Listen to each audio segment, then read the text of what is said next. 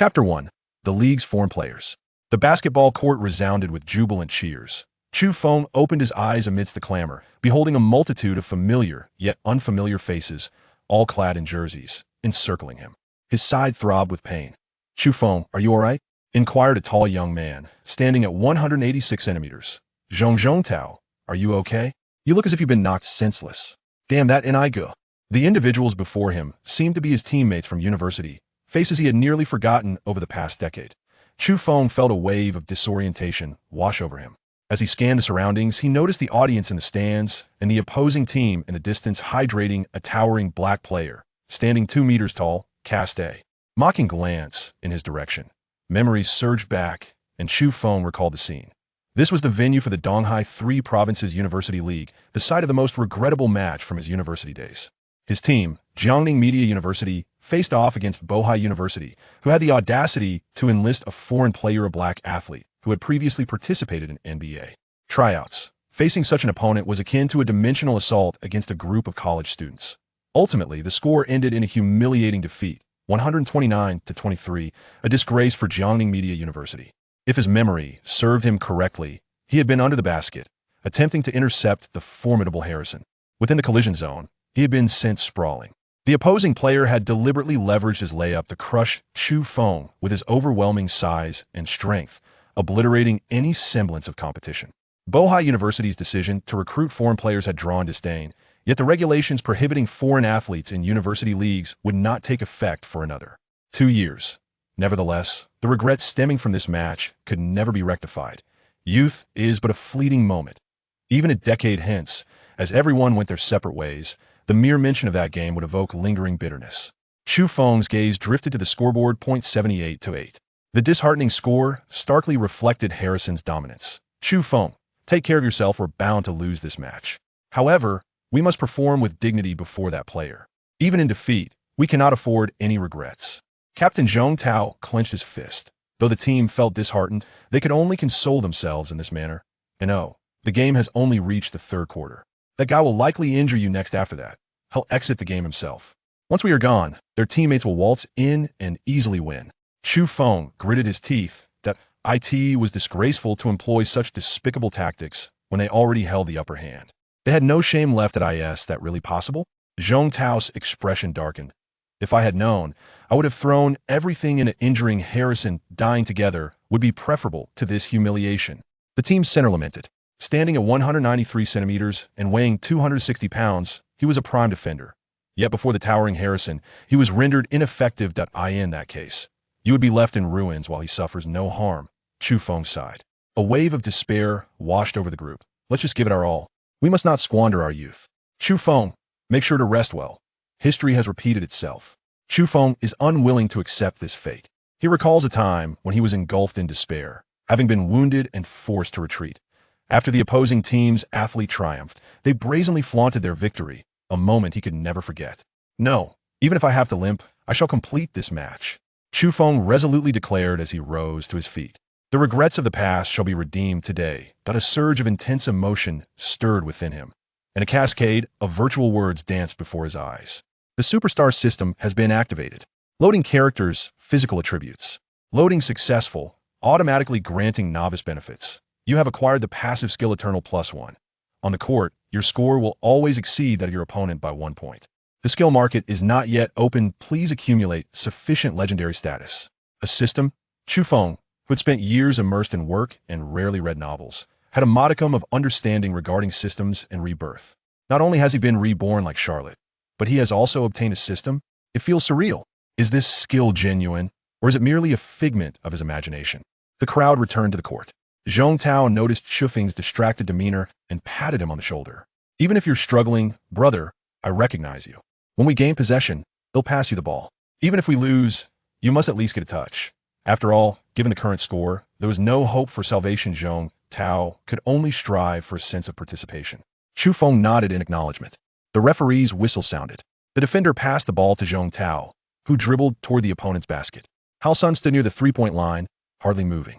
Anyone daring to approach him would find it effortless for him, at 210 centimeters tall, to block their shot. The 193 centimeters center beside him appeared as a mere younger brother. Zhong Tao felt an overwhelming pressure. Similar situations had occurred over a dozen times, making it nearly impossible to breach Hao Sun's defense. They managed to score 8 points purely by good fortune. Zhong Tao attempted to break through several times, only to be thwarted by Hao Sun each time. Zhong Tao played as a power forward, while Chu Feng occupied the small forward position. Many spectators were puzzled to see Chu Feng limping onto the court, a small forward attempting to find opportunities beyond the three-point line, akin to a point guard. Was this an indication of surrender? Even in such a state, he still wished to play? Had Jiangning University truly run out of substitutes? However, small forwards and shooting guards share similarities, both requiring a well-rounded skill set. Zhong Tao seized an opportunity and passed the ball to Chu Feng. He was a man of his word. Regardless of the outcome, he wanted to at least bring some joy to his brother. Zhong Tao thought to himself. Chu Feng received the ball, somewhat astonished. I can hardly move, yet you've genuinely passed me the ball, good brother. With the ball in hand, Chu Feng did not rush to make a move.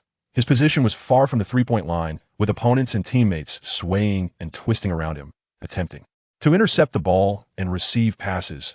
The imposing figure of Harsin, a black player, cast a disdainful glance at Chu Feng and strode forward, intent on snatching the basketball from his grasp.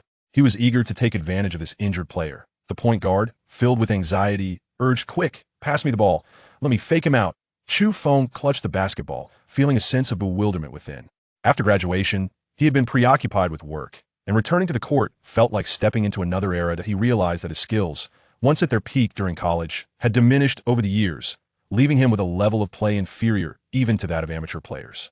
Moreover, time had elapsed so long that he was nearly forgetting the abilities and names of his teammates. The brother who called out to him was growing anxious. Even if they were to lose, they should do so with dignity. They could not afford to appear dazed on the court. Yet, after casting a glance at him, Chu Feng's gaze returned to Harsin. If this system is truly effective, he pondered, how can I manage to outscore the opponent in such a dire situation? Could it be that I can score even by throwing aimlessly? Let's give it a try. With the absurdity of his reincarnation allowing for unexpected possibilities, he lifted his hand and launched a high parabolic shot toward the hoop, one that even Harsin's jumping ability could not intercept. Swish! The referee's whistle pierced the air. Chapter 2. A unique skill. A clean shot. 3 points. The score leapt from 78-8 to 78-11. In such a match, the successful execution of such a shot was astonishing. Upon observing the virtual scoreboard, Chu Feng was almost certain that this system indeed existed. It did not directly endow him with basketball skills, yet it enabled him to surpass the score in any conceivable manner. He aimed to ensure that his score exceeded that of his opponent by at least 1 point. This was a manifestation of a causal weapon. In his previous life, Bohai University had acted unreasonably, importing international students from America in this life. Chu Feng intended to use the system to impart some lessons to Bohai University. He cast a glance at Harsin, confidently asserting that he was destined to win this match. Harsin merely returned a contemptuous smile. With a 67-point deficit, how could Jiangning Media University hope to triumph?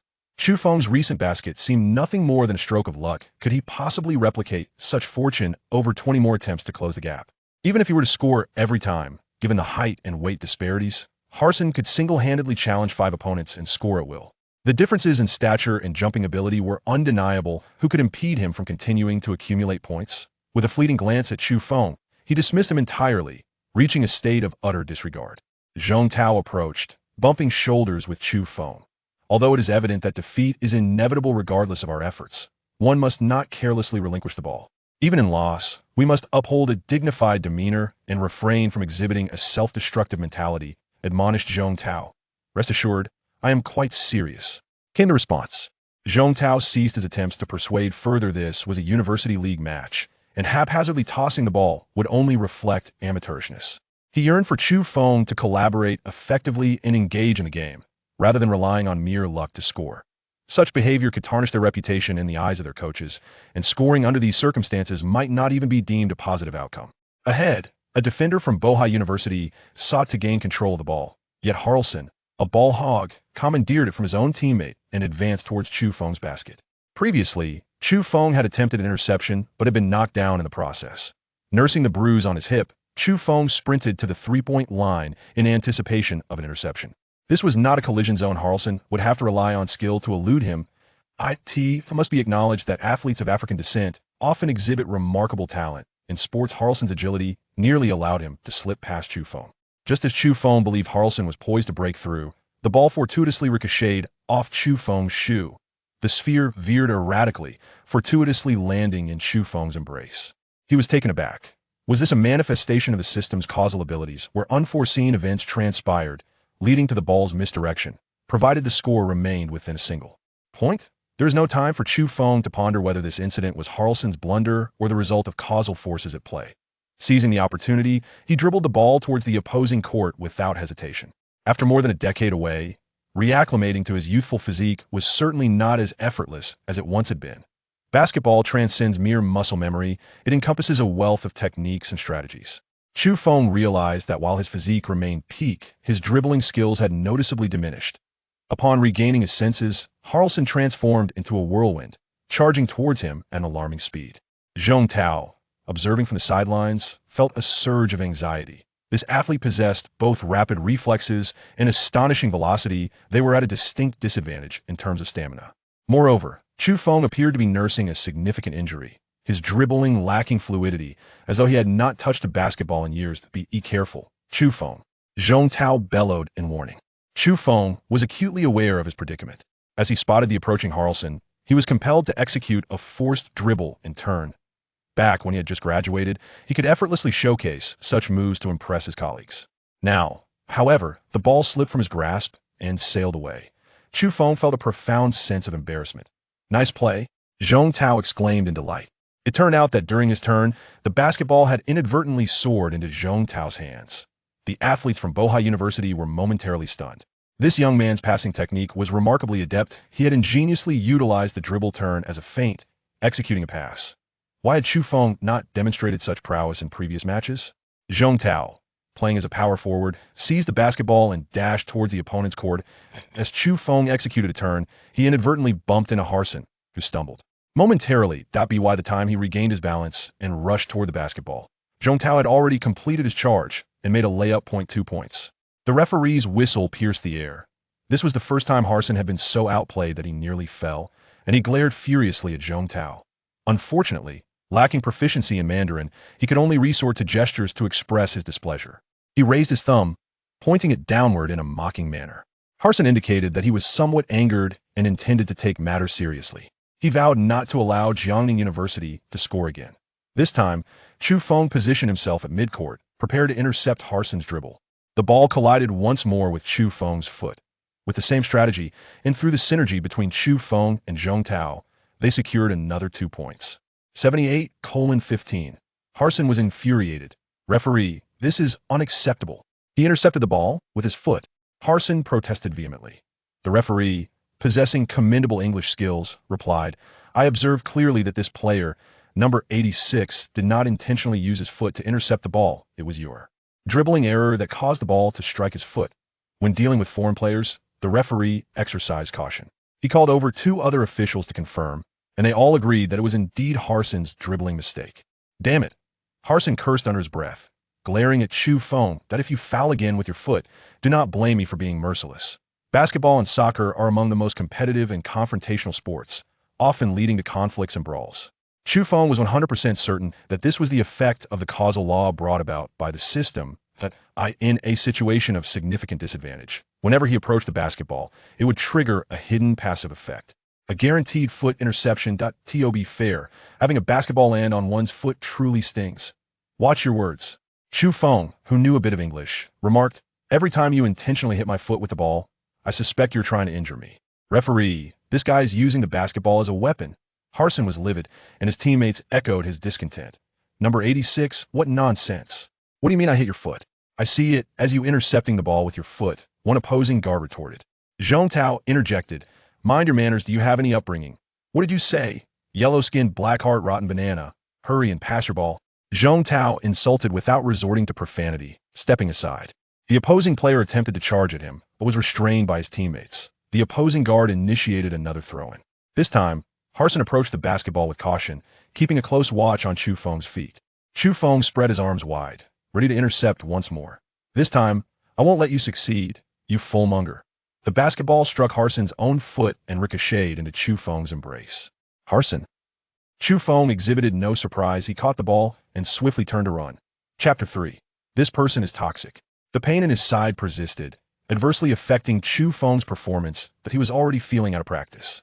After just a few strides, Chu Feng was intercepted by the opposing point guard, who snatched the basketball away. The point guard seized the ball and forcefully passed it to the small forward. It seemed these players had long set their sights on Chu Feng, rather than engaging with their respective opponents. Once this match concludes, I must dedicate myself to rigorous training to regain my touch, he vowed internally, propelling himself forward. The small forward was thwarted and unable to mount an offense. Noticing Chu Feng's pursuit, he felt a flicker of panic. Chu Feng's footwork in intercepting the ball had reached an exceptional level, so much so that even the referee could not discern whether it was intentional. He needed to wrest the ball away. His gaze swiftly scanned the battlefield, searching for Harsin. Then, with a deft maneuver, the intercepted ball bounced off his foot and landed in the hands of Zhong Tao. Zhong Tao exclaimed, "Is this possible?" While it was already remarkable that Chu Feng could bounce the ball off his foot, how was it that this same circumstance occurred on Zhong Tao's end as well? Without a moment's hesitation, he attempted to pass the ball. A swift glance revealed that Chu Feng, still nursing his sore backside, had yet to return from the opponent's half. Without a second thought, he tossed the ball to Chu Feng. Meanwhile, Harlson, having arrived beside him, was momentarily unable to mount a defense. Upon receiving the ball, Chu Feng executed a magnificent hook shot towards the hoop. The basketball ricocheted off the rim, bouncing precariously along its edge before finally rolling in. This shot was taken beyond the three-point line. 3 points. 78-18. Is this individual extraordinarily fortunate? The opposing center pondered. He had attempted 2 three-pointers. Both executed in a rather chaotic hook style, yet remarkably, both found their mark. What else could this be but sheer luck? Zhong Tao remained silent, approaching Chu Feng with a puzzled expression, saying, "Something feels amiss today. Why does the basketball seem to respond so eagerly to the foot?" "I have no idea," Chu Feng replied, looking perplexed. The opposing team resumed play, urging you to keep your focus on the opponent. Chu Feng nodded. As long as he focused on Harsin after serving the ball, he would not need to cover excessive distance, thus avoiding aggravating the bruise on his side. Upon noticing Chu Feng's approach, Harsin reassured him that there was no cause for concern. After all, there remained a 60-point gap in the score. He was determined to prove otherwise. With such a margin, a little improvisation would surely secure victory. What were a few collisions with the ball in the grand scheme of things? At 78-51 in the third quarter. Aside from the initial moment when Harsin inadvertently injured Chu Feng while attempting a layup, the Bohai University team failed to score thereafter. It seemed as though the basketball had been cursed. Initially, the ball was dribbled towards Chu Feng's feet, only for it to bounce into the hands of a Jiangning University player. Consequently, all eyes were on the positioning of the Jiangning University player's feet. And in a twist of fate, the ball struck his own foot, landing in the hands of the opposing team.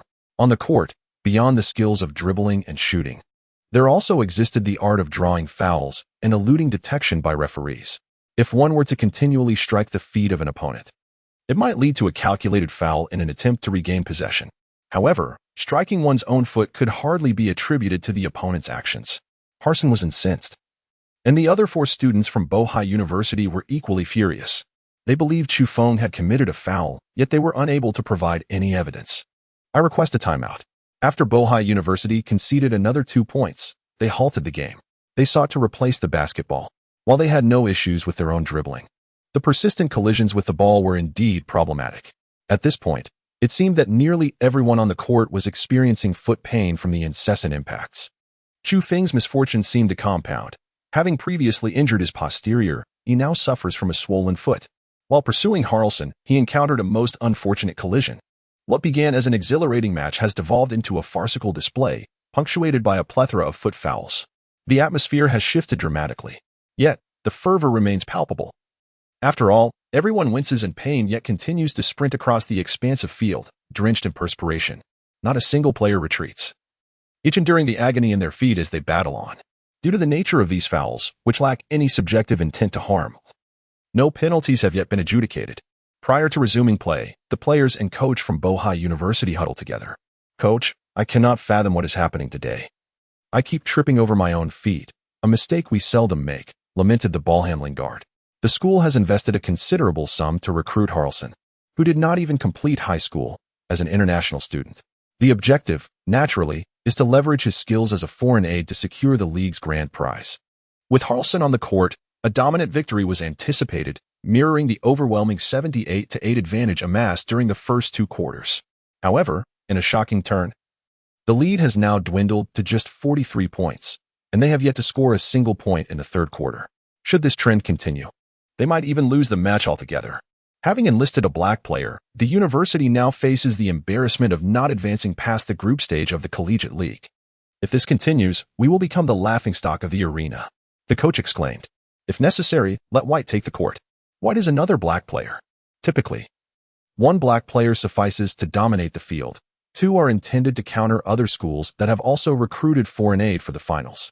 It is astonishing that a team composed entirely of domestic students has compelled them to field two foreign players. Isn't this a bit excessive? The ball-handling guard whispered. Provided we can establish a lead of 30 points or more in the final minutes, you may play as you wish afterward, the coach replied. White, the black player, stepped onto the court. The coach contemplated further and added, I have observed that the ball often strikes the foot of Chu Feng when he attempts to chase or intercept it. This individual may indeed be troublesome. Therefore, when you see him going for the ball, simply aim for his feet to force the ball out of bounds. This rule in basketball is exceedingly vexatious yet remarkably effective. Whoever the ball strikes as it goes out of bounds is deemed at fault. The players nodded in understanding. The coach concluded, if we cannot widen the margin, we must at least stall the game, ensuring the opposition does not score further. Maintaining the status quo is sufficient for us to secure victory. The ball-handling guard was taken aback. Isn't this a tad unscrupulous? Allowing the second African-American player to take the court is one matter, but to further disrupt Chu Feng's game by injuring him and prolonging the match is quite another. With a 27-point deficit remaining, it seems that a few more delays will render any miraculous comeback by Chu Feng and his team utterly hopeless. The center playfully tapped the head of the point guard, saying, This is strategy. This is composure. Do you understand? Meanwhile, Chu Feng noticed a new notification appearing before him. Due to triggering an abundance of foot-related actions, he has acquired the Toxic Legend. Legend level increased by 43. The legendary superstar shop has been unlocked, refreshing daily with a random selection of goods. With a raised brow, Chu Feng pondered the implications of the legendary difficulty rating, which had surged by 43 points. Could it be that the level of difficulty was intrinsically linked to the team's score? Upon accessing the store, he found a countdown timer for refreshing the inventory. A mere 5 product options lay before him. Advanced leaning shot, 30 points, intermediate cross dribble, 15 points, super slam dunk, 30 points, requires 30 points in jumping, physique potion, physique 5 10 points, agility potion, agility 15 30 points. Chapter 4, Audacious Tactics. While deliberating with his teammates at Bohai University, Chu Feng, endowed with a system, contemplated his future. In his previous life, he had failed to realize his aspirations. Now, with the system at his disposal, why not rekindle the fervor of his youth and embark on a journey through basketball? The system instilled confidence within him. What is paramount in basketball? Physical prowess and skill. Currently, Chu Feng's victories hinged on a series of peculiar coincidences, rendering the matches somewhat ludicrous. He understood that it was only through the foundational enhancements provided by the system that he could secure victories. Relying solely on the passive skills of reliable causality would not suffice for the long haul. He needed to elevate his skills while ensuring his physique remained robust. With this in mind, Chu Feng allocated his legendary points, purchasing the physique and agility potions. The system, working in the background, automatically administered them. His player profile materialized. Player, Chu Feng strength, 15-1, composed of arm, head, leg, and waist strength. Physique, 16-5, a composite of health, nutritional level, weight, and height. Agility, 18-15, a synthesis of limb and torso agility, including neural response speed. Stamina, 14-2, classified as an agile player among university athletes. He was merely a university student. The descriptions in parentheses indicated the considerable distance he still had to bridge to reach the level of a world-class player. It was hardly surprising, standing at only 183 centimeters. He was dwarfed by the 2-meter-tall competitors in global contests who could easily overshadow him. One could only wonder if the system could facilitate a second growth spurt. The referee's whistle pierced the air, signaling the end of the timeout. Chu Feng leaped in place, discovering the additional effects of the potion. Fatigue eradicated, injuries healed. It felt akin to leveling up in a game. However, upon observing the slightly limping figure of the black player, Halston, a grin spread across Chu Feng's face.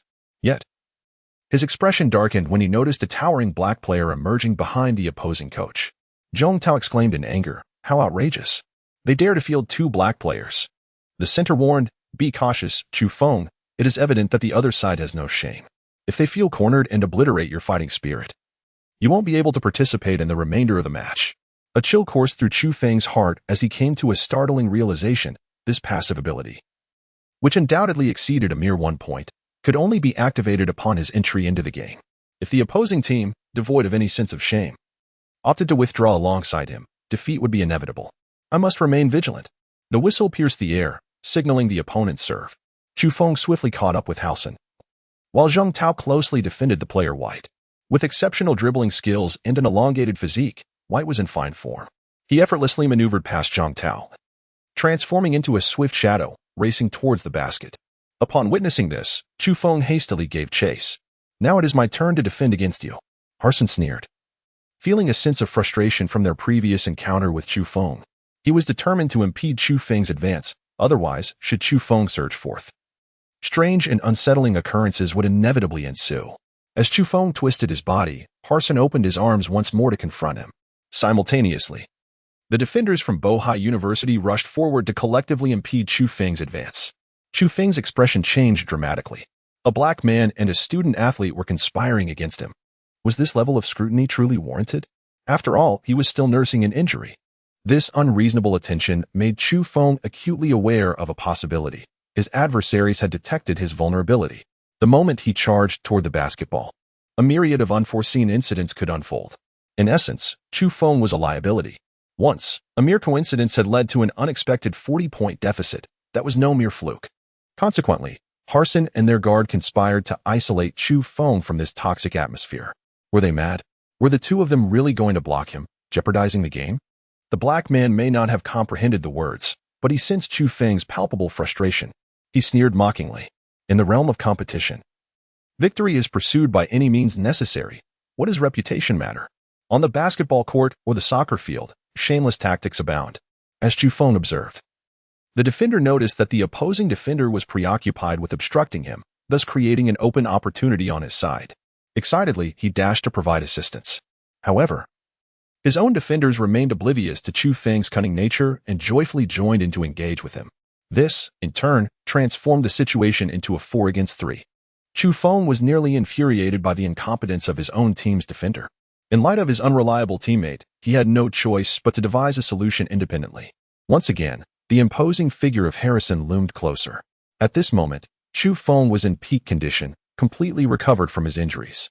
His agility had surged by a remarkable 15 points, resulting in a substantial enhancement of his overall coordination, which in turn elevated his speed by at least 50%.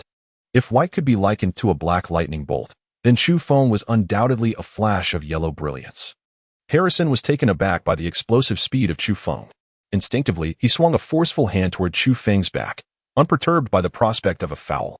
Inflicting an injury upon Chu Feng could potentially deter this troublesome adversary from approaching the basketball. However, Chu Feng's agility had increased significantly during the early stages of development. Numerical enhancements were far more pronounced than percentage increases. With the guidance of his own center, Chu Feng remained vigilant against the looming threat posed by the seasoned player Halcyon. As Halcyon's hand descended toward him, Chu Feng instinctively executed a roll to evade the blow. Rolling, he quickly rose to his feet and resumed his sprint, astonishingly narrowing the gap between himself and White. The speed of this yellow-skinned underdog left Halcyon wide-eyed. The force of his swing, propelled by inertia, inadvertently struck the defender, leaving him injured. Halcyon could not keep pace. Chu Feng contemplated. The distance had already widened. This ball could not be salvaged. Yet, the referee's whistle pierced the air. Who had committed a foul? Chu Feng, filled with perplexity, turned around only to discover that the towering defender of Boda lay sprawled on the ground, unconscious. Chu Feng? Was this not my doing? Halcyon was utterly terrified. What on earth is happening? He merely intended to strike at Chu Feng, yet in a moment of instinct, his right hand lunged forward. In his haste to pursue Chu Feng, he unwittingly met his fist with his own face. With a single jarring impact, Chu Feng was rendered incapacitated, as the deliberate force of the punch sent the defender into unconsciousness. It was he who had taken the blow. Halcyon hastily clarified the situation. The paramedics rushed to attend to the unfortunate defender from Boda, who was subsequently carried off the court. The crowd from Jiangning University and Jiangda were momentarily bewildered. Initially, they had anticipated conceding another 2 points, only to witness their opponents engaging in a fracas amongst themselves. Upon inquiry, it was revealed that the intended target was Chu Feng. But the blow had inadvertently struck one of their own. Amidst the laughter, there was also a sense of trepidation for Chu Feng's well-being. With the defender now removed from the game, Bohai retained possession for the throw-in. The Bohai coach further grasped the peculiarity of Chu Feng's abilities and issued a warning in advance. Following the throw-in, White dashed toward the Jiangda basket, while 4 players from Bohai converged on Chu Feng. This individual was indeed formidable. 2 could not contain him, thus 4 were required to restrain him. How shameless! Chu Feng exclaimed. Ah, a 4-on-1 situation, what an opportunity! Zhang Tao exclaimed with delight. Caught off guard, Chu Feng watched as Zhang Tao's side faced a devastating defeat. 4-1, at the hands of White. As the whistle for a foul echoed, White was struck by an opponent, leading to free throws. Everyone gathered beneath the backboard. Observing White poised at the free throw line, Chu Feng gazed at his teammates with a mix of frustration and urgency, imploring, "You must assist me. If the 4 of them are merely treading water, we stand a chance of overpowering one of them together. This is an opportunity." Zhang Tao exclaimed with enthusiasm. "Have you ever considered why they have sent 4 individuals to obstruct me? They are simply stalling." Chu Feng found himself at a loss for words. It seemed that he would have to rely on his own abilities. Originally a team competition, Chu Feng realized that this match would likely turn into a battle of 1 against 9. Chapter 5. The arena. The player, White, took to the court. He launched the ball, which struck the bottom of the hoop and ricocheted away. The attempt to score was unsuccessful. Chu Feng, with unparalleled agility and the swiftest reflexes, dashed forward and seized the basketball. He grimaced from the pain in his rear but pressed on. Dribbling the ball, he twisted and turned, evading the encroaching defenders, transforming into a streak of yellow light as he surged towards the local court. How could he be so fast? Zhang Tao was astounded.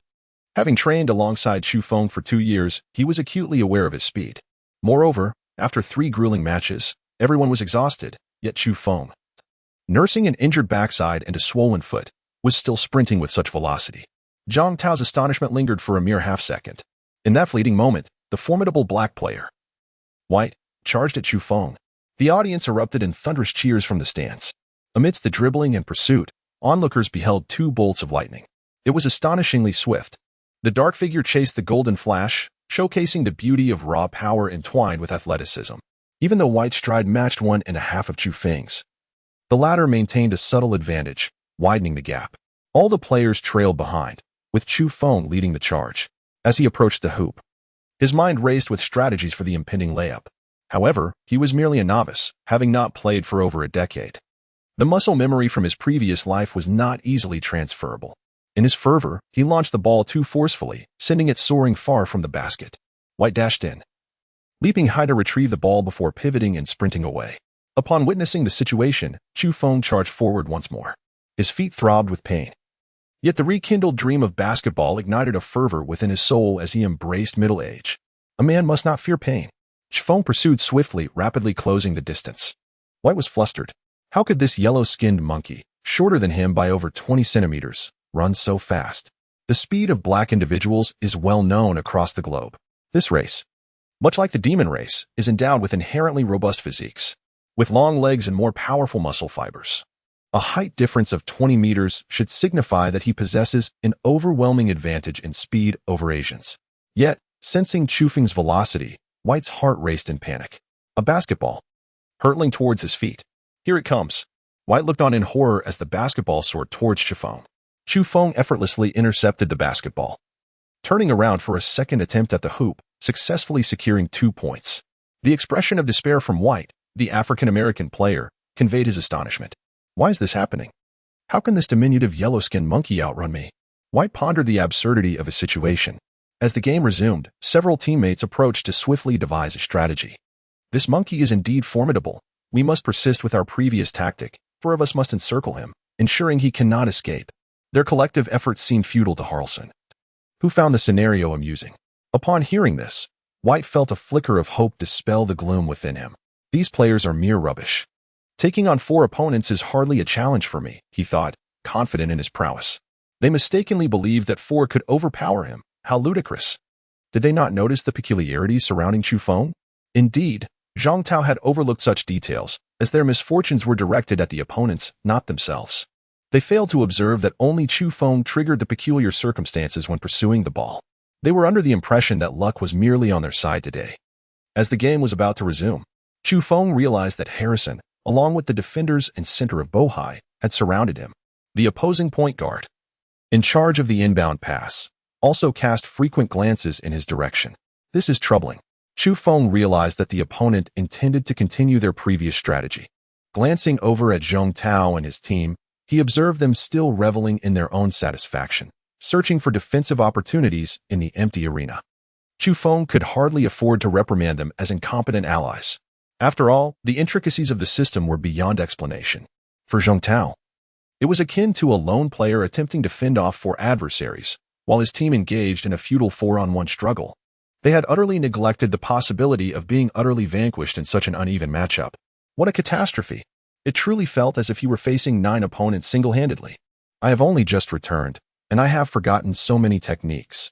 Unable to restrain himself, Chu Feng took off running at the slightest thought. Observing this, Harrison and his companions hurriedly pursued him. As Chu Feng dashed forward, his pursuers followed suit. The spectators in the stands exchanged bewildered glances. What was happening? Wasn't it the team from Boda serving the ball? Why were they chasing after the players from Jiangdao? Who knew? Had they perhaps misjudged the direction of the serve? That seemed unlikely. It was more plausible that Chu Feng was simply exceptional, sprinting with such speed that even the newly entered player of African descent could not keep pace with him. The audience was utterly confounded, oblivious to the peculiarities of Chu Feng's footwork. Yet, there was no denying his remarkable swiftness. 3 players were in hot pursuit, and soon it became evident that Chu Feng's speed was astonishingly absurd, creating a widening gap between him and his opponents, reminiscent of a dog being walked. The scene was strikingly similar to a football field, where some overzealous fans might chase after a referee or security personnel, running about with abandon. Was this not a formal match? Could they not take it more seriously? Gradually, the audience found themselves captivated by Chu Feng, considering this comical game of chase far more entertaining than the basketball itself. He was incredibly fast, like the wind. Lo and behold, even the substitute point guard had joined the fray to confront him.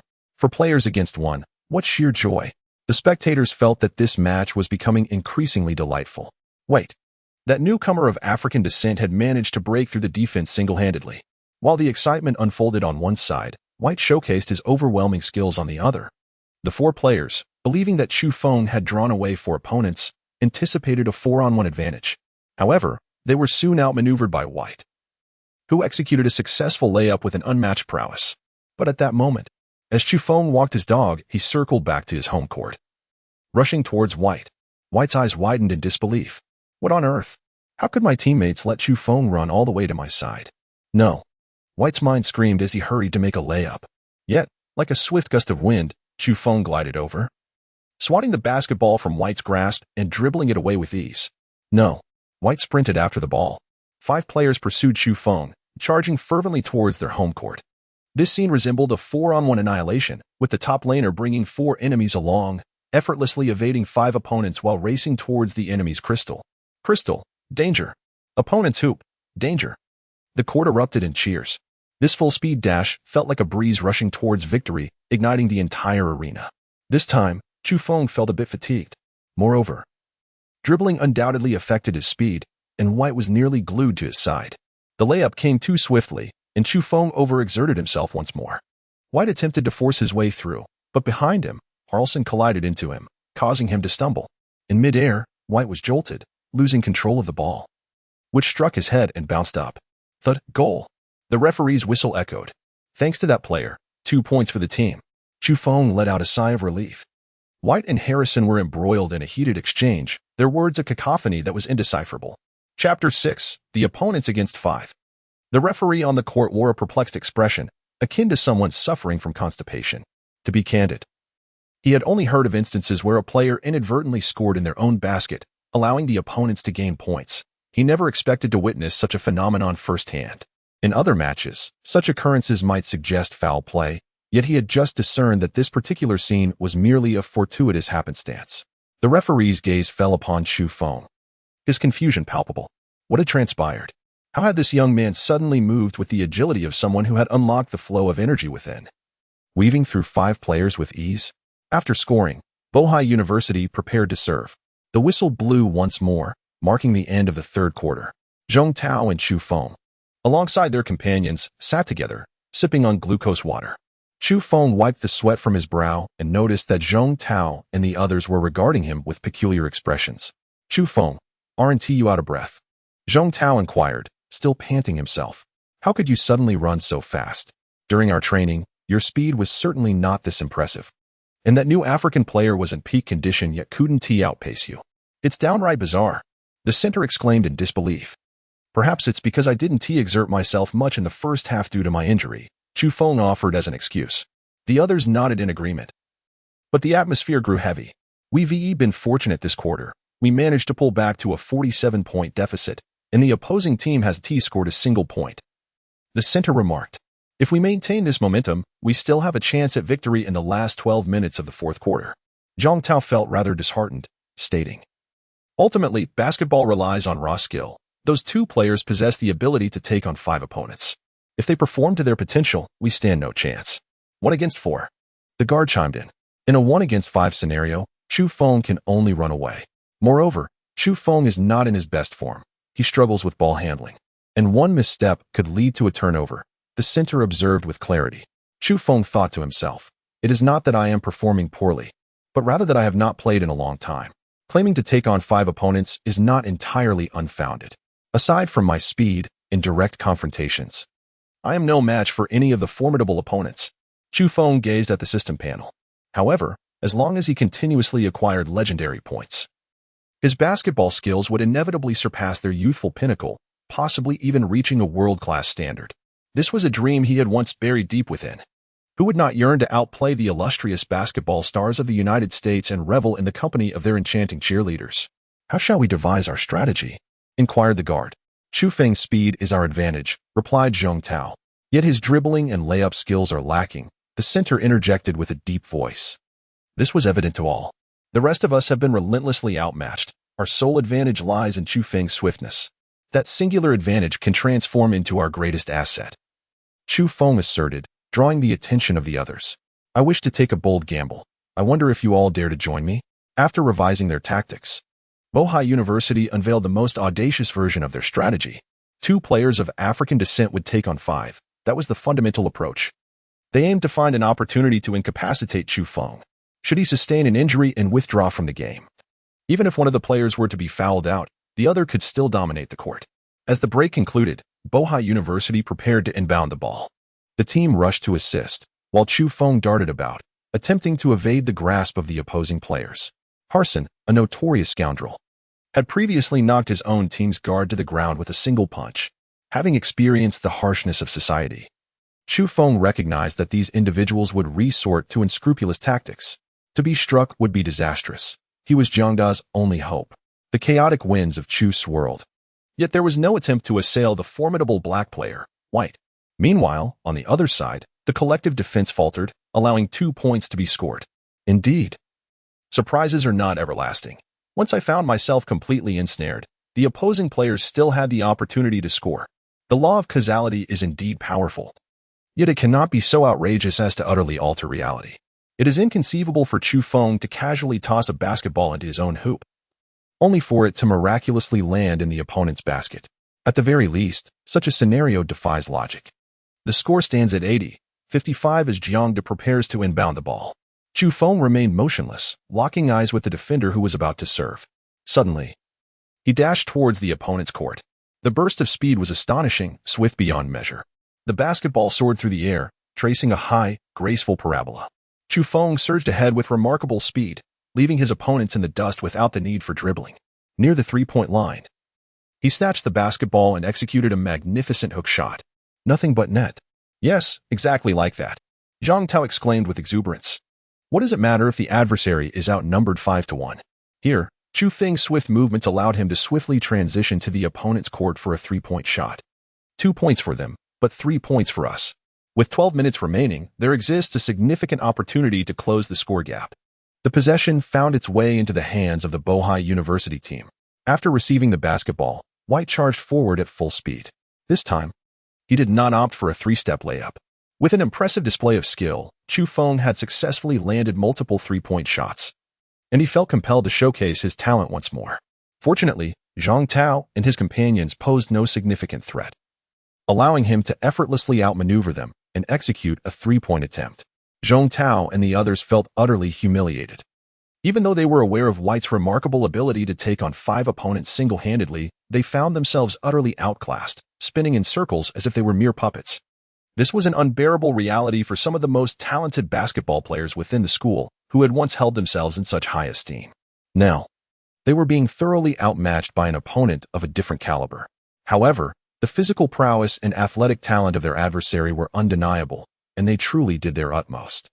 A crisp sound echoed through the court as the referee blew the whistle. Was it a hollow shot? Zhang Tao felt a pang of discomfort. Closing the gap in the score was already a formidable challenge, and now they had to contend with this hollow shot. Ultimately, the score remained unchanged. The coach from Bohai University rushed over to inquire about the situation, only to discover that the shot was hollow on the outside. The ball had struck the net, producing that sharp sound, yet it did not signify a clean swish from the center. White's expression darkened, despite his naturally dark complexion. He had deemed that shot to be quite stylish, gracefully evading 4 opponents and executing a three-point shot with the most dashing form, only for it to fail to find its mark. Meanwhile, Chu Feng casually sank a hook shot, compounding White's frustration. As the ball went out of bounds, Zhang prepared to inbound. The guard held the basketball while surveying the court for Chu Feng's position. At that moment, Chu Feng charged toward the opposing hoop. Harsin and his team were not about to allow Chu Feng to repeat his previous success. They were well prepared, swiftly moving to defend against him, positioning themselves in front of him. With gritted teeth, Chu Feng charged towards the opponent's rebound, while his teammates, one after another, rushed forward in an attempt to block him. As for Zhang Tao and his companions, they were entirely disregarded. Only Chu Feng posed a genuine threat. The first challenge that Chu Feng encountered was the opposing point guard blocking his path. The audacious individual lunged towards Chu Feng with the intent of overpowering him and pinning him to the ground. Such behavior was excessive. This is basketball, not football. Chu Feng cursed silently in his heart. Moreover, the basketball soared high above, far from his grasp. He could only inwardly berate his opponent's shamelessness. Yet, one must admit, this was, in essence, a tactic employed in the pursuit of victory. With unparalleled agility, granting him dynamic observational capabilities and reflexes, Chu Feng, in a fleeting moment before being seized, lowered his body and executed a swift pivot, deftly evading the grasp of the opposing point guard. The point guard, renowned for his own agility, found himself rendered helpless as he watched Chu Feng effortlessly glide past him, resulting in an embarrassing tumble to the ground. The onlookers were left in a state of disbelief. The intricate details of Chu Feng's movements were so numerous that even he himself could scarcely replicate them. Surely, even without fortune on his side, such swiftness was beyond the ordinary. Meanwhile, from behind, another defender and the center approached him, flanking him from either side. The center, a colossal figure, loomed like a tank in the midst of the action, with no escape in sight. Chu Feng realized that evading would inevitably lead to missing the opportunity for a basketball shot. Reluctantly, he charged directly towards the defender. Such audacity! The defender met him head-on, intent on bringing them both down together. Chapter 7. Ejected from the game. If Chu Feng were to be injured and leave the court, victory in this match would be assured for the opposing team, even with eyes closed. The opposing center nodded in agreement. In terms of physique, a collision between Chu Feng and the defender would likely see both players exiting the game. However, should he strike the defender, the outcome would be that the defender remains unscathed while Chu Feng falls to the ground. In a fleeting moment, Chu Feng made a most astute decision. Yet, just as a collision seemed imminent, he deftly stepped upon the defender's knee, propelling the ball to the center forward. The center forward, taken aback, was left in a state of confusion. With a deft maneuver, Chu Feng executed a Thomas on his shoulder, deftly weaving his legs past 2 opposing players, and then glided down the broad back of the center. I became a mere slide for parkour. What a disgrace. The center turned back, intent on seizing Chu Feng, but he was too swift, already a distance away. Harsin made a similar attempt to intercept Chu Feng. He was the final barrier. Upon witnessing Harsin charging towards him, Chu Feng couldn't help but scoff internally. The significant boost in agility rendered Harsin's movements and physique particularly absurd in his eyes. While African athleticism is commendable, the elongated limbs often make them resemble a stick insect. Alas, their reach proves insufficient. Chu Feng found the gaps between his limbs and, crouching low, swiftly slipped through. It was too quick. Harsin instinctively raised his leg to kick Chu Feng. The referee's whistle pierced the air. He missed the kick, yet a foul was committed. At this moment, Chu Feng had just received the basketball and was preparing for a layup. He was awarded 2 free throws. The referee expressed his growing displeasure towards the actions of Boda. Inviting a player of African descent to participate in the game was already distasteful, and resorting to such unsportsmanlike tactics was even more objectionable. While it is indeed a common strategy on the court, this is a collegiate league, and the atmosphere should embody purity and integrity. Ultimately, the referee was quite dissatisfied, and his whistle echoed in favor of Chu Feng. 2 free throws were granted. Yet the predicament remained. My shooting form was faltering. Even if I managed to score 1 out of the 2 attempts, it would only yield a single point. With a resounding swish, Chu Feng made his first shot. It is not difficult to surmise that this was influenced by the principle of causality. With a score of 80-56, as he prepared for his second shot, he glanced left and right. After discerning the defensive positions of his opponents, Chu Feng refrained from taking the shot and instead forcefully slammed the ball against the backboard. The ball soared away at a remarkable speed. With extraordinary agility and keen judgment, Chu Feng elevated himself beyond the 3-point line, skillfully seizing the ball and swiftly launching a 3-point shot. What initially seemed to promise a mere single point was transformed into a triumphant 3. The score now stood at 80-59, and Harlson's gaze burned with fury. It was as if he were being toyed with. "Continue to struggle, and I assure you, defeat is inevitable," Harlson exclaimed, his anger palpable. In his many years of playing, he had never been so thoroughly humiliated by someone of Chu Feng's background. "You wretched fool, do not pollute the air around me, or I shall make you regret it." Chu Feng defiantly raised his middle finger. "You dare?" Harlson charged forward, intent on confronting Chu Feng with violence. Chu Feng fled swiftly, with Harlson fiercely in pursuit. The referee urgently blew the whistle, attempting to halt the brawl. The 3 of them dashed about the court, each in relentless chase of the other. "You lot of apes. Go back to South America and cultivate your watermelons," Chu Feng shouted as he ran, the English slurs being relatively simple for him to articulate. Harlson understood the insult, and fury engulfed him. As a black man who faced racial discrimination, he harbored a deep resentment towards those who perpetuated such prejudice. The terms apes, watermelons, and other derogatory phrases were among the most despised insults directed at his community.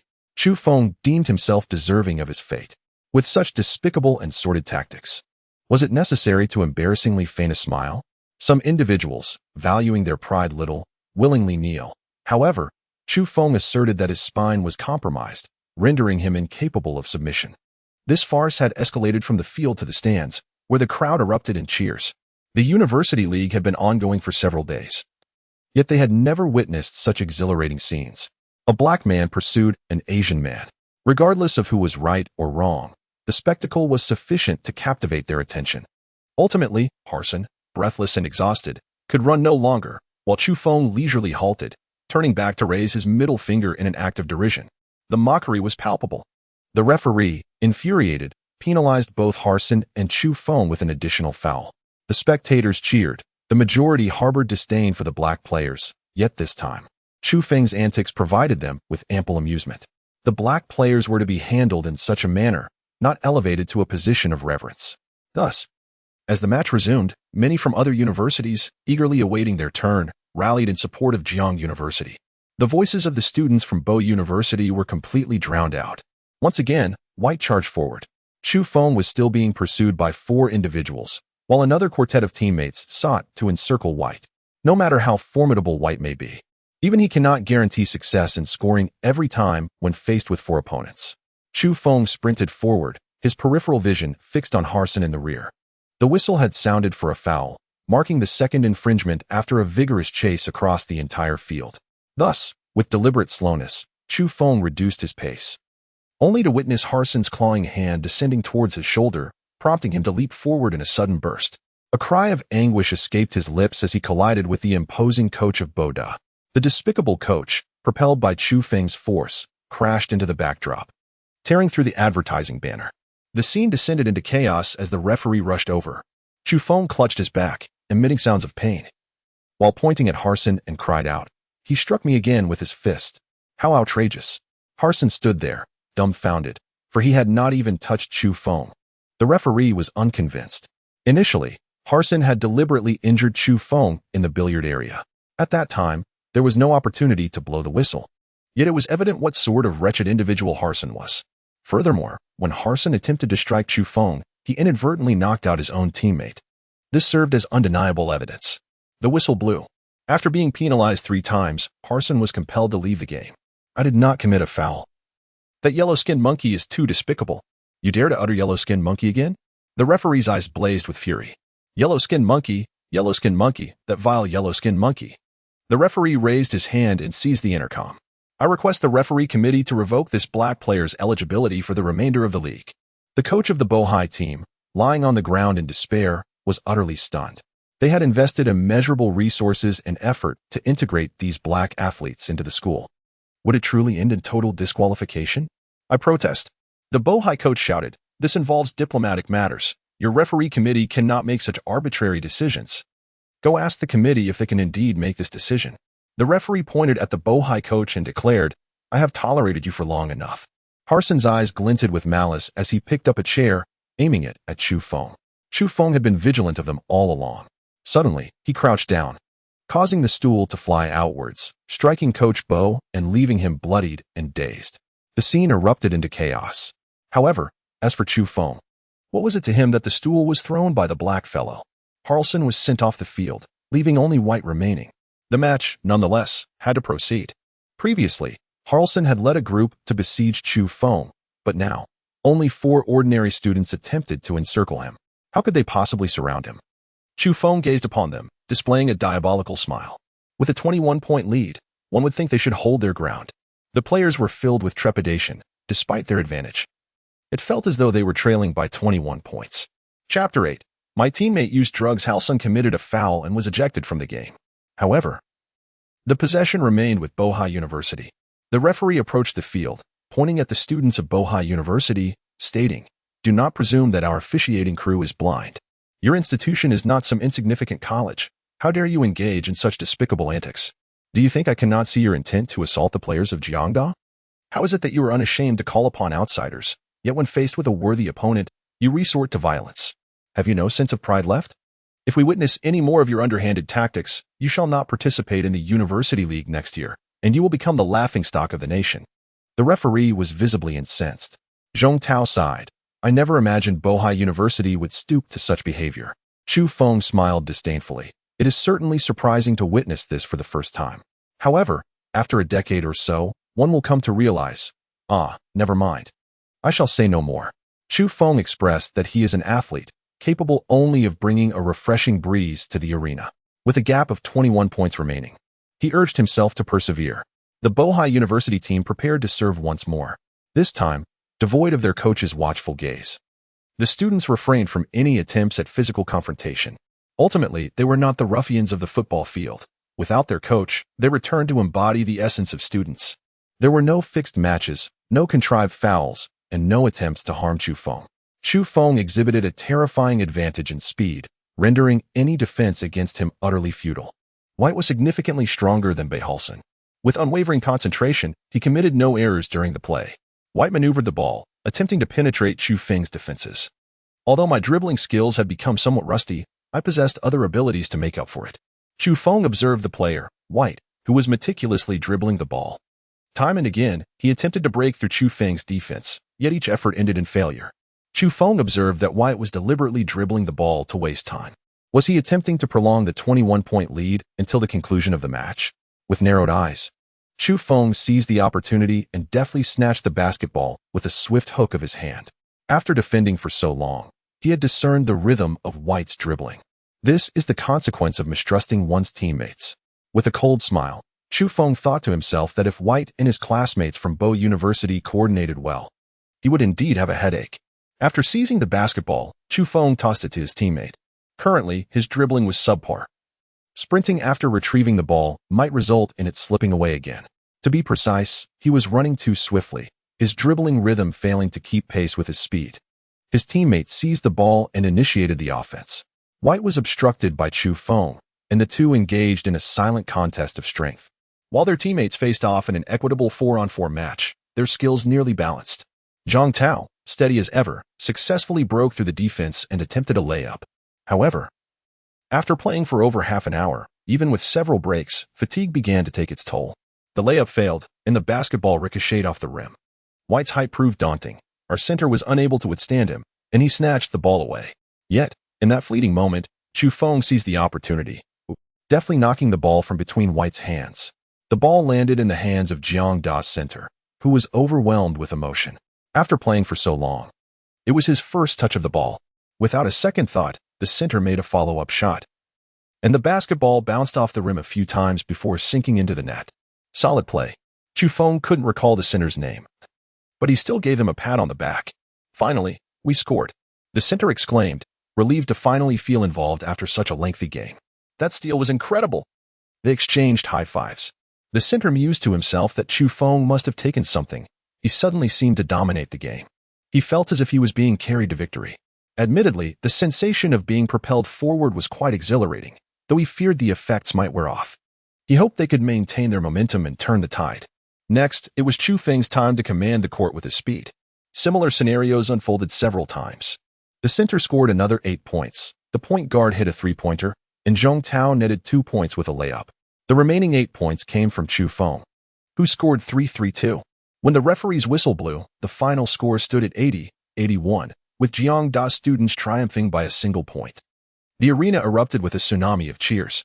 This was a historic victory in the University League, achieved solely by a team of undergraduate students against a squad featuring foreign players. Chu Fu has achieved a remarkable feat. In particular, he led Harsin around the audience, running countless laps as if he were a mere dog, ultimately causing Harsin to falter and fall off the court. The spectators could only see Chu Fu, number 7. And many boys and girls began to inquire about the identity of Jiang University's number 7 player. While cheers erupted on the field, a sense of unease lingered off the court. This was not due to the despondent expressions of the Bohai University team, but rather the thoughts of Chu Fu's teammates, who were preoccupied with inappropriate concerns. In the stands, numerous students from Jiang University rushed to bring water, while several younger female students kindly offered towels to wipe the sweat from Chu Fu's brow. Chu Feng sat on the bench, observing the younger girls clad in hot pants, his mind devoid of any distractions. It must be said that after several years in the workforce, returning to university felt different. The once modestly attractive girls now seemed to radiate an enhanced beauty. Perhaps it was the exposure to society that allowed one to recognize the intrinsic charm of these young women, who, with a touch of makeup, could leave onlookers utterly astounded. Indeed, their legs were a testament to the summer. "Senior, you are incredibly handsome. This is truly heroic. We are utterly enamored with you. Your name is all over the school's group chat, and everyone is discussing you." Several younger girls chattered excitedly. The vibrancy of youth was palpable, evoking a sense of envy. "It's truly wonderful," Zhang Tao remarked from beside him. "Athletes do attract a lot of female admirers, yet many only shout compliments from afar. It's rare for a stranger to approach and offer assistance, like wiping sweat." The boldness of these girls indicated that Chu Feng's recent competition had indeed catapulted him to fame. While it was merely recognition within the collegiate sphere, it was more than sufficient.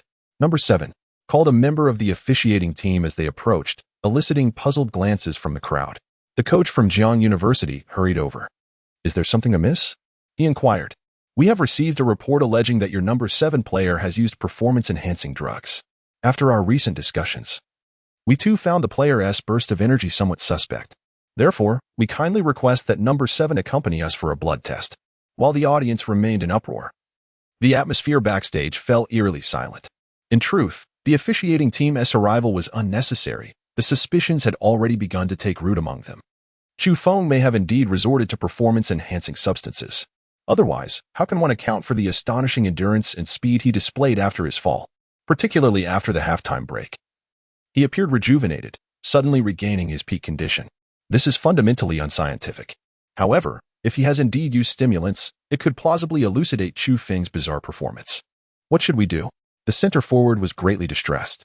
Zhong Tao shook his head, stating, "If he is found to have used drugs, our match will be rendered null and void." The atmosphere grew so quiet it became stifling. Chu Feng rose to his feet, accompanied by several junior female students who timidly stood by his side. "Surely the referee must be mistaken. It must be someone from Boda slandering us," exclaimed one of the girls in a bright, clear voice. The members of the judging panel remained expressionless. "If there are any suspicions of doping, the test will reveal the truth." No worries. Those who stand upright need not fear shadows. Chu Feng did not anticipate this turn of events. However, he remained unperturbed. His coach, Zhang Tao, accompanied him as they departed together. The onlookers gazed at Chu Feng's retreating figure, their hearts heavy with unease. What if he had resorted to performance-enhancing substances? The possibility loomed large. Chu Feng's speed and endurance could not possibly be as formidable as they appeared. The center-forward felt a pang of discontent. Having trained alongside him for 3 years, he was acutely aware of his true capabilities. The atmosphere grew increasingly somber. Chapter 9. The arrival of the journalist's blood samples were drawn for testing. Chu Feng, having navigated the tumultuous waters of society, is acutely aware of the myriad shadows that linger in this world. As the blood sample entered the laboratory, he remained fixated nearby. The coach, visibly agitated, snapped. What are you staring at? Just wait for the results. Do you believe that if drugs were used, they could somehow escape detection? This isn't quantum mechanics, where observation alters the outcome. Perhaps there truly is such a phenomenon, Chu Feng mused quietly. The coach, exasperated, lightly tapped Chu Feng's forehead and remarked, "You have truly disappointed me." He then sat aside, his heart heavy with dismay. The lack of sportsmanship exhibited by certain institutions and their moral failings are their own concerns. However, resorting to performance-enhancing drugs out of defiance not only provides a fleeting sense of victory, but also jeopardizes your future. The stain of doping in competition is profoundly significant. It devastates more than just a career. In the realm of domestic collegiate athletics, a victory over foreign players, particularly those from Africa, is monumental news. It symbolizes the growth of local students and reflects positively on the educational institutions that nurture them. Given our historical context, there is a fervent desire to surpass all external adversaries in every domain. Sports journalists flocked to the scene to cover this momentous event. However, upon their arrival, they were informed that Chu Feng was undergoing a doping test. The reporters were taken aback. Was there even a point in proceeding with the interview? Such a meaningful achievement, potentially marred by the use of performance enhancers? As they delved deeper into the circumstances of the competition and Chu Feng's genuine abilities, the reality began to sink in for everyone involved. This revelation cast a pall over the excitement. The collective aspiration to transcend foreign competitors does not equate to an endorsement of actions that violate the spirit of fair competition. How does this differ from the despicable actions of those from foreign lands? Chu Feng remained oblivious to the judgments cast upon him by those outside, who had already defined him in their minds. The coach before him expressed continual regret on his behalf. "I am diligently working to suppress the news, managing the information circulating in the forums. Thus, the incident of your triumph over the African players should not be publicized." Chu Feng found himself in a state of bemusement. At last, the results were revealed. The drug test had been completed, and it was unequivocally confirmed that no performance-enhancing substances had been utilized. Upon delivering the testing certificate to Chu Feng, the coach was momentarily stunned. How could this be? The tester, somewhat perplexed, glanced at the similar attire worn by both individuals. "You are together, aren't you? Why is it that your player has not used any stimulants, yet you seem displeased?" "No, that's not it. I am overjoyed, absolutely elated," the coach exclaimed, leaping with excitement. Outside, as reporters prepared to withdraw, they deemed this revelation too significant to ignore, even contemplating a complete embargo on all news related to Chu Feng's competition. However, a notification emerged from within. The authorities had made an official announcement confirming that Chu Feng had not engaged in doping. The crowd, including the masses in Jiangda, stood in stunned silence for several seconds, unable to fathom the truth before them. An official statement could not be fabricated. Did this mean that Chu Feng had truly transcended his limitations? Then, cheers erupted as countless individuals gathered around him, leaving even the journalists unable to maneuver through the throng for interviews. In truth, the referees had suspected that Chu Feng had used performance-enhancing drugs. They were compelled to conduct the test after receiving a tip-off. The outcome exhilarated them, for had they not conducted the test, the majority would have merely reveled in their victory over the black team while quietly questioning Chu Feng's remarkable performance. The officials could have chosen to overlook the testing issue, solely promoting the triumph over the black team, yet a lingering doubt remained in their hearts, unresolved. The whistleblower from Bohai University had inadvertently caused this uplifting news to transcend its confines. Chu Feng dispelled the majority of people's suspicions without the aid of performance-enhancing substances, elevating the joy of victory to its zenith. "We have triumphed with utmost integrity, devoid of any deceitful tactics." This is a nobility that surpasses that of Bohai University 1,000-fold. It is a true manifestation of unyielding self-improvement. The outcome initially brought relief to the students, and the official validation has deepened that satisfaction to the marrow, leaving no opportunity for certain cynical keyboard warriors to voice their discontent. Jiang University has risen to prominence, as Chu Feng's prowess shone through, with a decisive victory over the opposing team and a place secured in the finals. Bohai University's attempts to undermine him only augmented Chu Feng's renown. A brief interview with the press concluded, allowing Chu Feng to rest. The finals are set to take place in 3 days. During this time, focus on rigorous training and adjusting your condition, the referee advised, patting Chu Feng on the shoulder. After a moment's reflection, he added, this competition is not solely inviting external talent from Bohai University. The 2 players of African descent merely participated in NBA training. They are not formidable. The true challenge lies with Bohai University, which boasts a white player who serves as a substitute in the NBA. If those 2, who lack even substitute qualifications, can dominate Jiang University, the entry of a more formidable NBA substitute will make this competition even more challenging.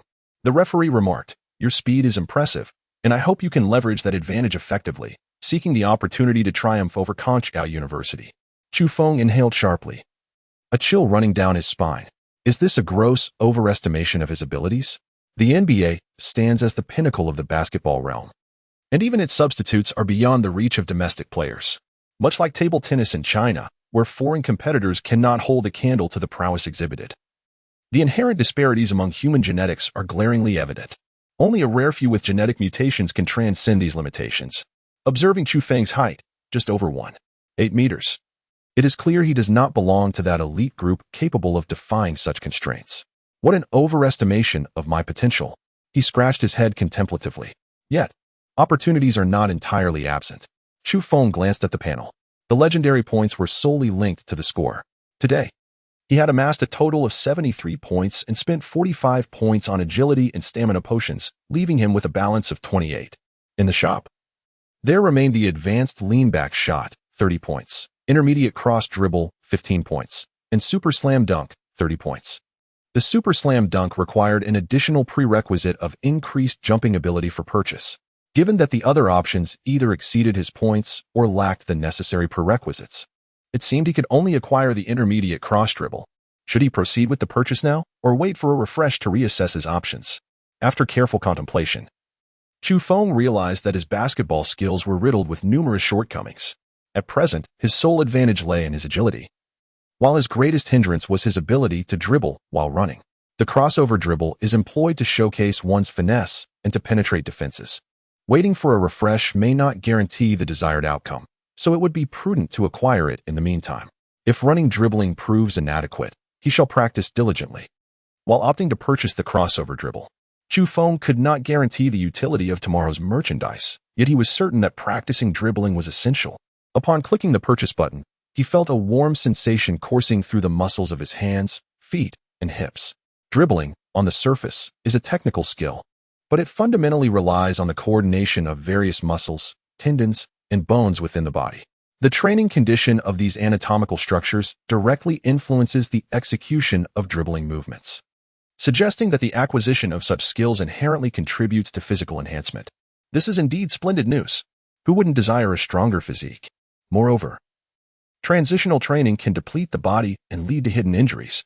If one could effortlessly gain strength without incurring such injuries, it would undoubtedly prolong one's athletic career. Contemplating this, Chu Feng secretly resolved to prioritize enhancing himself through the system, an approach that promises ease, speed, and minimal side effects. Today, I will treat everyone. Let us unwind properly. Tomorrow is the draw for the finals, and Chu Feng, you shall accompany me, the coach declared. Wait, coach, I am the captain, Zhang Tao lamented. Strive, persevere. Zhang Tao whimpered. Although they accompanied the coach to the draw, it was Chu Feng who reached out to retrieve the draw. After all, he was the one capable of turning the tide of the game, rendering the captain somewhat inconspicuous. The finals would adopt a point system, with victories earning 1 point and losses none, ultimately determining rankings based on total scores. In the first match, we face Xixing University. The second match is against Wenwu University, and the third against Bohai University, the coach explained. The toughest opponent is saved for last. Zhang Tao scratched his head, feeling the weight of pressure. There were 4 universities competing in the finals. The coach smirked slightly. You believe that Kongxiao University's NBA substitutes are formidable? However, did you know that Xixing University boasts 3 CBA players? What? Zhang Tao exclaimed, jumping up. These players represent the pinnacle of national athletic prowess. We are to face this in the first match. I thought we could secure second place. Does this mean we can only aspire to third? Zhang Tao questioned. Pretty much. The coach nodded. Wenwu University is on par with us. Reaching the finals is commendable, so let us set our sights on third place. Why such a lack of ambition? Chu Feng remarked. Is it not possible to set our sights on the first position? How will we achieve this? Relying solely on you. Do you truly believe that you will encounter individuals who will make it effortless? Have you not noticed that Zhang Tao and the others are holding you back? Zhang Tao, with a pained expression, replied, Coach, I am right here. Could you possibly show me a little consideration? The system of Chu Feng ultimately serves only his own purpose. If Wenwu University could amass points in the first match, perhaps their chances would be considerably enhanced, Chu Feng pondered. The most challenging aspects lay in the first and third matches, which posed a significant dilemma when confronted with skilled opponents. It would be arduous for Chu Feng to accumulate points. His rivals would adeptly hinder his progress, keeping the match within their control until the very end, leading him to inevitable defeat. Enough of this contemplation. It is time to return to training. Upon arriving at his alma mater, Chu Feng disregarded everything else and made a beeline for the sports field. He would never admit that he had forgotten where the dormitory was located. Meanwhile, Zhang Tao and the others had gone off to spend time with their girlfriends, leaving Chu Feng as the solitary bachelor. The court was bustling with activity, filled with numerous students who shared a passion for basketball, all of whom recognized Chu Feng. Senior Chu. Senior Chu is amazing. Senior, want to play some ball? Chu Feng cleared his throat. He had no time to engage in games with these ordinary students. Excuse me, might there be someone available to lend a hand? What does the senior require? I need to test my speed and practice dribbling, and I require someone to time me, Chu Feng stated.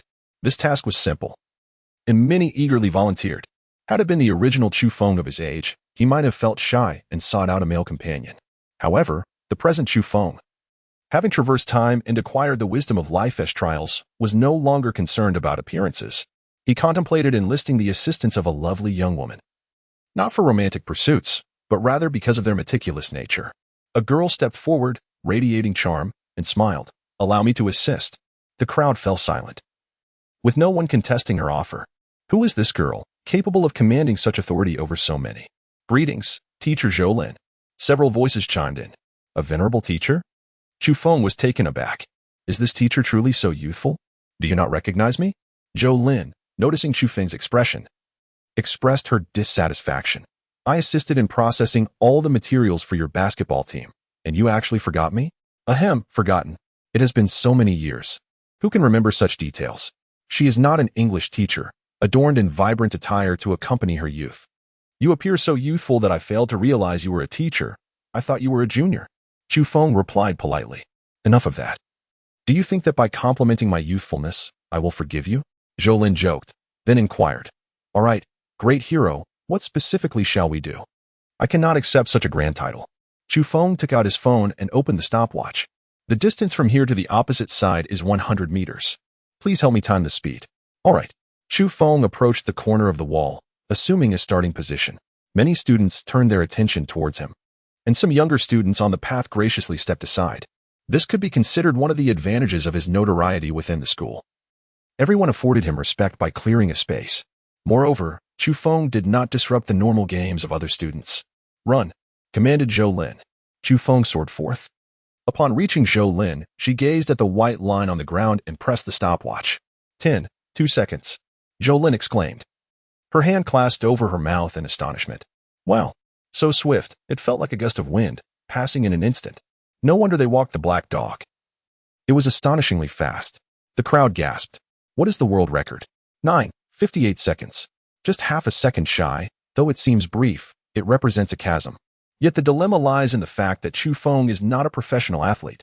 Teacher Zhou Lin's eyes gleamed with fervor. If you were to switch to athletics now, your achievements would undoubtedly surpass those in basketball. No, I prefer basketball. It is not merely a preference. The system of Chu Feng manifests its effects solely on the basketball court. Without engaging in basketball, he is unable to earn points. Isn't this a misalignment of priorities? Teacher Zhou Lin believes it would be prudent to counsel Chu Feng. Teacher, did you possess dreams when you were young? Do you think you would have been swayed by advice? Chu Feng inquired. Zhou Lin fell silent, reflecting on her own experiences. She understood that dreams are seldom swayed by words. What do you intend to do next? Zhou Lin asked. I will dribble from here to the opposite side. If I fail to dribble successfully, I kindly ask you to restart the timer. Upon seizing the ball, Chu Feng propelled himself towards the white line. This time, he exerted considerable effort in his sprint. However, the synchronization between his dribbling and leg speed proved to be quite challenging.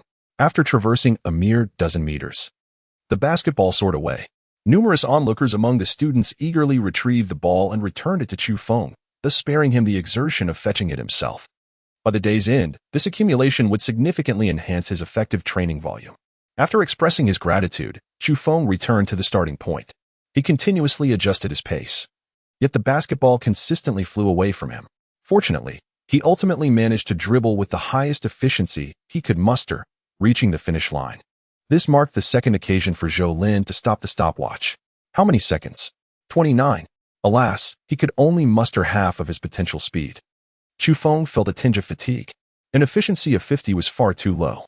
This was merely the result of having exchanged for intermediate crossover dribbling skills, which had granted him a fragment of muscle memory. Had he been on the court yesterday, it would have undoubtedly taken him even longer. One student, emboldened by the thought that he too could succeed, discreetly enlisted the help of a friend to time his performance. Chu Feng glanced over and observed his classmate dribbling the ball towards the finish line. In an impressive 25.3 seconds, no wonder he was a senior. He had managed to create a 5-second gap between us. That student was truly remarkable. It was no surprise that he could lead Bohai to victory against formidable opponents. I was genuinely impressed. Chu Feng shook his head, expressing his feelings of inadequacy. The student instantly retreated into silence. Indeed, one cannot be satisfied with a time of 20 seconds when the benchmark for a 100-meter sprint is merely 10 seconds. He had been outclassed by senior Chu. Chu Feng continued his training, accelerating, dribbling, and then accelerating once more. The basketball soared through the air countless times. Fortunately, in the university, there were many idle individuals, and numerous students willingly assisted him in retrieving the basketballs without expecting any reward. Chu Feng has come to understand why university students have diminished in value. As noon arrives, Chu Feng was drenched in sweat. The onlooking students finally comprehended why he was able to triumph in the competition. After an entire morning of relentless effort, his dedication was indeed worthy of his accomplishments. Exhausted beyond measure, Chu Feng sat on the ground, clutching the ball and fanning himself. Here is some water for you, he heard. In the final moments, he recorded a time of 18.6 seconds, a remarkable improvement of 2 seconds. Zhou Lin handed him a bottle of warm water. Chu Feng looked at her in astonishment. Teacher, you are still here. Chapter 11. Solo. Of course, I still serve as the advisor for the school's journalism club. I just took quite a few photographs of you, intending to use them for the official website's cover. The title shall be Living Up to Youth, Living Up to Sweat. What do you think? I'm open to it. Gaining fame isn't a bad thing. Once I'm well known in the basketball realm, I can also secure endorsements and earn a living. There's no shame in that. Thank you, teacher. Chu Feng finished his drink and went to the restroom to wash his face. Upon exiting, he spotted Zhou Lin seated on a bench, diligently editing the news article. Teacher, would you mind if I treated you to a meal? Of course, it's only right, as I have been documenting your progress throughout the morning. Overall, although your performance has been fluctuating, you continue to break records, which truly impresses me. Zhou Lin possessed a remarkable ability to communicate, bridging the gap without causing offense. Especially when she smiled, a dimple appeared on her left cheek. Chu Feng expressed, my ambition is to harness a speed of 80 while dribbling. Transitioning from 50 to 80 is quite an aspiration. The school offers a plethora of delectable dishes, and I find myself nostalgic for the flavors of my school days. After finishing their meal, Zhou Lin accompanied Chu Feng to the gymnasium once more. Chu Feng curiously gazed at her. Is there nothing else for you to attend to, dear teacher? Zhou Lin took the initiative to respond. Recently, we have the University League, coinciding with the school's sports week. My primary task now is to document the vibrant spirit of the students. She shook her phone, revealing an unfinished news article on its screen. Chu Feng was taken aback. Upon returning to the court, he spotted a familiar figure.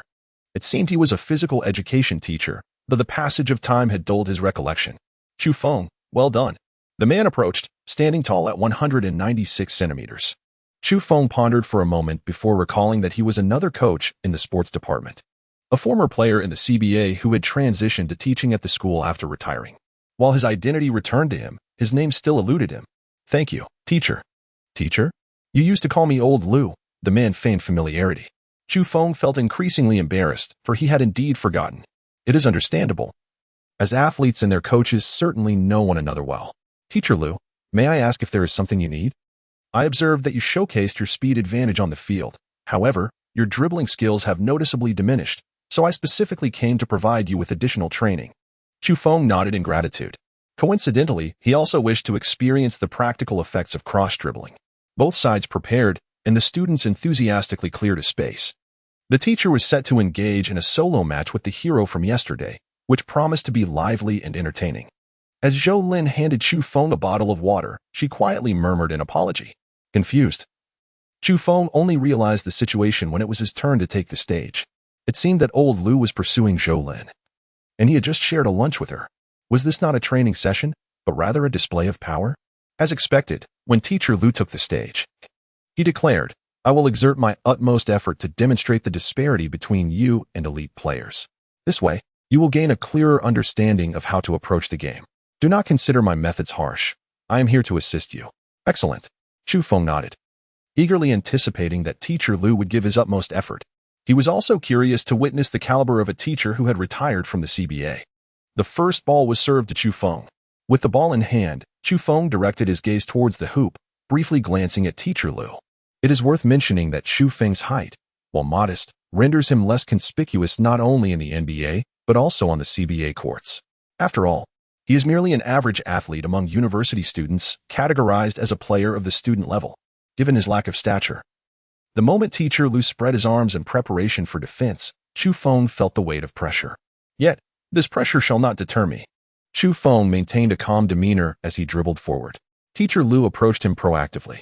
Noticing Lu's hand reaching out to intercept the ball, Chu Feng instinctively lowered his center of gravity, skillfully hooking the basketball and maneuvering it through his legs. Teacher Lu's hand was obstructed by Chu Feng's calf, preventing him from seizing the ball. Chu Feng pressed his body low, channeling energy through his waist as his legs moved swiftly in a rhythmic dance, gliding just beyond the three-point line. Simultaneously, the basketball bounced deftly between his hands, weaving seamlessly through his crossing legs. The onlooking students were entranced, their eyes struggling to keep pace. Remarkable. This morning, witnessing Senior Chu's agility as he dribbled, one might have thought he was merely like the rest of us. But his under-the-leg maneuver was simply dazzling. Is this a technique from street basketball, so flamboyant and intricate? Don't be naive. While street ball often involves numerous infractions, if you observe closely, Senior Chu exhibits no violations at all, the ball remaining in his palm for no more than a fleeting second. Chu Feng's actions left the surrounding students in a state of bewilderment. It was evident that he had not employed this technique in yesterday's competition. Was this a hidden mastery? Chu Feng dashed left and right, striving to break through the defensive line. His agility was remarkable, and his speed was astonishing. However, Lu Laoshi, with his wealth of experience, consistently anticipated Chu Feng's movements. Moreover, his long limbs compensated for any slight deficiency in agility. Chu Feng made several attempts to break through, but was unable to penetrate the defense. Nevertheless, he managed to maintain control of the ball while dribbling, ensuring it did not slip away. The mounting pressure only served to sharpen his focus. His heightened agility afforded him a unique capacity for strategic thought. While my speed serves as an advantage, I have yet to fully harness my agility through dribbling. When running and dribbling, Chu Feng could only realize about 50% of his potential. Even with crossovers to support him, he sensed that his agility was being constrained. This dissonance between running speed and ball handling inhibited his performance. The very act of moving the ball consumed precious time that could have been devoted to maximizing his agility. Perhaps achieving an 80% coordination level represents the ultimate synergy between dribbling and speed. Chu Feng finds himself at a considerable distance from this point. However, due to the immense pressure he faces, he swiftly becomes acquainted with the techniques in this domain. With the foundational mastery of the ultimate cross-dribbling skill, Chu Feng's serving efficacy steadily improves, beginning from a score of 50. The pressure on Teacher Lu intensifies progressively. Chu Fu is making remarkable progress. He acutely senses that initially, it was quite challenging to breach his defenses, otherwise, the basketball would be at risk. However, as the attempts increase, Chu Fu's skills are elevating, and on several occasions, he nearly surpassed his own limits. There are no feints to deceive. It is solely a fusion of raw speed and ball-handling prowess. Teacher Liu is now beaded with a layer of cold sweat. Despite not engaging in any strenuous activity, he begins to feel the mounting pressure. What a jest! This dribbling technique is nearly on par with that of his contemporaries. Whoosh! Chu Feng suddenly erupted, swiftly darting past Teacher Liu before executing a rapid layup. He had been breached. Countless spectators held their breath. Teacher Liu hurriedly rushed forward, preparing for a top-tier block. The height disparity became evident at that moment. Yet, Chu Feng abruptly halted his motion. Teacher Liu missed his mark, and as he descended, Chu Feng released the ball. It kissed the backboard and found its way into the net. The crowd erupted in cheers. It was astonishing that someone managed to score solo against Teacher Liu's defense. This was an unprecedented occurrence. Chu Feng exhaled deeply. When Teacher Liu leaped into action, he felt as though the entire world had descended into shadow. The enhancement provided by his heightened agility proved to be invaluable. In that fleeting moment, he was able to discern Teacher Liu's movements and select the perfect timing to shoot. All thanks to the quick reflexes bestowed upon him by his agility. Quite impressive. Teacher Liu gritted his teeth in admiration as he retrieved the basketball. Now, it's my turn to attack, and you shall defend. Chapter 12. Collision this time. The ball was in Teacher Liu's hands. Should his attack falter, this straightforward solo match would conclude with Chu Feng emerging victorious. Their encounter was a contest, not merely a lesson in mutual learning. Teacher Liu dribbled the basketball, charging towards the hoop. Chu Feng was acutely aware of his shortcomings. His height was insufficient. If Teacher Liu were to execute a stable layup, it would be exceedingly difficult for Chu Feng to successfully block the shot. Given Teacher Liu's foundational skills, a layup was tantamount to a guaranteed score. Therefore, he had to prevent him from penetrating beyond the three-point line. Blessed with remarkable agility, Chu Feng's defense beyond the arc was steadfast, yet Teacher Liu persistently launched his attacks. Wow, the teacher is charging forward. Chu Feng was hot on his heels once more. The onlooking classmates erupted in fervent cheers. This solo match stirred the hearts of everyone present. Chu Feng's cross dribble is utterly mesmerizing, while Teacher Liu's feints are equally captivating. On several occasions, Teacher Liu not only outsmarted Chu Feng but also bewildered the onlooking students. Everyone anticipated that Teacher Liu would charge forth from the left, only to unexpectedly maneuver to the right. A typical person would have already stumbled and fallen under such skillful deception. Chu Feng experienced several moments of imbalance. However, his agility was remarkably exceptional. He could adjust his body to any position, ready to confront and impede Teacher Liu. Chu Feng's reflexes were incredibly swift. Teacher Liu's experience was equally profound. Their dribbling and feints were undoubtedly on par with one another, each possessing their own strengths. The spectators watched with delight, feeling as though they had received an unexpected treat, as if they had gained far more than the price of admission. Teacher Zhou Lin stood nearby, her hands clasped, fully aware of Teacher Liu's intentions. Those feints were clearly aimed at causing Chu Feng to stumble, intending to bring him disgrace. On several occasions, Chu Feng twisted her ankle, which not only elevated her spirits, but also instilled a sense of guilt within her. Had it not been for Chu Feng's quick reflexes, finding ways to alleviate the strain and evade injury just in time, she would have already been preparing for the application of medicinal oil. With each resounding thud of the basketball against the ground, Teacher Zhou Lin's heart raced in tandem. Liu, you mustn't go too far, she thought. It was hardly appropriate for a retired CBA coach to bully an ordinary athlete. Just as she pondered this, Teacher Liu successfully broke through and dashed towards the basket. Chu Feng hurriedly caught up, but Teacher Liu had already poised himself to take a shot. One of his hands grasped the basketball. Chu Feng stood resolutely in front. Teacher Liu's gaze sharpened. How dare he obstruct me while attempting a layup? His physique exuded a dominating presence compared to Chu Feng.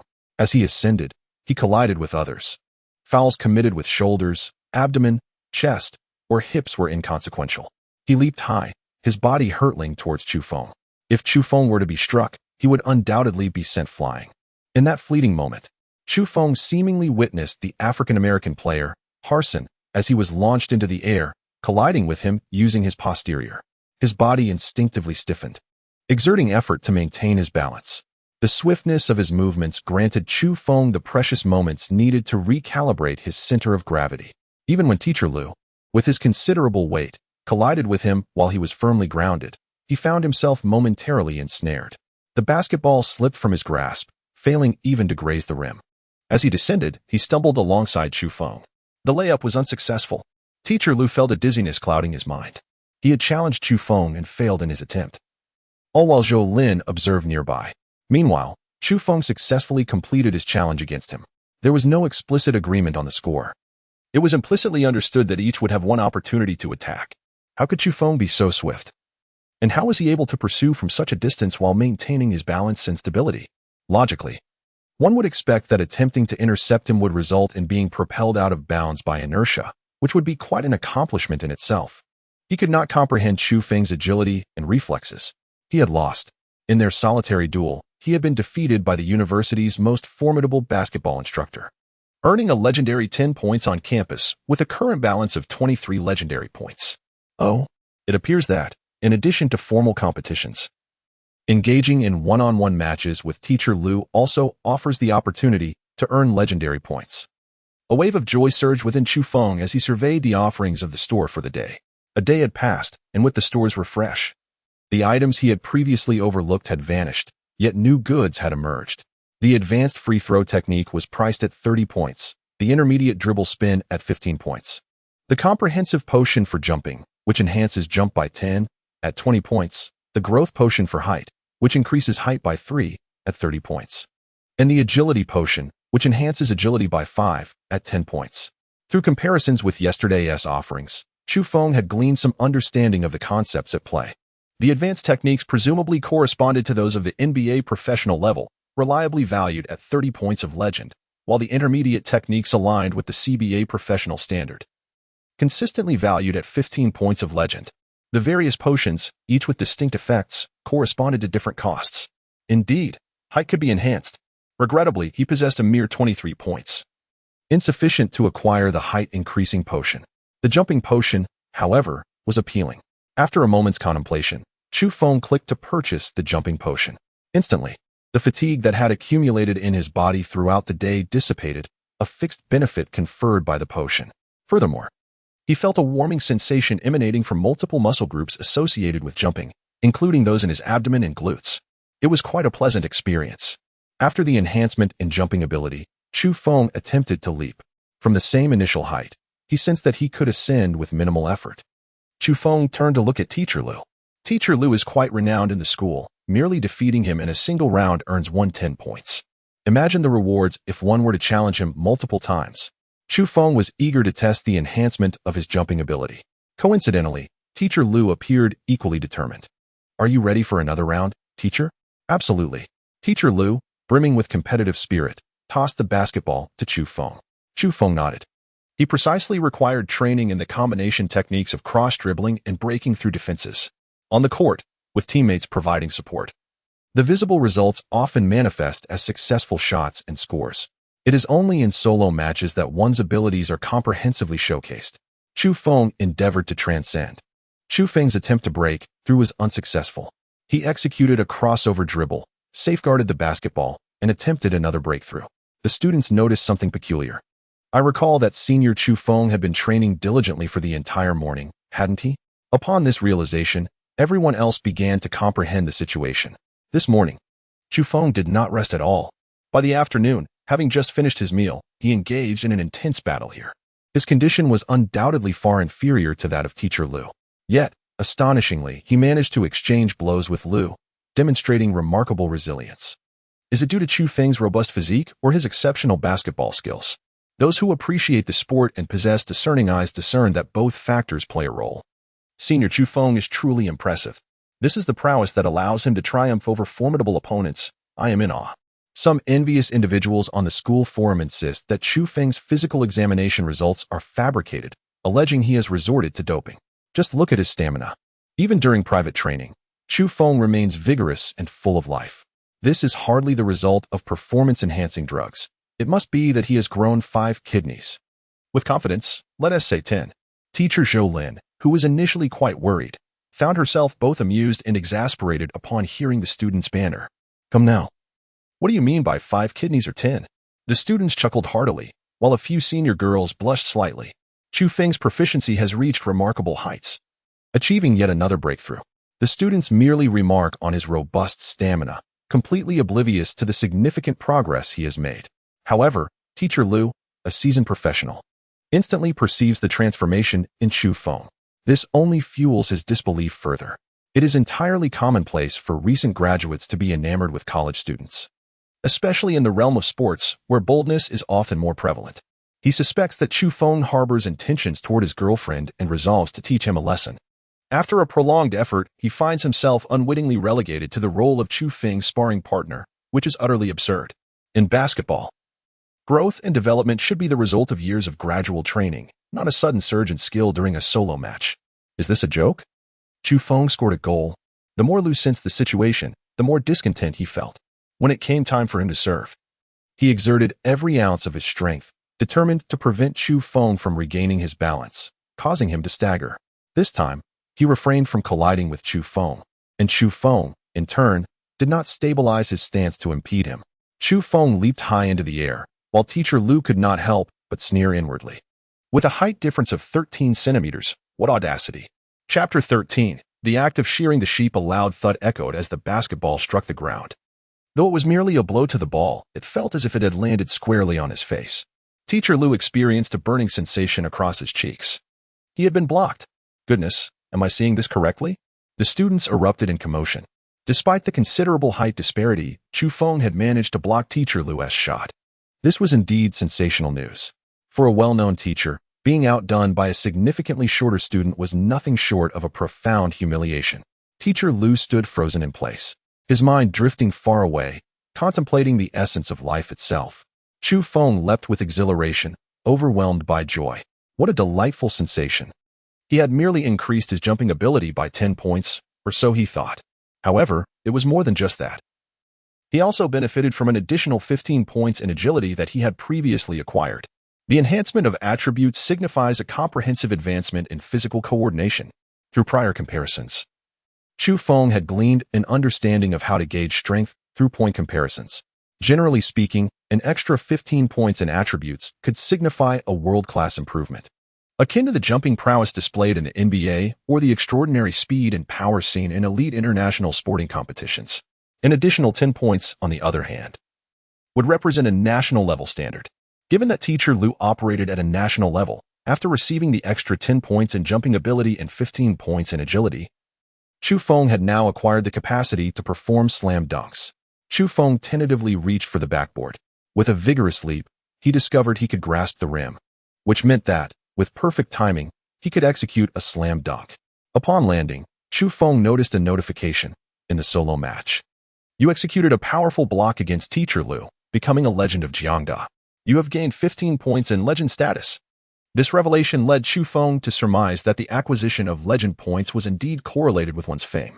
The spectacle of a powerful block far eclipsed the excitement of mere victories. With 18 points in legend status, Teacher Lu was akin to a formidable giant. And the game could continue. Chu Feng picked up the basketball and inquired, Teacher Lu, I feel that I've made significant progress from our one-on-one matches.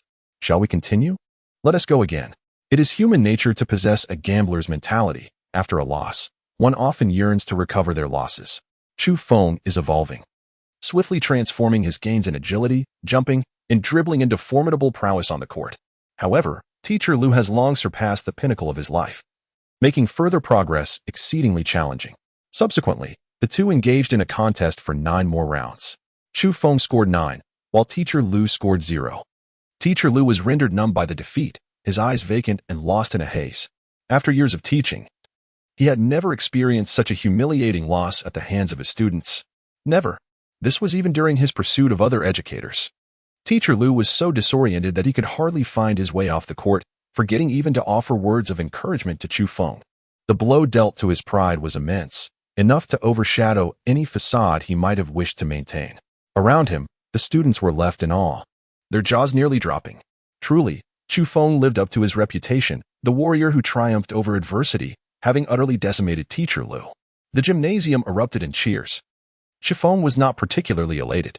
Along the way, he made progress, yet after his victory, there were no further rewards. It was until he utterly dominated Teacher Lu on the court that the legend surrounding him began to ferment. earning him a remarkable 30 legend points, bringing his total to 48. Only at the final score of 11 o'clock did such a message appear. The wool from this proverbial sheep was rather sparse. Upon seeing this outcome, Chu Feng abandoned the notion of challenging other physical education teachers.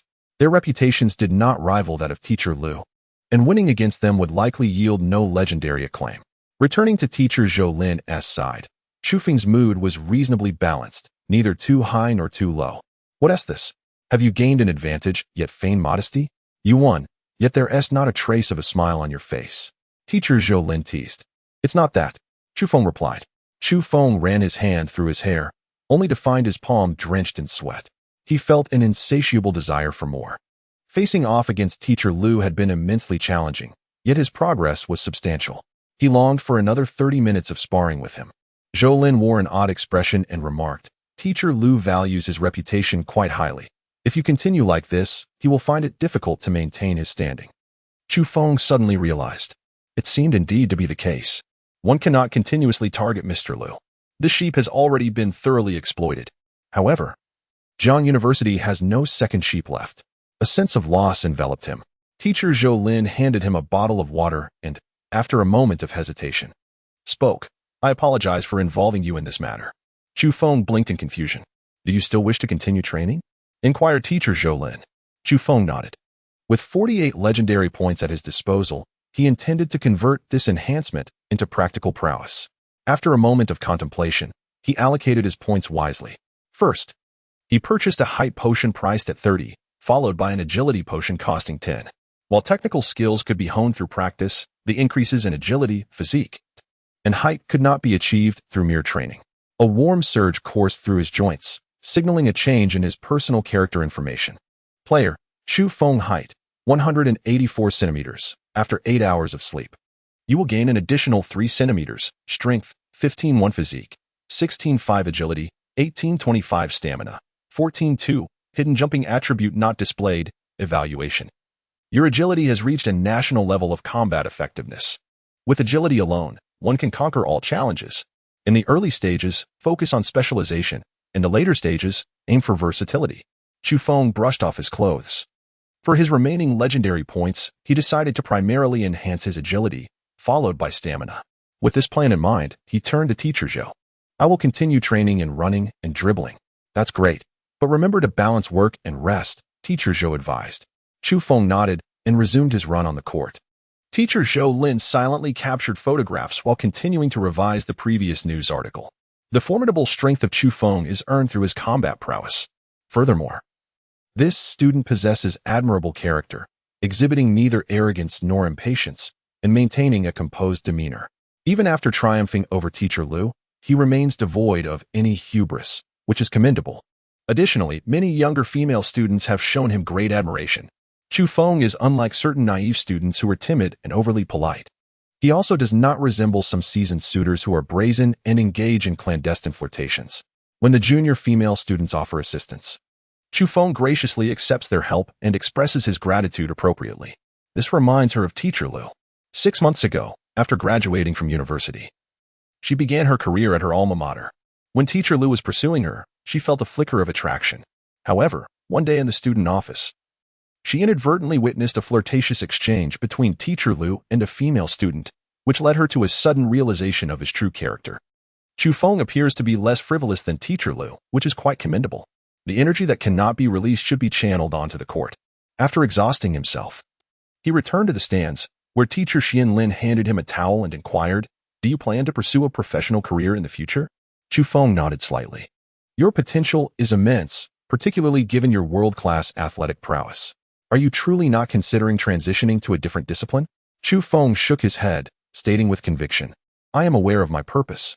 Teacher Zhou Lin nodded thoughtfully and inquired, If you were to step onto the court, your physical attributes indeed qualify you to become a star. This is certainly feasible. I wonder if you're in need of a manager? Chu Feng looked at Zhou Lin with astonishment. Is it really that surprising?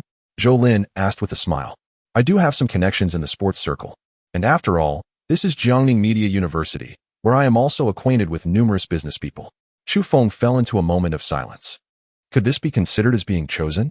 Nevertheless, pursuing a career in sports and becoming a star athlete could indeed provide a substantial income through endorsements. However, he was still unaware of the full extent of teacher Zhou Lin's capabilities. After some contemplation, Chu Feng felt reassured. If he were to encounter a mentor, why not strive together to become better? Moreover, he possessed memories of development spanning over a decade, allowing him to discern what actions would be beneficial for himself. Zhou Lin's connections within the educational sphere would serve as his greatest support. Chapter 14. Promises and Stakes. In the following 2 days, Chu Feng dedicated himself to training. Zhou Lin recognized his potential, and coupled with his commendable appearance, he had the makings of a rising star. However, the realm of sports stardom differs significantly from that of film or music. Without achievements, one cannot be elevated. She had placed her bets, but it was contingent upon Chu Feng delivering results on the field. If he failed to perform in the next 3 competitions, their collaboration would come to naught. Achievements were paramount. Chu Feng trained diligently, yet without the system's evolution, he merely exchanged it for legendary points. The purchase of potions would not refresh his stamina, and his training capacity remained limited. After 3 days of training, Chu Feng came to realize that once agility reached a world-class level, the next step was to save points to buy stamina. On the morning of the 3rd day, he awoke and first checked the system store's refresh results. Superior fancy dribbling, 45 points intermediate behind the back dribbling, 15 points intermediate faking dribble, 15 points comprehensive potion, jump, 5-10 points basic strength potion, 5-10 points every morning. He reviewed the refresh results, and this was the first time he encountered a superior technique. It seemed he had stumbled upon an SSR. Beyond advanced, there existed superior? Advanced already represented world-class standards. What then did superior signify? Remarkable prowess? While somewhat astonished, Chu Feng had no intention of purchasing it. Dribbling did not pertain to competitive skills and seemed of little use in matches. Early on, legendary points should not be invested in dribbling. Today's potions were mediocre. Having failed to yield any stamina potions for several consecutive days, Chu Feng felt quite disappointed. However, both behind the back and faking dribbles were valuable assets. He decided to wait until he was on the court and had enough points to buy them. These 2 potions might seem of little immediate utility, yet saving points remained prudent. Wait, he reconsidered. They were indeed useful. Closing the window, Chu Feng quickly finished his morning routine and met up with his teammates. Zhong Tao, seeing Chu Feng, patted him on the shoulder. You've been practicing dribbling alone at the stadium these past few days. Aren't you worried about losing your form? It's essential to balance work and rest. Zhong Tao found it rather strange that Chu Feng's skills had suddenly diminished after the match. Was it a lingering effect from the collision with Harson? Nonetheless, over the last 2 days, through training, Chu Feng had significantly restored his abilities, particularly in under-the-leg dribbling, which was encouraging. Regrettably, there had been no further team training, which could lead to a decline in synergy. However, considering Chu Feng's astonishing speed, Zhong Tao felt that he would struggle to maintain good cooperation with him. Otherwise, he would have already unleashed his frustrations. A robust center with a hefty physique approached. I heard you and teacher Zhou Lin are getting close, he remarked, his expression somewhat lecherous. Chu Feng remained silent. Reflecting, one should not hastily judge a woman's purity based on her appearance. Very well, if I am deemed impure. The center forward wore a rather peculiar expression. How has your training been over the past few days? Chu Feng engaged them in casual conversation, refraining from divulging much about his own circumstances. Chu Feng's next objective is to enter the NBA, participate in the provincial team, and compete in national competitions. It would be even more splendid if he could partake in the basketball events at the Olympics. However, that remains a distant dream. For now, the immediate focus is to secure victories in the upcoming matches. In the gymnasium, everyone gathered in the backstage area. Their opponents, Bohai University, had already arrived and were warming up. Numerous journalists from various schools, along with local news outlets, were present, capturing the moment. The coach had gathered intelligence and called for Chu Feng and his teammates to sit together. In this match, we must exhibit our competitive spirit. Yet we should not assume victory is guaranteed. Coach, isn't that a bit discouraging? Zhong Tao expressed his discontent. I am advising you to maintain a balanced mindset and not to let excessive pressure hinder your performance. Everyone's perspective varies. Some believe that even in the face of defeat, one should continue to fight. The coach, however, believes that if victory seems unlikely, it is better to adopt a calm and optimistic attitude, focusing on participation rather than solely on the outcome. The center nodded in agreement, recalling their previous opponents, who had two formidable foreign players, yet they emerged victorious. How could we possibly be outmatched by CBA players? The coach shook his head. It's different this time.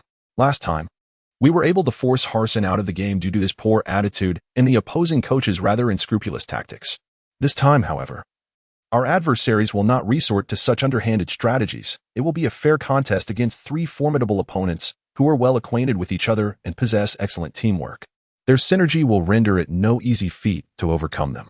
Team collaboration can amplify our combat effectiveness, making 1-1 greater than 2. Chu Feng had no desire to engage in any debate. He inquired, which of them are part of the CBA, and what are their specialties? The coach gestured towards the distance. Number 24 is a small forward, an adept scorer with remarkable three-point shooting skills. Number 37 is a center, the towering figure standing at 2 meters, known for his formidable defensive prowess. The other is the point guard, number 66. The small forward, center, and guard are strategically positioned across 3 courts, exhibiting exceptional functionality and mobility, proficient in both offense and defense. Their numbers are quite easy to remember, sequentially ordered from smallest to largest. While the players over there are energetically warming up, we are here sipping tea and engaging in conversation, and indeed, the atmosphere is palpably different. Chu Feng is concerned about his height. With the assistance of the system, his stature has risen from 184 to 187 centimeters. The opponent's guard appears to be of similar height, yet the small forward is noticeably taller. If the adversary possesses good jumping ability, he may inadvertently find himself susceptible to being blocked. It is imperative to control the pace of the game, to avert the situation where the match concludes before even surpassing a mere 1-point lead. This proves to be exceedingly challenging. Chu Feng realized that the system's capabilities posed a conundrum for him. When he found himself significantly trailing, it could function passively, allowing him to swiftly close the gap. However, if the contest remained in a stalemate, the ultimate outcome would be uncertain. Should he initially fall behind by a margin of 70 or 80 points upon his return, he could not only accumulate additional points, but also deplete his opponent's stamina considerably, achieving 2 objectives with 1 strategic move. With a spark of inspiration in his eyes, Chu Feng realized the brilliance of the strategy. The more points he earned, the greater the variety of goods he could acquire. Comprehending this, he declared, "I have a plan." The crowd turned their attention toward him. "My speed is my advantage, yet my stamina may not suffice. I propose that we substitute me in the latter half of the match. You 5 should take the lead in the first 2 quarters, and I shall rejoin in the final 2. The group frowned in response. Who gives you the confidence to reclaim the score? The coach expressed his displeasure, feeling that Chu Feng's tone suggested an unwarranted certainty of victory. What a ridiculous notion. Chu Feng, stop fooling around. Focus on the game. What good is it to come in during the last 2 quarters? Others chimed in, their voices filled with concern. Just then, Chu Feng noticed Zhou Lin arriving with the school's journalism department, followed closely by reporters wielding cameras. Zhou Lin approached for an interview. Upon seeing her, the center rushed over, eager to complain. "Teacher Zhou, you must intervene. Chu Feng is suggesting we lose the game and then come in during the final 2 quarters. As if he could easily make up for any deficit. Who instilled such confidence in him?" The crowd echoed their grievances. Zhou Lin, however, ignored the center's complaints and locked eyes with Chu Feng for a moment. "I can do it," Chu Feng asserted. "The strategy one devised for you was intended to ensure a continuous winning streak. You cannot afford to lose a single game before you establish your reputation. Should you falter even once, it will be off to athletics for you." Agreed. This was Chu Feng's solemn promise and wager to Zhou Lin. Chu Feng aspires to accumulate more points, while Zhou Lin remains perplexed. Her willingness to become Chu Feng's agent stems from her belief that even if his basketball career falters, he could still achieve fame in athletics. Chu Feng has already found an escape route. If basketball could also be revitalized, it would indeed be a win-win situation. The difference lies in the fact that she is certain to profit, whereas Chu Feng may not be able to continue pursuing her dreams. Upon hearing this wager, everyone fell silent. If defeat is inevitable, then allowing Chu Feng to focus on track and field is not a bad alternative. As brothers, they are willing to support this decision. The 2 quarters of the game, totaling 24 minutes, passed by quietly. The score was even more dismal than the previous match against Harsin, 98-2. Those 2 points were scored by Zhong Tao from free throws, a pitiful outcome. During halftime, everyone turned their gaze towards Chu Feng, as if to say, with 3 formidable opponents unleashing a relentless assault, widening the gap by 96 points, how could you? Chu Feng, possibly recover this score? It would be better for you to go run track. Chapter 15. Not to become a joke. Chu Feng squinted his eyes. The disparity was vast, far more than he had anticipated. This overwhelming advantage felt even more effortless than crushing amateurs. Bohai University had been scoring consistently, with the basketball predominantly confined within their defensive zone. Truly, they were CBA players, effortlessly dominating the college students. He sensed a certain weight of pressure, however. It is through pressure that motivation is born. Zhou Lin glanced at Chu Feng and gently patted his shoulder, saying, "Don't be nervous. If we lose, we can switch to track and field together. You will shine just as brightly." Chu Feng found himself in a state of bemusement. Understood. He stepped onto the court. As he had failed to secure the ball in the first quarter, Jiang De took the initiative in the second and third quarters. The opposing players, numbered 24, 37, and 66, all directed their attention towards Chu Feng. Just as Jiang De had researched their profiles, their coach would not be oblivious to his presence. With an indomitable spirit, Chu Feng defied the odds, triumphing over two formidable adversaries. At school, he single-handedly subdued Teacher Liu in a fierce duel. These accomplishments are well known among his peers, who have come to regard Chu Feng as a contender of equal prowess. The brash individual wearing jersey number 24 approached Chu Feng with a mocking grin, inquiring, "I fail to comprehend why you abstained from participating in your previous two matches. However, with a disparity of 96 points, how do you intend to bridge this gap? We are three, while you stand alone. Should any one of us impede your efforts, your performance in this match will be rendered inconsequential." His curiosity was piqued further. "What perplexes me even more is how your coach could acquiesce to such an outrageous proposition. Do you consider yourself akin to Kobe?" "No. Even Kobe would not dare to dismiss the three of us in such a manner." Chu Feng remained silent. The 24th was rather juvenile, starting with a torrent of words. Was this meant to disturb his state of mind? The referee, prompted by the unspoken cue from Chu Feng, signaled the beginning of the match. The whistle blew, and the defender initiated the kickoff. Chu Feng did not stray from his path. Upon acquiring the basketball, he surged forward with a fierce dribble.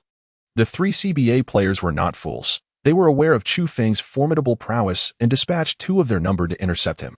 Yet, Chu Feng's speed was astonishing.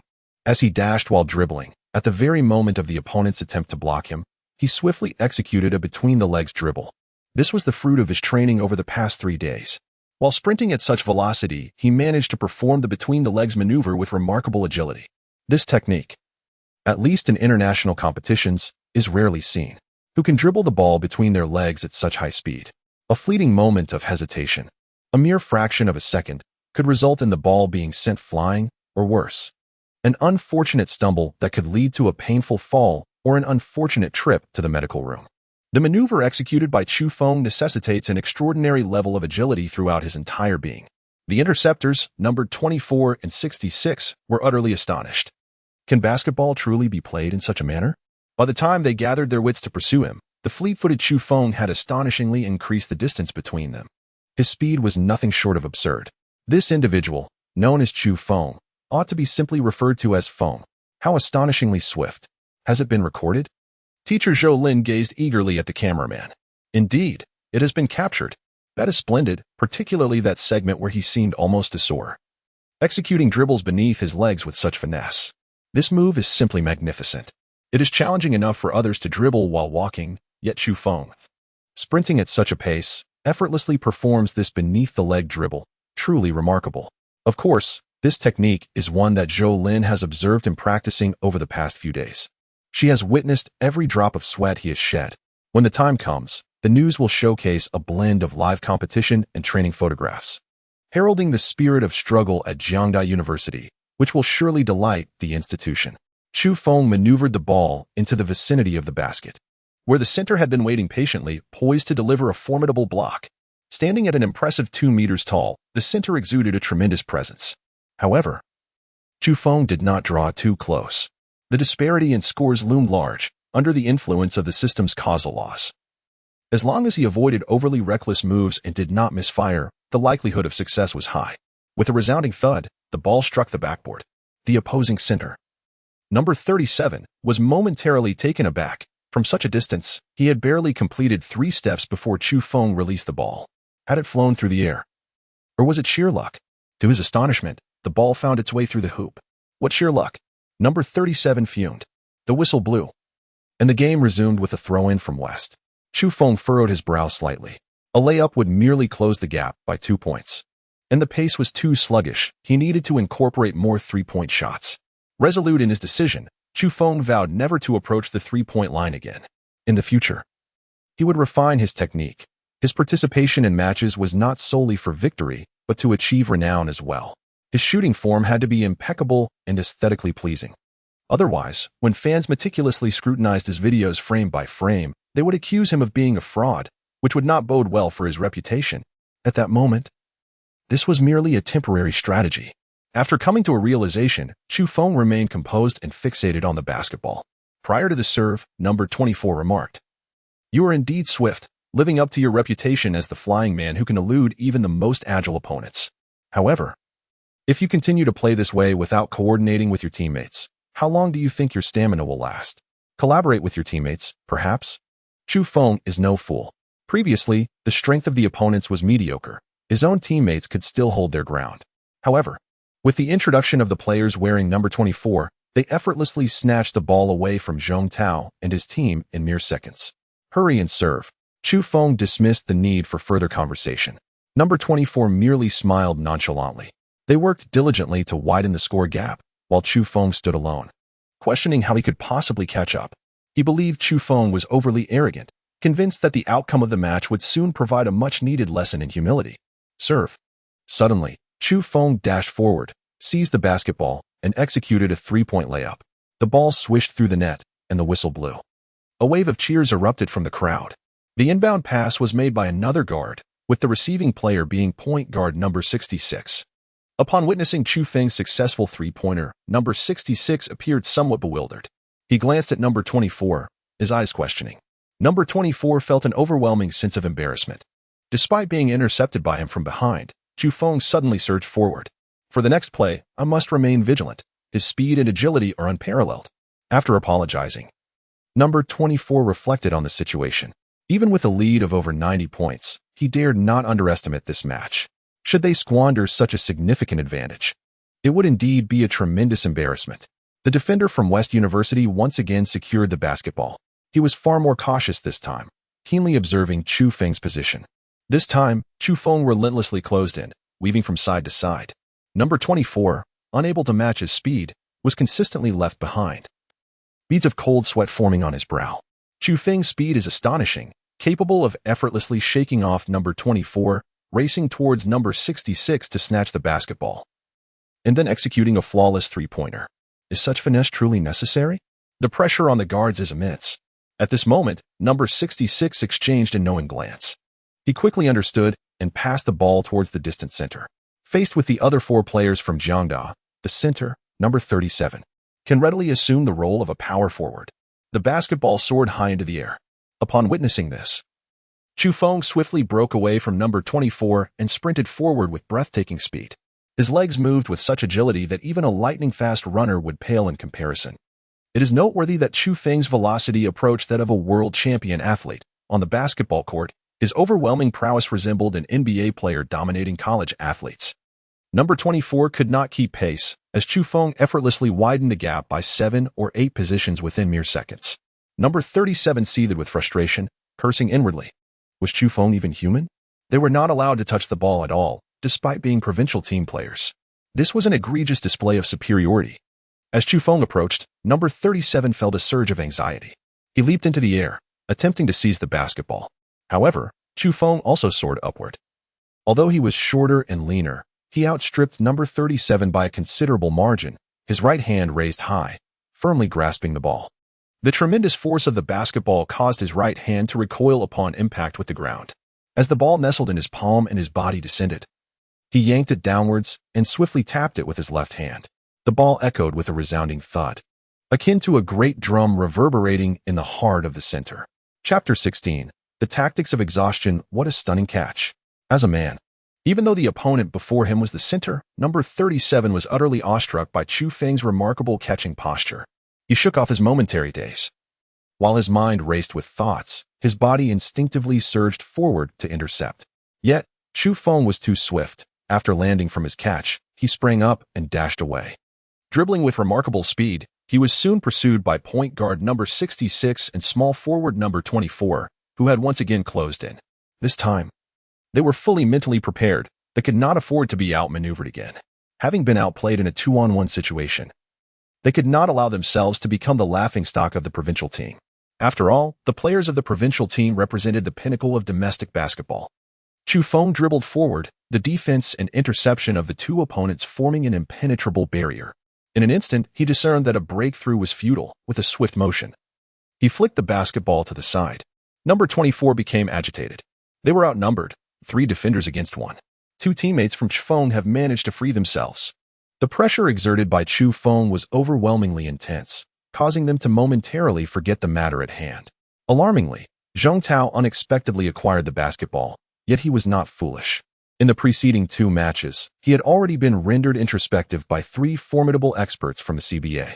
At the outset, Chu Feng swiftly reclaimed a significant number of points, instilling fear in the opposing team's trio of elite players who promptly adopted a defensive stance. In such circumstances, all hope inevitably rested upon Chu Feng. A reclusive individual would no longer entertain the misguided notion of saving the world. He had come to terms with reality. Chu Feng passed the ball to him, and Zheng Tao attempted to dribble forward.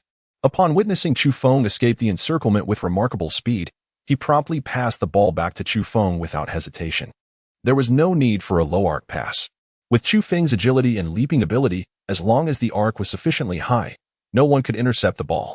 However, it was imperative to be swift. A delay would allow Chu Feng to be ensnared once more by the opposing team's forwards. Zheng Tao, a seasoned athlete honed through years of training, exhibited commendable skills and strategic acumen, truly deserving of the captaincy bestowed upon him by the coach.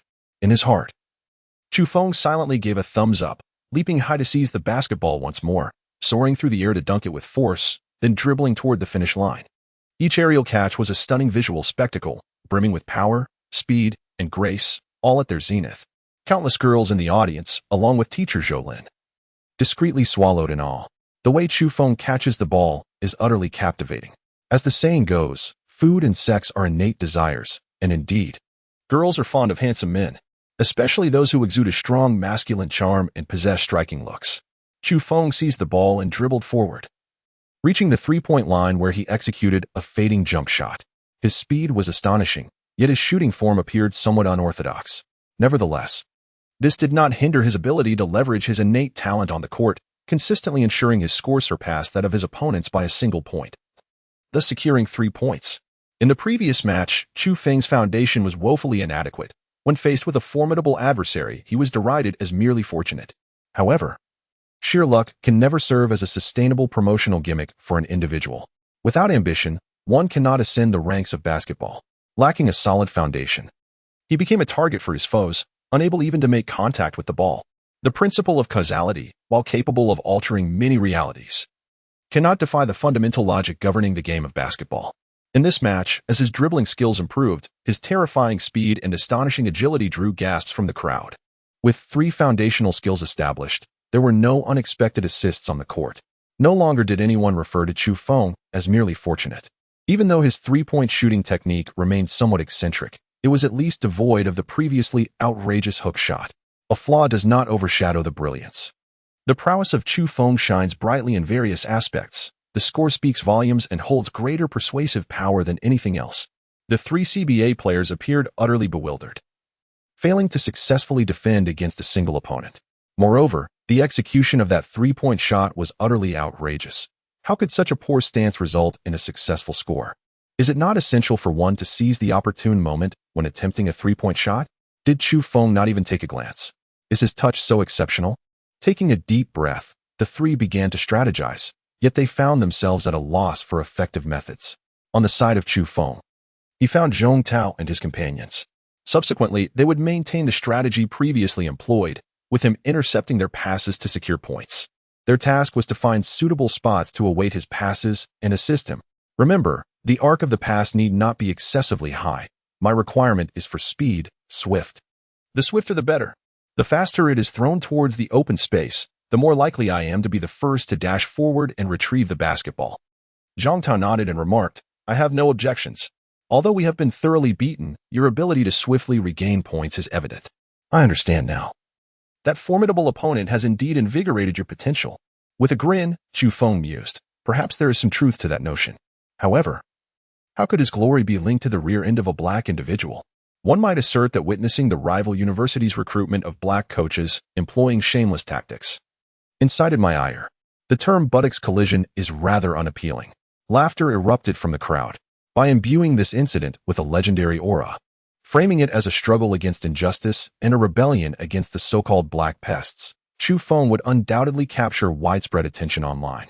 Furthermore, with his commendable image and exceptional skills, this competition showcased Chu Feng's ability to turn the tide, demonstrating that he possesses NBA-level talent, and his rise to fame is inevitable.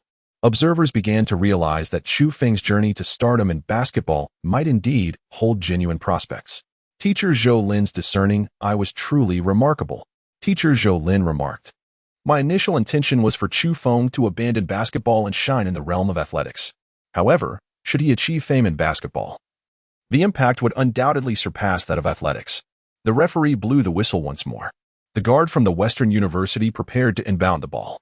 Chu Feng began to sprint, skillfully maneuvering between players 24 and 37. The defender was drenched in cold sweat. The speed was astonishing, and passing the ball felt like an invitation to be intercepted. Throw it far, he thought, as Chu Feng was racing faster than the basketball itself, absurdly so. What should I do? The defender's mind was in turmoil, desperately seeking an opportunity. Just then, the whistle blew. 8 seconds had elapsed without a pass, and possession was handed over to the opposing team. The coach approached. The defender, tasked with the inbound, felt a wave of embarrassment wash over him. "It's all right. Just pass it quickly," player 24 reassured him. "At worst, we can chase him for 20 minutes. I refuse to believe Chu Feng possesses such stamina that he can outlast the three of us." "Your condition isn't great either," replied the defender. Player 24 scoffed. "The 5 teammates of Chu Feng up front Haven T forced us to exert ourselves seriously. We Haven T expended too much energy. Now, with the 3 of us, let us coordinate effectively. One can rest while the other 2 defend against Chu Feng, sufficient to tire him out."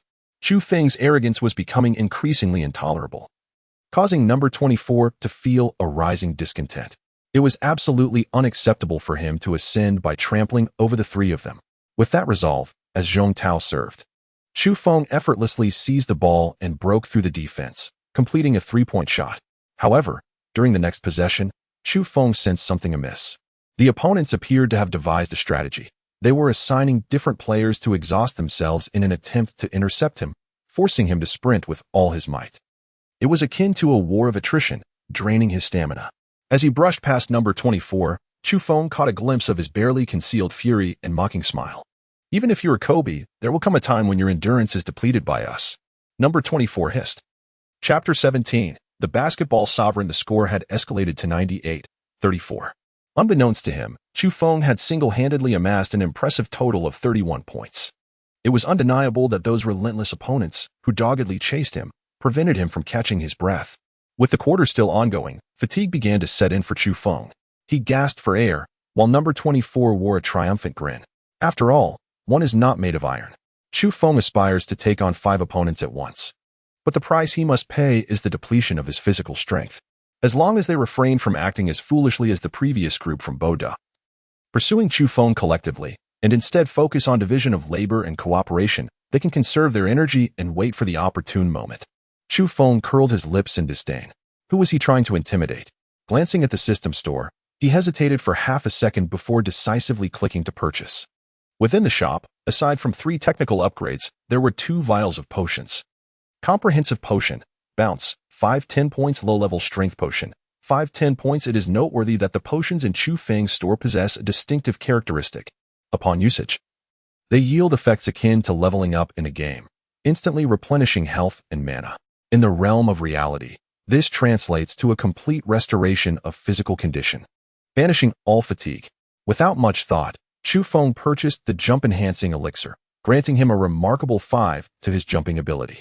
He now possesses what could be deemed a world-class vertical leap. However, considering his relatively modest foundation and slightly inadequate height, he remains merely a deviation within the realm of elite athletes. Nevertheless, against his 3 opponents in the CBA, he is still poised to deliver a decisive advantage. With enhanced stamina recovery and increased jumping prowess, while endurance remains my greatest concern, I can utilize the elixir to alleviate fatigue. Chu Feng chuckled inwardly. Standing face to face with number 24, the fatigue caused by prolonged exertion and running dissipated, allowing him to gradually straighten his previously hunched back. And his breathing became more even. Number 24 was left dumbfounded. Out of sheer defiance, he had deliberately come to provoke a few words. Yet how was it that Chu Feng's condition had improved? This defied all logic. You all should keep it up. Chu Feng responded with a smile as refreshing as a spring breeze. Youthful exuberance is understandable. After all, provocation is part of the game. As Chu Feng ages, he is no longer prone to juvenile outbursts. Let the opponents exert themselves. Number 24 clenches his fists. His composure must be feigned. When the score reaches 98-59, the whistle blows, signaling the end of the third quarter. This grueling match has nearly shattered the three of them. Why? Halfway through, Chu Feng suddenly regained his strength. This is simply unjust. Even if they resorted to a rotating strategy, they could not endure the frenzied pace that Chu Feng set.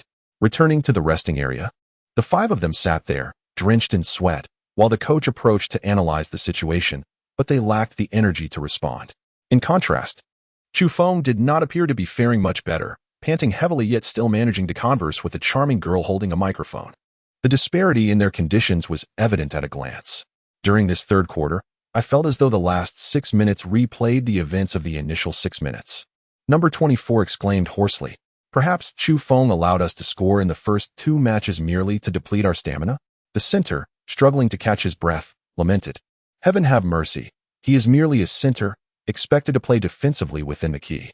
In an effort to intercept Chu Feng and exhaust him, even he was forced to run about chaotically. It was too much to ask of him. Coach, what should we do next? The dominance of Chu Feng must surely be apparent to you. At this moment, number 24 felt defeated. This level of control, this mastery, left him speechless. However, being young and spirited, he was not easily subdued. Mainly, the fact that a single individual could bridge a 96-point gap was humiliating, especially given that their trio had been bullying others, only to face such a disgraceful outcome. Returning to the provincial team would surely invite ridicule. I can see you all have done your best, the coach remarked, yet he felt helpless. Fortunately, this coach maintained his integrity and refrained from employing despicable tactics. It is worth noting that the coach from Bohai University, who attempted to cheat, has already brought disgrace upon himself. In this interprovincial tournament, they came from the neighboring province. And their challenge, despite its failure, is not particularly shameful. That individual, Chu Feng, possesses remarkable dominance. Perhaps he will indeed soar to great heights in the future. Do not be too disheartened. If he takes flight, you may also share in the glory. After some reflection, the coach added, moreover, your strategy of exhausting their stamina has proven effective. Maintain this approach, and in the next match, during the first 6 minutes, Chu Feng should lose his fighting spirit entirely. At that point, even if we trail by 10 points, we can gradually close the gap. The others nodded in agreement. On that side of Chu Feng, there wasn't much conversation. It was merely a perfunctory exchange of thoughts regarding the competition, with a few compliments directed at the opponent, serving only to accentuate one's own prowess. A quintessential display of vanity in the realm of literature. In front of the camera, Chu Feng praises his opponent, and when the news is released, everyone marvels at how remarkable Chu Feng's teammates truly are. Chu Feng's shocking act of brutality resulted in a remarkable comeback, closing the gap to 96 points. Could this not be deemed even more impressive? Zhou Lin discerned that Chu Feng possessed an innate talent for being on camera, adeptly navigating interviews and generating engaging topics. I have witnessed your combat prowess, and I am convinced of your capability to compete on a world-class stage. As for athletics, I shall not press you. Rather, I will assist you in formulating a developmental strategy tailored towards basketball. However, you must bear in mind that in the realm of basketball, you cannot afford a single defeat. Henceforth, your persona must embody invincibility. You are destined to dominate. Teacher Zhou Lin stated with utmost seriousness, for this is pivotal to your future. Chu Feng nodded, fixing his gaze upon Zhou Lin, his aura equally formidable. Just a fraction more. Victory in every match by a mere point. What rationale lies behind this? Zhou Lin regained her composure, apprehending the situation.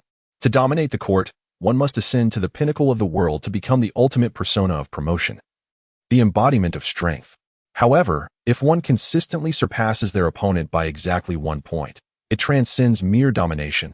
It embodies a higher echelon, a manipulation of the global stage.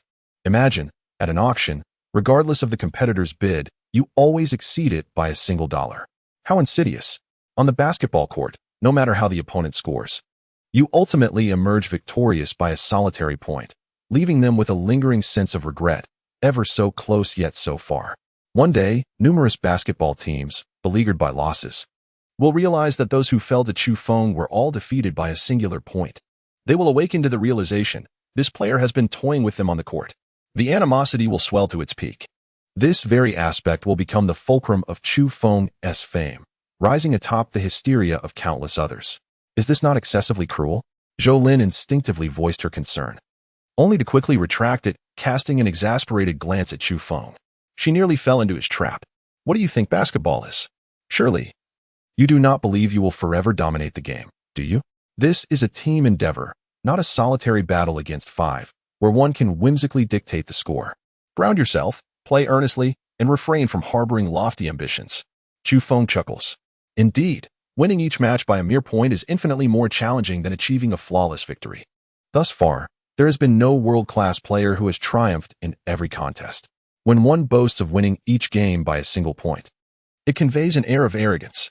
I shall prove it. Chu Feng rose to his feet and tossed the damp towel from his body into Zhou Lin's embrace. Zhou Lin shot him an exasperated glance and carelessly discarded the sweat-soaked cloth aside. As Chu Feng once again took to the stage, he noted that his opponent's stamina had not replenished significantly, though it was an improvement from the heavy panting at the end of the previous quarter. Neither had they regained much energy. They were in a similar state. Number 24 murmured to himself as 3 minutes had elapsed in the match. Chu Feng gasped for breath, his stamina reaching its limit. Within the shop, the strength potions had quietly vanished. Strength 5, status fully replenished.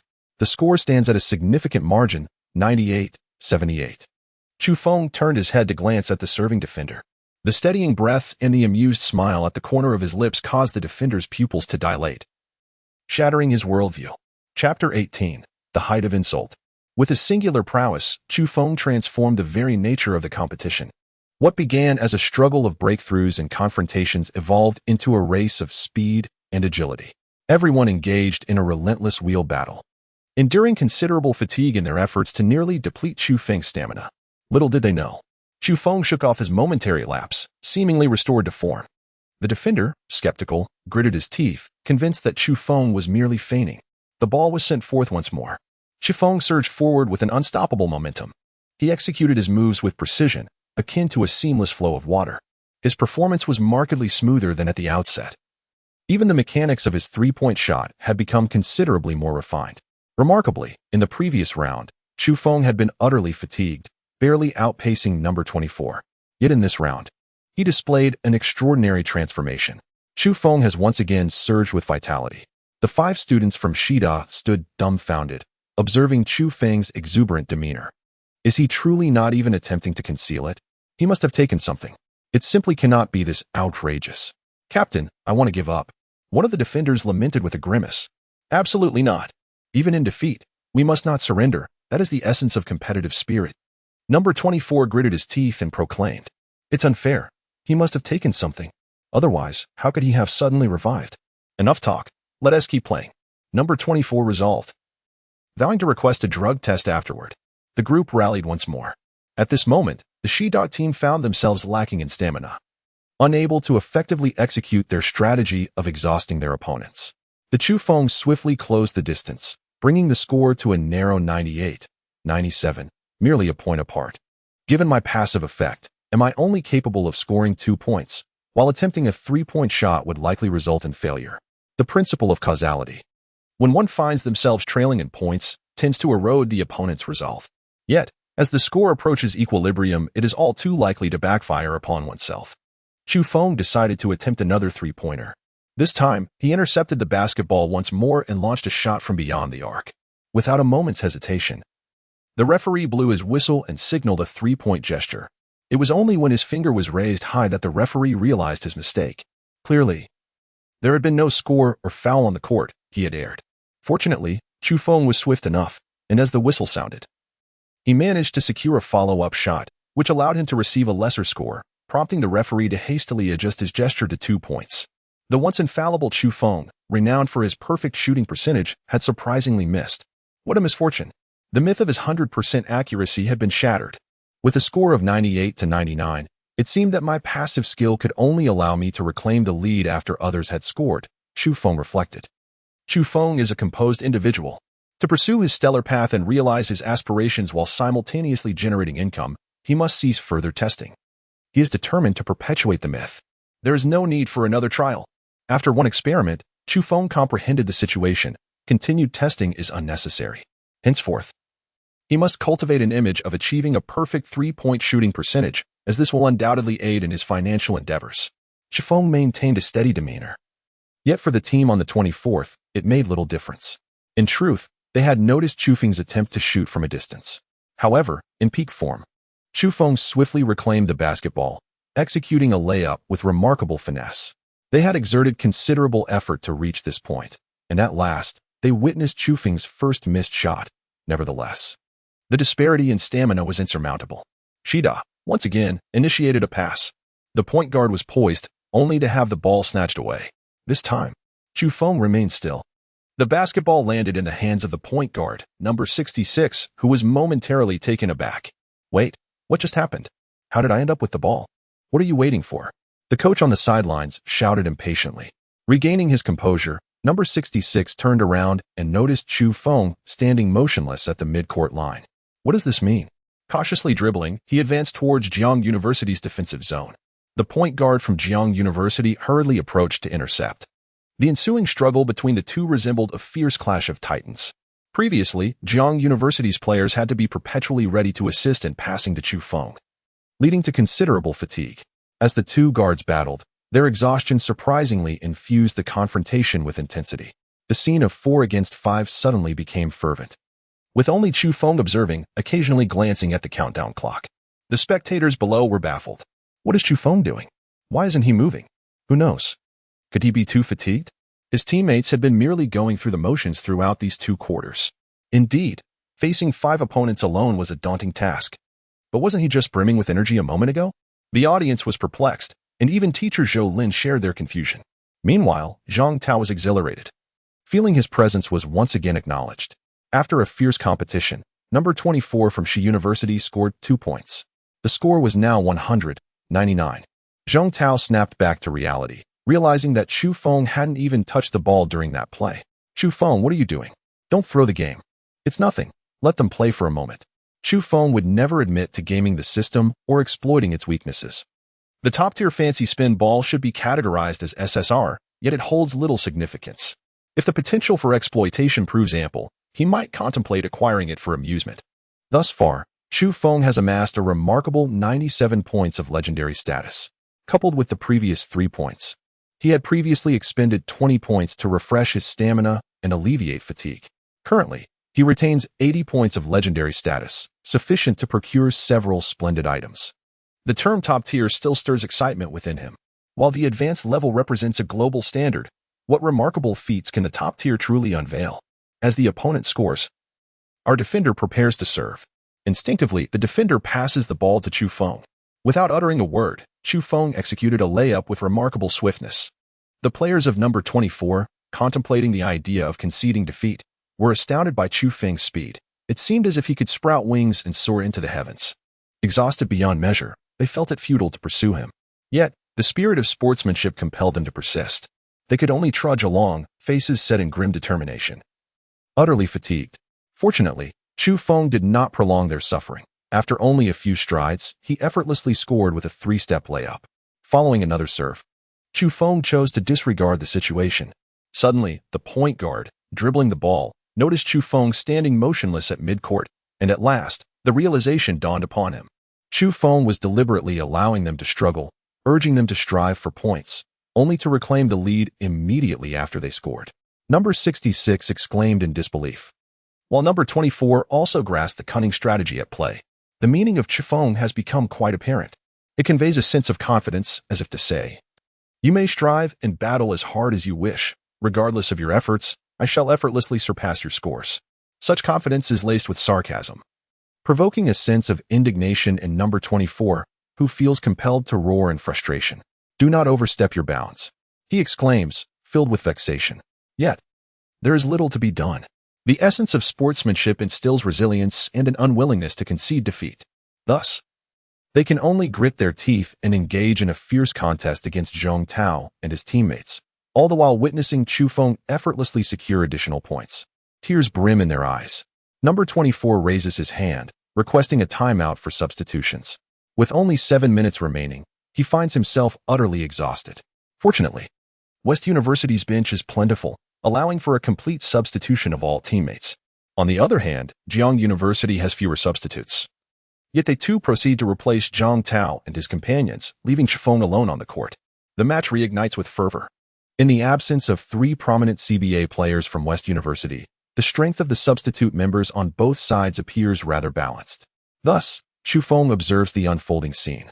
As the team faces a 4-5 disadvantage, swiftly conceding points, Chu Feng discovered that by remaining motionless, he could still accumulate legendary points from the hard-earned scores of his teammates. Is this a bug? Not necessarily. My presence on the field holds the power to shape the outcome. Chu Feng stood resolutely like the pillar of heaven. The 3 previous CBA players had all fallen victim to his prowess, and the newly arrived substitutes were no match for him. The score fluctuated, persistently maintaining a narrow margin of 1 point. On the side of Shida, regardless of how many points they scored, Chu Feng consistently matched them stride for stride.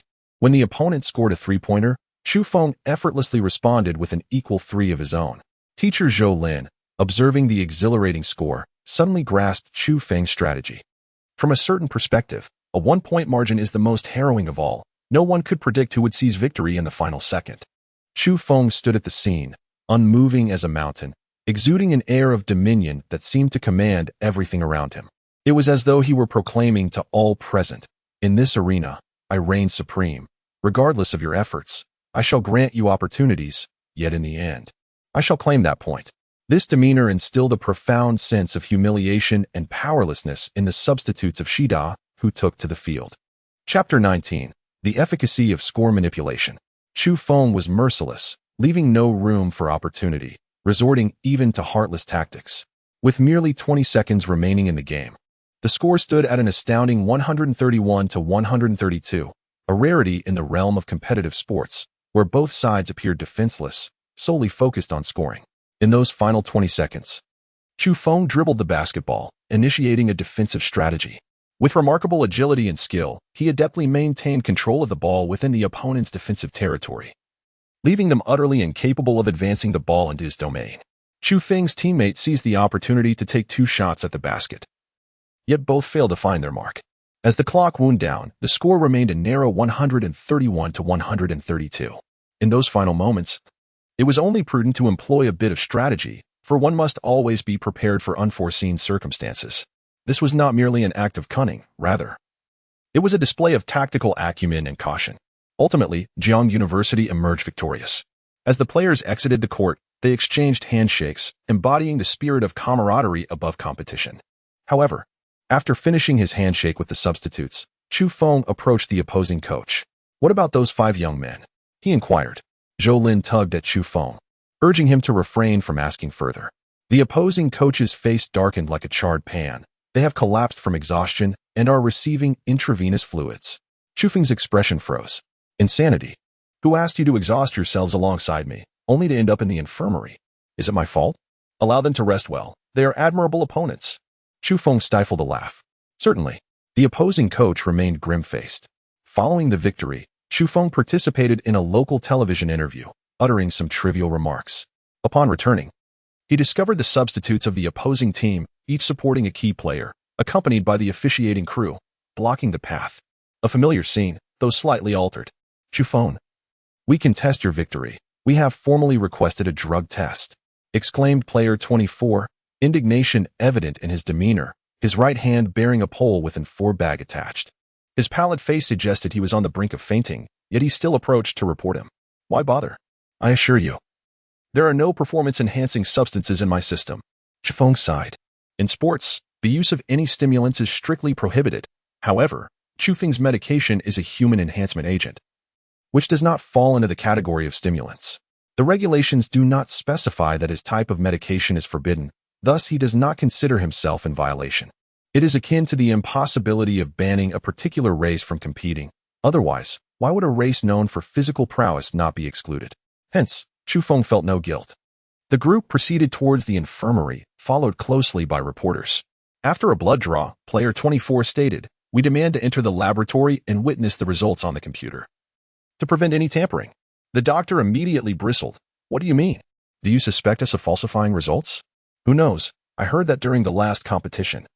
Chu Feng suddenly appeared invigorated, yet his drug test yielded no issues. "Who knows if you are colluding?" Player 24, "This is slander, defamation." Chu Feng's coach retorted angrily, firmly believing in Chu Feng's innocence regarding performance-enhancing drugs. Otherwise, during the last test, Chu Feng would not have needed to keep a watchful eye on the window. Yet, a familiar pattern emerged. Previously, Chu Feng was apprehensive about the doctor's integrity, and now the opponents were equally suspicious, even insisting on monitoring the laboratory process. A standoff ensued. Chu Feng declared, "Doctor, let them witness the truth. Let them be convinced." Consequently, the opposing players and journalists all entered the laboratory, fixated on the computer screen. Zhong Tao felt a surge of anxiety, gripping the center's hand tightly, causing discomfort. "What are you doing?" The center winced. "I'm nervous." Teacher Zhou Lin isn't even anxious. "Why are you?" Indeed, Teacher Zhou Lin is remarkably composed. The group turned their gaze towards Zhou Lin, who stated, "I have personally observed Chu Feng train vigorously for an entire morning. I firmly believe in his extraordinary talent." At last, the results were revealed. No traces of performance-enhancing drugs were detected. "Apologize."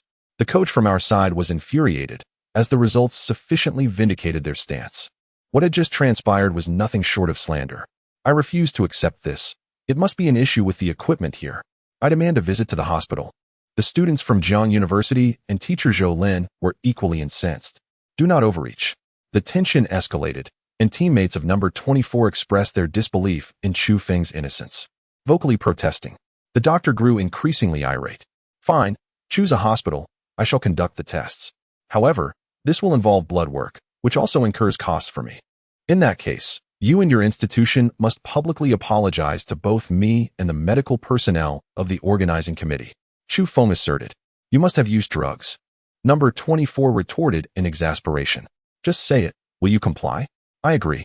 It was the coach from West University who spoke, also suspecting Chu Feng of doping. Thus, half an hour later, a large group emerged from the military hospital after completing their tests.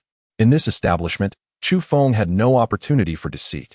The results were disclosed. No abnormalities were found in his blood, and in fact, he demonstrated exceptional health, a free physical examination, as it were. The expression on number 24's face was one of deep discontent. "Apologize," Chu Feng insisted. Several players remained unconvinced. Yet the test results were indisputable. Chu Feng was in the clear. "Apologize. We will not pursue further action." However, the cameras recorded the entire event. And should you attempt to evade responsibility, it may adversely affect your future careers. With no other options, number 24 and his companions begrudgingly offered their apologies. "I shall personally draft the apology letter for the school." The opposing coach lamented, feeling the weight of disappointment. Having nurtured 3 CBA players, this was his pride. He had not anticipated such a humiliating defeat in the finals. His spirit had diminished significantly. "Do not lose heart. You have merely encountered me." Chu Feng led the group away. "Today it's my treat. Let's enjoy a sumptuous meal together," the coach exclaimed with enthusiasm. If Chu Feng maintains today's prowess, there is a glimmer of hope for clinching the championship in the University League. The MVP of Chu Feng is undoubtedly deserving of the title. As he walks along, his spirit is exuberant, in stark contrast to Zhong Tao and his companions, who appear utterly exhausted. I cannot help but suspect that the African player, Halston, has somehow unlocked Chu Feng's potential, for he seems to embody the essence of a formidable deity. Zhong Tao exclaims loudly, "Be quiet. It is the indomitable spirit of the children of Huaxia that empowers me. Do not elevate that individual." Chu Feng interjects, "His name should no longer be mentioned. He is nothing but refuse. Let us not disrupt our meal."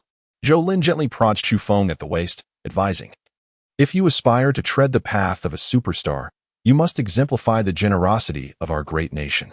Disdain for that individual should never be displayed in public, not even in gatherings among our own." Zhou Lin spoke with gravitas. Chu Feng nodded, acknowledging the lesson learned. Despite his disdain, he still maintained the necessary decorum. After finishing his meal, night enveloped the surroundings. Chu Feng once again arrived at the stadium. Today, the uproar surrounding the two blood tests has become common knowledge among all universities. However, after these two tests, the remarkable growth of Chu Feng has garnered the respect of everyone. He indeed possesses formidable strength. Chu Feng gazed at the panel.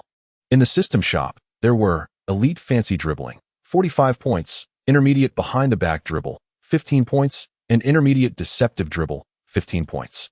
All three items were technical skills. The point-boosting strategy proved to be quite effective. He managed to accumulate 30 points in the final moments of the match, leaving him with precisely 111 points. With the competition scheduled for tomorrow, he could still earn additional points. He decided to purchase all three skills today, and he would still have 36 points remaining. Ample enough for tomorrow's use. Purchased.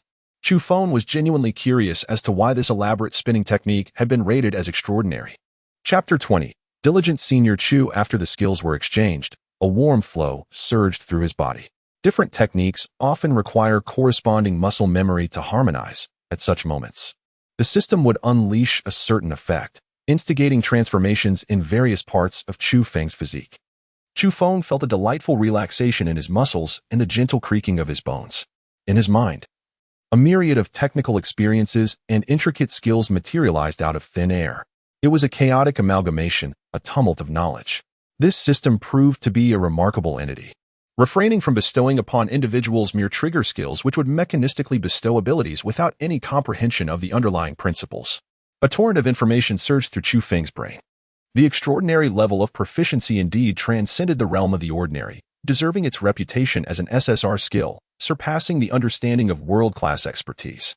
Chu Feng found himself immersed in a state of absorbing knowledge. Senior? Senior? A gentle tap on his shoulder gradually brought him back to reality. With a somewhat bewildered gaze, he turned to the young woman beside him. She was a fellow student, tall and slender, standing at an impressive height of 1.8 meters.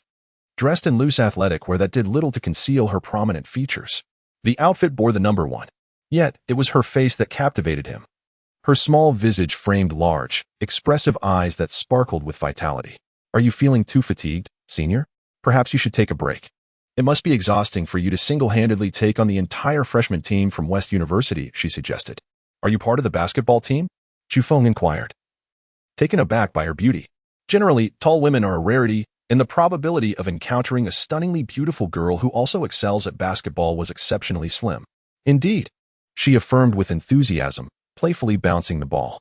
If I recall correctly, I don't believe I've seen you in our school's women's basketball team. A beauty such as her was unforgettable, and Chu Feng felt certain he would remember her even after many years. Is there such a gem in our school? He mused. I never claimed to be from Jiangda. I'm actually from the neighboring Nanda, and I'm also a preparatory player for the CBA. I watched the live broadcast of your game today, and you are truly my idol.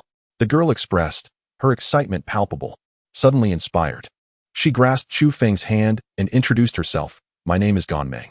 Chu Feng nodded. The men's basketball team differs significantly from the women's. On an international scale, the men's basketball performance has been rather dismal.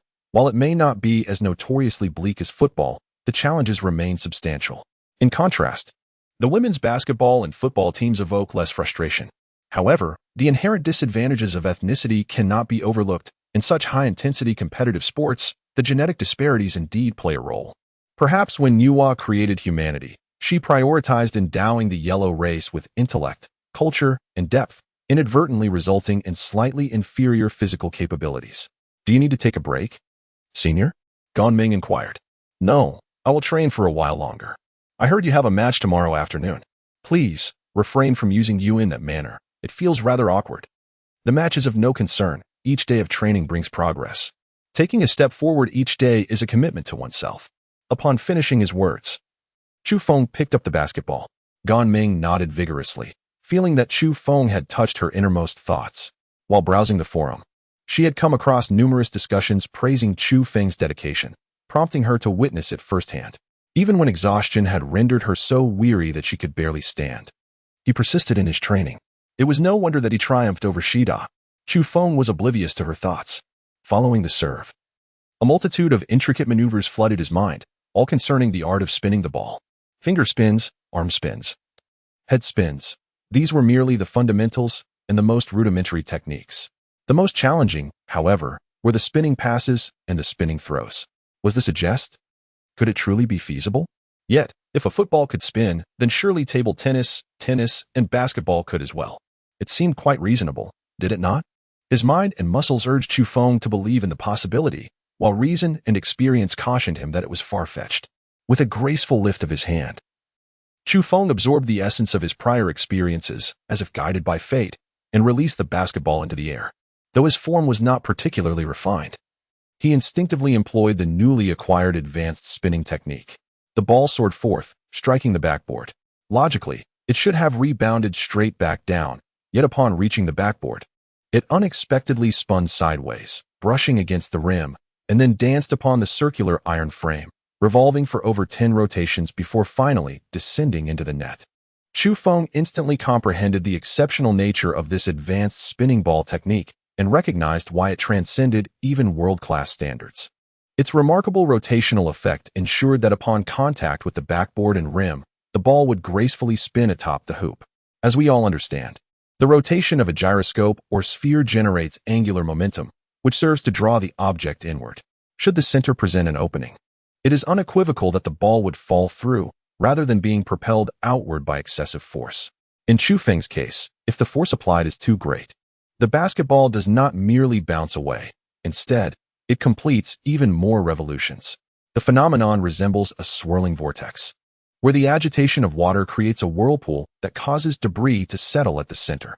Mastering the spinning technique significantly reduces the margin of error in my shooting. Chu Feng discovered the paramount advantage of the spinning ball technique. If my original shooting accuracy was merely 70, this technique could elevate it by at least 15, if not more. After taking a few deep breaths, Chu Feng prepared to retrieve the ball and continue his practice. The younger female basketball player, Gan Meng, picked up the basketball beneath the hoop and tossed it to Chu Feng. "Senior, don't overexert yourself. Allow me to practice with you. We must deliver an exceptional performance tomorrow," Gan Meng remarked, sensing that Chu Feng's condition was rather poor. Such shots required several spins before they fortuitously found their way into the net. "Thank you. Collecting the balls can indeed be quite exhausting." With her assistance, Chu Feng felt more at ease to focus on his shooting. Chu Feng continued to pitch. With relentless training, the muscle memory and the techniques ingrained in his mind gradually transformed into skills he could master with finesse. This was an arduous journey. Gan Meng gradually realized that she seemed to have been proven wrong. Chu Feng seemed to be practicing a certain pitching technique. Remarkably, despite never aiming at the hoop and exhibiting considerable deviation in the ball's trajectory, she managed to spin the ball multiple times before it found its way into the net. Initially, she believed it to be mere coincidence.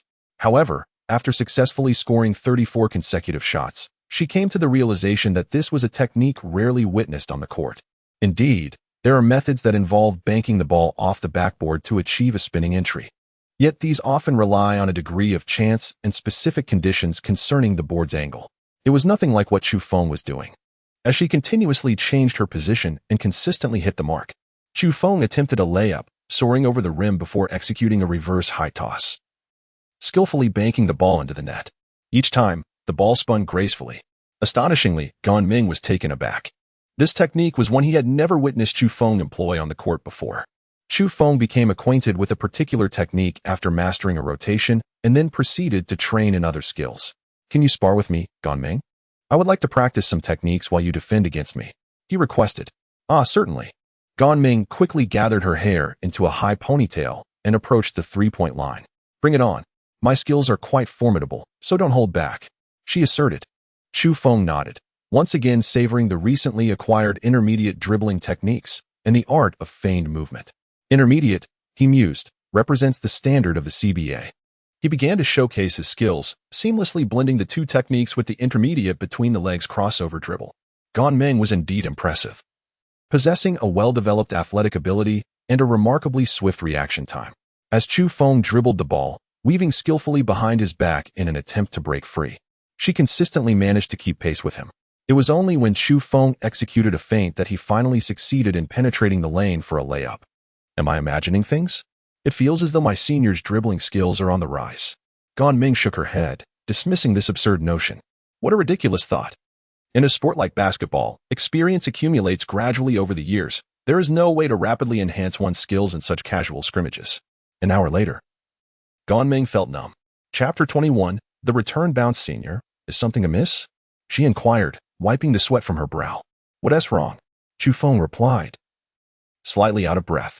Why are you becoming increasingly formidable and fluid? It feels as though you're experiencing rapid enhancement in such a short time. But that defies logic. If your growth rate were truly this swift, considering you have been playing for 3 years. Chu Feng was aware that this was somewhat difficult to articulate. Initially, he had no intention of using Harrison as an excuse, as it seemed to elevate him too highly. Yet, he found himself compelled to do so.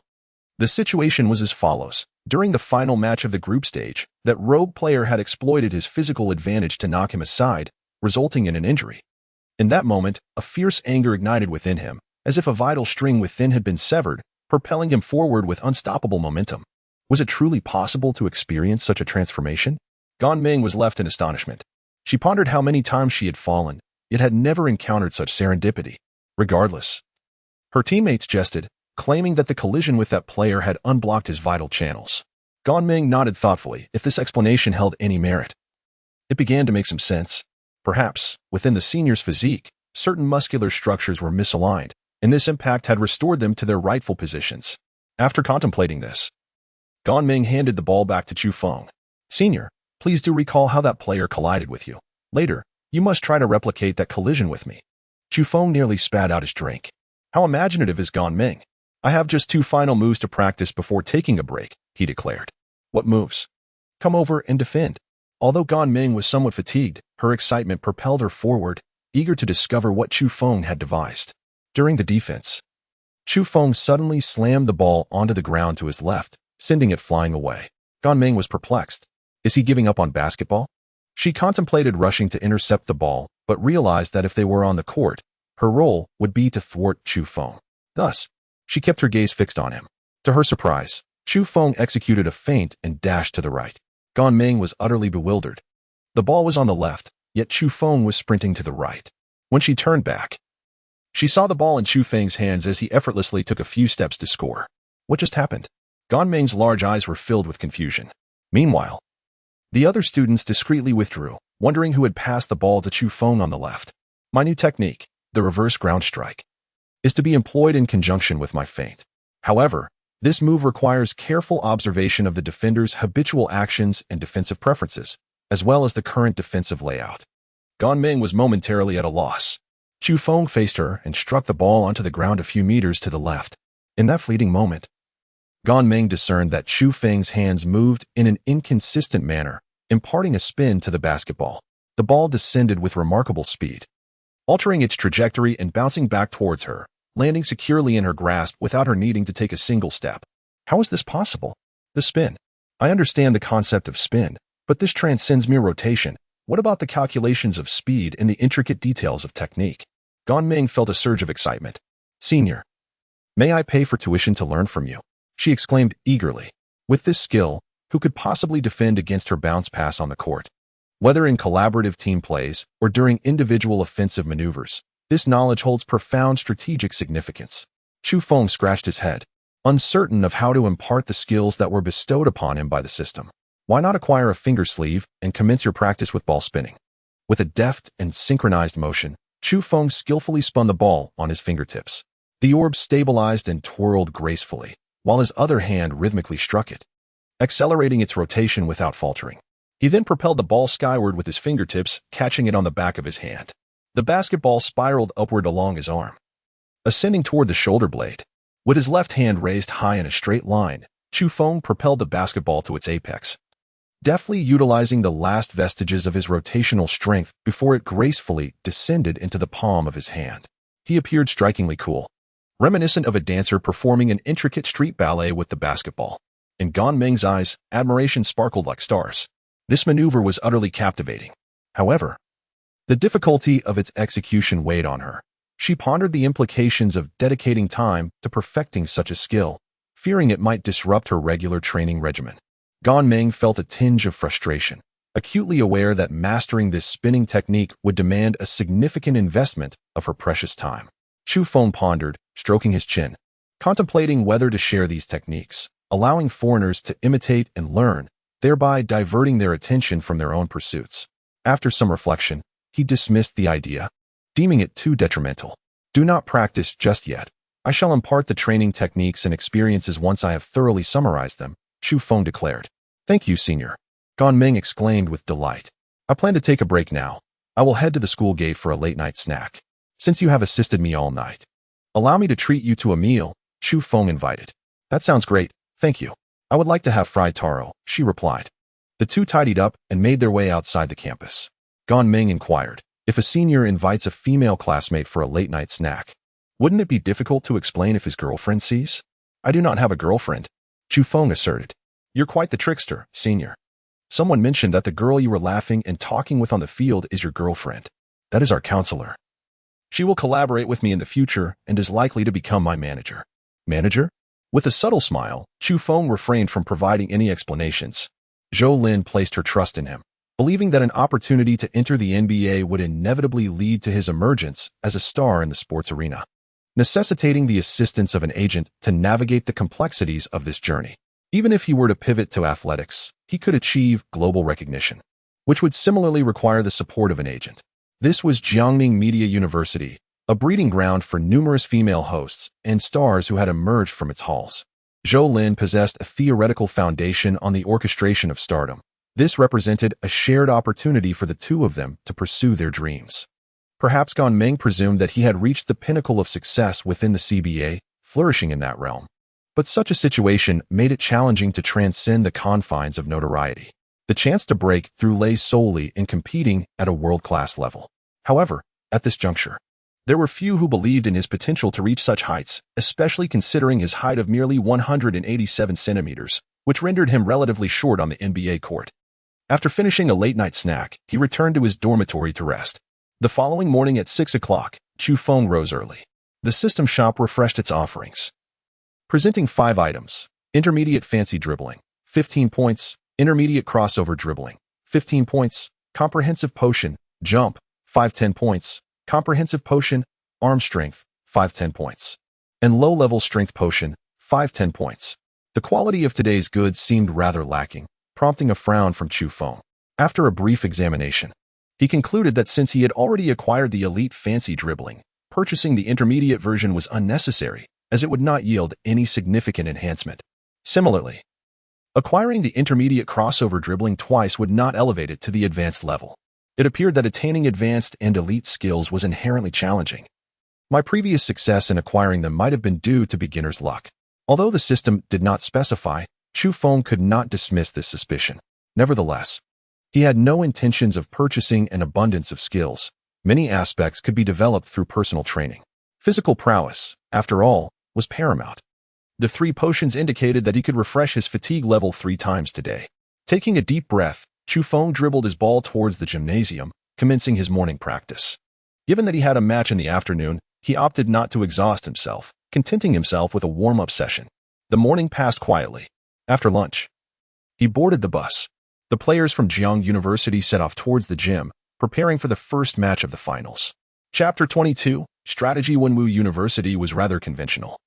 Their group had been fortunate, lacking foreign players or CBA reserves, thus representing a standard collegiate team. The coach shared intelligence, noting that having advanced past the elimination rounds and into the group stages, clinching the top spot, indicated their strength. In a fair competition, they were certainly contenders for the championship. Zhong Tao understood this clearly. Surviving through so many rounds demonstrated that Wenwu University possessed a degree of strength. The coach nodded in agreement. If Chu Feng had not been able to unlock his full potential, the odds of winning against Wenwu University would likely stand at 30-70 in their favor. At that moment, Zhong Tao discerned the caliber of his opponents. It mattered little. With Chu Feng as their foundation, even if WNW University failed to secure a ranking, their misfortune in this competition was palpable, especially since the other 3 finalists were formidable contenders. A sly smile crept upon Zhong Tao's face. Indeed, even if Chu Feng had not risen to prominence, the 2 athletes from Boda could still impart valuable lessons to WNW University. The real tragedy lay with WNW University. Zhong Tao could vividly imagine the exasperation of their coach. As usual, shall we begin with a couple of matches? He glanced at Chu Feng. Chu Feng nodded. In order to enhance his score, he needed these individuals to lose points first. They were being summoned. They must perform splendidly and not allow Chu Feng to underestimate them. Zhong Tao cheerfully beckoned everyone to take the stage. Zhou Lin approached, cautioning, "Be careful. Bohai University is known for fabricating fouls. Yesterday, during the third quarter, they successfully had that Caucasian penalized. If the score hadn't been so lopsided beforehand, they might have even had a chance to win the game." Such a tactic? Chu Feng raised an eyebrow. He had employed a similar strategy to have Harson penalized. This approach is particularly effective against teams with only a single offensive player. If that player is removed from the game, the remaining players pose minimal threat. However, if Bohai University possesses a balanced and strong lineup, eliminating the opposing offensive player could allow for a counterattack. Of course, against a team like Shishing University, which utilizes a three-core strategy, such maneuvers would prove largely ineffective. Moreover, the act of scheming to remove a player is quite offensive and may not benefit us. After all, we are compatriots, while yesterday's incident involved a foreign player. The coach still harbored a glimmer of hope. "I will be cautious, rest assured," Chu Feng replied. "Is there truly a distinction between compatriots and foreigners? One should never impose their own moral standards upon others, just as one's own coach may disdain the idea of hiring foreign talent." Yet here we are in this match, facing two black players and one Caucasian. The situation has taken a regrettable turn, and it seems that next year's University League will be even more absurd. It can be likened to a chaotic spectacle. A considerable number of players of African descent appeared on the field, leading one to mistakenly believe that an international match was underway. The prevailing atmosphere is likely to deteriorate further, with an increasing presence of individuals from marginalized backgrounds. The most astonishing instance was when one institution fielded 4 primary players of African descent, prompting outsiders to assume that the entire student body comprised individuals of this background. The competition has commenced. As Chu Feng observed from the sidelines, he was taken by surprise when someone approached him. "Senior." Upon hearing the familiar voice, he turned to find it was Gan Ming. "What brings you here?" he inquired. "I came to watch your match," she replied. Zhou Lin recognized Gan Ming. "You are the beautiful CBA member from next door." "I'm just a reserve, though," Gan Ming modestly smiled. "How did you manage to get in?" "This area isn't designated for spectators," he questioned. Gan Ming refrained from revealing that she had infiltrated the venue by posing as Chu Feng's girlfriend. "Just a little cleverness." "Let us watch the game," she urged. Before they knew it, the first quarter concluded, the match proving to be fiercely competitive, with the opposing team showcasing substantial strength. The score stood at 32-28, with their side trailing by a narrow margin. With a furrowed brow, Chu Feng contemplated the situation. This simply would not do. He had hoped to establish a significant lead, allowing him to enter the game effortlessly and accumulate points at will. Observing the current state of play, it seemed that by the time he took to the court, there would be scarcely any points left to salvage. The margin was too narrow. "I must make my entrance sooner. Why rush onto the scene so early? One ought to await the opportune moment, allowing others to tire themselves out. Everyone assumes you will still make an appearance in the third match." Zhou Lin attempted to intervene. The opponents were lacking even in CBA experience. Entering the game at this juncture felt somewhat unfair. Moreover, wasn't Chu Feng striving to cultivate an image of someone capable of turning the tide, regardless of the score disparity? Chu Feng shook his head. While character development is undoubtedly significant, accumulating points holds equal importance. Without participating in matches, he is at a loss as to where to enhance his score.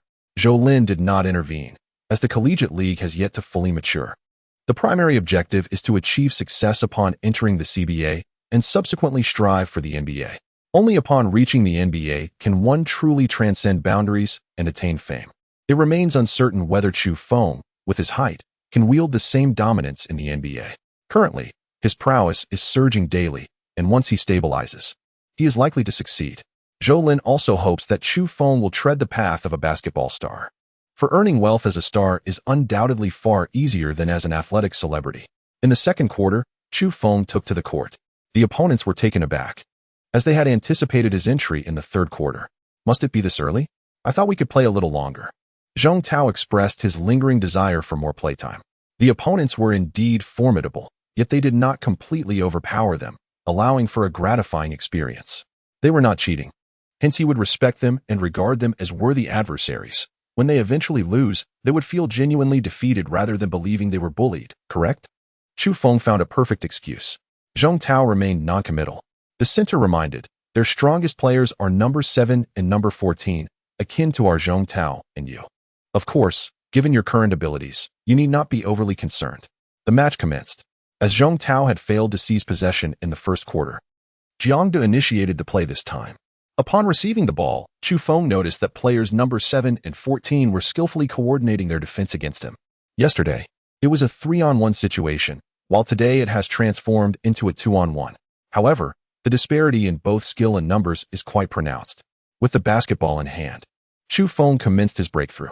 Utilizing a series of cross dribbles and feints, these two skills alone enabled him to effortlessly bypass the defenses of two opponents. Positioning himself at the three-point line to execute a shot, he secured a three-pointer. The score stood at 32-31 as the opposition prepared for the inbound. The opposing guard passed the ball to the point guard. Chu Feng employed the same strategy as yesterday, preparing to intercept as he served. He deftly evaded the defense of player number 7. However, that individual unexpectedly leaned sideways, colliding with him as Chu Feng surged forward, sending him sprawling. The referee's whistle pierced the air. Chu Feng halted his steps, a look of bewilderment on his face. Number 7 was dramatically wailing on the ground. Goodness, we've only just begun, and already they're resorting to feigned antics. Chu Feng was resigned to his fate. He had mentally prepared himself for the possibility of being subjected to 3 fouls that could lead to his expulsion from the game. Yet he never anticipated that the adversary would resort to underhanded tactics right from the outset. In the chronicles of Chu Feng, after a single infraction, a second transgression would lead to expulsion from the game. The referee's whistle pierced the air, signaling a resumption of play. Upon glancing at the score of 32-31, Chu Feng's gaze darkened. He knew that there could be no further mistakes, with 3/4 of the game still to play. Allowing the opponent to fabricate fouls would be disastrous. If fortune turned against him, and he were to accrue 3 fouls, the outcome of the match would be dire. Most crucially, if he were to be fouled out, he would lose the opportunity to score. Chapter 23. Frustration without recourse in this instance. Chu Feng remained steadfast at center court, refusing to budge. Player number 7 danced around him like a jester, wary of his sudden departure. Consequently, the game transformed into a 4-on-4 contest. Zhong Tao seized the ball and, after a grueling struggle, finally succeeded in making a layup. Chu Feng had not even broken a sweat. Looking at number 7 before him, he remarked, "You are the key player. Your presence here to defend against me means your team's strength has diminished. No worries, I'll trade 1 for 1. It's a fair exchange." "No." 7 replied with a smile, completely unashamed of resorting to feigned fouls, and still managing to smile. Chu Feng shrugged and remained still. This time, the opponent's serve was not intercepted, bringing the score to 34-33. With a knowing glance from Chu Feng, the server understood the unspoken cue. Upon serving, Zhong Tao forcefully hurled the ball towards the opponent's defensive zone. Suddenly, Chu Feng took off running. Astonished, number 7 was eager to pursue him. However, as Chu Feng sought to cultivate his persona, he refrained from feigning a foul. With remarkable speed, he seized the basketball and executed a layup with the swiftness of the wind. Employing a spinning technique, he effortlessly secured 2 points. Once again, it was the turn of Bohai University to serve. Chu Feng remained motionless at midfield, sharing a profound gaze with the player wearing number 7. "Aren't you going to intercept the ball?" inquired the number 7. "I shan't," replied Chu Feng. "Your tenacity is too formidable. I cannot compete with you. I concede these 2 points willingly. Once you score, we shall resume play, and then I will attempt to make a basket." After a brief pause, Chu Feng added, "Even with the ball in my possession, you cannot keep pace with me.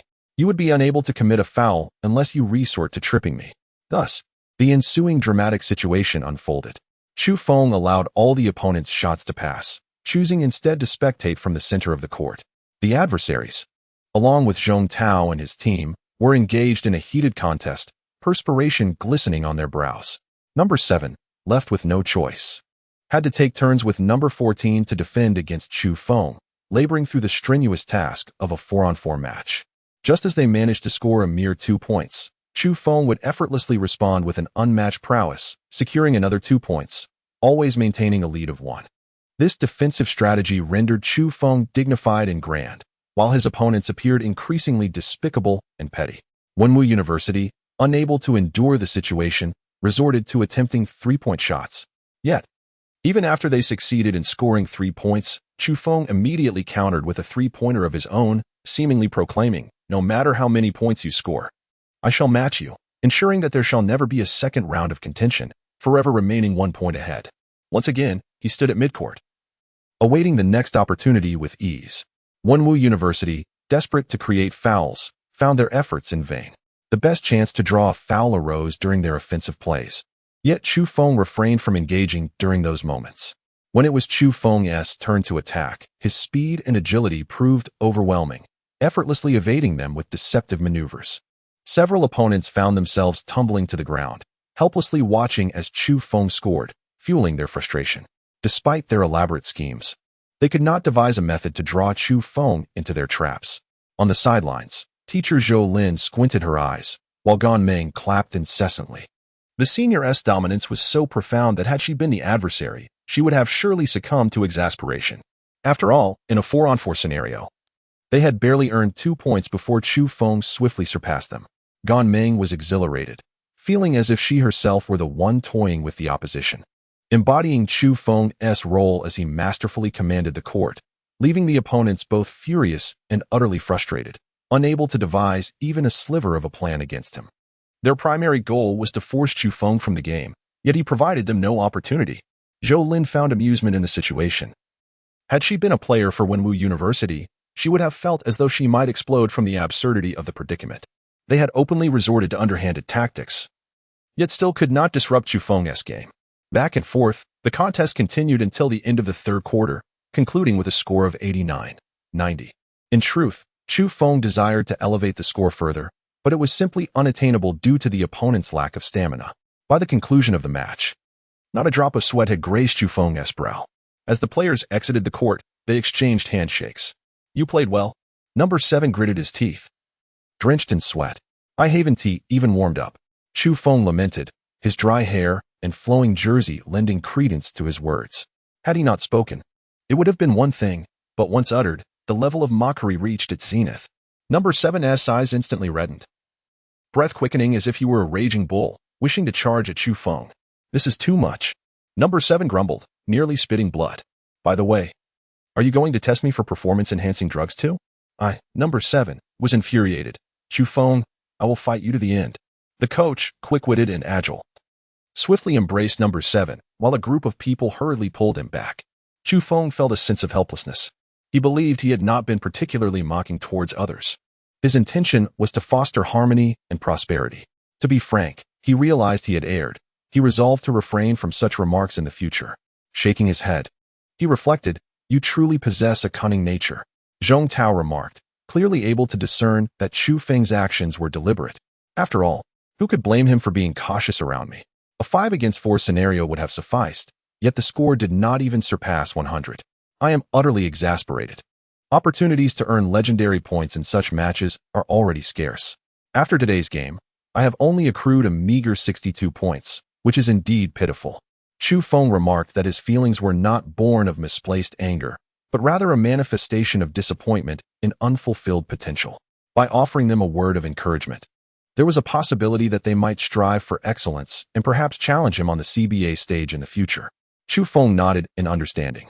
He could discern that the opponents wearing numbers 7 and 14, with diligent effort, might transform their latent abilities into tangible prowess, thus earning a chance to enter the CBA, albeit in a year or two. News of Chu Feng driving his opponent to madness surfaced on the school forum. In the accompanying photograph, Chu Feng is seen shaking hands with Number 7, who is drenched in sweat, while Chu Feng remains remarkably composed, creating a striking contrast. Those privy to the circumstances animatedly commented beneath the post. Students from Bohai University shared sly smiles, as the situation indeed seemed infuriating, without resorting to deceitful tactics. They engaged in earnest competition, emerging from the match thoroughly exhausted, while their opponent had merely warmed up. They faced defeat, leaving behind a lasting psychological scar. Consequently, some classmates began voicing their opinions. "Senior Chu Feng is truly formidable," one remarked. The team members claimed that he was struck by a black player, opening up his energy channels, much like a Xing, and now no one on the court stands a chance against him. Today, Peter, a Caucasian from Bohai University, faced off against 3 CBA players from Xixing University, dominating the match with ease. Some spectators had witnessed the duel between Peter and Chu Feng. Xixing University performed commendably, refraining from underhanded tactics and lost with dignity. Who was more skilled, Chu Feng or Peter? It remains uncertain, even if Peter is merely a bench warmer in the NBA. He is still part of the league. Chu Feng may surpass CBA standards, yet he is significantly shorter than Peter, who stands at 203 centimeters, placing immense pressure on Chu Feng. Following the match, someone shared the forum link with Peter. "I can't understand this," he replied in a string of English. Upon opening the video link on his notebook, he encountered another foreigner. This individual, Connorson, is Peter's high school classmate. Both have become NBA substitutes and are currently participating in a student exchange program in China. Unlike Peter, who looks down on China, Connorson is an admirer of the country and speaks decent Mandarin. You've seen the video of Chu Feng's match, right? He managed to equalize a staggering 78-point deficit, displaying an almost monstrous stamina. I have. The players from Bohai University are simply inadequate and undersized, while those from Bohai University rely solely on cunning schemes. They are all worthless. Defeating them does not imply that Chu Feng is capable of instilling any pressure on me, Peter remarked. I sense he possesses remarkable speed and poses a genuine threat. How about I visit his school and challenge him to a match to assess his true level? Connorson inquired. Go ahead, but I have 2 lovely girls waiting for a date with me today. Peter expressed his disinterest in a solo match. Given Connorson's prowess, he could easily overwhelm Chu Feng. Rather than engage in such a contest, he preferred to enjoy a drink with the charming girls and see whose dormitory they would visit that evening. Chapter 24. Challenging the school upon returning from the match. Chu Feng headed straight to the gymnasium. Zhou Lin went off to prepare the press release, while Gan Ming continued to trail behind Chu Feng. The competition has just concluded. Why not take a moment to rest and unwind? Why dive straight into training? She chided. Senior, I understand your dedication, but it is essential to balance work and relaxation. Gan Ming expressed her concern, stating that in sports, one of the gravest mistakes is the excessive strain placed on the body. Prolonged periods of repetitive, high-intensity training only result in a convoluted and futile form of physical exertion, rather than genuine learning. True learning necessitates cognitive engagement.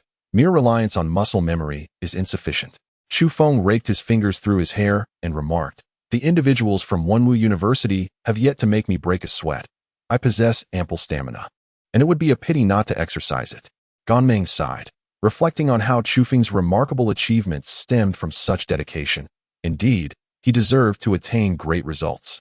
Though she thought this in her heart, Gan Ming's lips would not concede, and instead, she urged, perhaps you should take a break. Do not overexert yourself. I am determined to train, Chu Feng declared resolutely. Gan Ming sighed again, ultimately yielding to Chu Feng's resolve. After a moment's contemplation, she inquired, your prowess, when placed within the CBA, is indeed top tier. Would you like me to introduce you to some formidable players for a solo match? After a moment of contemplation, Chu Feng pondered over the matter. Primarily, he was reluctant to owe anyone a favor. Furthermore, he believed in the principle of reciprocity. Thus, he felt inclined to offer Ganyu some form of recompense. Let us engage in a duel, he proposed. You may replicate my movements and techniques, and there shall be considerable benefits for you. Ganyu felt a flutter of excitement. Yet a tinge of shyness overcame her. The disparity in our abilities is increasingly vast. Training with you might only squander your time, don't you think? The techniques mastered by Chu Feng originate from the system. What he now requires is to amalgamate his experiential knowledge with practical application. This process, akin to the training of any individual, will not hinder his advancement. Let us dispense with trivialities and commence without delay. Under Chu Feng's rigorous training, it took less than an hour for Gan Ming to succumb to exhaustion. She remarked that her previous coach had never subjected her to such fatigue. Chu Feng tossed a bottle of functional beverage to her and immersed himself in practicing running and dribbling. After each run, he would contemplate the areas in which he could improve, endeavoring to correct his mistakes before resuming his training. Just as he was engrossed in his routine, a tall foreigner with a prominent nose entered the arena, capturing the attention of several students. While they were accustomed to training alongside Chu Feng, the presence of a foreigner was a novelty. Connor was slightly taller than Peter, standing at 205 centimeters, making him a giant among the students. His head visible from a distance. Connor approached Chu Feng directly, hands on his hips, and inquired, "Are you looking for Chu Feng?" Gan Ming asked fluently in English. "I can speak Chinese." Connor replied with a smile, then turned serious as he looked at Chu Feng, asking, "Can he endure solitary training on his own?" Typically, they trained with like-minded partners, allowing for conversation and hydration during moments of fatigue. Ganming pointed to her drenched self and retorted, "Am I not human?" Connor paused, momentarily perplexed by her statement. The girl was strikingly beautiful, fitting the Western aesthetic with an admirable physique. Surely, she was human, but why did she question her own humanity? This left Connor utterly confused. Is this some kind of Chinese expression? You must be human, right? I'm not sure. Oh my goodness, what exactly are you? Connor exclaimed, burying his head in his hands, feeling somewhat overwhelmed. Where did this eccentricity come from? Ganming sighed, choosing to ignore him, as Chu Feng took a break. Connors approached him immediately. "Hello, my name is Connors, a reserve player for the NBA's Magic team." Chu Feng shook his hand. "Is there something you need?" For some reason, Chu Feng felt that despite his own heavy perspiration, there was no trace of the foreigner's odor. It seemed he possessed a rather pronounced natural scent. "I watched your game and found you to be a formidable opponent worthy of respect. I would like to engage in a meaningful confrontation with you," exclaimed the foreigner excitedly. He had fallen in love with this country and was particularly intrigued by the rising star, Chu Feng. With a spark of excitement in his eyes, Chu Feng declared, "A challenge." Liu, the esteemed instructor from Bohai University, a retired member of the CBA, could elevate his game to legendary proportions, yielding tenfold the score. Engaging in competition with this foreign adversary promised untold rewards. He decided to take a shot to gauge the atmosphere. Grasping the basketball firmly, Chu Feng proclaimed, as the challenger, "I shall not hold back. I will serve first." Chu Feng requested a half-court match, standing face-to-face with his foreign opponent, while Ganming assumed the role of referee. At the sound of the whistle, Chu Feng began to dribble the ball. The foreign player swiftly extended his arms, advancing towards him with remarkable speed. In an instant, Chu Feng sensed an intangible pressure, not to mention the imposing height and physique of this foreigner, which surpassed that of teacher Liu. During the confrontation, Chu Feng observed that Connor's gaze remained fixated upon his eyes, seemingly unyielding to his movements. Chu Feng attempted to evade with a feint, yet Connors nearly snatched the basketball away. Escaping by the narrowest of margins, he retreated beyond the arc. Acutely aware of the disparity between the CBA and the NBA, as well as the gap between himself and Coach Liu, along with Connors. In that recent feint, Coach Liu would have had only a 30% chance of seeing through it, whereas Connors succeeded effortlessly. Chu Feng did not perceive this as mere coincidence. Connors fixed his gaze upon his eyes, his peripheral vision assessing the trajectory of the ball, thus rendering him less susceptible to being deceived by physical movements. A formidable opponent. Chu Feng took a deep breath, striving to break through once more, only to retreat repeatedly, encountering failure time and again. Although the ball remained in his possession, the onlookers were rendered speechless in astonishment. A figure as formidable as senior Chu Feng, renowned for his prowess on the court, found himself thwarted by a foreign opponent today. Connor observed Chu Feng contemplating a solution and couldn't help but remark, in a similar scenario of 78-3. Peter possesses the capability to turn the tides and emerge victorious. He referenced the battle against Chu Feng University from the previous day. Connor continued, "If your abilities are confined to this level, I dare say the gap between you and Peter is like the difference between you both scoring a perfect 100. While Peter's test paper displays solely a score of 100. The audacity of the foreigner drew ire from the surrounding students. "What do you mean senior can only achieve 100? Wasn't it the case that Chu Feng University was thoroughly defeated by the senior? Did he not triumph over those two black players?" They speculated that this individual was deliberately trying to provoke. Connor remained unfazed and stated earnestly, "I am merely speaking the truth. Your strength does not appear as formidable as it seems. Perhaps the brilliance you exhibited in earlier matches, salvaging the scoreboard, led everyone to overestimate your capabilities." "Get lost, foreigner," shouted one student. "Shut your mouth. Your claim that the foreigner is superior to Chu Feng must stem from a professional perspective." Another added, "You sycophant, go kneel before your foreign master. Stop being argumentative." "I am simply stating facts. Chu Feng is unable to breach the defense. That is the reality. Be quiet and watch the match, if you dare."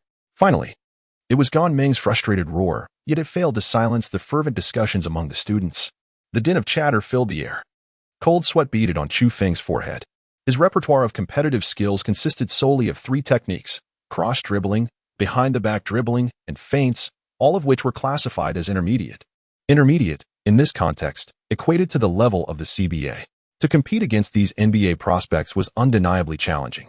Yet, he was acutely aware of the foundation upon which his dominance in the game rested, One was the passive ability granted by the system, and the other was his high agility statistics.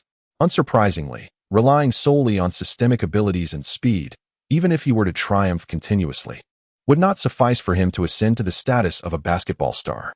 Technique was the essence of his game. If fortune favored him alone, there would be moments on the court where he would be unable to touch the ball, rendering him incapable of commanding the game.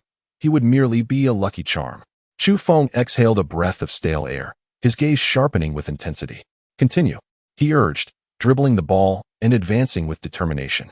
This time, it was yet another feint. However, Connor observed as Chu Feng deftly pushed the basketball to his left with one hand, while he himself darted to the right. What? Chapter 25. The moment of showmanship unfolds. What is happening?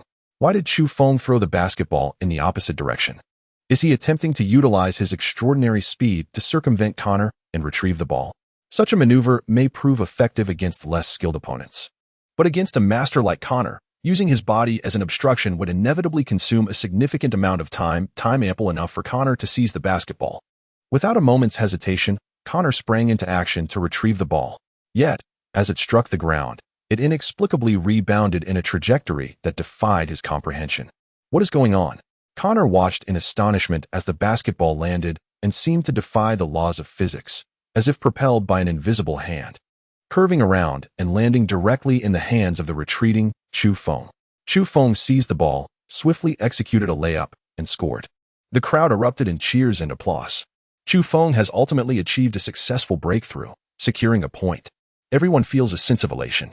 However, some envious onlookers remain unconvinced, claiming that it is merely a stroke of luck, as the nature of the game involves both victories and defeats. Connor had just put Chu Feng in a challenging position. Indeed, a single point cannot be deemed conclusive. If they were to play a few more rounds, it is certain that Chu Feng would face defeat. Chu Feng paid little heed to those envious individuals. A smile danced upon his lips, yet it swiftly faded into a frown. The system panel remained silent, devoid of any notifications. What was amiss? Was Connor's truly superior to Teacher Liu, yet offered no legendary status? System, provide an elucidation. Naturally, the system offered no explanation. But after some contemplation, Chu Feng began to piece together the situation. Legendary status, after all, requires renown to manifest its effects. In the school, no one even knew who Connors was, thus, he had no legendary status to speak of. What was that technique you just executed? While the ordinary athletes failed to comprehend, Connors immediately recognized the anomaly. Remarkable. It's akin to the way a ping-pong ball curves. The table tennis skills of the Huaxia people are truly miraculous. And to think they could be applied to basketball. How can something so heavy exhibit such finesse? The principle behind a ball's curve typically lies in air pressure. When the air flows on either side of the ball are unequal, differing pressures cause it to curve. This phenomenon is usually applicable to lighter balls. However, the weight of a basketball means that the force generated by air pressure is insufficient. But the remarkable skill of Chu Feng lies not in curving the ball mid-flight, but rather in the moment it strikes the ground, where the friction compels the sphere to veer sideways, thereby executing a turn. This ability resembles a form of instinct and experience honed over time, devoid of specific coefficients of friction or velocity variables for reference, yet it enables a fluidity of movement akin to an extension of one's own limbs. Observing the exhilarated expression on Connison's face, Chu Feng understood the magnetic allure that a curving basketball held for him. As one play concluded, it was Connison's turn. All right. That was fun. Could you please enlighten me on why the basketball curves? Connison queried, having secured a point. After the ball swished through the net, he turned back, bewildered, and asked, why didn't you stop me? 1-to-1, let us keep it friendly. I didn't want to go too hard on you. Chu Feng replied with a grin. Well, I may not grasp your customs, but as a fervent basketball enthusiast, I implore you, can you please teach me? Connison pleaded. After some contemplation, Connison considered that he might learn through competition, suggesting, or we could continue solo, and I can teach myself. Gan Ming approached Chu Feng and whispered, Senior, he must have some specific intention, right? Foreigners are different from us. They may not understand subtlety and ambiguity. If they have a purpose, it's best to be as straightforward as a business transaction, clear and explicit. They won't perceive it as impolite. In his previous life, Chu Feng had little interaction with foreigners and was unaware of such characteristics they possessed. How crude indeed. Upon realizing the situation, Chu Feng spoke directly. You must have your own basketball circle. And if you wish to continue this one-on-one competition with me, you must publish the details and results of our match on your information platform. Connorson was not a fool raised in a carefree educational environment. Rather, he was a distinguished scholar from an elite academic background, one of the few highly educated talents in the NBA. With just a few words, he grasped Chu Feng's intentions. Chu Feng sought to leverage his fame and online presence to orchestrate a personal promotion, aware of the advanced commercial systems abroad. He recognized the economic benefits that fame could yield. However, he felt that sacrificing a portion of his own interests to glean insights into ball-handling techniques was a worthwhile trade-off. No problem. Though this may prove somewhat troublesome, came a voice. The crowd turned to see Zhou Lin approaching. Upon hearing of the challenge posed to Chu Feng by a member of the NBA's developmental league, she realized an opportunity for Chu Feng to leap forward in his career had arisen. Seizing this moment could save him considerable time in his growth and development. I believe I can record your one-on-one match and share it on your Twitter, YouTube, and other social media platforms. Zhou Lin proposed. Connor pondered for a moment and concluded it was a good idea. Recording the video would be advantageous if he could not learn in real time. He could analyze the footage repeatedly upon returning home. It was a win-win situation. He had no objections. Then let us set the victory point at 6 baskets, Connor declared, passing the basketball to Chu Feng. The match resumes, and this time, I hope you unleash your full potential. If you wish to gain notoriety through me, the skills you just displayed are insufficient to capture the attention of NBA scouts. Chu Feng's gaze sharpened slightly. His advanced skills were lacking, and in the presence of true world-class elites, his intermediate techniques fell short. It seemed he had no choice but to showcase his abilities to the fullest. He nodded and assumed his stance. For some inexplicable reason, he suddenly perceived his senior as remarkably handsome. Ganming clenched her fists. Just moments ago, many had criticized Chu Feng. Yet, he viewed this confrontation as an opportunity to make a name for himself in the realm of triple jumps. If he failed to astonish the NBA representatives, his journey to stardom would likely entail a prolonged struggle of 1 or 2 years. What was once impossible now appeared attainable. The envious onlookers began to murmur once more. The confrontation commenced. In the Chu Feng store, there were 3 types of potions available: bounce, strength, and power. He first purchased the bounce potion, fully replenishing his stamina. With renewed vigor and vitality, the moment he seized the ball, Chu Feng hurled it towards the backboard with fervor. What the hell? Wasn't this supposed to be about dribbling and competition? Why was he smashing the backboard right from the start? Connors, frustrated, turned to snatch the ball. Their positions were directly in front of the backboard. Logically, the ball should bounce back vertically. However, to his astonishment, instead of rebounding straight up, the basketball veered off at a 45-degree angle, flying sideways. He missed it entirely. Chu Feng surged past him from the side, surpassing him with remarkable speed, and executed a lofty leap to complete a resplendent slam dunk. With an additional jump boost of 20 points, coupled with the existing 43 points of agility, Chu Feng effortlessly executed a slam dunk. This remarkable display, an exhilarating leap culminating in a powerful dunk, was nothing short of a masterclass in athletic prowess. The embodiment of violent aesthetics resonated profoundly, leaving the men in attendance exhilarated. Impressive, many male classmates exclaimed, while Shuang Ganming voiced her astonishment. How did he achieve that? Why did he bounce off at such an angle? Connors was left bewildered by the execution. Shall we continue? Chu Feng inquired. Connors retrieved the basketball and tossed it back to Chu Feng. Proceed. Will you employ that same technique again? After a brief assessment, Connors concluded that Chu Feng's skill level was among the elite in Huaxia, albeit still distant from the NBA. Nevertheless, Chu Feng's speed was unmatched, eclipsing that of all NBA players. This maneuver would be exceedingly difficult to defend against. Damn that speed. It diminishes the brilliance of technique. Connors cursed inwardly, feeling a mix of envy and admiration. Let us continue. I shall not employ the same scoring technique a second time. Chu Feng smiled. Chapter 26. A stir in the circle. 6 balls to victory. With a powerful slam dunk, Chu Feng established a definitive score. His exceptional spinning technique has reached an extraordinary level, transcending even that of world-class athletes. At present, Chu Feng must harness his extraordinary ball control skills while enhancing his agility and impressive leaping ability. He should refrain from showcasing his merely intermediate dribbling techniques, as they are sufficient to astonish Connor's circle of friends. The second round begins. Connor is fully committed, aware that the upcoming performance is Chu Feng's stage for exhibition. However, he cannot afford to ease up, as it would jeopardize his professional career. Here we go. Connor bellows with fervor. With a sudden burst of energy, Chu Feng began to dribble towards the right side. He persistently sought to break through from that flank. Connor, sensing the pattern, understood that typically, an overt display of dribbling to the right would ultimately lead to a feint, creating an opening on the left side. To mitigate any unforeseen circumstances, he remained vigilant while maintaining his defensive composure. Just when everyone anticipated a stalemate akin to the beginning, Chu Feng executed a behind-the-back dribble. This maneuver, typically involving the transfer of the ball from one hand to the other, necessitated a bounce. Otherwise, it would be deemed a double dribble violation. Observing Chu Feng's right hand maneuvering the ball behind him and recognizing an opportunity near the left hand, Connor swiftly pivoted.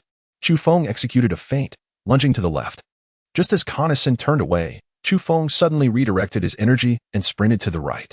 Connaughton was astounded to witness the ball, which had ricocheted from the right to the left at a 60-degree angle upon striking the ground, not rebounding in the opposite direction but instead returning to Chu Feng's right hand.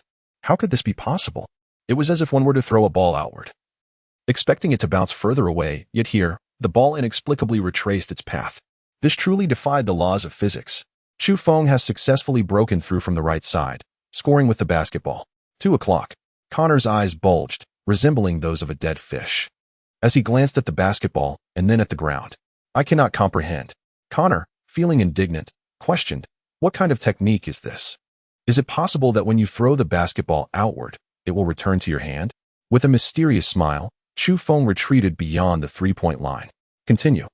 You may observe for yourself. Come. What method will Chu Feng employ this time? Connor's was fully focused. Once again, Chu Feng made a breakthrough from the right. This time, Connors dared not meet Chu Feng's gaze. The feint, combined with the erratic trajectory of the ball, could easily mislead one if they focused on the eyes. It was far more prudent to keep a close watch on the ball's movement. The classmates on the periphery clenched their fists in anticipation. Chu Feng must employ 6 distinct offensive strategies to successfully execute a layup, which proves to be quite challenging. Their minds, straining with effort, consistently struggled to conceive a way to fulfill all 6 requirements. With a vigorous display of movement and strength, Chu Feng endeavored to break through for a layup, while Connors remained vigilant against any sudden changes in the ball's trajectory. Just as he was fully focused, Chu Feng abruptly came to a halt. The sudden stop followed by a jump shot is a strategic maneuver employed during a rapid breakthrough, catching the opponent off guard. With remarkable agility, Chu Feng came to an abrupt halt, his muscles and ligaments straining against the tearing force of inertia, resulting in a sharp pain coursing through the top of his foot. The basketball, seamlessly incorporating the art of spinning, did not continue its forward trajectory due to inertia. Instead, it returned steadily to Chu Feng's grasp. Connors, momentarily dazzled, instinctively attempted to regain his footing, pivoting back towards Chu Feng to defend. In that fleeting instant, his balance faltered, and he found himself unceremoniously seated on the ground.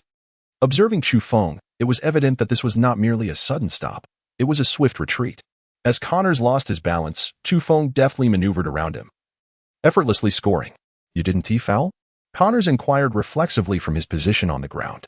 The remarkable speed at which Chu Feng maneuvers raises the question of how he ensures that the ball does not fly away during abrupt halts.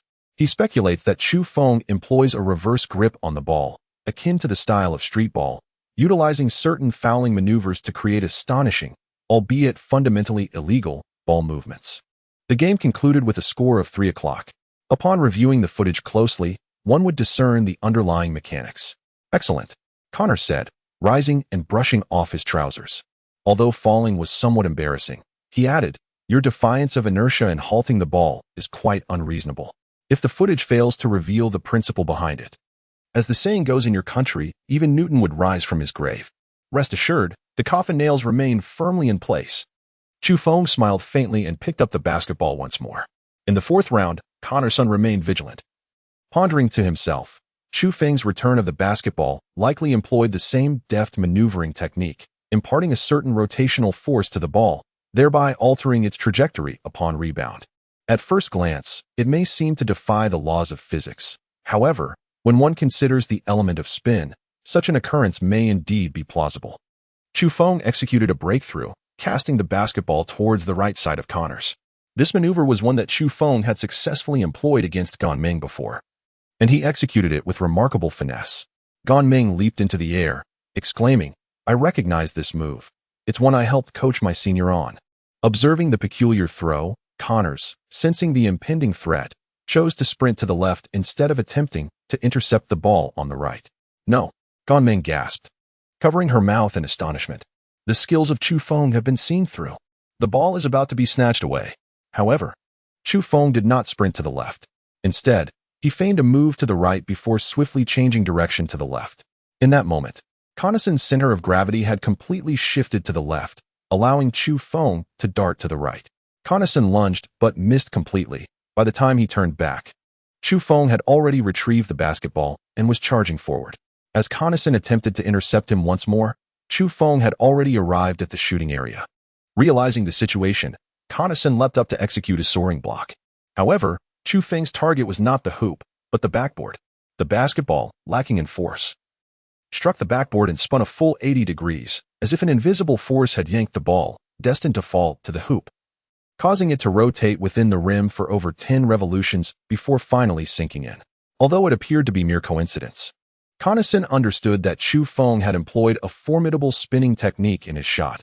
The rotational force of the spin far exceeded both elasticity and gravity, creating an extraordinary effect. What kind of rotational speed was required to achieve such a feat? How could it be accomplished with just one hand? The score stood at 4-0. Chu Feng once again seized the ball. Mirroring his previous breakthrough, he hurled the basketball toward the right. Connors simultaneously guarded both the left and central directions. However, the ball ricocheted to the three-point line at an angle of 90 degrees to the right. As Chu Feng sprinted to the side, he seized the basketball, creating distance before executing a second breakthrough. When Connors' approached to defend, Chu Feng darted along the sideline to the opposite end and, with a deft turn, released a hook shot that sent the ball spiraling towards the hoop. As he moved from the left side of the rim to the right, he needed to ensure the ball rotated counterclockwise. A miscalculation would send it careening out of bounds instead of through the net. This method of breakthrough was quite common. Yet Connors' believed the highlight lay in Chu Feng's ability to direct the ball towards the right while positioned on the perimeter. "Your adaptability is remarkable, should you choose. You can make the basketball land from any angle, directing it precisely where you desire, unlike certain individuals whose signature skills can only redirect the ball in one direction. Your angular finesse is truly multidimensional," Connors' remarked. "Did you truly notice that?" Chu Feng inquired.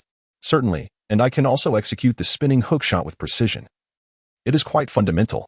Chu Feng shook his head, seemingly aware that the truth had eluded him.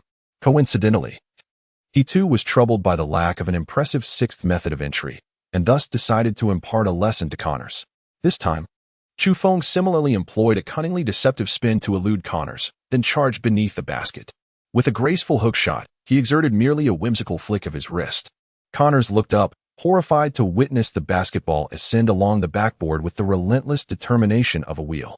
Gravity and friction battled fiercely, producing a screeching sound between the backboard and the ball, akin to the jarring noise of tires skidding on asphalt. Connors' eyes nearly bulged from their sockets. In Chapter 27, High-Speed Camera, the basketball grazed the bottom edge yet stubbornly climbed over 20 centimeters in height, taking 7 or 8 seconds to do so, all the while accompanied by the cacophony of friction before finally settling into the hoop. Impossible. No, I must be dreaming. The score concluded at 6-0. Chu Feng had left Connors without a single defense. Standing beneath the basket, Connors continued to utter words of existential doubt. How could the basketball ascend without any external force? Because it spun with remarkable velocity. Chu Feng took the bottle of mineral water handed to him by Ganmeng and took a hearty gulp. "You ought to upload the video to your social media platform, allowing all your friends to join in the viewing and delve into the study together." "Indeed. This must adhere to certain principles. I must examine it meticulously." Connison, resembling a frenzied scientist, lunged towards teacher Zhou Lin, snatching back his phone, simultaneously uploading the video while replaying it. "Your spinning basketball has captured the attention of many players, yet you remain relatively unknown. Legend status 200. Ah, is it here?" Chu Feng was astonished. A single earnings of 200. Today's competition yielded only 62 points after much effort. The gap widened in an instant. Chu Feng felt a sense of comfort. The current balance stood at 288, a figure that also brought him great solace. "Senior, aren't you worried that by uploading the video this way, others might discover your secrets in advance?" Ganmeng inquired. Chu Feng shook his head. It is a jest. For these individuals, reaching a world-class level is an increasingly arduous endeavor. Within the NBA, how many true giants exist? The elite significantly surpass the world-class standard, being regarded as possessing extraordinary prowess. Chu Feng extended his arm to Gan Ming and said, "Give it a squeeze and see how it differs from an ordinary person's." Gan Ming pinched it gently, yet could not discern any significant difference. Is it the definition that appears more refined? Chu Feng did not elaborate further, and it was futile to dwell on it. He harbored suspicions that, in order to endow the basketball with a terrifying spin, the system had undergone modifications, resulting in the emergence of new tendons within his body. In other words, the anatomical structure of his hands had diverged from that of an ordinary human. Otherwise, the lateral force provided by his fingers and wrists would eternally prove insufficient. Perhaps, the pinnacle of humanity represents the ultimate limit of the species. To transcend this boundary inevitably necessitates a form of mutation and evolution beyond mere humanity. As Chu Feng contemplated while touching his right hand, the pain from his recent abrupt stop and retreat had torn through the top of his foot. He intended to apply a restorative agent to alleviate the damage to his body. Once he regained his condition, Chu Feng, accompanied by Gan Ming, ventured to another court for practice. A new day dawned. Upon awakening, Chu Feng immediately turned his gaze towards the display panel. The shop had refreshed its selection, offering 5 new items: intermediate fancy dribbling, 15 points, intermediate cross dribbling, 15 points, low-level behind-the-back dribbling, 10 points, beginner cross dribbling, 5 points, and low-level strength potion, 10 points. As anticipated, the elite and advanced skills remained elusive, having only appeared sporadically at the outset as a boon for novices.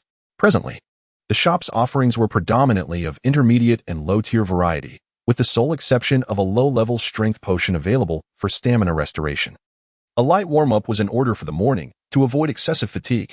At 3 in the afternoon, Chu Feng arrived at the arena, brimming with enthusiasm, accompanied by his fellow athletes.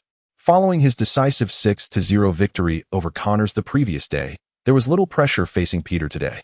However, upon entering the gymnasium, they were met with the imposing figures of Connors and Peter, each towering over 2 meters, clad in their jerseys and standing ominously beside the court. The faces of Zhong Tao and the coach, along with the others, turned ashen. The corners of Chu Feng's mouth quivered slightly. What on earth? Chu Feng glanced at the refuse littering the store, an unsettling feeling creeping over him. Connors was engaged in conversation with a photographer, insisting that the high-speed camera be perfectly calibrated. Upon noticing Chu Feng's arrival, he approached with exuberance. "Hey, Chu. Yesterday, I uploaded the video online as per our wager. Unfortunately, your performance did not garner the anticipated fame. Your achievements were rather scant. However, your spinning basketball technique did capture everyone's attention." In essence, while Chu Feng's skill had gained popularity, he himself had not. Beside him, Peter, cradling a dark-haired girl in his arms, regarded Chu Feng with evident disdain. "Connors has spoken of you. Apart from that spinning basketball trick, your other skills are rather mediocre," he remarked. With a discontented glance at Peter, he added, "I believe it is unnecessary for you to take the court and bully this individual. I am more than sufficient on my own." He spoke entirely in English, his words flowing rapidly, and Chu Feng could only discern a few terms. Connors interjected, "His spin is truly impressive." Peter scoffed, "Ha, pathetic. Playing against him is akin to facing the 3 inept players from Bohai University. This number 7 player possesses skills comparable to those worthless players. Aside from his speed and accurate 3-point shooting, he is utterly lacking." Connors, rendered speechless, turned to Chu Feng and noted his bewildered expression. Feeling a sense of relief that Chu Feng's command of English was limited, Connors then explained, "My friend, do not be overly anxious. I am eagerly anticipating the upcoming match and hope you will showcase more of your talents." In truth, he held a low opinion of Chu Feng's other skills. Focusing solely on the spinning technique, Chu Feng nodded, turned, and departed, his expression slightly darkening. His English may not be proficient, yet it does not imply he is oblivious to every word. He discerned Peter's insults, recognizing the word associated with number 7, his jersey number. "Are you calling me garbage? Damn foreign trash." The image of Peter embracing that dark-haired girl only intensified Chu Feng's nausea. Upon returning to his resting area, Chu Feng was greeted by Zhou Lin, who inquired, "What did you discuss?" "Nothing of significance," he replied. "I have gathered some information that scoundrel Peter is not a decent fellow. He has had his share of escapades with numerous female students at Cambridge University, and he even left one girl in a delicate condition. "Please assist me in giving him a proper lesson," instructed teacher Zhou Lin. With a bitter smile, Chu Feng found himself in a challenging predicament. He possessed not a single genuine world-class skill. The opponents were far superior in their technical prowess, and moreover, it was a 2-on-1 scenario. In such an overwhelming contest, he was uncertain how much his agility could contribute. Scoring points was of utmost importance, and he resolved to let Zhong Tao and the others take the lead. Without delving into the difficulties of the match itself, he understood that accumulating points could not be overlooked. By scoring and simultaneously exhausting his opponent's stamina, he could achieve a dual advantage. With a firm determination, the first match commenced. Chu Feng gazed at the arena, his expression darkening further. Peter and Connors had surprisingly not taken to the field, as both sides engaged in a typical contest among university students. It appeared that they were all awaiting your entrance, unwilling to squander their energy. Teacher Zhou Lin remarked. Chu Feng rubbed his temples. Goodness, is this specifically designed to thwart his path to fame? Perhaps the other party did not harbor any intentions of sabotage, yet Chu Feng understood that his journey had already been obstructed by them. He would have to rely on agility. It was quite frustrating. Not only could he not accumulate points, but he also had to endure being labeled as worthless. Furthermore, Chu Feng gazed at Connors, who had prepared a high-speed camera. Under the scrutiny of this device, every movement and technique he executed would be meticulously dissected for analysis. When those individuals sought to examine their own skills, they would inevitably realize that, apart from their ability to spin the ball, they possessed little else. By that juncture, the truth would become glaringly apparent. In truth, Chu Feng reflects that while technology flourishes, humanity remains perpetually stagnant. Chapter 28. The Arena Agreement presents a rather disheartening reality. Yet Chu Feng finds himself powerless to alter it. A ball has gone out of bounds. Our coach has called for a timeout. As Chu Feng approached the arena, Peter bestowed a kiss upon the raven-haired girl, audaciously smacking her rear in full view of the crowd. Connors, grinning widely, exchanged a few words with the high-speed photographer before joining the scene. Peter's mockery served as an affront to Chu Feng's character. While Connors' camera was poised for a public execution of sorts, Zhou Lin, unable to discern the intricacies of Chu Feng's technique, recognized only his formidable dominance in the game. Having witnessed him triumph over two opponents, she surmised his potential for the NBA. Little did she know that Chu Feng's skills were merely on par with the CBA level, leaving a considerable gap to the NBA. Should Zhou Lin become aware of this, she would likely fervently encourage him to consider a career in athletics instead. How disheartening. The abominable items encountered today are nothing short of trash. Is it not possible to refresh the offerings? Refreshing the store consumes 10 legendary points, with the next refresh requiring 20 points. Is it truly feasible to operate in such a manner? Chu Feng perceived a glimmer of hope. It was time for a grand shopping spree, a chance to exhaust his remaining points. With 268 legendary points at his disposal, he refreshed the merchandise. Intermediate fancy spin ball, 15 points. Low-level agility potion, 510 points. Comprehensive potion, bounce, 510 points. Comprehensive potion, bounce, 510 points. Low-level strength potion, 510 points. To his astonishment, there were indeed duplicate items. Although these goods were not entirely worthless, they certainly could not be deemed exceptional. Chu Fu has not purchased the strength potion, as its cost-effectiveness is currently not high. He opts for 2 agility boosts and 1 jump enhancement. Remaining legendary points, 228. He continues to refresh, expending 20 legendary points, with the next consumption set at 40 points. Merchandise available. Intermediate crossover dribble, 15 points. Super dunk, 30 points. Additional jump of 30 already satisfied. Extraordinary strength potion, strength 100, 500 points. Requirement of constitution at 50. Low-level strength potion, 510 points. Low-level endurance potion, 515 points. With a raised eyebrow, Chu Feng stood on the field, the competition about to commence. He restrained his urge to curse. What is this extraordinary strength nonsense? What I require now is not power. I am not engaging in weightlifting. Why must I constantly be inundated with strength training? Chu Feng hastened his operations, acquiring the super dunk and a low-level stamina potion. His legendary points were reduced by 45, leaving him with 163 points. Upon refreshing again, he incurred a deduction of 40, with the next consumption set at 80 points. Fortunately, the system exhibited a modicum of fairness, as the deducted refresh points were substantial, and the rewards had improved. Advanced dribbling with speed, 60 points. Advanced spin dribbling, 60 points advanced fake dribble, 30 points intermediate stamina potion, 10-30 points intermediate physique potion, 10-30 points. It is somewhat perplexing. Why do the costs of advanced speed and spin dribbling exceed that of the elite fancy dribbling, even though they are all classified as advanced skills? Could it be that one is a competitive skill, while the other serves merely as an entertainment skill? Chu Feng expressed his dissatisfaction with the pricing. Yet he diligently explored the purchasing methods. His agility stood as his greatest advantage. Now, with 123 remaining legendary points, he decided to invest directly in advanced running dribbling and advanced spinning dribbling. As for the remaining items, he intended to acquire them later once he had accrued sufficient points through performance. Upon making his selections, Chu Feng felt a warm surge coursing through his body. Indeed, the enhancement of skills would inevitably accompany a superior evolution of his physical structure, for it could not solely stem from the elevation of individual cellular energy. This indicated that such techniques must be assimilated and absorbed through practical combat experience. Excellent. This was precisely what belonged to him, and he could only grow stronger with each game he played. Chu Feng took a deep breath. The referee sounded the whistle. The current score on the field was 3-2. Connors gazed excitedly at the high-speed camera, while Peter cast a disdainful, provocative glance at Chu Feng. Winning against two inferior teams means nothing, kid. I shall make you aware that even amongst NBA players, there exists an insurmountable hierarchy. You dream of achieving fame through a bet with Connors, a delusional ambition of a greedy monkey. While Chu Feng could not comprehend every word, he understood the term monkey. It was a derogatory slur used by outsiders to belittle Asians.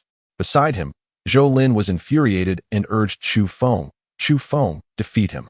This guy disrespects our women and insults us as monkeys. I know.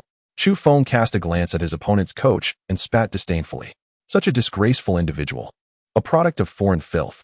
The rival coach's eyes flickered with irritation as he muttered, pretending to be something you're not. Soon you'll be weeping in defeat. Worthless scum. The match commenced with the opposing defender initiating the serve. With keen observation in all directions, Chu Feng skillfully executed the serve and interception, a technique he had already mastered. Suddenly, he surged forward, breaking through Connor's defense, seizing Peter's basketball. With a fluidity akin to the wind, he dribbled and charged towards the opponent's basket. How swift is Chu Feng? Without sufficient warm-up and preparation, his running speed approaches that of the world record in athletics. Initially, during training, he could only harness 50 of his speed while dribbling. Any attempt to go faster would result in losing control of the ball. Subsequently, his physical conditioning improved at a sluggish pace. After recently achieving a personal best, Chu Feng enhanced his agility by an additional 5 points, thus narrowing the gap to the speed of world champions. Coupled with the final acquisition of advanced dribbling techniques, he is now able to exhibit a dribbling speed exceeding 90. He truly seems to soar through the air. Peter, having intercepted the basketball, furiously pursued him from behind. His speed is indeed impressive, even surpassing that of Chu Feng's two opponents in the first match. Yet, Chu Feng continues to glide effortlessly, reaching the backboard to score. So fast, so exhilaratingly swift. An audience of countless spectators, along with the entire panel of referees, stood in awe. The more passionate one is about sports, particularly those professionals, the more they comprehend the sheer power encapsulated in a running speed that seems to defy gravity. With such astonishing speed, Chu Feng, while handling the basketball, evokes an almost ethereal sensation of flight, effortlessly distancing himself from all adversaries to secure a score. This feat is truly beyond imagination. Is it possible that the rhythmic bounce of the basketball has no impact whatsoever on Chu Feng's remarkable velocity? The swiftness of his movements is simply astounding. Current score, 3-4. With a slight narrowing of his gaze, Chu Feng realized that continuing in this manner would be futile. Trading 2 points for 2 points was an exhausting endeavor, and as the match progressed, it seemed unlikely they would achieve a score surpassing 100, a significant loss indeed. He had invested a substantial 70 points of his precious legendary currency for this competition. It is worth noting that just yesterday, in the match against Bohai University, Chu Feng had only accrued 62 points. Chu Feng felt quite displeased. This is nonsense. How about a wager? He turned to Peter, who frowned, unable to comprehend a single Chinese character despite being an international student. It was a mystery how he managed to succeed in studying at Cambridge University. Connors, not fully translating, remarked, Peter, he wishes to challenge you to a bet. He is quite swift. Inquire what this fool intends to wager. Money, perhaps? Connors glanced at Chu Feng, deliberately omitting any insults. What shall we bet on? I advise against wagering money. Let us stake our reputations instead. I shall grant you 2 games to score, and in the remaining 2, I will reclaim the points, demonstrating to you what basketball truly is. Are you out of your mind? Connors instinctively exclaimed. I am well aware of your skills. Relying solely on your spinning technique, how do you propose to equal our score? Thus, he posed the question, do you dare to bet? Chu Feng responded with a scornful smirk. After receiving the translation, Peter declared, there must be a stake, right? I want the contact information of that lovely lady and a dinner date. He pointed at Zhou Lin, believing her to be Chu Feng's girlfriend, intending to embarrass him publicly. Chapter 29. Dishonor and disgrace. Peter mistakenly assumed Zhou Lin was Chu Feng's girlfriend. Consequently, when Chu Feng heard him mention her name, he was momentarily perplexed. What does Zhou Lin have to do with this? Before he could ponder further, Zhou Lin replied, I have no objections. She looked at Chu Feng and said, I believe in you. Chu Feng opened his mouth at a loss for words. Zhou Lin was not a professional basketball player and lacked the ability to evaluate an individual's skills. Perhaps in her eyes, Chu Feng was exceptionally formidable, capable of overpowering 2 opponents of African descent and defeating 3 CBA players, dominating the court each time, which must surely indicate NBA-level prowess. Thus, she readily agreed. However, the issue was, Chu Feng is acutely aware of his circumstances. The individuals he has tormented largely rely on passive abilities and exceptional agility. His own strength is rapidly ascending, yet it remains insufficient. Were it not for the system, Zhou Lin would have been severely compromised by the wager. This trust is not to be betrayed. Chu Feng took a deep breath and gazed at Peter. My condition is this. If you lose, Peter, you must publicly apologize to us, the people of Huaxia, on all your social media platforms. Apologize for what? Peter asked, bewildered after the translation. He did not believe he had done anything wrong that warranted an apology. The ingrained prejudice against people of Asian descent was embedded in his very being. This attitude only served to infuriate Chu Feng further. Chu Feng initially intended to compel Peter to apologize for recently mocking him as worthless. However, Peter's demeanor prompted him to reconsider his approach. He resolved to ensure that this foreign scoundrel would be utterly disgraced and could no longer profit in this nation. I implore you to articulate your views on the young women of our country, your sentiments, and the extent of your interactions with students and teachers, he demanded. Not a problem. Peter chuckled, oblivious to the gravity of the situation, and remarked to Connors, is this person mentally challenged? The wager is for me to boast about my conquests online. Connors shook his head. Although he possessed a commendable level of education, he failed to grasp the profound implications of this endeavor. Even his admiration for Huaxia culture could not completely overturn his deeply ingrained Western mentality. Thus, the wager was established, and the competition commenced. As the game unfolds, Chu Feng finds himself in a heated contest. Connors and Peter, having known each other since childhood, display an impeccable synergy. They relentlessly dominate Zhong Tao and his companions. Despite Zhong Tao's attempts to exhaust the duo's stamina, Connors and Peter remain vigilant, their cunning not to be underestimated. If they were to exert their full effort, they could easily score around 150 points against Zhong Tao and his ordinary teammates within the span of 2 quarters. To conserve their energy, they meticulously regulate their pace and intensity. Nevertheless, the score escalates to an impressive 80-10, and with the halftime break providing ample recovery. Peter and Connors emerge as if they have merely completed a warm-up, brimming with vitality. Chu, I must caution you, your strategy to deplete our stamina has failed. Your teammates are rather lackluster. They haven't even posed a challenge, and the score has widened to 70 points. It seems improbable that you will recover, Connors states. Peter smirks, adding, if he manages to turn the tables on us, I shall devour the basketball. This wager seems assured in their favor. He glances towards the distant Zhou Lin, signaling, my dear, our date is set for this evening. In the break area of Cambridge University, Zhou Lin, who has just spent an entire night as his girlfriend, wears an expression of deep discontent. This cat has the audacity to arrange a date with another woman right in front of her. Had he been a man from her own country, she would have slapped him and ended the relationship immediately. Yet, Peter's striking height and charm compel her to grant him a chance at redemption. The game commences. The ball is in the opponent's possession, and as Peter receives the pass, Connors assumes a defensive stance against him.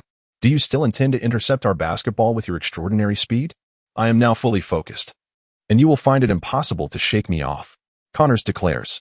Even if he wished to capture Chu Feng's spinning techniques on video, he would not relent. This is a matter of respect for Chu Feng. With a gentle smile, Chu Feng initiates the serve. Suddenly, Chu Feng veered sharply to the right. But without a moment's hesitation, Connorson positioned himself to block the path. Yet, with a swift pivot of his center of gravity, Chu Feng darted away to the left. How is this possible? Connorson's eyes widened in disbelief. Just yesterday, during their one-on-one duel, he had been able to see through every feint that Chu Feng attempted. What had changed overnight? How could he have failed to detect Chu Feng's opening this time? Why was this happening? In that moment, Chu Feng had employed a deceptive maneuver combined with a turning dribble technique. The feint was of national caliber, intended to mislead Connorson, and would undoubtedly be discerned. However, Chu Feng had just executed a high-level turning dribble technique, costing him 60 legendary points. This skill was not a mere one-click activation from the system, rather. It encompassed a wealth of details and experience in movement and artistry. Isolating the turning technique from the rest was no trivial task. The world-class turning technique of Chu Feng, even when paired with national-level feints, is sufficient to defy conventions and evade Connors. The flying man re-emerges once more. Chu Feng, with fervor, dashed into the opponent's defensive zone and executed a stunning three-point shot. Splendid! The match was being broadcast live, and the students of Jiangda erupted in cheers, representing peak prowess. Chu Feng effortlessly maneuvered past two NBA prospects, capturing everyone's attention. A tidal wave of gasps resonated throughout the venue. What transpired?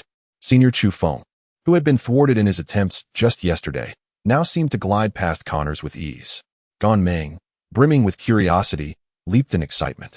The coach, aware of the previous day's challenges, remarked, perhaps it was due to the absence of a basketball? Gan Meng pondered this notion and found it plausible. Meanwhile, discussions regarding this incident flourished across the internet, with one three-pointer leading to another, igniting lively debates in the forums. The post about Chu Feng's frenzied performance has become the hottest topic. At the scene, Chu Feng was relentlessly shooting three-pointers, leaving me utterly astonished. I now find myself in need of a bottle of cola to alleviate the burgeoning urge to relieve myself. It was simply too thrilling to turn away. I too experienced immense exhilaration. Please grant me a bottle to savor this delight. It seems rather unreasonable, as just yesterday, Chu Feng attempted to breach the defense of Connorson, yet found himself compelled to retreat time and again. Perhaps he was concealing his true capabilities? Intentionally misleading the adversary? I speculate that he might have been without a basketball. One cannot deny that Chu Feng exudes audacity.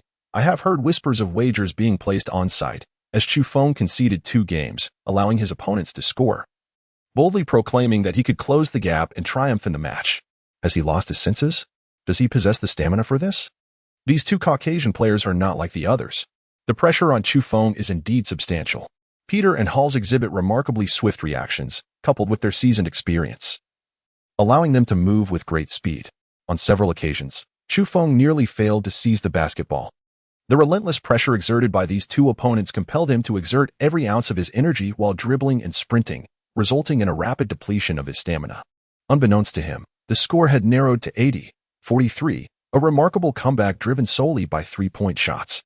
Chu Feng had already begun to gasp for breath, and the 2 foreign men were also struggling to cope. The first 2 matches, combined, lasted a mere 24 minutes. Yet they felt far more arduous than the current 6 minutes. That scoundrel Chu Feng is merely stirring up chaos. He has compelled both of them to exert themselves, each sprint feeling akin to a 50-meter dash, their leg muscles beginning to tremble. This won't do. Connors seized Peter. I have witnessed all his matches. His stamina surpasses ours. We must alternate in our defense to deplete his energy. Peter furrowed his brow, prideful and reluctant to resort to such tactics. With a mere 37 points remaining, he doubted his endurance could last. Connors stated, "Trust me, my friend. His apparent struggle is merely a fade. He will regain his strength just as we are exhausted, utilizing his extraordinary physical prowess to overcome us once more." Should Peter trust Connors or himself? After some contemplation, he deemed it acceptable to employ a strategy. What do you intend to do? Chapter 30. An opponent with intelligence. I and the other 3 teammates will form 3 groups, taking turns to exhaust ourselves and forcing Chu Feng to sprint at full speed. This way, each round will allow 2 groups to rest. As for Zhong Tao and his crew, their abilities are inadequate, and Connors has not factored them into his calculations. Consequently, the score will be leveled. Peter felt discontent. Bridging a 70-point gap felt somewhat humiliating. At the very least, we can genuinely wear him down. Very well. Peter acquiesced, trusting Connor's superior intellect. Once more, the ball was served. This time, Chu Feng effortlessly scored another 3 points. After the shot, he glanced back. Connors and Peter were merely toying with Zhang Tao and his team, while the other 3 were forcing him to sprint at full capacity. What is the situation? In the second round, the trio engaged in playful banter while Connors and Peter pursued Chu Feng. At this moment, Chu Feng comprehended their intent. They aimed to exhaust his stamina. Quite clever. Chu Feng nodded. The initial 70 points were merely points he had fortuitously acquired, involving less technical skill and confrontation. However, once the scores are equalized, the match will become genuinely challenging. For Chu Feng, the contest that follows the leveling of scores will be the true test, as he can no longer guarantee victory in the final seconds. With a calm and composed demeanor, Chu Feng effortlessly racked up points, and before anyone realized it, the score had reached 80-79. Senior Chu Feng's prowess was remarkable, having successfully made 23 consecutive 3-point shots. Gan Ming applauded, sensing that the next play would likely involve a layup, securing an additional 2 points and maintaining the persona of being just 1 point ahead of his opponent. I find myself unable to fathom his limits. Zhou Lin mused. It seems to me that the senior has no ceiling. His progress is relentless. He dribbles and runs with increasing finesse, Gan Ming remarked. Zhou Lin, lacking a timer or scientific assistance, was unable to visually gauge Chu Feng's advancement. I recall 6 days prior, when Chu Feng struggled to control the ball while running. Back then, he wasn't particularly fast, Zhou Lin noted. It's truly astonishing. Gan Ming covered her mouth in disbelief. In just 6 days, he has indeed unlocked his potential. Perhaps. Zhou Lin smiled. On the court, Chu Feng indeed utilized a layup to score 2 points. 80-81. Incredible! The forum buzzed with updates. Senior Chu Feng had once again adjusted the score to maintain a mere 1-point lead over his opponent. In the forthcoming matches, he would undoubtedly remain neck and neck with the adversary, ultimately emerging victorious by a single point. Oh, adversaries, prepare to experience frustration and helplessness. You may anticipate the senior's next move, exerting every effort to thwart him, to bring his momentum to a halt, yet in the end, you will realize that despite your frantic endeavors, you cannot alter the course of fate. The forum threads below echoed this sentiment, with users repeatedly sharing the same message. Having witnessed several matches, they had grown accustomed to Chu Feng's style of play. It must be said, watching the games is exhilarating, yet for Chu Feng's opponents, it is undoubtedly a source of bitter frustration. The sensation of having one's destiny controlled and dictated is utterly unsatisfying. As a newcomer, perusing the messages above, I can somewhat infer the situation, feeling a twinge of sympathy for Chu Feng's opponents. They are the outsiders. How amusing. Now it makes sense. So let's escalate the intensity. Let us infuriate them. In the forum, some expressed sympathy, while others began to mock the outsiders. The fans of Chu Feng's tap water have already emerged. Chu Feng remained oblivious to these intricacies as he stroked his chin, observing the two opponents. Their strategy of relentless assaults was indeed ruthless, particularly given the swift and formidable defensive prowess of Peter and Connors, compelling Chu Feng to exert himself to the utmost in every encounter. His current stamina was dwindling. He glanced at the interface, noting 3 remaining items, with subsequent refreshes costing a staggering 80 legendary points. He was resolute in his determination not to squander such valuable resources. Advanced Deceptive Dribble, 30 points Intermediate Stamina Potion, 30 points Intermediate Physique Potion, 30 points. He decisively purchased the Advanced Deceptive Dribble and the Intermediate Stamina Potion, replenishing his energy. A warm sensation coursed through his body. Turning his attention back to his personal information, player, Chu Feng height, 187 centimeters strength, 26 physique, 21 agility, 48 stamina, 31 additional jump, 30 additional arm strength. 5. He twisted his neck, watching as the opponents prepared to serve. At that moment, Chu Feng chose not to intercept, allowing them to score 2 points. This pattern repeated itself.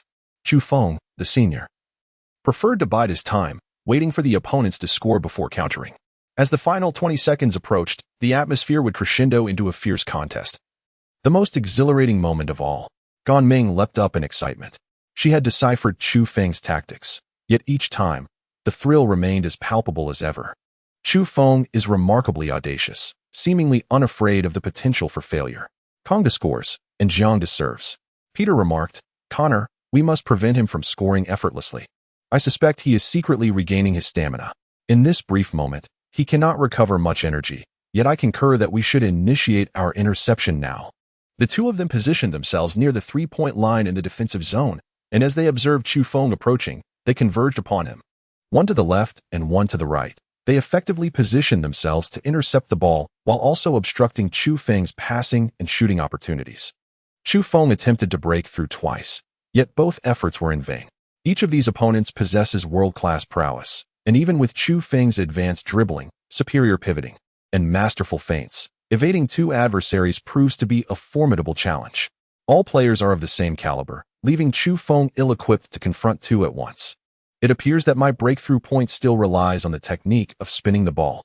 After yet another failed attempt, Chu Feng suddenly turned and passed the ball to the point guard behind him. Peter and Connors, upon witnessing this, did not abandon their positions, remaining steadfast in their defense against Chu Feng. Darn! In his heart, Chu Feng felt an urge to curse. Such a splendid opportunity. Yet he chose not to intercept the ball, instead opting to guard him. The issue lies in the fact that Chu Feng employed a spinning technique for his pass. The ball, once released, rebounded back. Chu Feng passed the ball using both hands. Any further contact with the ball would result in a foul. With no other option, Chu Feng had to yield. The ball ricocheted into Peter's hands, leaving him utterly bewildered. Why was Chu Feng seemingly throwing the game by passing it to him? With little time to ponder, he dribbled forward, charging towards his own basket. His pace was swift, and he successfully executed a layup. The score now stood at 84-81. Chu Feng narrowed his eyes.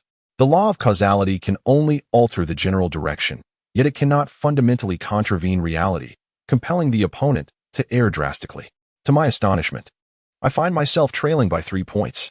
The intellect of these two individuals is remarkably high, quite formidable. Under normal circumstances, Chu Feng would not overlook his teammates. He would pass the ball to them, thereby enhancing their mobility. However, Connors and Peter have already discerned the ruse. They do not attempt to intercept the ball, but rather focus solely on him. The mobility of Chu Feng has been severely restricted. It is time to alter strategies. These two individuals are solely fixated on me, while my teammates are merely spectators. The remainder of this match has transformed into a solo endeavor for me, as I confront two NBA prospects. Chapter 31. Hubris and Downfall. What does Chu Feng mean? Why is he conceding? Zhou Lin felt increasingly restless. If he does not concede, it would result in a foul, Gan Ming explained. Consequently, the opposing team would surpass us by 3 points. It's all right. The senior can recover from this, Gan Ming stated with a serious demeanor. She had faith in Chu Feng. He aims to establish a persona, regardless of the match. He must ultimately secure victory by a margin of 1 point. What? Gan Ming rose, her excitement palpable. How could he entertain such thoughts? These two possess formidable skills, and the senior has not demonstrated dominance over them. It's akin to dancing on a tightrope. Observing Gan Ming's expression, Zhou Lin's countenance grew even more somber. Chu Feng has encountered a true rival. What is going on? He is far too ostentatious. This match could very well lead to his downfall. This Connorson is a player of high intelligence, employing an array of ingenious and unconventional strategies. Zhou Lin rubbed her temples. Gan Ming glanced at Zhou Lin and then at the arena, beginning to feel anxious. What would happen if they lost? Gan Ming inquired. The star trajectory that Chu Feng and I designed encompasses various personas and labels. If we win this match, Chu Feng will sail smoothly. However, if he loses, his path to fame will require 10 times the effort. This Connorson is such a pitfall. Gan Ming was in a state of urgency. It seems the senior has been thwarted, akin to how the entertainment industry prevents stars from sharing the cake of fame, leading to their public exposure. On the field, Chu Feng once again seized the basketball. It is indeed a formidable challenge for him as two individuals attempt to intercept him. The prowess of Chu Feng is indeed formidable. When confronted by two NBA technicians, he neither broke through nor lost possession of the ball. This illustrates that he has, to some extent, attained a level of stability commensurate with NBA standards. However, such a stalemate is untenable. The score remains elusive and without a commanding presence. The effectiveness of Chu Feng's persona will inevitably diminish. Just as Gan Ming began to feel anxious, Chu Feng executed a feint coupled with a turn, finally breaking through the dual defense. Scoring 2, the tally stood at 84-83. This cannot continue, Gan Ming remarked. The senior struggles for every point. If this persists until the end of the match, victory cannot be assured. I worry he might become overconfident and start passing the ball, expressed Zhou Lin with concern. In truth, Chu Feng ceased to relinquish the ball. He recognized his strengths and weaknesses. Technically, he had finally reached NBA standards, at least in one-on-one situations. He would not be severely outmatched, and being double-teamed would not necessarily lead to turnovers. Moving forward, to consistently score and secure victory, he needed to further leverage his agility and jumping ability. The elite spin, agility, and vertical leap were Chu Feng's three ace cards. Thus, on this play, Chu Feng did not defend, even while trailing by a point. He pursued Peter, attempting to intercept the ball. As Peter went for a layup, Chu Feng, utilizing his exceptional agility and vertical leap, emphatically swatted the basketball away. A block. Peter's eyes widened in disbelief. What the heck? No one enjoys being forcefully blocked, regardless of who they are. After successfully blocking the shot, Chu Feng dashed forward with the ball, his extraordinary agility and advanced dribbling propelling him ahead of the pack. To his surprise, Connors had anticipated his move and was waiting ahead.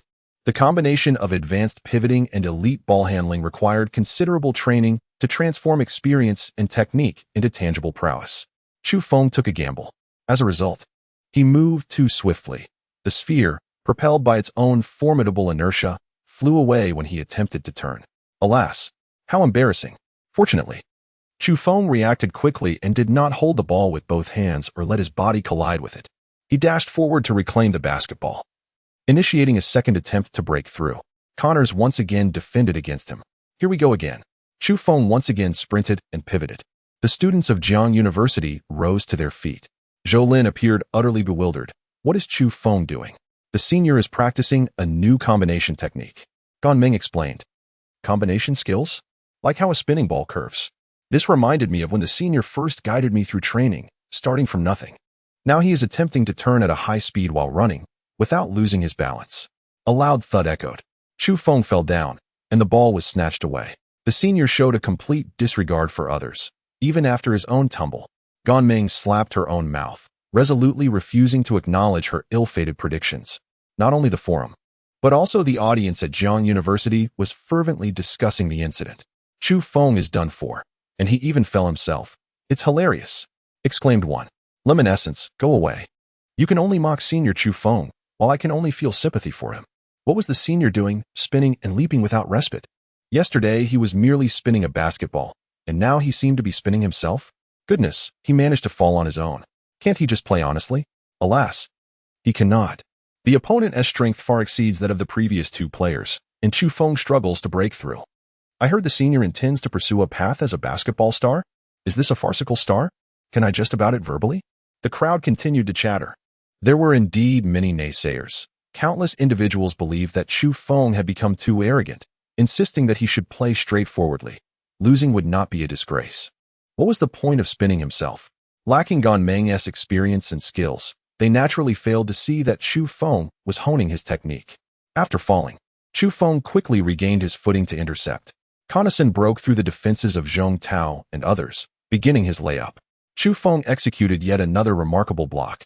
Despite his height being 20 centimeters shorter than Connors, his extraordinary agility coupled with an impressive vertical leap allowed him to successfully thwart his opponent. One must admit, the senior's shot-blocking prowess is quite formidable. The expression on the foreigner's face after being blocked was utterly amusing. The atmosphere at the venue was lively, filled with entertainment. Although Chu Feng's actions were somewhat perplexing. Once again, he seized the basketball and attempted to break through, only to be intercepted by Peter. The sequence unfolded with rapid sprints and spins, the ball soaring through the air. This occurred several times. While Chu Feng managed to maintain his footing, the ball was ultimately swatted away by Connors. Upon witnessing the situation, Chu Feng surged forth once more, executing a remarkable block. His stamina surged by an impressive 10 points, yielding numerous advantages. Chu Feng discovered that his rate of physical fatigue was no longer as exaggerated as before. In other words, he was better able to endure. There exists a certain symbiotic relationship between physique and stamina.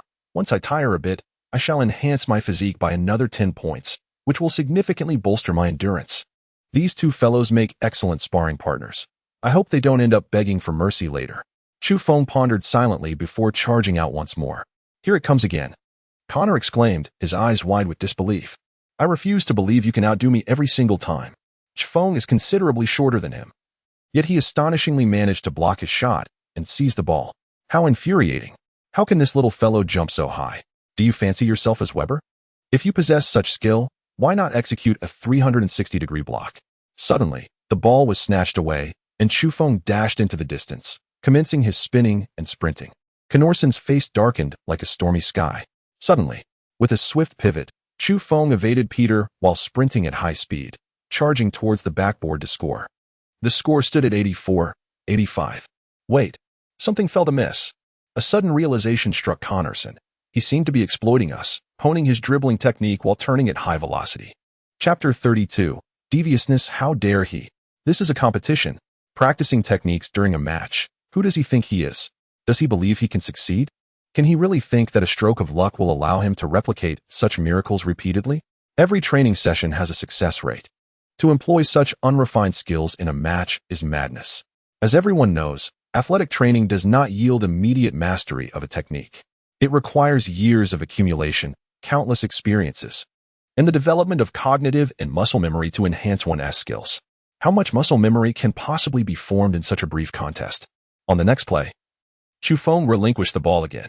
The score shifted to 86-85. Connorsen gritted his teeth yet felt a twinge of admiration. Peter remarked, "Is there something wrong with him? I can't decipher his bizarre behavior. He is deliberately creating an image. This much I've ascertained. Yet his recent actions are a clear exploitation of us to practice his technique." Peter chuckled. Perhaps he is a fool who practices techniques during a game. But Connorsen insisted. He indeed does. Upon reflection, I believe it's because the two of us exert pressure on him. Under such duress, he perceives greater significance in refining his skills. Let him train. I refuse to believe a technique can be mastered so effortlessly. This time, Chu Feng made a breakthrough. They both advanced to defend him. As anticipated, Chu Feng began his sprinting pivot once again. And then, the ball was seized by Peter. Chu Feng swiftly pursued, delivering a magnificent block to Peter. He then began to pivot in front of Connors, until the ball soared out of bounds. Immediately afterward, Peter faced yet another rejection. Damn it! Peter's frustration boiled over. Why couldn't he practice his skills at another time? This was a formal match. What did he think it was? A mere training session. Connors felt a twinge of sympathy for Peter. In the stands, the atmosphere finally stabilized. Those in the know recognized that Chu Feng was honing his technique and shared this revelation with everyone. No one derided Chu Feng as a fool anymore. Some began to feel a pang of sympathy for the foreigner. Indeed, Chu Feng appeared to treat the match with nonchalance, utilizing it as a platform for skill practice, which only heightened the mockery. However, the crux of the matter was that every time Chu Feng practiced his technique, a foreign player was met with rejection. Haha, Chu Feng, the king of blocks, was solidified in his reputation. 1 second of sympathy for the foreigner. The crowd erupted in laughter, remarking that enduring such continuous rejections must be devastating for his pride. Below, the foreign player was blocked several more times. Peter, infuriated, feigned injury, clutching his wrist and howling in agony. Yet the referee, well acquainted with Chu Feng's style and fluent in English, understood Peter's disrespect toward women. He refrained from blowing the whistle, rendering Peter's deceitful foul attempts futile. The whistle sounded once more, signaling the end of the third quarter, with the score firmly at 86-85. Chu Feng returned to the resting area, shaking his head. "I'm feeling a bit dizzy from all the spinning," he remarked. Gan Ming found it amusing and replied, "Senior, you are quite arrogant. Crafting a persona while relentlessly honing your skills is rather unfair." Zhou Lin waved her phone, showcasing the forum, and added with a smile, "Utilizing the competition to practice one's skills is, in itself, a manifestation of dominating the arena. Furthermore, we can also cultivate the persona of being the king of blocks." Upon glancing at the forum messages, Chu Feng discovered a multitude of discussions surrounding his remarkable blocks. "Senior, can you handle such exertion with all that running?" one inquired. "Not a problem. My stamina is improving daily," he replied confidently. "Stamina? What an absurd term," Zhou Lin retorted with a roll of her eyes. However, her gaze shifted to the distant camera. "They've set up a high-speed camera. Are they intent on undermining you? I find that perplexing." "I know," a student chimed in, approaching with a phone displaying a video interface. "Teacher, take a look at this." A student presented the device to Zhou Lin, revealing a video of Connorsen on YouTube, accompanied by a lively discussion. Chris Bosch exclaimed, "Goodness, I've slowed the video to 0.2 speed, and the basketball is still spinning. What an incredible rotation speed. LeBron James countered, impossible. A basketball cannot spin that fast. David Johnson added, guys, I compared the spin with my finger. If the video speed is accurate, that ball's rotation is at least 5 times quicker than my finger spin. Durant interjected, this is insane. Are you all joking with me? Kobe remarked, instead of training. Why are you all fixated on these computer-generated videos? The comment section buzzed with players fervently discussing and marveling at the footage. Scrolling further, Bosch stated, Connaughton. As someone who studies imaging and computing, I can tell this video is clearly not a stunt. However, the frame rate is too low. Can you find that Asian player and have him face you again, filmed with a high-speed camera? I need to analyze this closely. An astute observer recognized the uniqueness of Chu Feng's spinning basketball technique. This was not merely a direct competitive skill, but entwined within the sport. It possessed an enigmatic strategic significance. Whoever mastered this move would undoubtedly become a formidable force on the court. Connaughton responded, absolutely, I'd be up for that. And although I lost, I am far from discouraged. I think I should discuss with the coach from Bohai University about an upcoming match where Peter and I will personally take on Chu Feng. The mystery was unraveled. It turned out Connaughton's appearance was primarily to capture footage of Chu Feng's spinning ball. Zhang Tao suddenly understood.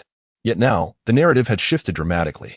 Capturing the spinning ball would be a challenge, as Chu Feng's relentless blocking had escalated to a level that could severely bruise one's pride. Gan Ming subtly gestured toward the opponent's bench. Everyone noticed Connaughton, visibly furious, shouting in vain, unable to articulate his frustrations. What had the potential to foster friendship now seemed irrevocably soured. You are all too naive. Zhou Lin shook her head. After finishing his drink, Chu Feng gazed at the crowd and remarked, it is evident that Connaughton harbors a deep-seated disdain for us. With access to high-speed cameras, he certainly had ample opportunities to seek my assistance for filming. Yet, he deliberately chose to confront me during the competition. It's clear that following my victory over him in yesterday's solo match, he has come to sow discord and impede my progress. Can it be that he is so Machiavellian? When he first arrived, he greeted you all with such warmth. Gan Ming was taken aback, realizing that there were indeed layers of intrigue at play. Chu Feng shook his head. Connor is a product of elite education. Do not be deceived by the notion that foreigners, who advocate for a joyfully relaxed approach to learning, are naive. That is merely an illusion crafted by them. Those who emerge from elite educational backgrounds are invariably astute and discerning. Zhou Lin gently patted Chu Feng on the arm. I was concerned that you might be overly naive in your interactions with foreigners. But your awareness of this indicates a healthy skepticism within you, which will serve you well and help you avoid being taken advantage of in the future.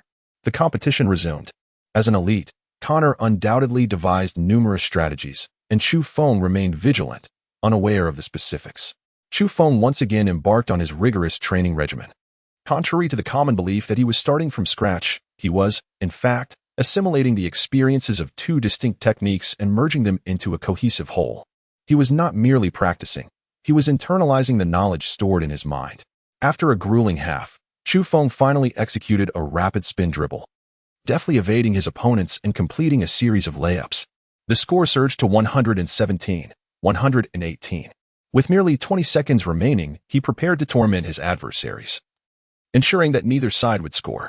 However, Connor had studied Chu Feng too meticulously. He rallied 3 less skilled players to physically encircle Chu Feng, disregarding the presence of the others entirely. Peter, undeterred, took on 4 opponents and succeeded in scoring. The score now stood at 119, 118 as the whistle blew. With only 9 seconds left in the game. Outrageous. Gan Ming leapt to his feet, appalled at the blatant unfairness of 4 players surrounding a single opponent. Chapter 33. A thrilling finale time remained at a mere 9 seconds, with the score differing by just 1 point. The feared collapse that everyone had been anxious about had now transpired. All eyes turned to Chu Feng, who had been dominating the game without a hint of such a scenario. Yet, here we were, as his opponents had discovered a strategy to thwart him, employing 4 players to obstruct his path, allowing the capable Peter to make the final shot. What could possibly be accomplished in these last 9 seconds? Chu Feng found himself in a quandary. When his skills were lacking, the ability to manipulate causality had aided him in discovering opportunities for an extraordinary turnaround. However, as his technical prowess advanced, this ability became a burden. Without it, he would never have triumphed over those 2 formidable adversaries in the initial match. Yet now, with a bitter smile, Chu Feng contemplated the situation. The coach inquired from a distance, "Would you like to take a timeout and devise a strategy?" Yet, this was merely a form of self-reassurance.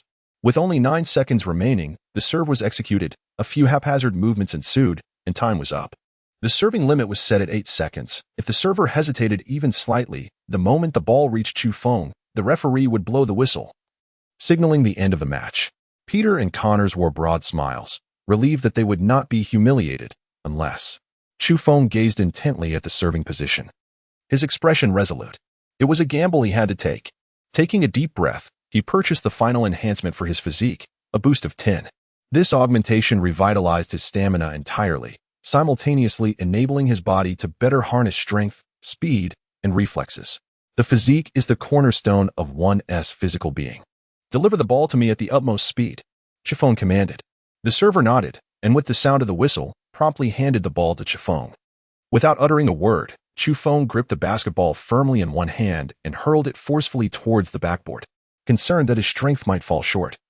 He skillfully employed a spinning technique, imparting an upward rotation to the ball, thereby allowing the atmospheric pressure to provide an additional propelling force from below, enabling the basketball to soar farther. The ball traversed the expanse of the court, gliding through the air.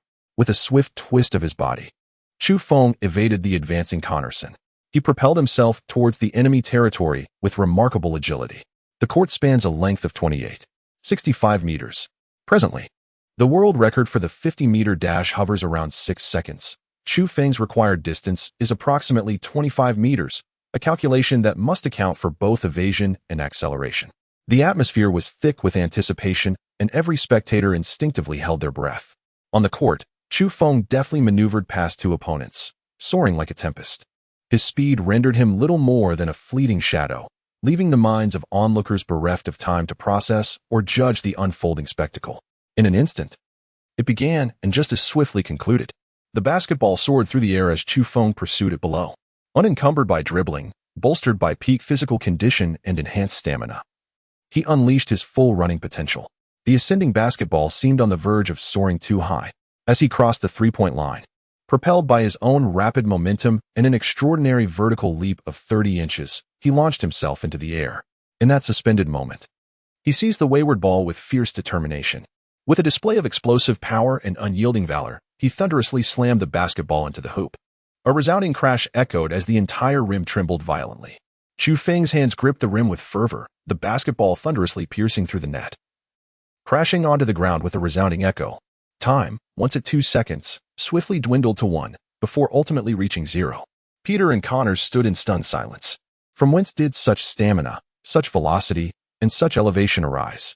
How could Chu Feng still sprint with such swiftness, seizing the moment with impeccable precision to execute an awe-inspiring slam dunk?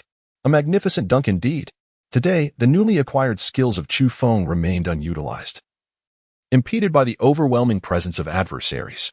As he endeavored to master the art of pivot dribbling, the grandeur of a spectacular slam dunk was stifled.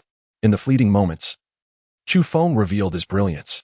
At the pinnacle of his leap, he transcended into a state of sheer magic, understanding precisely how to seize the ball and execute a successful dunk. The entire arena erupted in exuberance, the resounding cheers echoing like thunder. This singular moment electrified the crowd. No one anticipated witnessing such a dazzling and explosive display of athleticism. The world seemed to be enveloped by the name of Chu Feng. Was it a three-point dunk? It was too swift to discern. A cluster of referees convened. Ultimately, it was undeniable that Chu Feng emerged victorious. However, his speed left them bewildered, unable to ascertain whether it was a three-pointer or a two-pointer. Thus, they summoned the photographers to review the footage. Alas, the video merely captured the blurred remnants of his legs, obscuring the truth of whether he had crossed the three-point line. "There is a high-speed camera over there," someone pointed out. Connor's expression darkened. In truth, the intention behind deploying the high-speed camera was not merely to glean techniques, but was also a reaction to the humiliating defeat he suffered at the hands of Chu Feng the previous day. Today, he aimed to ally with Peter to counter Chu Feng and reclaim his dignity. Yet, he publicly professed his admiration for Chinese culture, maintaining a faade that belied his true intentions. He intended to thwart Chu Feng, using the very camera meant for observation to validate Chu Feng's glory, a notion he found unbearable. Yet, he was trapped by the need to uphold his persona, unable to refuse. a sense of unease enveloped him. The video commenced playback. The imagery captured by the high-speed camera was even more breathtaking. Each frame seemed to suspend time itself. With only Chu Feng moving with remarkable agility, he truly soared like the wind. Upon closer inspection, it was evident that the tip of his shoe barely grazed the three-point line. 2 points. Even if he was a mere centimeter shy of 3 points. It remained 2 points. What a pity. I believed it was a three-point dunk, remarked one referee. Why not call it a three-pointer? After all, it was just a hair's breadth away. Without a magnifying lens, it would be indistinguishable, suggested another referee.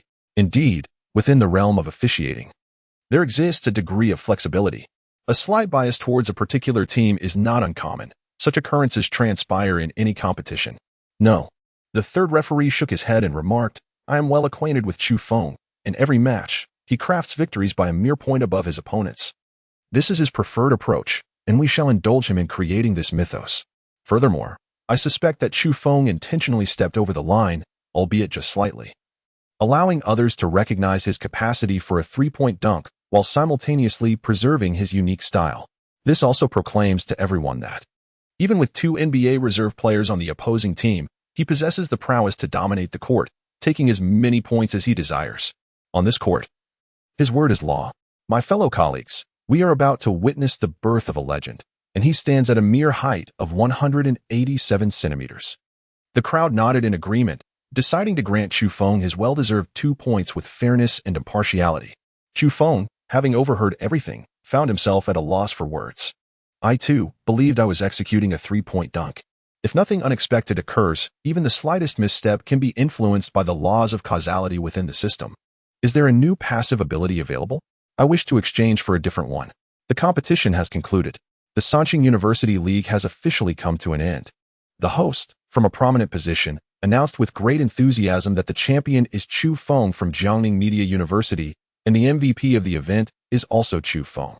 The crowd erupted in cheers, and Chu Feng truly deserved the accolades. Numerous students from Jiangning University surged forward, lifting Chu Feng high and raising him towards the heavens. Chu Feng is a hero.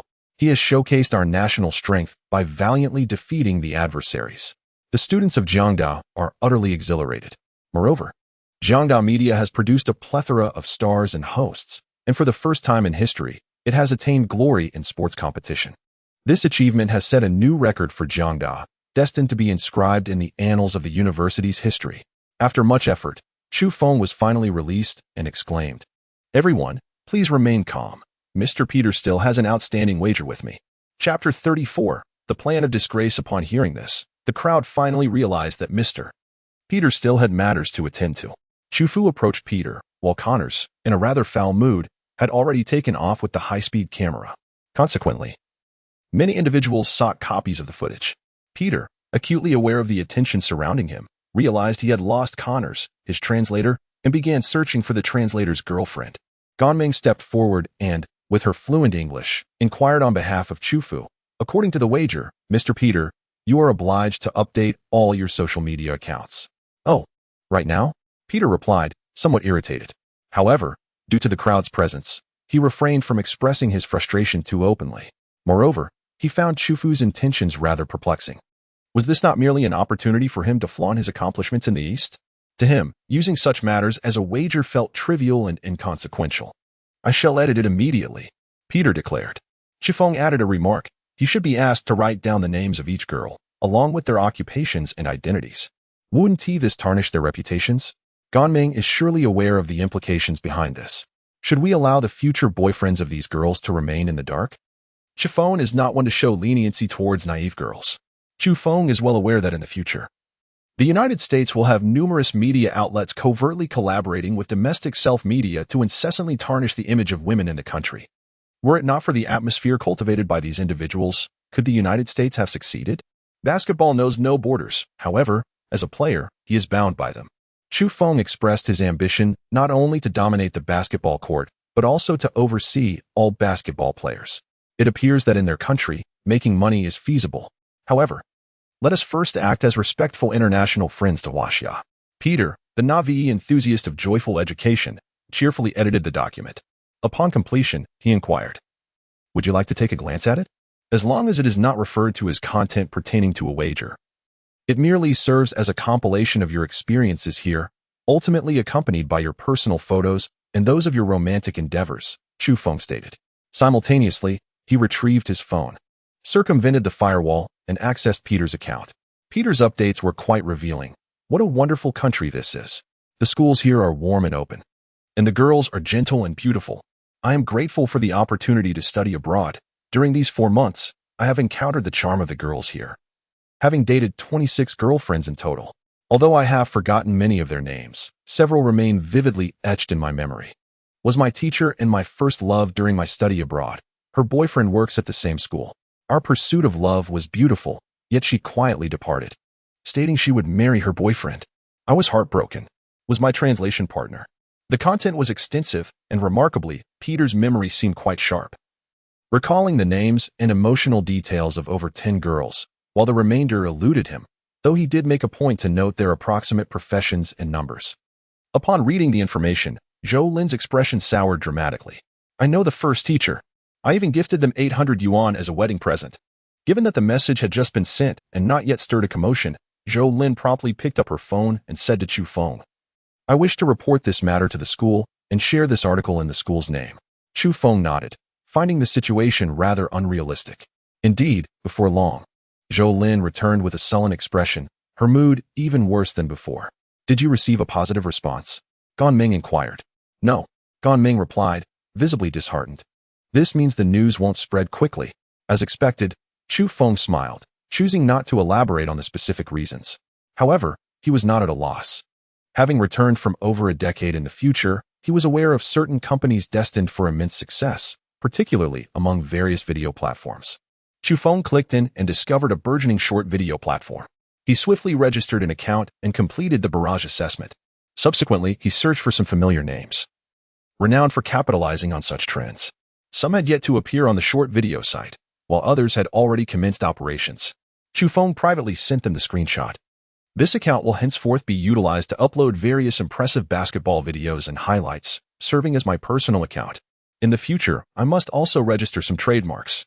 Having previously faced setbacks concerning trademarks, Chu Feng is now exercising great caution. Chu Feng turned to Zhou Lin and inquired, what is the prize for the first place in this competition? It's 10,000 yuan. She replied. Chu Feng nodded, identifying a micro-influencer account boasting 3 million followers, who also had a presence across various video platforms, and sent out a message. At this juncture, the advertising model of such platforms is just beginning, and the costs are quite reasonable, making it an opportune moment to seize the advantage.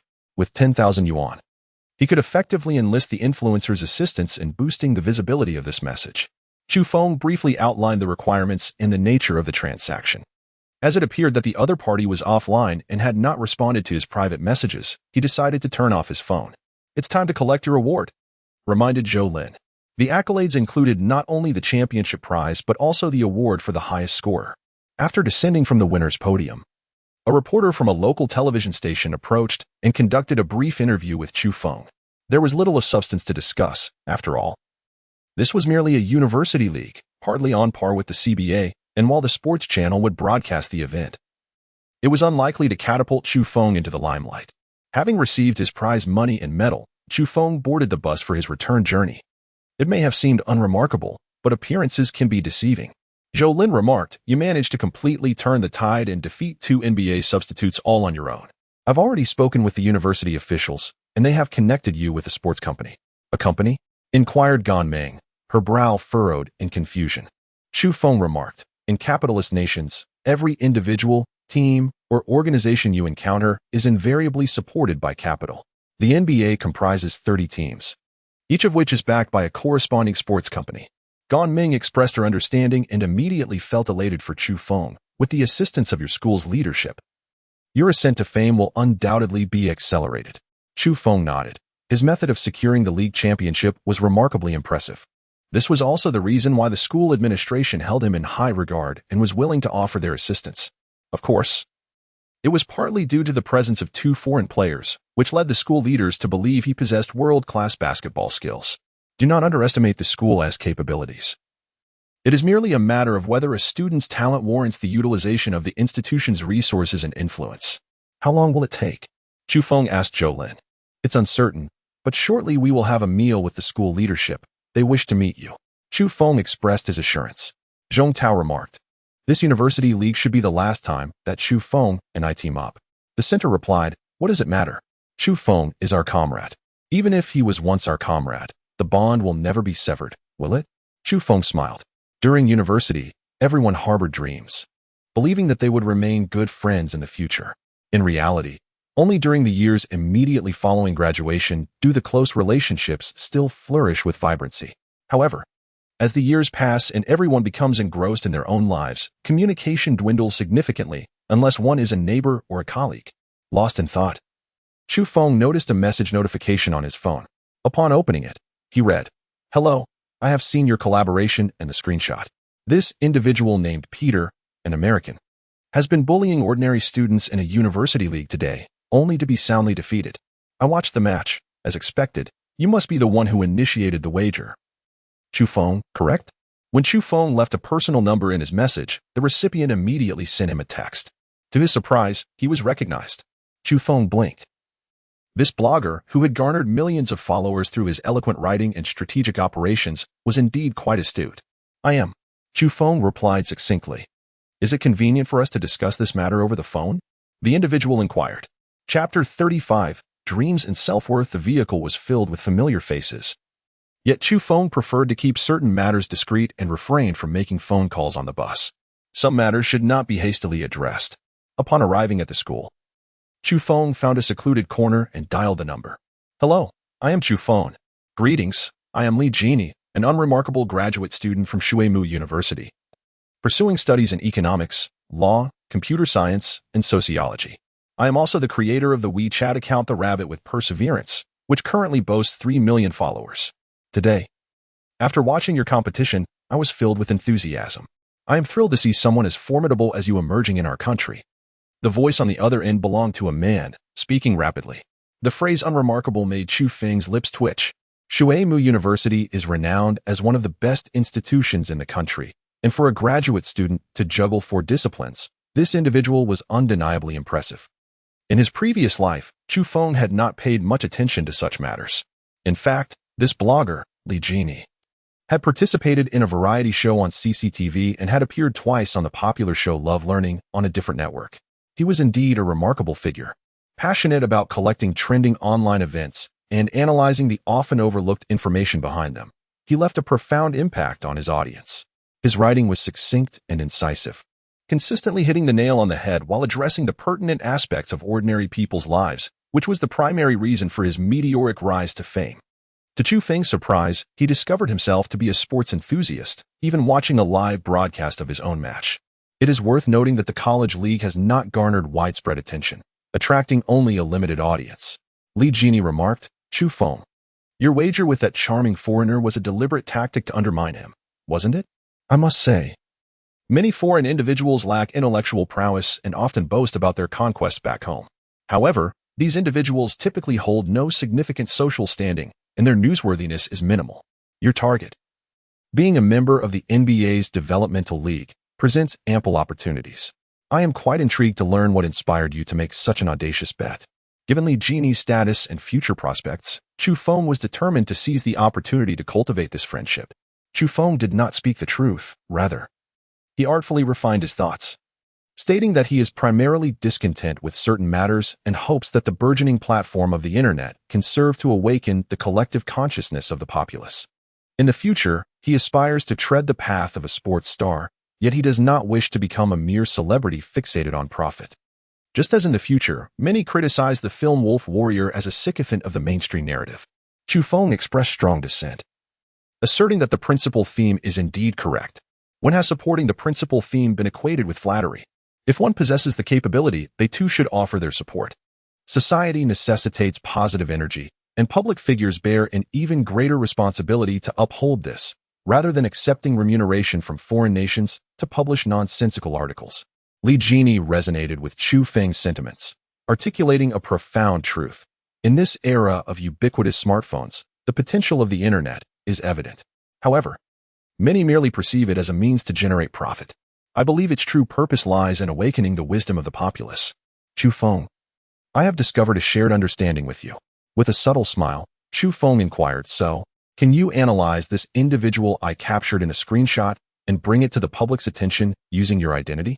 Certainly. I've already disseminated the news in our group chat. And many friends are incensed, preparing to ensure that this athlete can no longer thrive in our country. Li Jini exclaimed with indignation. The only concern is the names of those women. I fear that online harassment might lead them to a breaking point. We must anonymize their identities. Chu Feng insisted. Li Jini chuckled wryly. In truth, you seem to be intentionally setting those individuals up for online abuse, don't you? That is unfounded. I will not concede to such an accusation, Chu Feng replied firmly. After a moment of silence, Li Jini continued. I foresee a bright future for you and wish to forge a friendship. I will assist you in this matter without expecting any compensation. I must say, in your future endeavors, do not hesitate to reach out to me. However, please afford some misguided individuals a chance at redemption. What if your wife dated a foreigner for a while and then returned to marry you? What would your thoughts be? Li Jini replied, avoiding a direct answer. Different perspectives yield different opinions, do they not? Moreover, few manage to circumvent the great firewall. The information is held by a select few who lead. You possess the capability to steer the narrative. Li Jini grasped Chu Feng's implication. Are you suggesting that I should evolve into a primary source of information for the majority of self-media? Your account has that potential. Have you considered establishing a studio? Preparing numerous micro-accounts to guide online discourse towards positive development? In terms of profit, advertising is one avenue. Additionally, as long as your influence is substantial, you can safeguard those women from online harassment while instilling a sense of awareness about the distinction between successful individuals and the detritus often found abroad. Do not be misled into thinking that all foreigners are affluent. Successful individuals constitute a mere fraction, while the majority are merely those who could not thrive in their own countries. With a brief pause, Chu Feng's ambition emerged sharply as he declared, I will strive for the NBA. Should I achieve fame, I will follow the path of a star player, necessitating collaboration with numerous self-media accounts. On the other end of the line, Li Jini's breathing quickened as he recognized Chu Feng's ambition, a yearning for fame intertwined with a pursuit of positivity. This ambition, in turn, satisfied Li Jini's own needs for sustenance and self-actualization. It was undeniably compelling. However, many companies remain oblivious to the economic benefits of the internet, making initial development exceedingly challenging. I will devise a means to generate income and sustain the studio. Very well. I shall book a flight immediately and arrive in your city tomorrow. Thus, two kindred spirits reached a preliminary mutual recognition. After ending the call, Chu Feng took a deep breath. The 10,000 yuan at his disposal felt insufficient. He needed to achieve fame swiftly. Chu Feng approached Zhou Lin. Have you finished? Zhou Lin inquired. Chu Feng nodded and briefly explained the situation, expressing his hope that Zhou Lin would become involved. After listening, Zhou Lin stroked her chin thoughtfully. This approach sounds intriguing. I feel as though I have encountered it before. Internet trolls, Chu Feng clarified. What are internet trolls? She inquired. They are numerous online mercenaries who, for a modest reward, can manipulate public opinion in various directions. This holds significant public relations value for any celebrity. Zhou Lin now understood. You are quite perceptive. I increasingly sense the potential in this idea, however. The fundamental premise rests upon your ability to enter the NBA and achieve notable success. Chu Feng was aware of this fact. However, your ability to triumph over those two foreign adversaries indicates that you possess considerable potential. As for your studio, I have 30,000 yuan in savings that I am willing to invest, Zhou Lin said with a smile. Although the amount is modest, it marks a promising beginning. Sports can fulfill more than one of my aspirations. Chu Feng took a deep breath and inquired, where shall we dine this evening? At Longqing Huayuan, came the reply, which caters to foreign guests. This time, we are fortunate to have the head of MLSE Maple Leaf Sports and Entertainment in our coastal city for business activities. The leaders have gone to great lengths to extend hospitality and invite him to dinner, thereby recommending opportunities for you to join their team. The Raptors? Chu Feng asked. Zhou Lin nodded. Behind each team lies its own financial backing, and the Raptors are supported by MLC. Just as they were about to set off, Gan Meng rushed over. Senior, I have arranged for you to meet with the leadership of the Suzhou men's basketball team. They wish to dine with you. Gan Meng reported the good news with enthusiasm.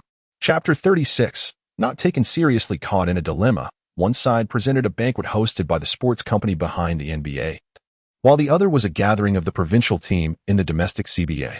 Which path should one choose? Just as foreign talents venture into the CBA for development, Domestic players also seek fortune and fame in the NBA. Overall, it is an undeniable truth that the CBA's breakthrough effect pales in comparison to that of the NBA. Chu Feng is an adult. While sentimentality holds significance at times, one must not overlook the necessity of sustenance. If one can attain greater acclaim and subsequently return to pursue their passions, what is there to lament? Alas, this may risk offending others. At a crucial moment, Zhou Lin stepped forward. Chu Feng was injured during the competition and required a visit to the hospital. Could your associates arrange for another appointment? Chu Feng looked at Zhou Lin with gratitude. In this critical moment, this agent proved to be quite reliable. An excuse was found so swiftly. Injured? I don't recall the senior falling or being hit. Gan Meng pondered in confusion. Chu Feng and Zhou Lin simultaneously entertained a thought regarding Gan Meng. Ignoring her towering height of 1.8 meters and her striking figure, there was an innocent charm about her. Zhou Lin remarked, after the competition. Chu Feng seemed a bit fatigued and inadvertently bumped his knee. I worry this might hinder his future performance. I must take him for a checkup. However, after the appointment, he still has to attend the evening competition. Will that not cause a conflict? Gan Meng appeared bewildered. Zhou Lin was nearly exasperated to the point of frustration. In this day and age, there are indeed many naive university students, yet she never anticipated encountering one quite like this. Chu Feng found the situation amusing and patted Gan Meng on the shoulder, saying, Please help me find an excuse. I have other matters to attend to. But I fear offending anyone. I beg you. It was only then that Gan Meng grasped the situation. I understand, but they have flight tickets to Haishur tonight. Then I shall fly there tomorrow. Chu Feng responded. This arrangement would allow Li Jini to change his route to Haishur without causing any delays. All right. I will keep your secret, Gan Meng said as she hurried off to make a phone call. Zhou Lin remarked, You need not explain so much. She is a straightforward girl, innocent and uncomplicated. She speaks her mind and would never betray us. Chu Feng held a fondness for such genuine young women. Moreover, she was quite beautiful. Zhou Lin hesitated, as if she had more to say. It's fine. If she were someone seasoned by the trials of society, I would certainly be cautious. But with Gan Meng, at least for now, I feel at ease. Zhou Lin sighed. You're not falling for her beauty, are you? Impossible. It's merely a matter of adapting to the situation. Besides, Teacher Zhou, you are quite beautiful as well. Zhou Lin playfully nudged Chu Feng's arm, declaring, No teasing the teacher. When Chu Feng attended the banquet, he took a moment to assess his personal capabilities and attributes. In today's competition, he garnered 112 points, adding to his original 3 points. After deducting the costs of advanced feints, which enhanced his physique and endurance by 10 each, he was left with a mere 25 points of legendary status. Though his resources were scant, he emerged victorious in the match. Furthermore, he had acquired 3 world-class competitive skills, dribbling while running, pivot dribbling, and feinting. The effectiveness of these skills is intricately linked to his stamina, physical condition, agility, and strength. Attributes: Player: Chu Feng. Height: 187 centimeters. Strength: 26 physique, 21 agility, 48 endurance, 31 additional jump, 30 additional arm strength, 5 legendary points. Balance: 25 from the attributes. It is evident that Chu Feng's strengths lie in his agility and jumping ability, followed closely by endurance. Excessive strength is of little utility, and he cannot rely solely on mid-court shots, as matches lacking in visual appeal and competitive flair would adversely affect his persona. Unless he accumulates an abundance of legendary points in the future, he will refrain from purchasing relatively insignificant enhancements. With a balance of 25 points, he pondered how to swiftly accrue more legendary status. The NBA represents a premier league in the United States, characterized by its strong regional influence and substantial financial backing. While the CBA is commendable in its own right, however, in terms of reputation, the CBA inevitably falls short compared to the NBA, with its crossover appeal being somewhat limited. No matter how one contemplates it, the priority is to pursue the NBA first. Once he achieves fame and success, he can return to foster the development of the CBA. The banquet had arrived. When Chu Feng arrived, several leaders were already awaiting at the banquet. After all, Jiangda is a media school, where historically only hosts and celebrities have made their mark. Never before has anyone excelled in the realm of sports. Chu Feng has established a solid foundation in athletics and is now ambitiously pursuing the illustrious path of a basketball superstar, a realm that is even more fervently sought after. The school administration is undoubtedly supportive of his aspirations, although he falls slightly short of the 2-meter height mark.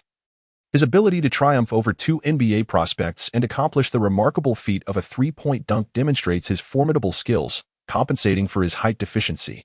The leaders engage warmly in conversation with Chu Feng, displaying no hint of arrogance. Chu Feng, being a seasoned individual of society, has matured through various experiences. Unlike ordinary students, he does not cower in apprehension. Rather, he engages in conversation and interactions with remarkable ease. The pressing concern, however, lies in the tardiness of the representative from Maple Leaf Company. The secretary, furrowing her brow, made a phone call to inquire. After numerous reminders and follow-ups, they finally arrived, accompanied by an elegant Chinese translator. Chu Feng gazed upon the rosy visage of the female translator, and a sense of unease washed over him. As he began to fathom the situation, what of the female translator? They were both individuals of considerable standing within their academic institution, deserving of a modicum of respect. Yet, their tardiness was compounded by the fact that they had been off gallivanting with the translator. The head of the delegation, Chiao, approached with a beaming smile, extending an apology for their lateness. I believe the star of the day is you, Chu, am I correct? Indeed, that is I. Chu Feng replied as he rose to his feet. I have heard whispers that your superiors boast of your prowess, claiming you have bested two NBA players. Yet, observing your stature, I must confess, I mean no disrespect, but how did you manage such feats? Chiao inquired. Perhaps you might consider watching my game footage, Chu suggested. Regrettably, reviewing game footage is a time-consuming endeavor, and it's impractical for me to ascertain your capabilities through a single match. However, given the considerable effort you've expended to find me, I would like to extend an opportunity for you to participate in our company's training camp. Training camp? Indeed. As long as you commit to training in the camp and achieve commendable results, you will have the chance to sign with us. Through practical experience, we can evaluate whether you possess the requisite skills to join the team. Even if you were to falter upon returning to your homeland, you would still wield the potential to dominate the CBA. Chiao spoke with confidence, extolling the virtues of his company's training program. Chu Feng squinted his eyes, while Zhou Lin's expression darkened. I recalled some unscrupulous entertainment companies that exploit the youth of aspiring stars through contracts and trainee programs, forcing them to endure unbearable circumstances and ultimately pay hefty penalties for breaches of contract. Chu Feng whispered to Zhou Lin, and she indeed had the same thought. The person in charge, Chiao, showed no interest in reviewing Chu Feng's competition videos or even inquiring about them. Not only did he arrive late, but he also presented a deceptive offer with an air of superiority. What does this imply? Is there a contract? Zhou Lin inquired. Congratulations to you all. When I arrived, I had indeed prepared a contract. This is Chu Qingming's opportunity. With training, there is a chance to earn substantial wealth in the future. The female translator promptly retrieved the contract from her briefcase. Chu Feng's command of English is rather limited, thus he can only rely on Zhou Lin for interpretation. How about that?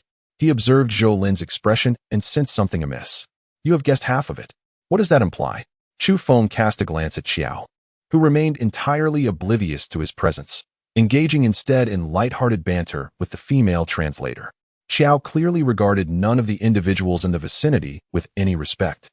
Chapter 37. The stench beneath the beautiful facade. Indeed, there was a penalty for breach of contract. In addition to this, one had to pay a training fee of $50,000 monthly to that wretched youth training camp, with no provision for meals or accommodation.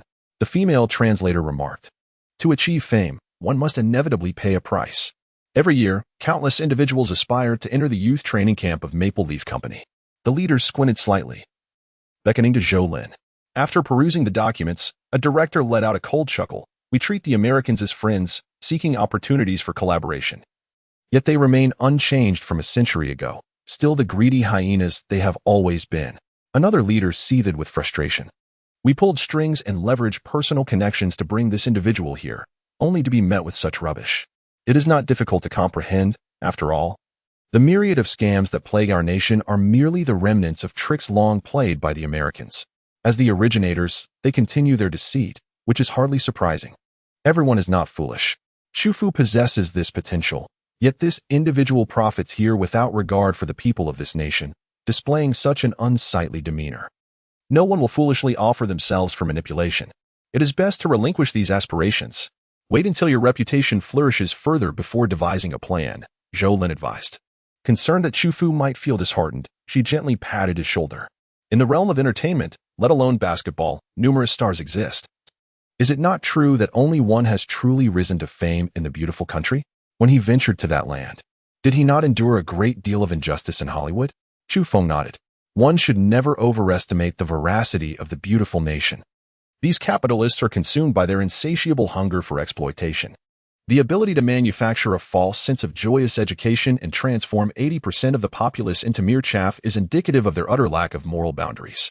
Development can only thrive within the confines of the CBA, and one can speak of fame once it is attained. Chu Feng, however, felt no disappointment. It is indeed a blessing to discern the greed of this beautiful nation early on. Let us engage in discussions of profit rather than camaraderie. The meal concluded on an ungracious note. As Chiao stood to leave, he muttered curses, believing that Chu Feng was ungrateful and failed to seize the opportunity of his generosity. In truth, what irked him was that this offering of a plump piglet had the audacity to decline.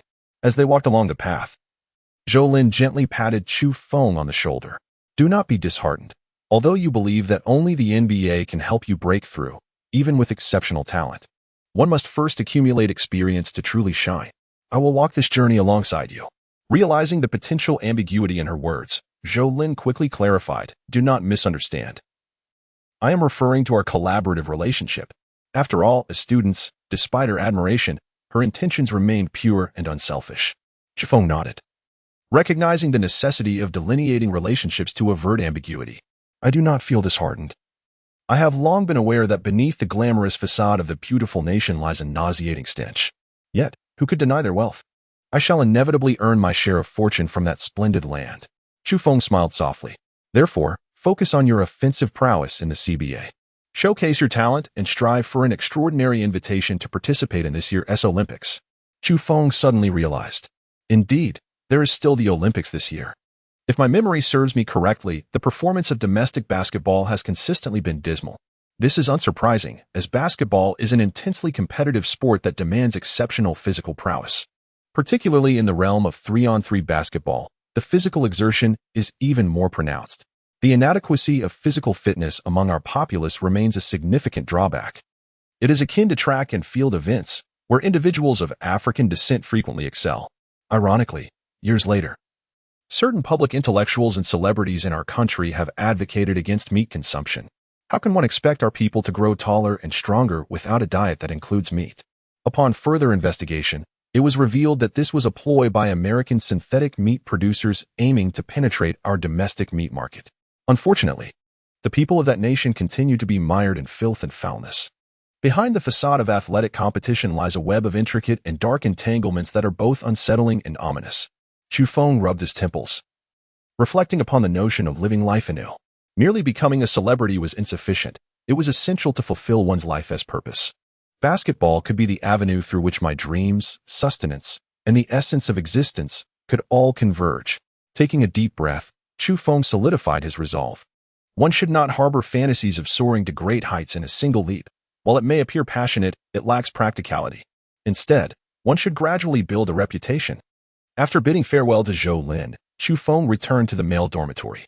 As he passed by the entrance, he noticed Gan Ming seated on the steps outside.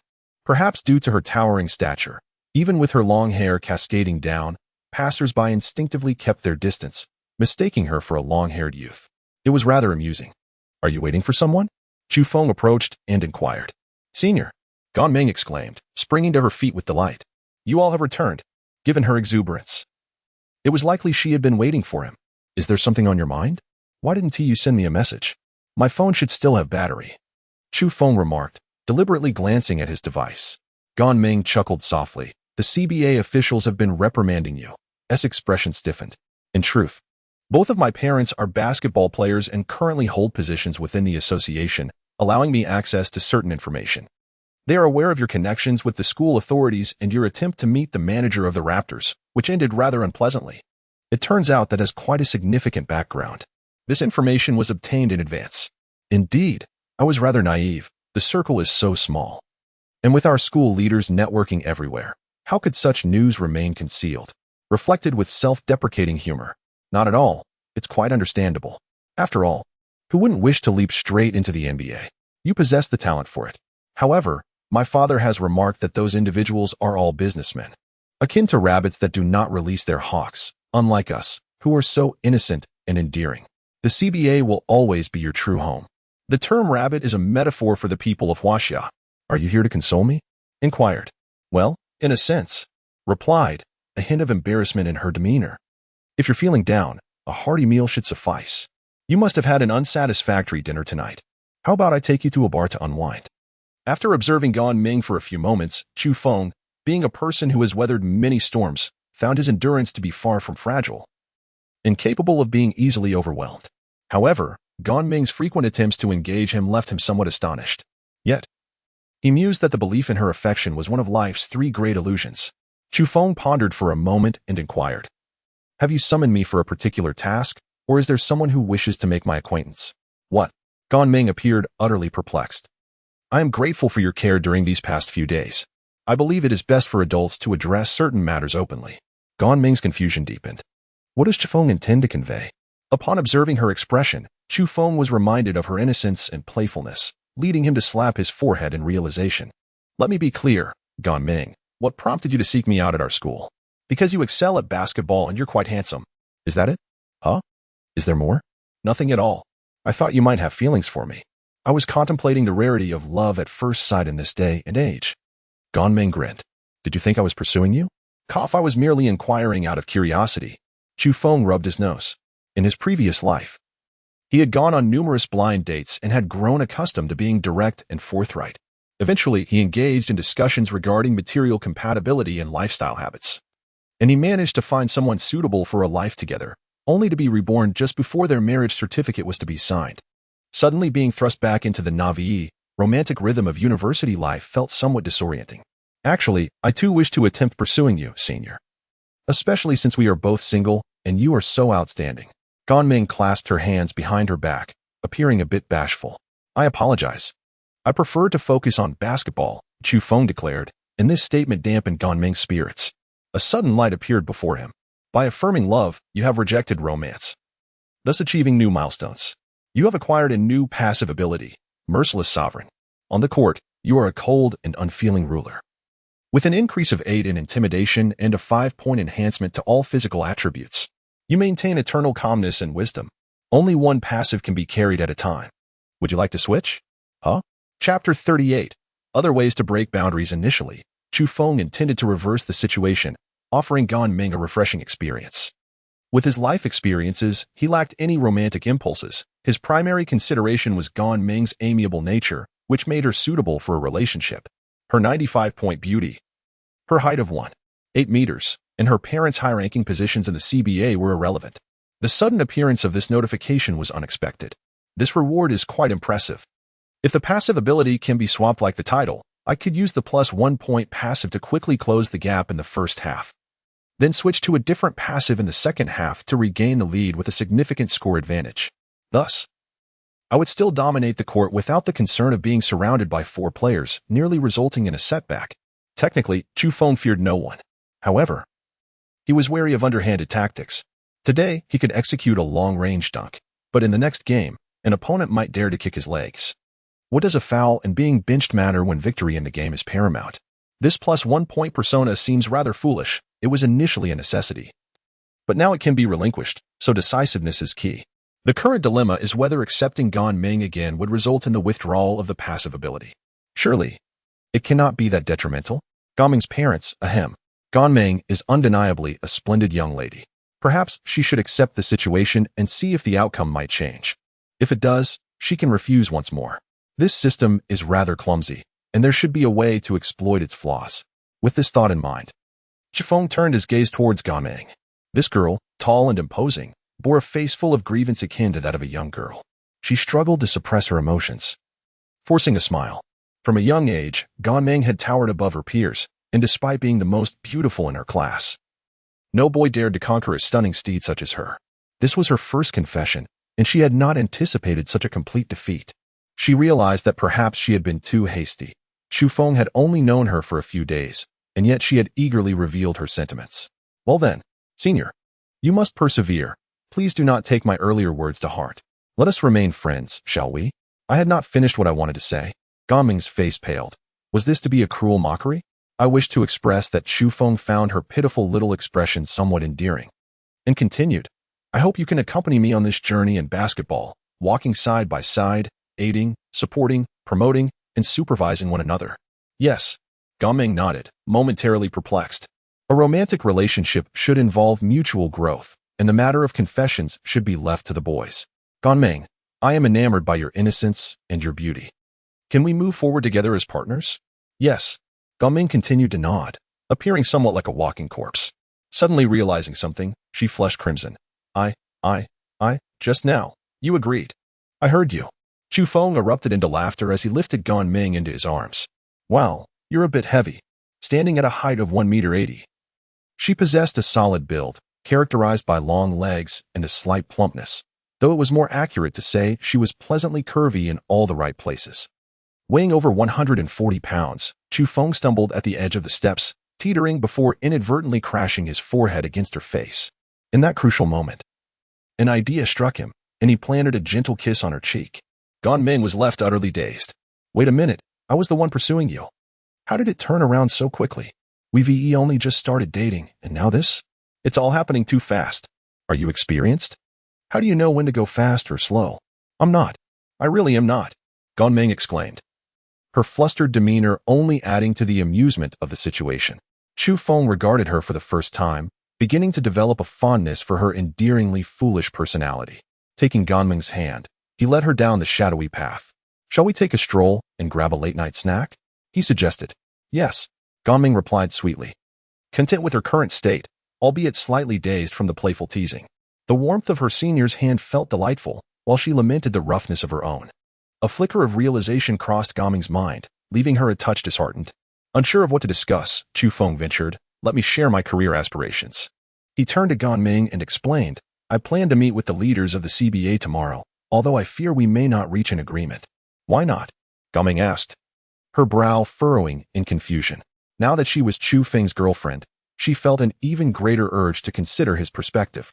Because I do not intend to engage in an evenly matched contest, I desire my teammates to be somewhat weaker, yet not as feeble as Zhong Tao. Ming furrowed her brow in deep thought, struggling to comprehend. What if we lose? My desired outcome is this. In the first 2 quarters, my teammates would let the opponent score freely. In the latter 2 quarters, I would rally to salvage our score and ultimately secure the victory. Such a match would be far more exhilarating and attract more attention. It's nearly impossible to break into the NBA. Gaining recognition domestically is quite challenging. Chu Feng believed that such a gimmick could significantly enhance his popularity. Drawing upon his experiences from a past life to navigate the online realm might enable him to attain the status of an internet celebrity sooner than expected. While the term internet celebrity may seem somewhat pedestrian, it certainly offers lucrative opportunities. Ideally, if this year's Olympics could witness the men's basketball team achieving its inaugural gold medal, it would shatter the historical record of 8th place. Furthermore, by leveraging the influence of a certain girl endowed with primal power, there exists a chance to transcend boundaries. It is not imperative to seek out individuals from the United States. However, the aforementioned girl with primal power is also subject to the demands of her era. The current internet landscape is only just beginning to flourish, and the effects of breaking boundaries may not be as effective as in the future. In any case, it is essential to deliberate on how to approach tomorrow today. Ming contemplated Chu Feng's perspective. Senior, there are numerous skilled players in the CBA, and the trend that has emerged this year extends beyond university leagues. An increasing number of CBA teams are setting their sights on players from the United States. In university leagues, recruiting foreign players as reinforcements is a point of contention for Chu Feng. Does this not constitute a dimensionality reduction attack? However, if the CBA aspires to align itself with the NBA, seeking foreign talent is not entirely unacceptable. Yet, with an excess of foreign players, should the CBE redefined as in? Boundaries are indeed crucial. Chu Feng remarked, do you not find it quite distasteful? This is clearly our nation's league. Yet some teams have engaged an excessive number of foreign players. Whose competition is this, after all? Indeed, Ming discovered a commonality. It was precisely because Chu Feng had triumphed over 2 formidable opponents that she felt a sense of exhilaration, subsequently turning her attention towards him. It was only after witnessing his diligent and earnest efforts in private that her feelings began to blossom. Chu Feng proclaimed, I intend to demonstrate through an overwhelming victory that our nation's people can dominate the arena. Even if my stature is modest, I can still adjudicate the current chaos. Standing at 187 centimeters, he acknowledges that this height is not particularly remarkable in the realm of CBA basketball. In truth, Chu Feng does not aspire to be excessively tall. For then indulging in soda would be akin to consuming calcium from a blue bottle. An excessive height brings about numerous inconveniences in life. You are quite arrogant, senior. What do you call me? Senior, of course. Chu Feng gazed at her. Gan Meng, feeling somewhat bashful, replied, "It's a bit too intimate. I feel a bit embarrassed." "It's fine. Call me whatever you like. From now on, I shall also refer to you as my junior." Chu Feng mused that this was indeed a form of quaint amusement. To return to the matter at hand, "Senior, your conditions are evidently not agreeable to many, and few would even entertain the notion of believing you. I might lend you my support, but should you falter, my parents' impression of you would surely diminish. Therefore, in the spirit of assisting me, let us venture to the gymnasium for a game of basketball." "Huh? Wasn't the plan to take a leisurely stroll? And then enjoy a late-night snack?" Gan Meng felt a surge of frustration. How could her romantic first date take such an unexpected turn towards the gym? Absolutely not. "Senior." Gan Meng tugged at Chu Feng's arm. "Let's indulge in some late-night snacks, perhaps sip on a little wine, and then." Chapter 39. The Arrogant and Impudent Request on a New Day. Chu Feng arose early and made his way to the school gate, where he spotted Gan Meng and Zhou Lin. Gan Meng, driving her BMW, cast a resentful glance as Chu Feng entered the vehicle. She feigned innocence, having attempted to entice Chu Feng into drinking, only to be thwarted and dragged off to play basketball instead. The entire night, she pondered whether her charm was lacking. Feeling quite disheartened, the trio then embarked on their journey to the airport. As Chu Feng entered the vehicle, he addressed Zhou Lin, stating, "Gan Meng is now my girlfriend." Zhou Lin nodded, appreciating Chu Feng's candid demeanor, which brought her a sense of comfort. "Congratulations to you both," she exclaimed. Last night, the leadership had communicated with her, revealing Gan Meng's background.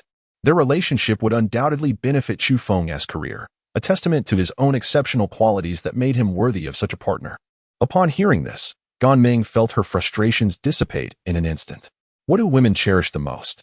It is the public acknowledgement of their romantic relationship by their boyfriends, rather than clandestine affairs. Such an announcement signifies importance. She resolved to discuss Chu Feng with her parents once more before boarding the plane, hoping to garner their support. The meeting with Gan Meng's parents was scheduled for noon, while her appointment with Li Jini was set for the evening. Upon arrival in Haisher City, they were greeted by a designated vehicle, which transported them to a modest restaurant near the sports arena. Despite the affordable fare, the table was graced by prominent figures. The round table accommodated 12 individuals. Besides Chu Feng and his two companions, there were 7 others, comprising committee members from various departments and officials from the Suzhou Provincial Basketball Association. The highest ranking among them was Gan Meng's father, Gan Chaui, the Minister of Management and Foreign Affairs for the national team. Gan Chaui remained silent, scrutinizing Chu Feng. After all, Chu Feng was the newly introduced boyfriend of his daughter, who had even called to showcase their affection before their departure. As a protective father, he felt compelled to assess the suitability of his future son-in-law. He did not belong to the category of fathers who would vehemently oppose their daughter's choices. The primary speaker was Zhao Yiming, the vice president of the Suzhou men's basketball team. "Chu Feng, we have watched your match videos numerous times," he began. "And we must admit, your prowess on the court is impressive, embodying the confidence and capabilities of our nation." Zhao Yiming set the tone, not to undermine Chu Feng, but to extend an invitation for collaboration. Chu Feng felt a surge of emotion. Those in the NBA seem solely preoccupied with profit and exploitation, while his compatriots are driven by a sense of honor. He expressed gratitude for the praise from his superior, acknowledging that there remains ample room for personal growth. Suddenly, someone beside him interjected, "I heard you met with representatives from Maple Leaf Company?" Zhao Yiming cast a questioning glance, silently reprimanding the individual for bringing up such an inappropriate topic. Chu Feng nodded, expressing his belief that it is quite natural for young individuals to possess a certain degree of pride. With the ability to break into the NBA, it is only fitting to seize the opportunity to give it a try. However, he has also come to recognize the unpleasant nature of the American people. Reminiscent of the foulness from a century ago, it takes considerable audacity for Chu Feng to utter such words at the dining table. Zhao Yiming burst into laughter, exclaiming, "Well said. But what does breaking the circle mean?" "Basketball is a niche," Chu Feng explained, "to allow individuals outside this realm to witness and engage with the sport, to draw attention to its affairs. That is what it means to break the circle. You exhibit great confidence, Zhao remarked. But you must acknowledge that your height is a significant limitation. You've only triumphed over 2 NBA reserve players, not the starters. Height is not the crux of the matter. Chu Feng countered. Weber gained worldwide acclaim without surpassing 180 centimeters. What is there to fear from the starters? If they come, I shall compete with them. The brash youth, who previously spoke without regard for the setting, spoke again. Young people are quite audacious. Chu Feng replied with a smile. If the youth are not audacious, what else can we call them? This hearty laughter endeared him to some leaders, yet made many others uncomfortable. In such a scenario, a lack of humility might lead the leaders to perceive him as unmanageable. Should he truly incite someone's ire, it could very well result in his ostracization. Gan Ming also felt that Chu Feng was being overly ostentatious, subtly tugging at his hand beneath the table to rein him in. Chu Feng remarked, in truth, I aspire to join the CBA, particularly a team that is not overly formidable.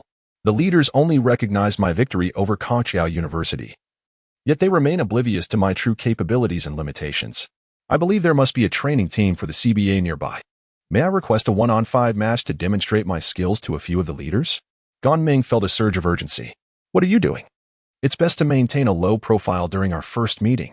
We are just beginning our discussions, and no impressions have been established yet. Why are you already displaying such arrogance? Many leaders grew displeased and ceased to engage in conversation. Trust me, Chu Feng implored, casting a glance at Gan Ming. Gan Ming bit her lip, pleadingly looking towards her father. Your actions make our position quite difficult. You are correct. A young person who lacks humility cannot truly be considered young, yet it is essential to show respect to one's elders. Chu Fu nodded, voluntarily pouring a glass of white wine and bowing to the gathering. I shall punish myself with a cup. Primarily because my eagerness to excel led me to progress step by step, the tempo being too languid. With only a dwindling number of days remaining for Olympic registration, adhering to the customary procedures and strategies, I would undoubtedly miss this competition. Indeed, the Olympics are just around the corner, a mere 4 months away. Chu Feng feels compelled to take a gamble, to hasten his self-expression. Otherwise, when will he break through the confines of his current situation? The Olympic Games and the NBA showcase the most significant breakthroughs, while winning a championship in the CBA yields limited impact. Hence, I have chosen to take an unconventional path, hoping that the leaders will grant me an opportunity. If I truly possess the capability to excel against 5 opponents, allowing me to compete in this year's Olympics could present a chance to secure an additional gold medal. Arrogance. Zhao Yiming's expression darkened. In the annals of our Olympic history, the men's basketball team has only achieved a commendable 8th place thus far. How can one, upon uttering such aspirations, believe they can attain a gold medal? Achievements are commendable. Yet this should not embolden one to reach for the unattainable. How can one know without taking the plunge, right? Chu Feng poured another cup of white wine. I shall penalize myself with another drink. I implore you all to forgive my transgression and grant me but one opportunity. The youth of a young man lasts only a few fleeting years. If one does not take a gamble, for precious years may slip away. I have but a limited number of such 4-year spans. The words of Chu Feng resounded with a powerful cadence, seemingly humble, yet he stood tall with unwavering confidence. I shall assemble the mightiest mixed team to challenge you. Should you emerge victorious, I will grant you the opportunity, Gan Chaui declared. To be candid, he had begun to admire Chu Feng. The audacity to seize opportunities, while it may appear presumptuous, varies from person to person. You must understand, if you lose, you become a mere jester. Should you win, you shall become a legend. I have encountered countless jesters. I hope you do not disappoint me. With that, Chu Feng refrained from raising his glass.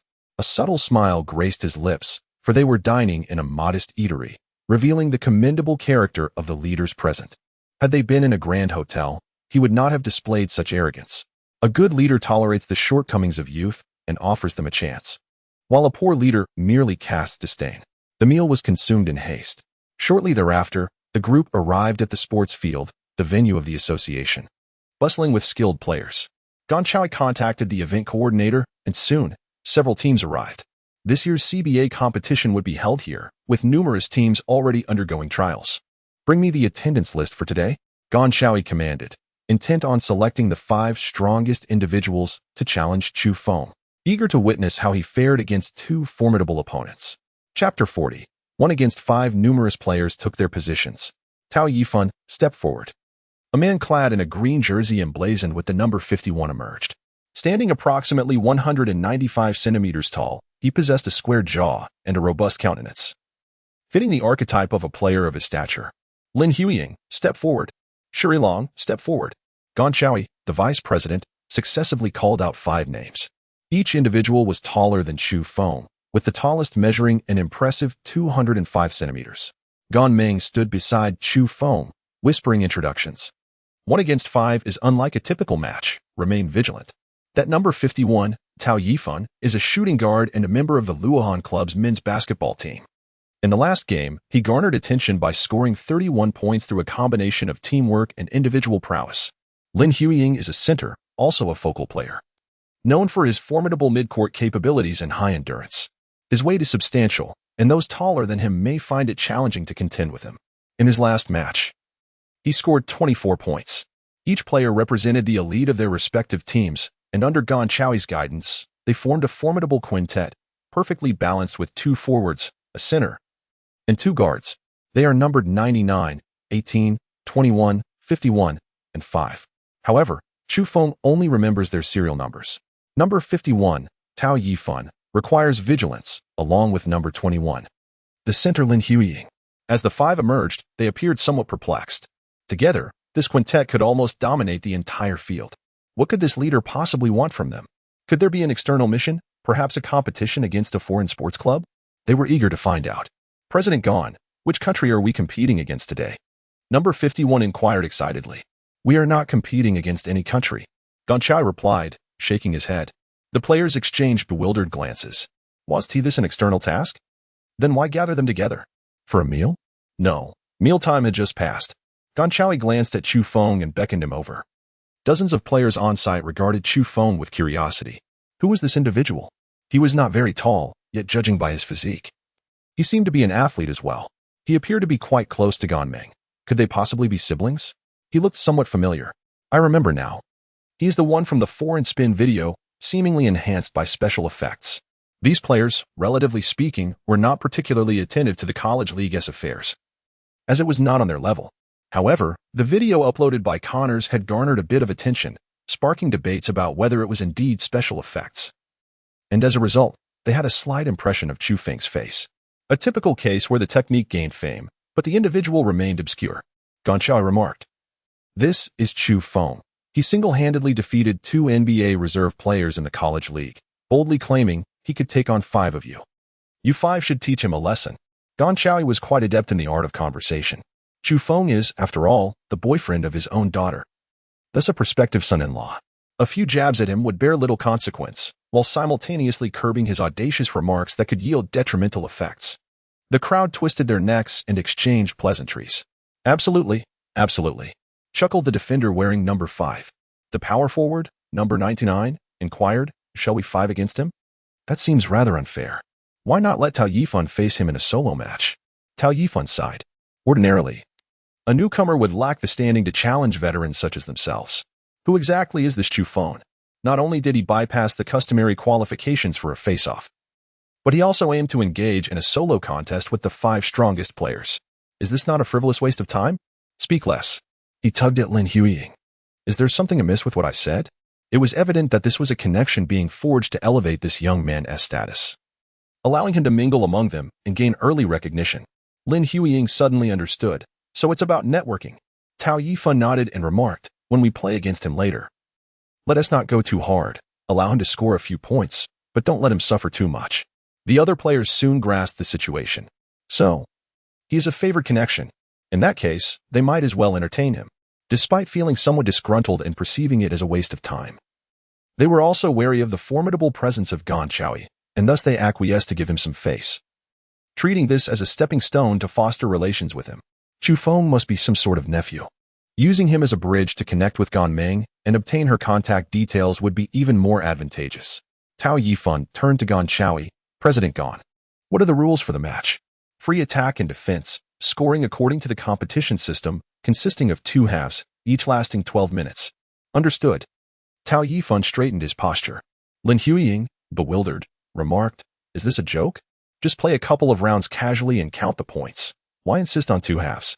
Isn't that just wasting time? 5 against 1. With 3 players surrounding him, Chu Feng would be rendered immobile. What a farce. A sheer waste of time. President Gan. 2. appeared to be indulging in this meaningless charade to promote a junior. The group's enthusiasm waned, and they even felt a desire to voice their frustrations. Observing Chu Feng's expression, they felt a mixture of affection and resentment. Resentment for being a connection, yet affection for that very same reason. All right, let's south head to the court and warm up a bit. Gan Ming, you assist Chu Feng with the serve. Sure thing. Gan Ming nodded and gave a small fist pump towards Chu Feng. Let us do our best. Chu Feng nodded and stepped aside, beginning to remove his clothing. Beneath his jeans and shirt, he donned a jersey and basketball shorts, with basketball shoes that required no change. Is there anything else I can assist you with in your preparations? Asked Zhou Lin. Could you help me record a video? Replied Chu Feng. Zhou Lin nodded in agreement. The small platform has been established, although it has yet to gain traction. Once we edit the footage, we will upload it to several websites, Chu Feng continued. Zhou Lin nodded again, indicating that they could begin engaging fans immediately. What is the small platform? She inquired. As they conversed, Chu Feng bounced and twisted nearby, warming up. Listening in, Gan Ming felt a sense of fulfillment participating in Chu Feng's endeavors. I shall also create an account to share videos. Gan Ming thought to herself. She was determined to keep pace with Chu Feng, as they had agreed the night before, though she lacked a manager. After completing his warm-up, Chu Feng approached the court. According to the rules of the game, the first play involved throwing and contesting for the ball. As Chu Feng and Tao Yifan faced each other, the referee tossed the ball into play. Chu Feng remained immobile, fully aware that once the ball touched the ground, he would be encircled, leaving him no chance of escape. It was only when his agility came into play that he could hope to take on 5 opponents. Otherwise, he would merely stand there like an immobile mummy. Tao Yifan seized the ball and charged forward with great speed. The others, too, momentarily disregarded Chu Feng's presence, underestimating him considerably. With a gentle smile, Chu Feng suddenly sprinted towards Tao Yifan.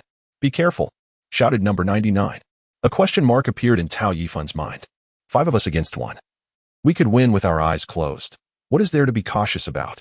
Just as this thought crossed his mind, he felt an unexpected pressure approaching from behind. When he turned around, a gust of wind swept by, knocking his basketball away. With Chu Feng's extraordinary reflexes, intercepting the ball was an effortless feat. You have underestimated your opponent, he thought to himself as he surged forward like a whirlwind, dribbling the ball towards the opposing hoop. A crowd of people cried out in an attempt to chase him, but their efforts resulted in nothing but futility. Thud! The sound echoed as the basketball swished through the net. Chapter 41. The 720-degree miracle alone. Chu Feng deftly evaded 5 opponents and successfully executed a layup, earning himself 2 points as the referee blew the whistle. Observing from the sidelines, Gan Chaui was visibly displeased. What were you 5 doing? Even a lion exerts its full strength when hunting a rabbit. You should not become complacent, even when 5 of you are confronting one. Just moments ago, after Chu Feng intercepted the ball, you scattered to different positions, and your pursuit was a beat too slow. By the time he scored, the one who chased the hardest had only just reached the 3-point line. With such a mindset, it is no wonder we failed to secure medals at the Olympics. I wonder who instilled this air of arrogance in you. Gan Chaui was incensed. While it may be true that Chu Feng is formidable, he could not tolerate the loss stemming from underestimation. You are all elites. Do not let me down. With that, he turned to the referee, preparing to resume play. Upon glancing at the scoreboard, Chu Feng noticed that the legendary points had increased by 2, filling his heart with exuberance. He boldly challenged the entire arena, determined to eschew the conventional method of methodically ascending step by step, which would only squander precious time. Furthermore, he sought to create a dynamic atmosphere during the competition, aiming to earn points through gameplay that would enable him to acquire skills and powers from the store. This time, as his opponent served the ball, Chu Feng dashed across the court, his speed unremarkable. All eyes were fixed upon him. Yet, just as the serve was executed, he suddenly accelerated, catching the attention of 3 individuals who swiftly converged upon him. With a swiftness that transcends his basketball skills, Chu Feng executed a rapid pivot, evading the encirclement and darting towards Tao Yifan, number 51. This time, Tao Yifan could no longer endure the pressure. Upon seeing Chu Feng approach, he hastily passed the ball. In this instance, he was resolute. A cadre of elite CBA players collaborated seamlessly, dribbling and distributing the ball with precision. The quintet worked in unison, ensuring that none allowed Chu Feng to encroach upon their territory. After receiving a stern reprimand from Gan Chaui, they resolved to rise to the challenge with renewed determination. Chu Feng pursued relentlessly, and as they prepared to make a shot, he suddenly lunged forward, seizing the rebound. the number 99 power forward. Standing at an impressive 203 centimeters and renowned as the team's most agile jumper, was utterly stunned as Chu Feng executed a forceful block against him. The spectators were left in disbelief. How could Chu Feng, who was 18 centimeters shorter, manage to block him? This indicated that Chu Feng's leaping ability not only surpassed his own but also compensated for the 18-centimeter height difference, along with an additional 9 centimeters of reach. What an extraordinary feat! With a swift motion, Chu Feng executed a block, sending the ball soaring into the air before deftly maneuvering around the body of number 99. He raced towards the edge of the basketball court, one hand striking the ball as he skillfully dribbled and descended for a layup. Number 5 arrived just in time to mount a defense. With a magnificent turn and deft dribbling, Chu Feng evaded the 5th player with remarkable speed. "Damn!" exclaimed the 5th player, overwhelmed by the extraordinary pace. How could anyone possess such velocity? It was astonishing enough to dribble swiftly, but to execute a turn with such agility was beyond comprehension. Glancing at the referee, he realized no foul had been called, indicating that Chu Feng had not traveled with the ball. What on earth? How could he be so fast? A throng of players pursued Chu Feng closely. Chu Feng dashed forward with remarkable speed. "Hooray!" Gan Ming exclaimed, jumping with excitement.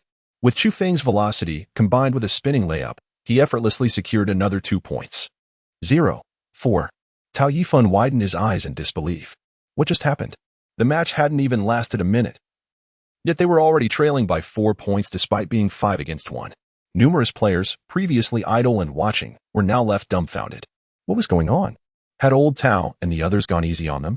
That seemed unlikely. Was it a lack of teamwork? The previous play was a case of underestimating their opponent. But this one was simply due to an unfamiliarity with the newcomer, Chu Feng. One could not help but admire Chu Feng's prowess. His speed in running and dribbling was, I swear, the fastest I have ever witnessed in my life. With such agility, he could easily play as a forward for any club, regardless of its stature. Beyond his running and dribbling, what was even more astonishing was his ability to pivot while maintaining control of the ball. At such speed, he managed to spin without committing a foul, the ball remaining secure and his footing steady, though it appeared to occur in an instant. Such skill surely required immense dedication and practice, likely involving countless falls before mastering it. A sense of admiration blossomed among the onlookers for Chu Feng. Not at all. He simply honed his skills while competing against foreign players. Quickly grasping the techniques, Gan Ming interjected. The crowd glanced at her, dismissing her opinion. Was beauty a license to speak nonsense? Did they seem foolish enough not to recognize the difficulty of such a maneuver? Falling or losing the ball were the only possible outcomes when practicing techniques during a match. Was that not a sign of madness? It would be more reasonable to simply concede points. Would a coach ever allow that? While this discussion unfolded, they believed that Chu Feng had indeed acquired his remarkable skills through relentless practice. On the court, Chu Feng silently altered his passive skill, replacing it with pressure 1 point. In the initial 2 rounds, his opponents had yet to grasp the extent of his prowess, thus they exploited the opportunity. From this moment onward, the match would indeed become increasingly challenging, necessitating this passive ability to diminish the margin for error. This time, it was the opponent's turn to serve. Chu Feng stood motionless, awaiting the conclusion of their scoring. Gan Ming's father furrowed his brow. "Father, it's nothing to worry about. Chu Feng is deliberately letting the ball go," which indicates that he is poised to employ a strategy of winning by a mere point in the upcoming matches, Gan Ming declared with pride. She envisioned Chu Feng dominating the arena. The 5 of them needed to take the game seriously. Chu Feng was becoming overconfident. The dynamics of 1-5 differed significantly from that of a standard 5-on-5 match. Even if the remaining 4 teammates were merely ornamental, they could still contribute effectively. "I have faith in him," Gan Ming remarked as she redirected her gaze to the court. In the previous round, the opponents had scored. Now, it was Gan Ming's turn to serve the ball to Chu Feng. She tossed it high and far. At this juncture, before the game had even commenced, Chu Feng found himself encircled by 3 adversaries, his movements severely hampered. Gan Ming nodded, watching as Chu Feng prepared to break free from the trio's grasp, and without hesitation, she threw the ball towards the area with the fewest defenders. Lowering the trajectory and increasing her strength, she propelled the ball with greater speed and precision. Once the ball soared away, Chu Feng left 3 individuals behind, charging ahead towards the basketball with unwavering determination. One ascended gracefully, seizing the ball, and dribbled it towards the backboard. Meanwhile, 2 others had long been mentally prepared, positioned near the 3-point line in the defensive zone, ready to intercept. As Chu Feng charged forward, he confronted the two individuals directly. Engaging in a 1 versus 5 battle, a mere turn was insufficient. With a sudden pivot, Chu Feng dribbled the basketball, the ball striking the ground in a deft maneuver to evade a foul. Yet, another figure stood in his path, arms outstretched. Should Chu Feng attempt to breach his defense? Even in a one-on-one scenario, they would find themselves locked in a stalemate, let alone in this situation of facing 5 opponents. As others closed in from behind, encircling him, his movements became increasingly restricted. As Chu Feng grasped the ball, he executed a swift turn, allowing it to bounce off the ground. He performed a remarkable 720-degree spin, followed by a lateral movement of 3.5 meters. However, the substantial distance proved challenging for him, causing the basketball to soar away. Player 99 retrieved the ball and sprinted once more. Wow, our senior is about to practice a new technique, another double spin. Ganming raised her hand excitedly. Dad. During the last championship match, Chu Feng practiced his spinning dribble with Connors and Peter, the two formidable players. This time, with his double spin, he will undoubtedly shine on the court. Moreover, throughout this process, he will surely overshadow the other seniors, leaving them unable to lift their heads in defeat. Scoring not a single point, Gan Chao remained silent. He watched the championship contest in which Chu Feng participated. The sight of Chu Feng practicing on the court profoundly astonished him. To his surprise, he encountered this scene once more. Is this a testament to his remarkable rate of growth? Gan Chao pondered. The surrounding classmates, upon hearing Gan Meng's words, expressed their disbelief. Is that true? Judging by Gan's expression, it seems plausible. Yet, it cannot be that simple to master. A 2-turn 720 spin is manageable occasionally. But continuous practice would surely leave one feeling nauseated. Too many spins could induce dizziness. Suddenly, a loud sound echoed from a distance. The center, wearing number 21, attempted a layup, only to be blocked by Chu Feng. In this instance, Chu Feng successfully executed the block. However, these elite players would not falter in the same position twice. As expected, someone had already positioned themselves behind the shooter as the ball was sent flying. That individual swiftly capitalized on the opportunity and made a follow-up shot. As Chu Feng sought to leap from the ground, it had already become impossible. The pressure at 4 was indeed immense. Chu Feng turned his head slightly. He had initially intended to compel these individuals to shoot 3-pointers. Yet he had underestimated their prowess, allowing them to score a basket instead. Truly, they were elite, remarkably formidable. Chu Feng gazed at the display of his shop for the day. Intra-level dribbling, 5 points. Low-level strength potion, 5-10 points. Low-level strength potion, 5-10 points. Low-level agility potion, 5-10 points. Low-level endurance potion, 5-15 points. A system rife with deceit, a malevolent pay-to-win scheme, shrouded in altered probabilities. Chu Feng harbors a profound disdain for pay-to-win games. As he matures, the items refreshed within this system have become increasingly subpar. This compels him to revisit the shop for updates. Nonetheless, the items available here are not entirely beyond his reach. Chu Feng has made a resolute decision. Beyond the essential basketball skills, he is determined not to invest in strength but to prioritize agility and leaping ability, followed by endurance and finally physical condition. His ambition is to evolve into a super-agile warrior. With extraordinary agility, he believes he can transform the decayed into the miraculous and dominated speed.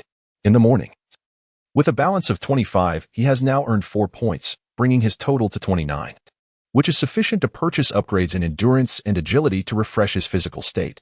He continues to practice, mastering not only the clockwise double 720 spin dribble but also the counterclockwise 720 spin dribble. He aims to further elevate the difficulty by executing a clockwise 360 feint followed by a counterclockwise 360 feint, and then reversing the sequence. This entails 4 distinct scenarios: clockwise, counterclockwise, clockwise counterclockwise, and counterclockwise clockwise. He will adapt his moves based on the opponent's positioning and their center of gravity when intercepted, making flexible choices. During the spin, he must employ ball handling techniques in conjunction with the dribble to avoid committing fouls. Between the 2 spins, there exists a fleeting moment to observe the situation, which requires Chu Feng to possess sufficiently high agility to seize the opportunity to assess his opponents. Should he attempt more spins, the difficulty would indeed escalate, likely necessitating exceptional running dribbling and spin dribbling skills to execute these maneuvers. He has 2 opportunities to refresh his stamina, aimed at alleviating fatigue and mental fog. What Chu Feng is currently engaged in is not merely the acquisition of knowledge, but rather the amalgamation of his existing skills, applying them effectively on the battlefield. If it were solely about learning, he would hardly have the confidence to master the double spin move in the arena. As Gan Ming serves the ball, Chu Feng once again embarks on a forward thrust and executes the double spin. Fortune favors him, as he deftly delivers the ball into the hands of player number 51. Upon receiving the basketball, 51 briefly suspects that Chu Feng is engaging in a deceptive play.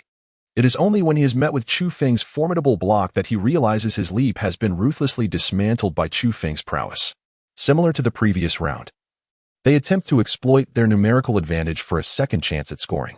Yet, having gained experience, Chu Feng anticipates their moves, identifies the openings, and sidles up to attempt a second block. However, he does not secure it properly, and the ball finds its way into the net. The referee's whistle pierces the air, signaling a foul by Chu Feng. It is not a significant concern, as the center who scored expresses indifference. According to the rules, Chu Feng's foul warrants a penalty. And Lin Huiying steps up. Acknowledging the situation, he understands that this is no longer a friendly match. Although he disapproves of Chu Feng's treatment of their quintet, viewing it as somewhat dismissive, he had momentarily felt compelled to support Chu Feng's background, offering him encouragement. However, the coach shows no leniency. His serving skills are remarkably consistent, resulting in a score of 2-1, bringing the tally to 7-4. Gan Ming serves to Chu Feng, who charges forward once more. Following this, Chu Feng loses possession of the ball repeatedly over 7 or 8 consecutive plays, allowing the CBA team to attempt layups and score time and again. They devise an array of inventive rebounding techniques and various formations to obstruct Chu Feng without committing fouls. Meanwhile, Chu Feng perfects the technique of second blocks, avoiding any further fouls. Whenever opponents strive to impede him, Chu Feng consistently maneuvers through the gaps with swift agility after landing, executing supplementary blocks with finesse. Moreover, amidst these repeated blocks, although he has yet to master the double spin, he has acquired a novel ability, one born from insights gleaned during his super slam dunks.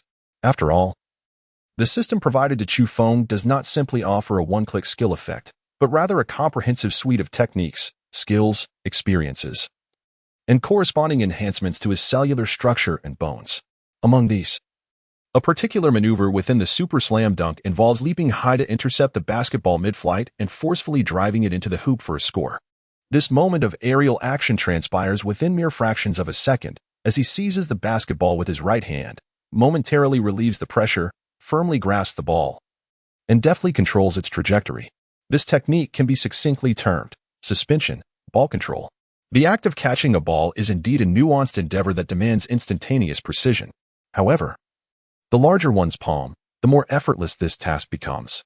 In the NBA, towering giants around 2 meters and 20 centimeters find the basketball cradled in their hands akin to a child grasping a small rubber ball. With such expansive hands, the act of catching the ball is rendered significantly easier. In contrast, Chu Feng, standing at a modest height of 187 centimeters, faces a diminished margin for error, necessitating heightened skill and impeccable timing. His extraordinary dunks compensate for the inadequacy of his hand size. Once Chu Feng mastered this technique, he no longer required a second attempt at blocking. With a single leap, he snatched the ball from his opponent, dribbling it away upon landing. Each player who fell victim to his block was left in a state of disbelief. Remarkably, they were deprived of any chance to reclaim the ball. With such remarkable leaping ability, no matter how they attempted to shoot, Chu Feng would effortlessly seize the ball, leaving onlookers to wonder if they were willingly offering it to him, as if to say, "Here you go." It is quite ironic that despite Chu Feng's relatively shorter stature, he could still tower over them, creating an amusing sense of frustration. Indeed, it was a vexing experience for them. They were not merely overwhelmed by the height of foreign competitors, but rather crushed by the sheer leaping prowess of their own newcomer. Gan Chao's mouth hung slightly agape in astonishment. "This father of mine is truly remarkable. He has seamlessly integrated the technique of catching the ball while practicing his two-spin move." Gan Ming felt elated for Chu Feng, while Gan Chao remained speechless. On elite courts, even with height and jumping ability in one's favor, such an extraordinary display of blocking and ball catching is a rarity. This maneuver requires a harmonious alignment of timing, location, and collective synergy. Chu Feng is akin to a bully preying on younger children. If it were merely a matter of frying fish, the situation might differ. But he is currently experiencing rapid growth. In the latter half of the first quarter, Chu Feng thoroughly comprehended this technique and commenced a fervent spree of blocks and rebounds. Gan Xiaoyi's lips twitched as he turned to Zhao Yiming and said, "Old Zhao, please reach out to the team psychologist." "What do we need a psychologist for?" Zhao Yiming queried, perplexed. "I fear those youngsters might develop psychological trauma from being blocked." Gan Xiaoyi sighed. "That does seem plausible." Zhao Yiming, equally astonished by Chu Feng's leaping ability, inquired, "By the way, why don't they pass the ball laterally, as if playing with children? To maneuver around Chu Feng before shooting? That's impossible." Gan Ming interjected. Zhao Yiming looked at her in confusion. "The senior runs faster than the ball can be passed. If they aren't careful, the basketball might be intercepted mid-air during a pass," Gan Ming explained. Gan Xiaoyi nodded in agreement. Ultimately, it boils down to Chu Feng's overwhelming speed and reflexes, compounded by his extraordinary growth rate and jumping ability. The fact that even a seasoned player like him resorted to the term extraordinary underscores the profound impact Chu Feng has made. After all, they were even considering providing psychological support for Tao Yifan and the others. The onlookers among the players also expressed their silent condolences for Tao Yifan and his team. They had originally come to intimidate the newcomers, particularly Tao Yifan, who had insisted on being somewhat lenient with Chu Feng, showing consideration for the committee members. And what was the outcome? Chu Feng began to impart lessons on character to them. With a single block, he silenced the 5 individuals, extinguishing any desire to converse. Meanwhile, Chu Feng continued to practice his pivoting dribbling, which was rather infuriating. The match, lasting 12 minutes, was nearing its conclusion with a score of 7-4, an almost stagnant affair throughout its duration. The entirety comprised of Chu Feng's spinning shots and blocks. However, just as the end drew near, in the midst of a swift sprint, Chu Feng executed a seamless turn, evading player 51. With a deft pivot, he compelled both player 51 and player 18 to collide. After completing a double spin, he swiftly maneuvered past player 21 with a feint move, charging towards the backboard with the basketball in hand. After deftly evading his opponents, Chu Feng single-handedly took to the court, gracefully maneuvering past 5 players to execute a flawless mini-dunk. Chu Feng began to feel dizzy. Remarkably, he had indeed accomplished it. Following a double spin, he executed a world-class feint that left his opponents bewildered. Gan Xiaoyi expressed his astonishment. Being an athlete himself, he could discern the complexity of the maneuver just performed. The senior finally grasped the essence. Gan Ming rejoiced. Zhou Lin shook her head with a smile. Although she lacked knowledge of the sport, she gleaned some hidden intricacies from their discussions. If he continues to use his opponents merely as props for practice, it's only a matter of time before someone takes him down, Zhou Lin remarked softly. With a score of 7-6, the opponents initiated a serve and attempted a layup. This time, as Chu Feng pursued them, he intercepted the basketball midway, once again attempting to evade 3 defenders. He failed. Yet, he had only faltered twice, resulting in 2 unfortunate souls being blocked. On his 3rd attempt, he successfully executed the double spin once more. Has his success rate begun to rise? Gan Ming wondered eagerly. In the end, Chu Feng did not attempt the layup. Just as he reached the 3-point line, the referee's whistle pierced the air. Time was up. Chu Feng simply plopped down onto the ground, rubbing his head. Gan Ming hurriedly grabbed a towel and water, rushing over to wipe the sweat from Chu Feng's brow. "Senior, how are you feeling?" "I feel like I'm going to be sick from all the spinning." Chu Feng shook his head, drenched in sweat from head to toe. Defending against 5 opponents alone, he was fortunate that his stamina was commendable. Otherwise, he would have already collapsed. The other 5 individuals wore grim expressions. Exhaustion was one thing, but having one's pride utterly crushed by being completely outmatched was truly another. Chu Feng purchased Endurance 5. Under the influence of the system potion, his physical and mental states were rapidly rejuvenated. The dizziness has subsided. With his eyes closed, Chu Feng began to digest the experiences gleaned from the recent 12 minutes of intense battle, repeatedly analyzing the actions and details of his failures. Gan Ming quietly wiped the sweat from Chu Feng's brow and, once finished, settled behind him to massage his temples. "We should discuss our tactics," suggested Tao Yifan. "We have all given our utmost," replied number 99. Lin Huiying sighed. "The stinging humiliation of defeat is unbearable. This newcomer possesses extraordinary talent. I must seek out his match videos immediately." The group felt a wave of despondency wash over them. In truth, the primary issue lay in the lack of synergy among the 5 of them. It's not merely a matter of teamwork, it's a question of raw ability. His dribbling, pivoting, and behind-the-back skills utterly overshadow ours, number 99 observed keenly. The disparity between world-class and national-level techniques, though seemingly subtle to the naked eye, was palpable to them. No, no, no, Tao Yifan retorted with a hint of defiance. Even if his fundamentals are superior, and he is faster, more agile, and possesses greater endurance, he faltered. Indeed, with better foundational skills, overwhelming speed and jumping ability, and endurance advantages, it indeed seemed like a complete rout. The group felt a pang of sorrow that made them want to weep. Was this praise or disparagement? Everyone understood the intention to boost morale, yet it sounded rather awkward. Ahem. Tao Yifan straightened up and stated, even if he has the upper hand against us, it does not imply he can single-handedly overpower 5. The crux of the matter is that we are not a cohesive team, and our cooperation is lacking. The others nodded in agreement, recognizing this truth.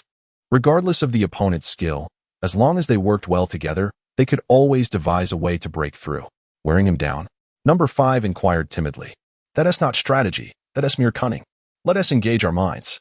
Tao Yifan was resolute in his desire to win. As he observed Chu Feng mastering the double pivot, he envisioned a dark future. This maneuver could manifest in 4 scenarios. And Chu Feng's agility allowed him to assess the situation and adapt in an instant, rendering them powerless to counter, unless their reactions surpassed his. The only feasible approach was for at least 4 of them to form a barrier. This way, even if he executed a swift lateral dribble, he would be unable to surpass them. However, this would create a gap, allowing him to retreat and charge forward, making it impossible for them to keep up. Oh, if only there were no collisions between teammates. Side number 18, a gaming enthusiast. The others stared at him in bewilderment. Eliminating collisions would indeed be the best solution, directly neutralizing Chu Feng's capabilities. The problem, however, lies in Newton's laws, as the real dilemma of blocking stems from their poor cooperation. Defeating him is not unjust. In fact, our 5-on-1 strategy yields results akin to that of a 3-on-1. Everyone lets out a collective sigh. If they were granted a month to practice this 5-on-1 approach, they would no longer be hindered by the interference of teammates. Yet, to train for a 5-on-1 solely for the sake of one individual, Chu Feng, seems rather absurd. Does it not? Just then, Chu Feng approached. Everyone turned their gaze toward him. Are you conspiring on how to defeat me? He inquired. The group chuckled awkwardly. Isn't that a given? Who enjoys losing? Especially in a 5-on-1 scenario. One of them remarked. I was just contemplating a solution, Chu Feng said. The group looked at him with curiosity. Your issue lies in poor coordination. In truth, if you pair up in 2s, you can effectively counter me. They stared at him incredulously, wondering if he was genuinely offering them strategic advice. With 5 individuals, a 2-2-1 arrangement forms 3 small groups, resembling a 3-on-1 setup. This can avert the chaos of conflicting strategies caused by a lack of direction. During a shot, 2 pairs can work independently yet synergistically. The lead player can feign a shot to pass to the teammate behind. As long as they can discern my movements, they can choose to pass, shoot, or let me take the shot in 3 different scenarios. If they can trick me into jumping, that would be even better, once I leap. They can simply toss the ball behind me, eliminating any concern of me intercepting it mid-air. Thus, this maneuver requires a touch of aerial finesse. Gently pinched his fingers, gesturing ever so slightly. Chapter 44, the high-quality refresh scroll. Indeed, number 99 clapped his hands, suddenly enlightened. We have lacked coordination, falling into a cognitive bias. Assuming that there must be additional adversaries alongside our teammates, neglecting the possibility of executing a feint before shooting. No, no, no, Tao Yifan interjected. Turning to Chu Feng, with your reflexes, you could undoubtedly discern whether it is a shot or a pass, couldn't you? Chu Feng nodded. Generally, I can discern the situation. So after you leap, you must adapt your tactics based on the circumstances at hand. The others retorted. Do you think everyone is like you, when soaring to such heights? Who has the presence of mind to look around? Isn't this pre-jump preparation? Lin Huying, the center, expressed her doubts, suspecting that Chu Feng was putting pressure on her. Number 99 also regained his composure. The moment of reaching the apex of the jump and landing is fleeting. Theoretically, adjusting tactics mid-air after the jump would be the most effective method against Chu Feng's blocks. However, therein lies the dilemma, that minuscule amount of time in the air, even for these athletes with quick reflexes, does not afford them the cognitive speed necessary to decide between shooting or passing, even if they could make a judgment in time. The nerve signals would not transmit swiftly enough for their hands to react accordingly. Tao Yifan analyzed. Our hang time is too brief for us to make a decision. Therefore, the only solution is to predict our actions prior to shooting. Even if Chu Feng can read our moves, as long as we can make him jump, we still have a chance to choose. The group contemplated this possibility. The foundation of prediction lies in feints. I cannot claim to identify every feint with absolute certainty, Chu Feng remarked. The others nodded in agreement with this approach. Thus, the five of them lowered their heads, initiating a discussion on tactics. They recognized that in the upcoming match, they would gradually become accustomed to this new skill. This technique demands relatively low physical prowess and is significantly easier to learn compared to blocking, securing the ball, and executing rapid dribble turns. In a 5-on-1 scenario, they were afforded ample opportunity to practice and apply their newfound knowledge in real time. As Chu Feng returned to his side, number 99 let out a sigh, expressing his humiliation at the thought of having to invite him to teach them how to combat his own tactics. He runs so swiftly, and did you notice? At the end of the first quarter, he was still gasping for breath. Yet when he approached us moments ago, he appeared utterly unfazed.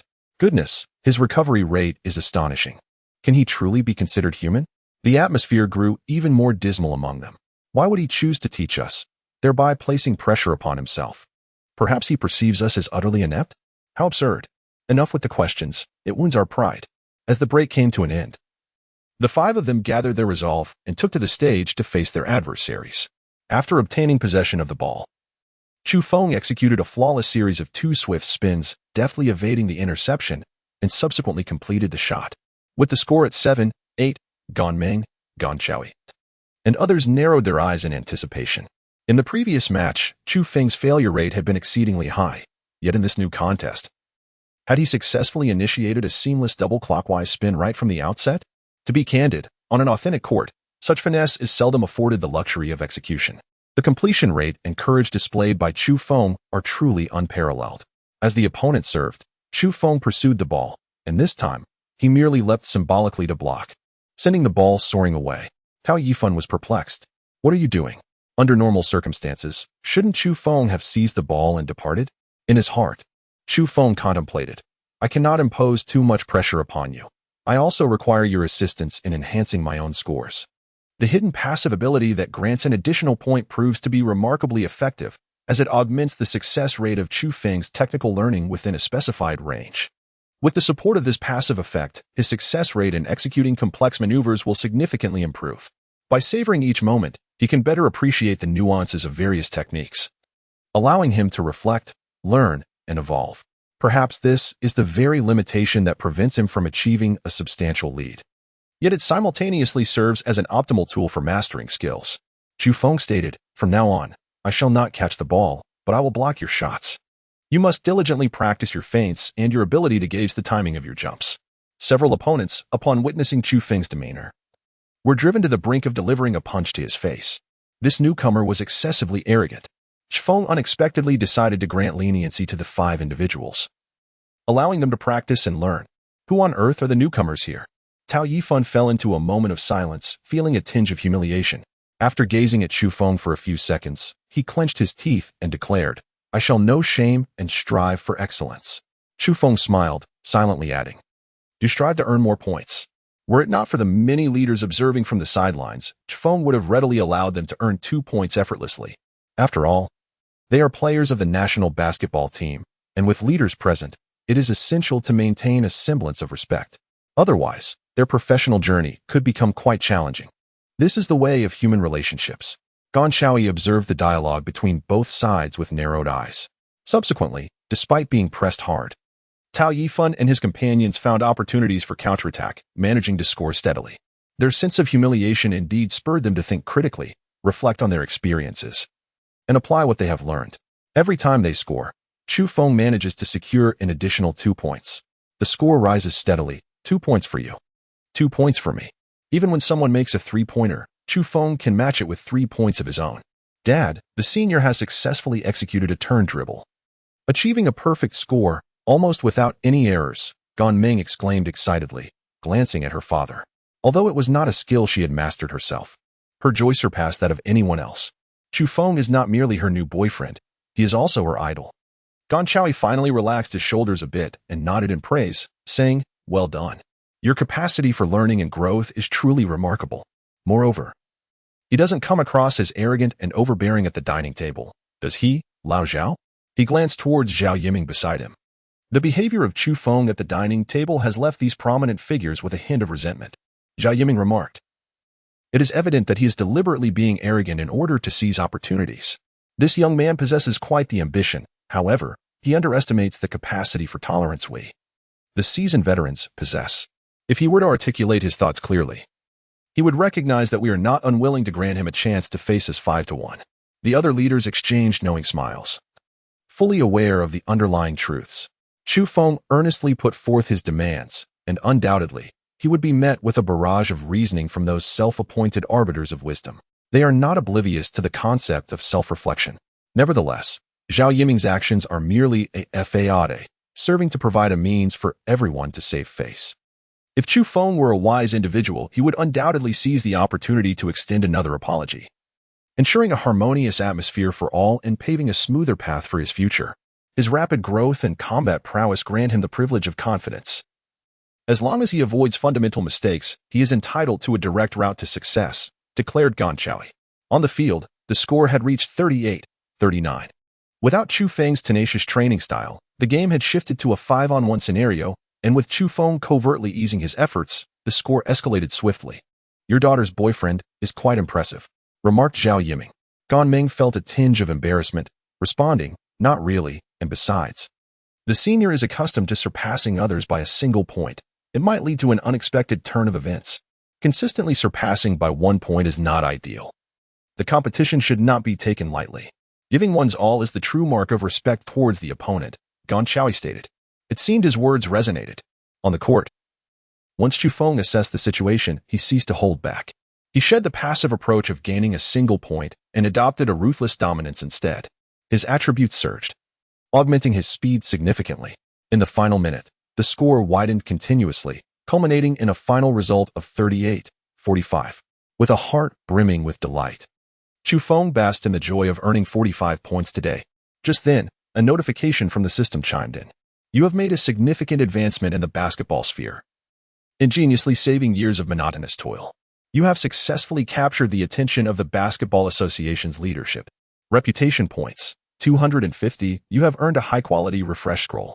High-quality refresh scroll, valued at 80 reputation points upon use. The shop will refresh, offering an enhanced probability of acquiring superior skills or attributes. Chapter 45. The Team.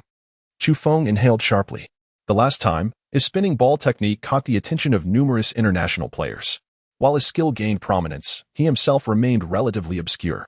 Chu Feng has amassed 200 points of legendary status. This time, he merely aimed to showcase his miraculous 5-on-1 feat to the players and leaders of the association. In addition to the 250 points of legendary status, he also received a refresh scroll valued at 80 points.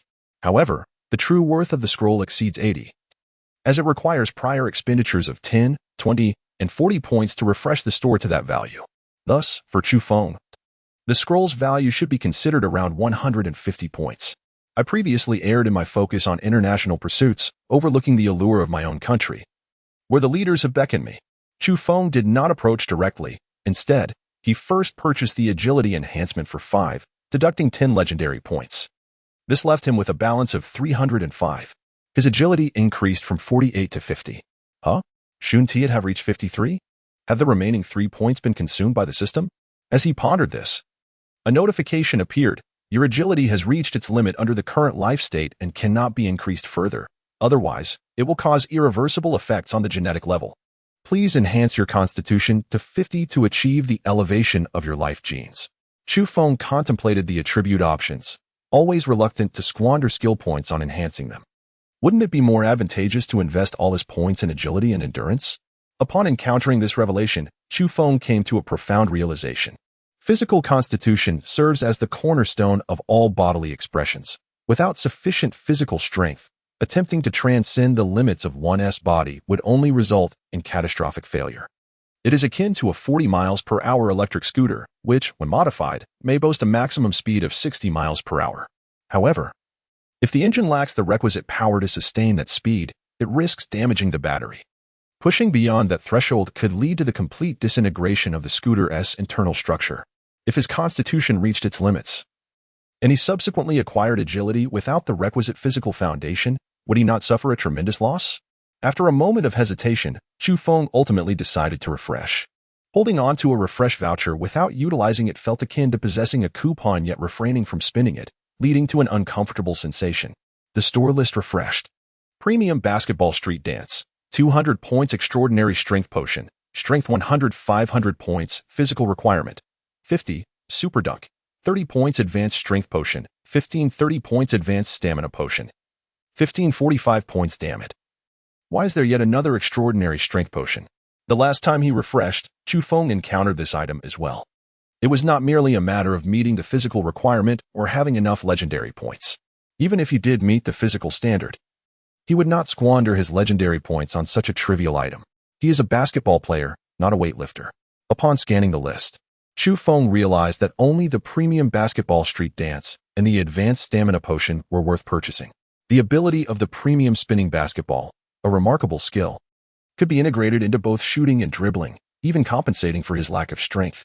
Thus, certain entertaining basketball skills are not without merit on the court. It merely depends on their technical proficiency. He purchased the basketball street dance. The premium basketball street dance and stamina potion were acquired. He received a notification from the system indicating that his stamina had reached its limit. Agility, 50, stamina, 50. A surge of experience flooded his mind, leaving him momentarily disoriented. The flamboyance of the basketball street dance, combined with the influx of experience, not only triggered a reaction in his muscles but also clouded his consciousness for several seconds. It was akin to being utterly fatigued yet compelled to read a novel through the night. After regaining his composure, Chu Feng held the basketball. His mind inundated with a myriad of flashy maneuvers. However, he realized that the value of the premium basketball street dance seemed inferior to that of the spinning basketball. Its sole purpose appeared to be enhancing his style of play. How infuriating. I spent 200 points, and it merely makes me look cooler? Wait a moment. Chu Feng rubbed his temples, recalling that playing stylishly is indeed a good thing. It makes attracting fans on television much easier. Thus, it cannot be deemed a loss. Even if the tallest person in Asia, Yu Ming, were to play alone, it would still seem somewhat odd. Have you not observed that true basketball stars never perform solo in front of the screen? When using basketball to advertise, they typically rely on the court and dunks to convey their message. Why is this so? Because, as individuals, even playing alone can come across as foolish. Creating a spectacle akin to a grand performance would not attract fans. Rather, it would invite ridicule. With this premium street dance skill at his disposal, Chu Feng would ensure that a solo performance would not appear awkward. Instead, it would showcase the aesthetic power of basketball, highlighting his personal flair, leaving only the rhythmic sound of dribbling and gasps of admiration in its wake. Not a loss at all. The balance has dwindled to a mere 60 points. I must conserve them, as I can only continue to enhance my agility and endurance once my constitution reaches 50 points. Chu Feng took a few deep breaths. Senior, what troubles you? The leaders are calling for you. Gan Meng gently nudged him. I was just having some insights, pondering and digesting them, he replied. Gan Meng blinked and then revealed an expression of admiration. Even after the competition has concluded, you still have insights and gains. Is the senior truly a child of basketball? Achieving enlightenment is no small feat. It's as if you have bridged the realms of heaven and earth. He returned to face the leaders once more. Chu Feng addressed the leaders, expressing his gratitude for the opportunity bestowed upon him, vowing not to disappoint. Tao Yifan and the others stood nearby, receiving their share of criticism. Their expressions undeniably grim. After all, losing a 5-on-1 match was a considerable embarrassment, especially for the top athletes in the gymnasium. While most harbored resentment, Tao Yifan glanced at Chu Feng, revealing a smile, as he had come to respect him. The pressure exerted by Chu Feng had indeed fostered significant growth within him. Although his aerial ability had not improved, he gained invaluable experience in feints and learned to assess the situation before shooting, cultivating a broader perspective on decision-making. This skill resembled that of competitive gaming, where seasoned players frequently monitor the minimap without compromising their line operations, allowing them to adapt their strategies as needed. Under pressure, Tao Yifan achieved a breakthrough in this regard, promising to approach basketball with greater focus and composure in the future. Zhao Yiming felt satisfied with Chu Feng's gratitude, as it provided a stepping stone for both himself and the others, devoid of any rebellious remarks. Chu Feng had indeed leveraged his connections with the dining table and gone chowy to provoke and seize opportunities. Had he failed, he would have been viewed as overly ambitious. Now that he succeeded, he was seen as someone who understands the importance of seizing opportunities, earning admiration. Success and failure are, after all, the fundamental criteria by which others judge one's worth. The group proceeded to the office, where Gan Meng poured everyone a glass of warm water. Chu Feng, what were the suggestions you previously presented? What do you require on the professional court? Feel free to share. Your skills are evident, and we old-timers are open to discussion. Gan Shaoi initiated the meeting with a clear purpose. Tao Yifan and the others were puzzled, as the focus seemed to be on Chu Feng. They wondered why they were summoned. I wish to join a men's basketball team, but I prefer my teammates to neither be too strong nor too weak. Let the opponents score in the first 2 quarters, and I'll take the stage in the latter 2. The committee members exchanged glances, recognizing that this was indeed consistent with Chu Feng's previous matches. Provide us with a rationale. Such behavior of conceding points contradicts the spirit of sportsmanship, Zhao Yiming interjected, implying that Chu Feng's explanation lacked the persuasive power necessary for consensus. The others nodded in agreement, with Tao Yifan adding, "Allow me to interject." A standard player would be reluctant to intentionally allow points, as public opinion could turn against them and adversely affect their careers. Chapter 46. Refusal to sign. Every individual perceives themselves as the protagonist of their own story. Those who reach the CBA all harbor dreams of fame. None wish to serve as mere supporting characters for Chu Feng. Chu Feng, simply perform to the best of your abilities without resorting to elaborate schemes, Zhao Yiming advised, while several other committee members echoed his sentiments, urging Chu Feng to exercise caution. They appreciated Chu Feng's talent, yet disapproved of his flamboyant maneuvers. The potential for failure was one aspect. However, such reckless antics conveyed a sense of disregard for others. Chu Fu remarked, "It is quite simple. A team of 12, with only newcomers and substitutes apart from myself, would provide them with opportunities for development while preventing excessive attention." The manner of Chu Fu's approach seemed somewhat familiar. As Tao Yifan pointed out, are we all aware of the Chung family and Hong family factions? Chu Fu's gaze swept across the room. Entertainment and sports are akin to one another within the broader category of cultural pursuits. In Hollywood, we possess but a singular world-class superstar. A colossal team sustains one core individual. Conversely, within the Hong family, every member is exceptional, yet their global influence pales in comparison to that of a multitude supporting a single entity. As the attendees exchanged glances, they began to comprehend Chu Fu's ambition. This endeavor, which sought to reverse the tides of adversity, bore a greater dramatic effect, an element Chu Fu consistently emphasized in his quest to break through boundaries. Only through extensive boundary breaking can one truly attain global recognition. Sports and entertainment share intrinsic similarities. This is no jest. Albeit the current stage of development reveals disparities between the two. However, the underlying essence remains unchanged. Sports can project a nation's positive image, while entertainment bears the mission of cultural export. Gan Shaoi, resting his chin on his hand, pondered the feasibility of Chu Fu's plan. Zhou Lin interjected, "We are not lacking in predecessors who have forged ahead. Absurdist culture possesses unique cultural characteristics that complicate its export, while physical comedy transcends borders. In sports, basketball faces no such limitations. It is universal and brimming with potential." Tao Yifan raised his hand. "I understand Chu Fu's intent to develop in this manner. One must genuinely be able to challenge all basketball players worldwide." Number 99 shook his head. "You're overthinking it. Our country boasts international-level players, and the boundary-breaking effect is commendable, but Chu Fu's height is a significant drawback.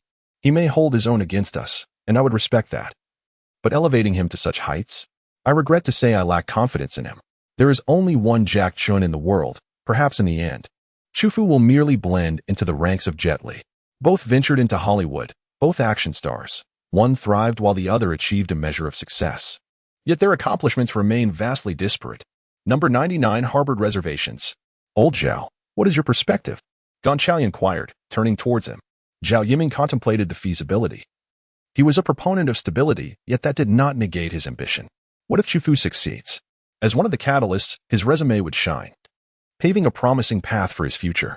Ultimately, the crux of the matter lies in Chu Fu's tangible prowess. Zhao Yiming discerned the crux. Shouldn't we trust in Chu Fu's capacity for learning and growth? Zhou Lin interjected at a timely moment in the recent match. Everyone witnessed how he could deftly master a complex maneuver with just one game. If Chu Fu maintains this pace of growth, I would not hesitate to support him wholeheartedly. Gan Shaoi, the vice president, spoke up. His challenge does not rest upon the influence he may wield post-success, but rather, what foundation does Chu Fu have for achieving success? Zhao Yifeng and Zhou Lin harmoniously highlighted Chu Feng's prowess and learning speed. This is indeed the crux of the matter. We are willing to invest in such a team. Let us reach out and ascertain which clubs are inclined to place their bets on Chu Feng. I shall take charge of this matter, Zhao Yiming declared. The hour is still early, and several clubs are conveniently located nearby. The committee members have become quite animated. As the meeting was nearing its conclusion, Tao Yifeng turned to Chu Feng and said, "In this world, there must be both green leaves and red flowers. Chu Feng, may I join your team?" Chu Feng gazed at Tao Yifeng in astonishment. This quintet of players could be deemed the C-Army de la C-Army of the CBA, undoubtedly possessing a lofty and prideful disposition. To his surprise, Tao Yifeng took the initiative to express his desire to join him. "In our recent match, I witnessed your formidable prowess. I wish to take a gamble," he declared.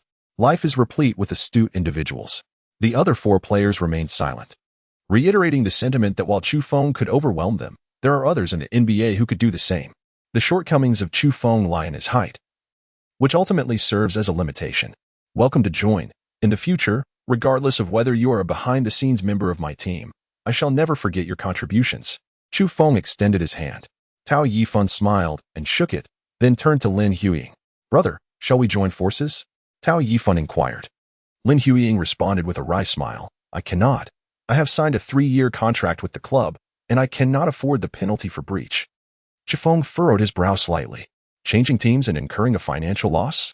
However, it is evident that each club operates under its own unique model. So I must be mindful of this during our upcoming discussions. He glanced at Zhou Lin, who nodded in acknowledgement, indicating her awareness of the matter. Ultimately, Lin Huiying did not join, leaving Tao Yifeng feeling somewhat disheartened. After the event concluded, Zhou Lin departed with the leaders, tirelessly attending to her responsibilities.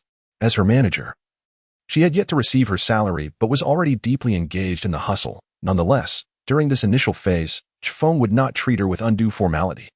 The office was left with only 3 individuals, Chu Feng, Tao Yifeng, and Gan Ming. Observing the now tranquil atmosphere, Tao Yifeng spoke up. "Chu Feng, I must be candid with you. Besides my desire to join your team, I harbor a personal ambition to compete alongside you in this year's Olympic men's basketball, forming a united squad. Initially, we were all strangers to one another, yet we have been clear regarding our interests. This is entirely understandable. Chu Fu greatly appreciates his candor. I shall exert my utmost effort. However, I must mention that in my future team, the substitutes will need to intentionally ease up in the initial 2 matches, as it is imperative to have someone to regulate the pace. I understand that scoring is challenging. Is it not equally difficult to concede points?" Tao Yifeng chuckled and, with a mischievous glint in his eye, remarked, "Are you doing this to prevent others from exploiting our matches for illicit betting schemes?" Chu Feng was momentarily taken aback. He had not contemplated this particular matter. After all, the reckless act of indiscriminately distributing points could lead to inflated scores, making him prone to failure. He suspected he might attract the attention of gambling individuals. Regardless of these concerns, he resolutely declared that he would not engage in any illegal activities. Gan Ming's eyes sparkled with delight. She appreciated Chu Feng's firm principles. "Once the team is assembled, I will guide you all in training. I possess a wealth of experience and insights to share," Chu Feng proclaimed. "Now, let us proceed to play basketball and improve through practical experience." This was one of the advantages of being in the same team with him. With the afternoon stretching ahead, Chu Feng took the 2 of them to practice solo. As his mind accumulated more techniques and concepts became clearer, he began to understand how to identify mistakes and assist others in correcting them. There were benefits to teaming up with him, especially since he had acquired the advanced skill of the special basket. He also knew how to make the game aesthetically pleasing without violating rules. Meanwhile, Zhou Lin's situation was dire. She had reached out to several clubs, but they either declined or offered unfavorable terms. While some were willing to give Gan Chaoyi the courtesy of a brief conversation, they had no regard for an unknown player like Chu Feng, who ultimately lacked recognition and significant competition achievements. Chapter 47. Ultimately unrecognized, ahead lay the office of the head of the Suzhou Zhongshan Club. Zhao Yiming accompanied Zhou Lin to the office, where they were greeted by a middle-aged man dressed casually yet comfortably. "Hello, Mr. Shen," Zhou Lin said as she shook his hand. "Greetings. I presume I should address you as Teacher Zhou?" Mr. Shen smiled warmly. "Indeed, I am also Chu Feng's agent, assisting him in securing a contract with the club. You have viewed his basketball videos, correct?" "I have indeed, including those featuring Chu Feng and the 5 CBA players." He is undoubtedly a promising young talent. Zhou Lin maintained her composure while feeling a sense of despair. Mr. Shin's emphasis on young talent rather than player indicated his undervaluation of Chu Feng. Unfortunately, her previous interactions with several other representatives had yielded similar attitudes. This man was also from Suzhou province, making them fellow townsfolk. Zhou Lin could only hope that their shared provincial background would encourage Mr. Shin to give serious consideration to her proposal. Are you aware of Chu Feng's current requirements? I discussed the economic benefits of the green leaf and red flower initiative over the phone, with the best results from the family team as a precedent. Zhou Lin had consulted experts at the university and understood the advantages behind such a scheme. Of course, this was contingent upon success. Your idea is commendable, however. Given Chu Feng's abilities, I feel it would be better for him to steadily compete in matches and earn glory. I personally lean towards a more stable approach, as a club is not solely a passion but also a means of generating profit. I hope you can understand. If he demonstrates sufficient achievements at the club, I shall undoubtedly contemplate enhancing his contract registration in the future, while also preparing a new team for him. One must understand that even the most accomplished individuals have risen through gradual growth. Currently, the team in Suzhou offers the most favorable conditions. Your contract will automatically be upgraded based on your accomplishments, and as long as you continue to secure championships, assistance in forming a personal team will be provided. Zhou Lin conveyed to Chu Feng. Tao Yifan nodded in agreement. It's not difficult to comprehend. Domestic clubs are indeed learning from their international counterparts, as everyone has established models to generate profit, rendering the uncertainty of Chu Feng's potential a gamble unnecessary. Zhou Lin expressed her apologies. I regret that my capabilities fell short, and I could not negotiate a better opportunity for you. Those in leadership positions have pledged their assistance and will offer various policy supports. However, the prerequisite is that Chu Feng must have a team. They have already leveraged their connections to help Chu Feng reach out to teams and have accomplished a great deal. Chu Feng rubbed his temples and remarked, I do not blame you.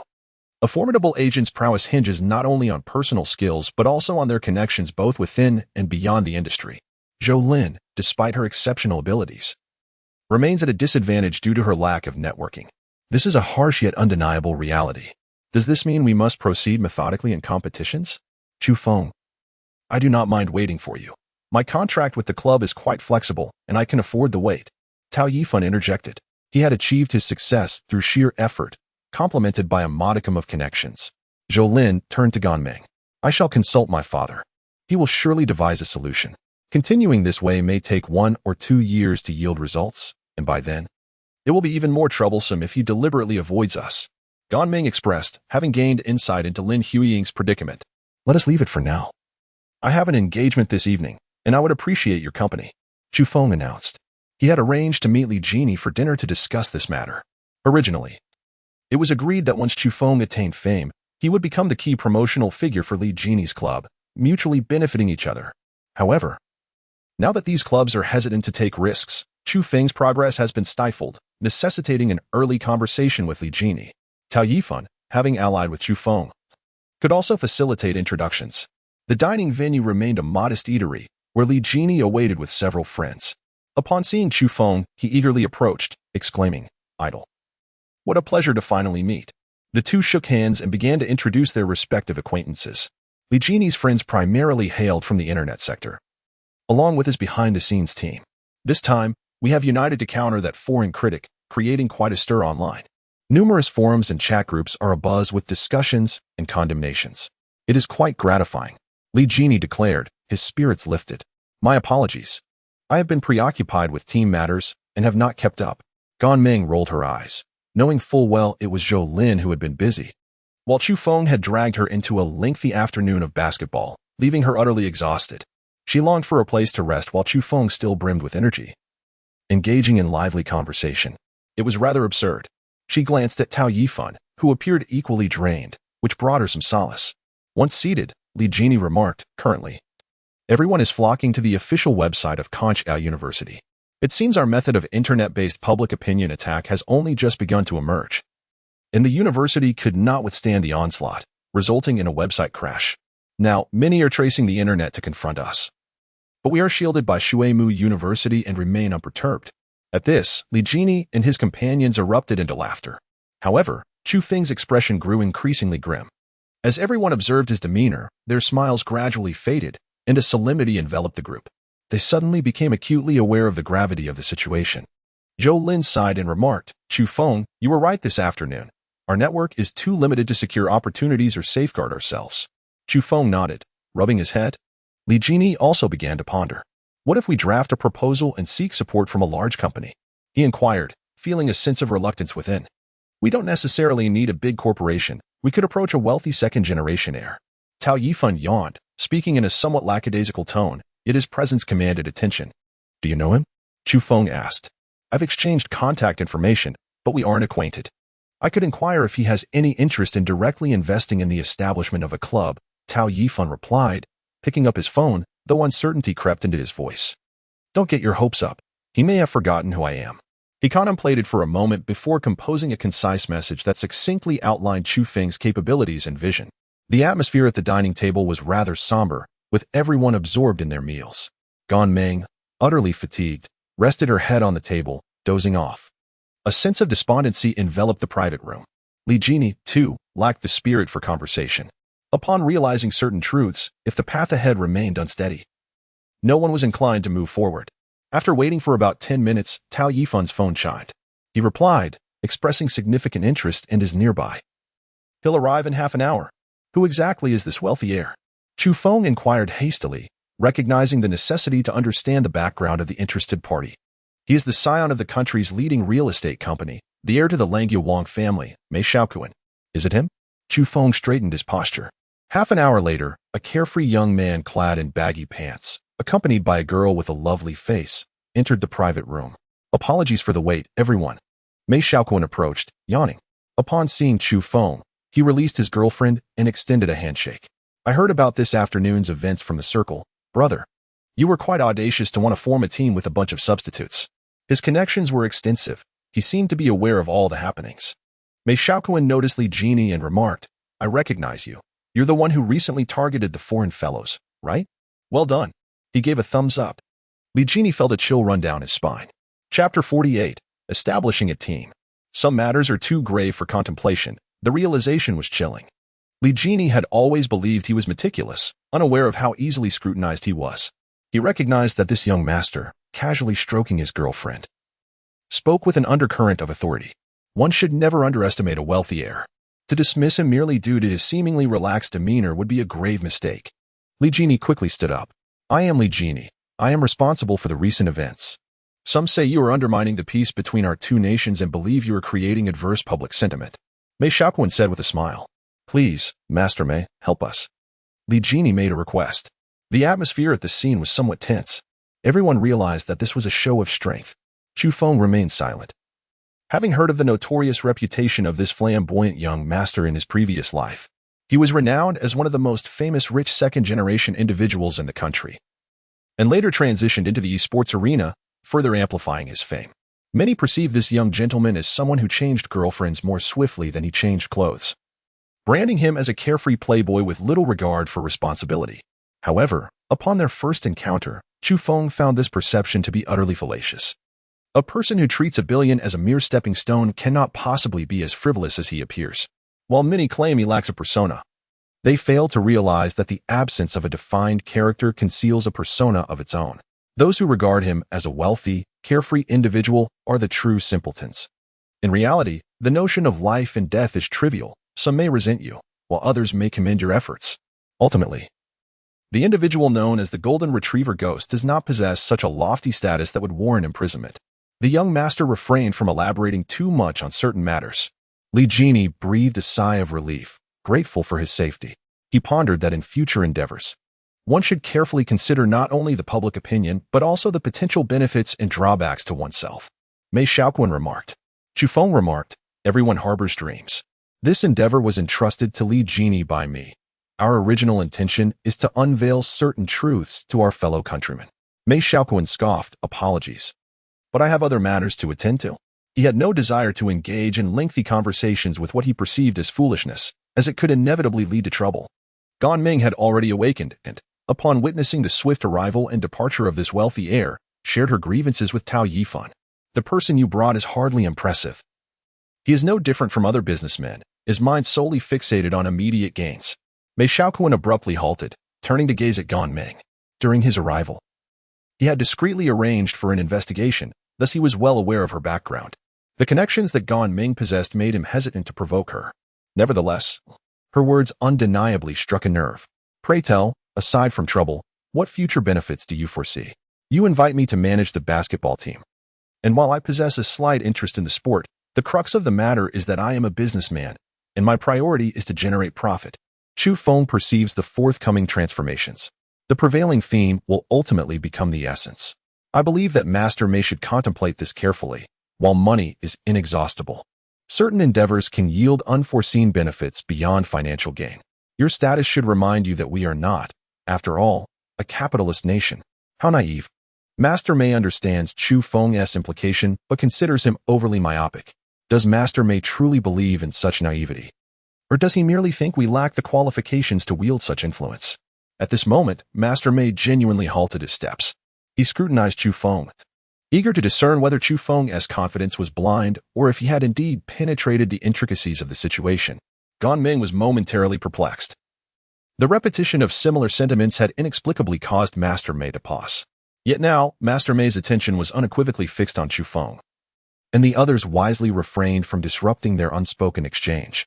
The depth of their communication was significant, profound enough to instill a sense of caution amongst onlookers. Where lies your confidence? My confidence resides in the conviction that I shall become the world's strongest player. If you have observed my matches and analyzed my data, perhaps you might consider placing a wager. Are you willing to gamble? Master Mei has indeed grasped Chu Feng's intelligence. Yet, much like the majority, he remains skeptical. Chu Feng may lack in height and does not possess any remarkable achievements that have astounded the world. However, he is still in the nascent stages of his career. Should he continue to play for another 2 years, methodically proving his worth, Mei Shaoquan might take a gamble on him. Yet, at this moment, he finds himself in a state of indecision. Few possess the confidence to articulate such thoughts. Let us converse. What do you believe substantiates this certainty? Mei Shaoquan gazed at Chu Feng. Should Chu Feng broach the subject of national matters, he would promptly take his leave. With the awakening of public consciousness, the recent fervor surrounding the boycott of Japanese goods begs discussion, does it not? Chu Feng inquired. Mei Shaoquan chuckled, perceiving that Chu Feng was not merely speaking in jest. A deep analysis of this topic could yield days and nights of dialogue. He resumed his previous seat. Chu Feng exhaled in relief. Fortunate to possess the foresight of a future individual, recognizing the resolute essence of the main theme and tailoring his rhetoric to align with Mei Shaoquan's true character.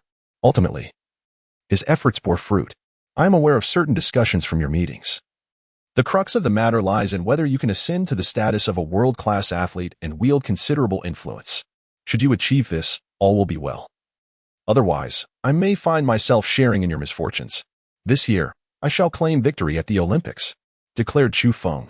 Mei Shaoquan chuckled. In our nation's basketball history, the best achievement has only been reaching the top 8, and you boldly proclaim a championship?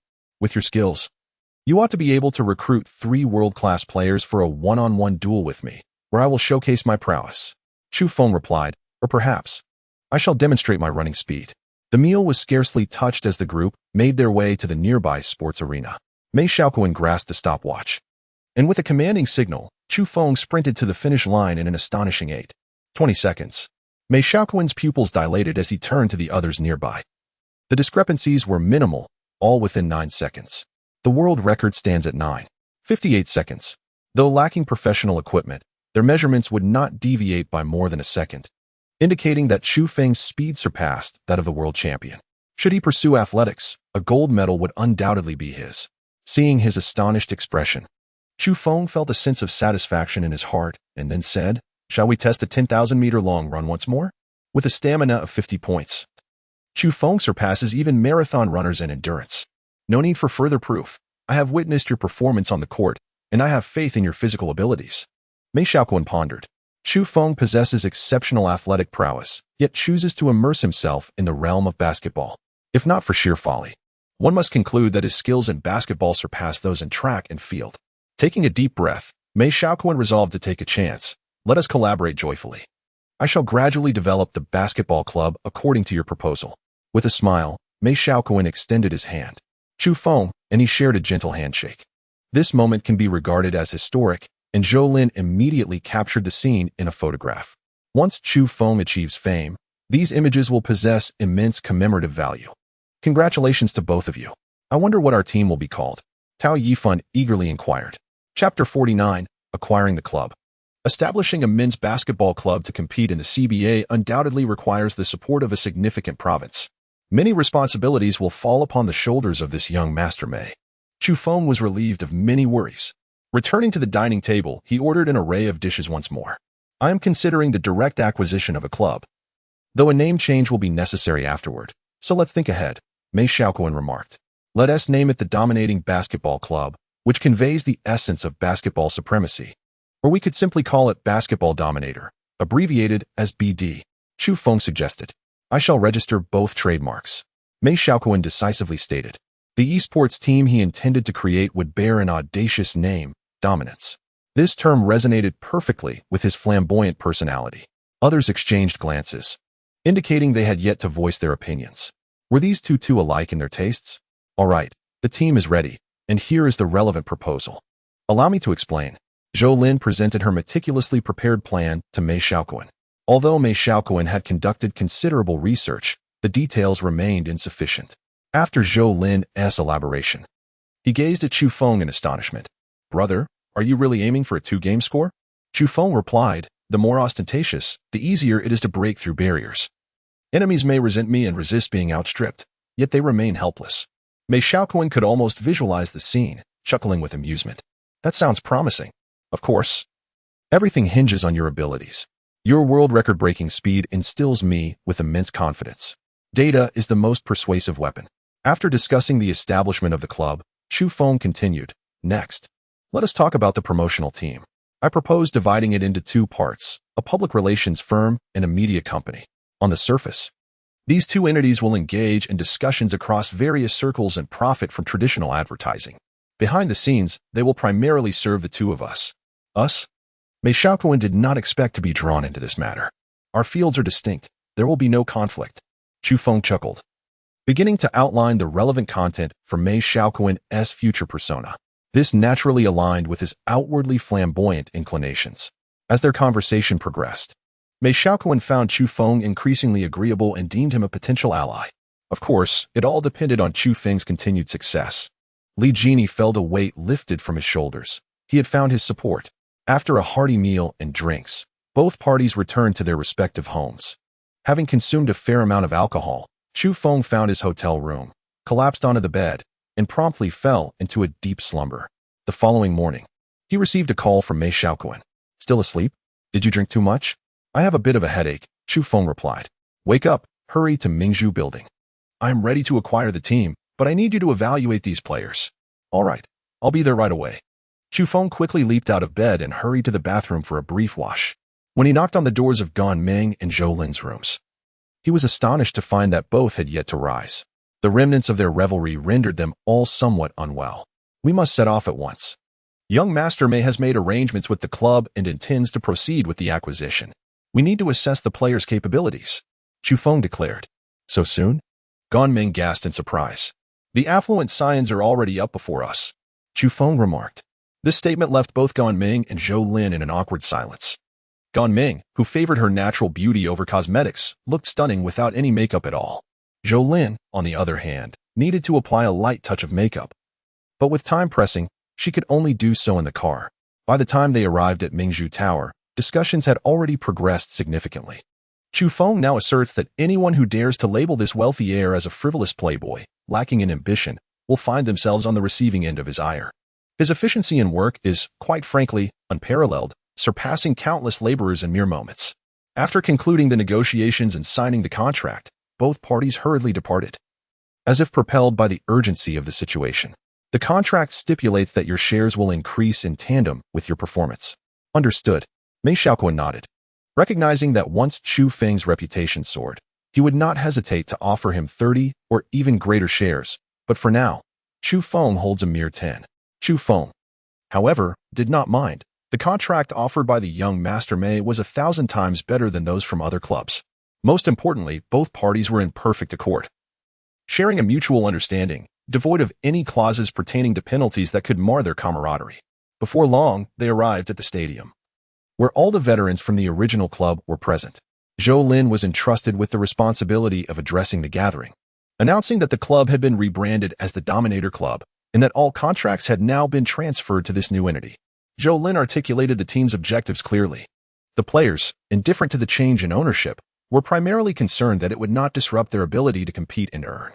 However, upon hearing that Chu Feng intended for them to serve merely as supporting players, their discontent was palpable. What? Were they truly expected to be mere background figures? Who was so audacious as to suggest that?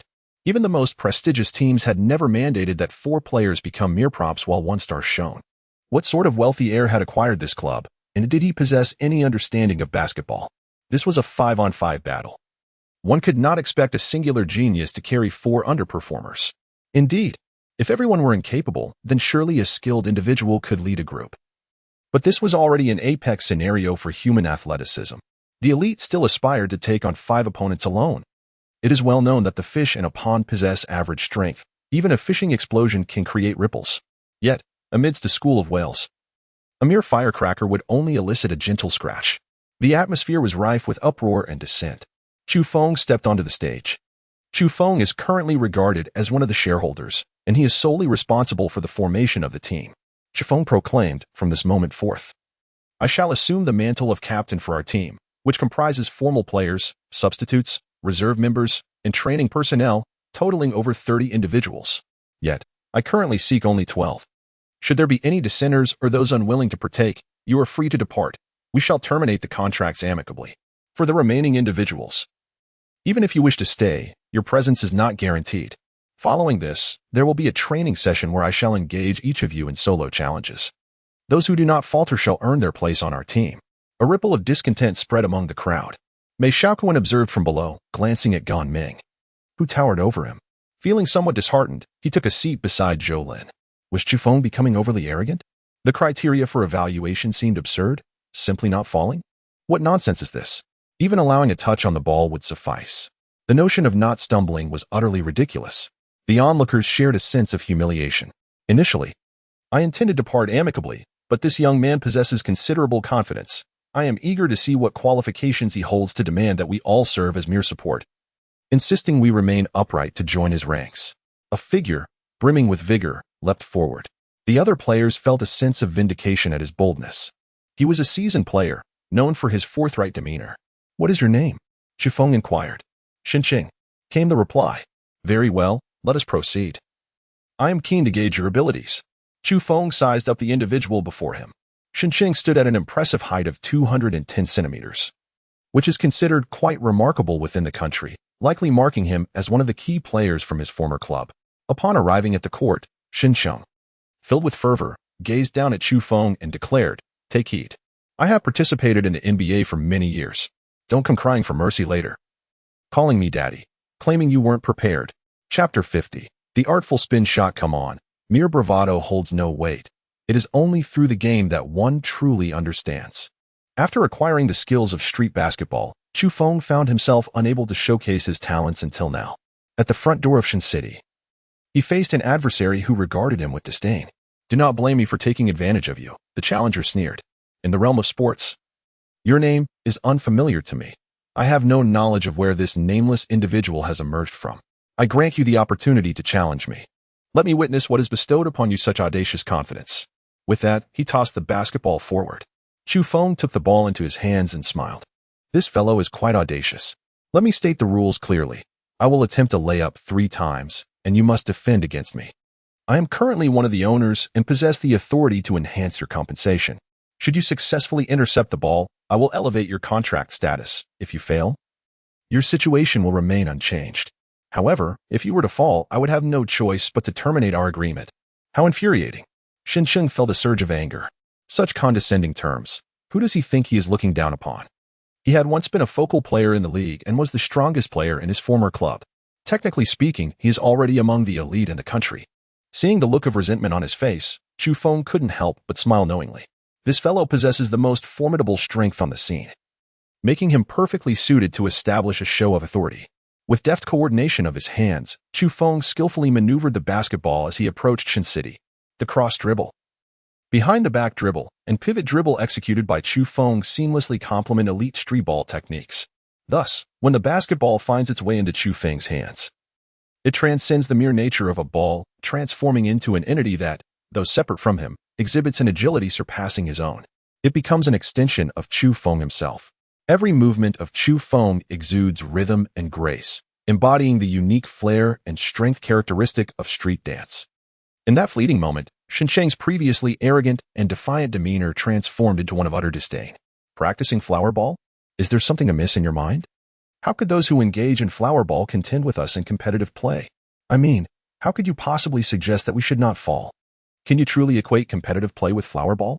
Those who practice freestyle street basketball possess a distinct trait that can effortlessly outmaneuver and topple amateur athletes. Yet the crux of the matter is that Shensheng is no amateur. Determined to showcase his prowess, Shensheng charged forward, intent on intercepting the basketball. With his imposing physique, he believed that no matter how dazzling Chu Feng's flower ball techniques were, they could not breach his defense. However, Chu Feng seamlessly melded various skills. His impressive style, accompanied by rhythmic sounds and dynamic movements, created an illusion of slow-motion basketball. Yet beneath this aesthetic lay unparalleled agility. It was not merely speed. It was finesse. The essence of agility is flexibility. Left, right, no. Left is incorrect. Right, no. Right is wrong. Goodness. In a mere instant, Shensheng's composure shattered. Chu Feng's movements were not hasty. He glided effortlessly, twisting and turning, and soon found himself outside the confines of Shen City. Goodness, what a mesmerizing display. Countless former club members rose to their feet. They observed, and could only perceive that Chu Feng's actions possessed grace and rhythm, devoid of the power and speed characteristic of professional basketball. Yet, there was something more. With nothing but skill, agility, and a masterful array of feints, Chu Feng managed to circumvent Shensheng with remarkable ease. One might mistakenly believe that Shensheng had let up. However, observing Shensheng's near instability, it becomes evident that, were it not for his solid foundation, he might have lost his balance and fallen to the ground. The essence of a basketball play, aside from rhythm and flair, lies in the ability to lead an opponent to unwittingly follow one's tempo, ultimately causing them to falter in their equilibrium. Wait. As Chu Feng prepared for a layup, Shensheng called out, "Your ball is off." Chu Feng gazed at him in bewilderment. Street basketball inherently involves numerous fouls, driven by a pursuit of flair, yet, when placed on the court, it is subject to immediate whistleblowing. This is unequivocally not a technique suited for solo play. Huh. Chu Feng, in disbelief, exclaimed, "Which eye of yours perceived my foul? With such street ball techniques, have you not committed a foul? Identify the precise action of mine that constituted a foul." You claim there was no foul, yet the basketball is handled with such agility? I cannot believe it. There exists no individual with such exceptional ball skills. Not even the greats of the NBA. Chu Feng understood that this individual was merely seeking trouble, failing to recognize any foul but insisting on conflating street ball with violations. The club must have cameras. They should record the game and scrutinize it frame by frame to ascertain whether I committed a foul. What a lunatic, someone who plays street ball meddling in a club's affairs. You wealthy second-generation elites have too much money and nowhere to spend it. Shensheng was resolute in his belief that Chu Feng had committed a foul and had no desire to continue this farce. With that, he turned and walked away, feeling humiliated. Wait a moment. Chu Feng called out. Get lost. Shensheng bellowed, not even glancing back. If you dare to leave, I will sue you according to the contract. I recall your penalty for breach is 1 million. Can you afford that? Shensheng halted, caught in an awkward predicament. He truly could not afford such a penalty. The wealthy second generation had acquired the club and, by extension, his contract, even if he chose not to sue. This contract could lead to his being benched and his career permanently jeopardized. Damn it. Play fair. Shensheng gritted through his teeth. I wonder where your animosity stems from. Chu Feng turned to Gan Ming. Junior, please contact the staff and bring the camera to record the proceedings, so this self-righteous individual can see whether I committed a foul. Got it. Even the most exceptional street ball cannot evade various fouls. It is impossible for the basketball to rotate around the body solely through hand movements. However, Chu Feng possessed exceptional spinning techniques. Under normal circumstances, certain trajectories in street ball would fall short, necessitating foul-like actions to alter the ball's direction and enrich the feints. Yet with his spinning techniques, Chu Feng could maneuver the basketball freely without relying on any foul actions. Other economic techniques provided a foundation for exceptional basketball, but fundamentally, it was the superior spinning that enabled him to play without fouling. The camera was set up. The The second round of battle between Chu Feng and Sun Chung commenced anew. This time, Chu Feng deliberately slowed his movements, yet the basketball remained dazzling. Under the watchful gaze of the camera, the ball danced chaotically around Chu Feng's torso and legs. Its trajectory enigmatic and unpredictable. Sun Chung, utterly earnest, vowed to intercept the basketball and unveil the true nature of this amateur player. However, perhaps due to his overwhelming desire to expose Chu Feng, he became so engrossed that he ultimately faltered, helplessly watching as the ball floated away on a bizarre arc, slipping through his fingers. How could this be? A mere illusion? Shin Cheng's eyes widened in disbelief. He could not accept it. It must be an illusion. Thud. The sound echoed as his attempt to disrupt the ball led him to misplace his center of gravity, causing his left foot to step on his right. Instead of soaring, he fell spectacularly, landing in a most ungraceful manner. Chu Feng entered the arena. You still claim there was no foul? This is utterly absurd. Shinching fumed on the ground. Chapter 51. Overturning Newton's coffin. Did Chu Feng commit a foul? Young Master Mei cast a curious glance at Zhou Lin. Feeling that Chu Feng played exceptionally well, exuding a certain charm, and he could not discern any foul. I don't know, Zhou Lin admitted, expressing her inability to perceive any wrongdoing. However, she acknowledged that street ball often necessitates the use of fouls. Young Master Mei furrowed his brow, harboring concerns that Chu Feng's skills might be exaggerated. There is a stark difference between forbidden moves and mere performance. He would invest in athletes, but he would never support a performer. Playing with tricks leads to a dead end.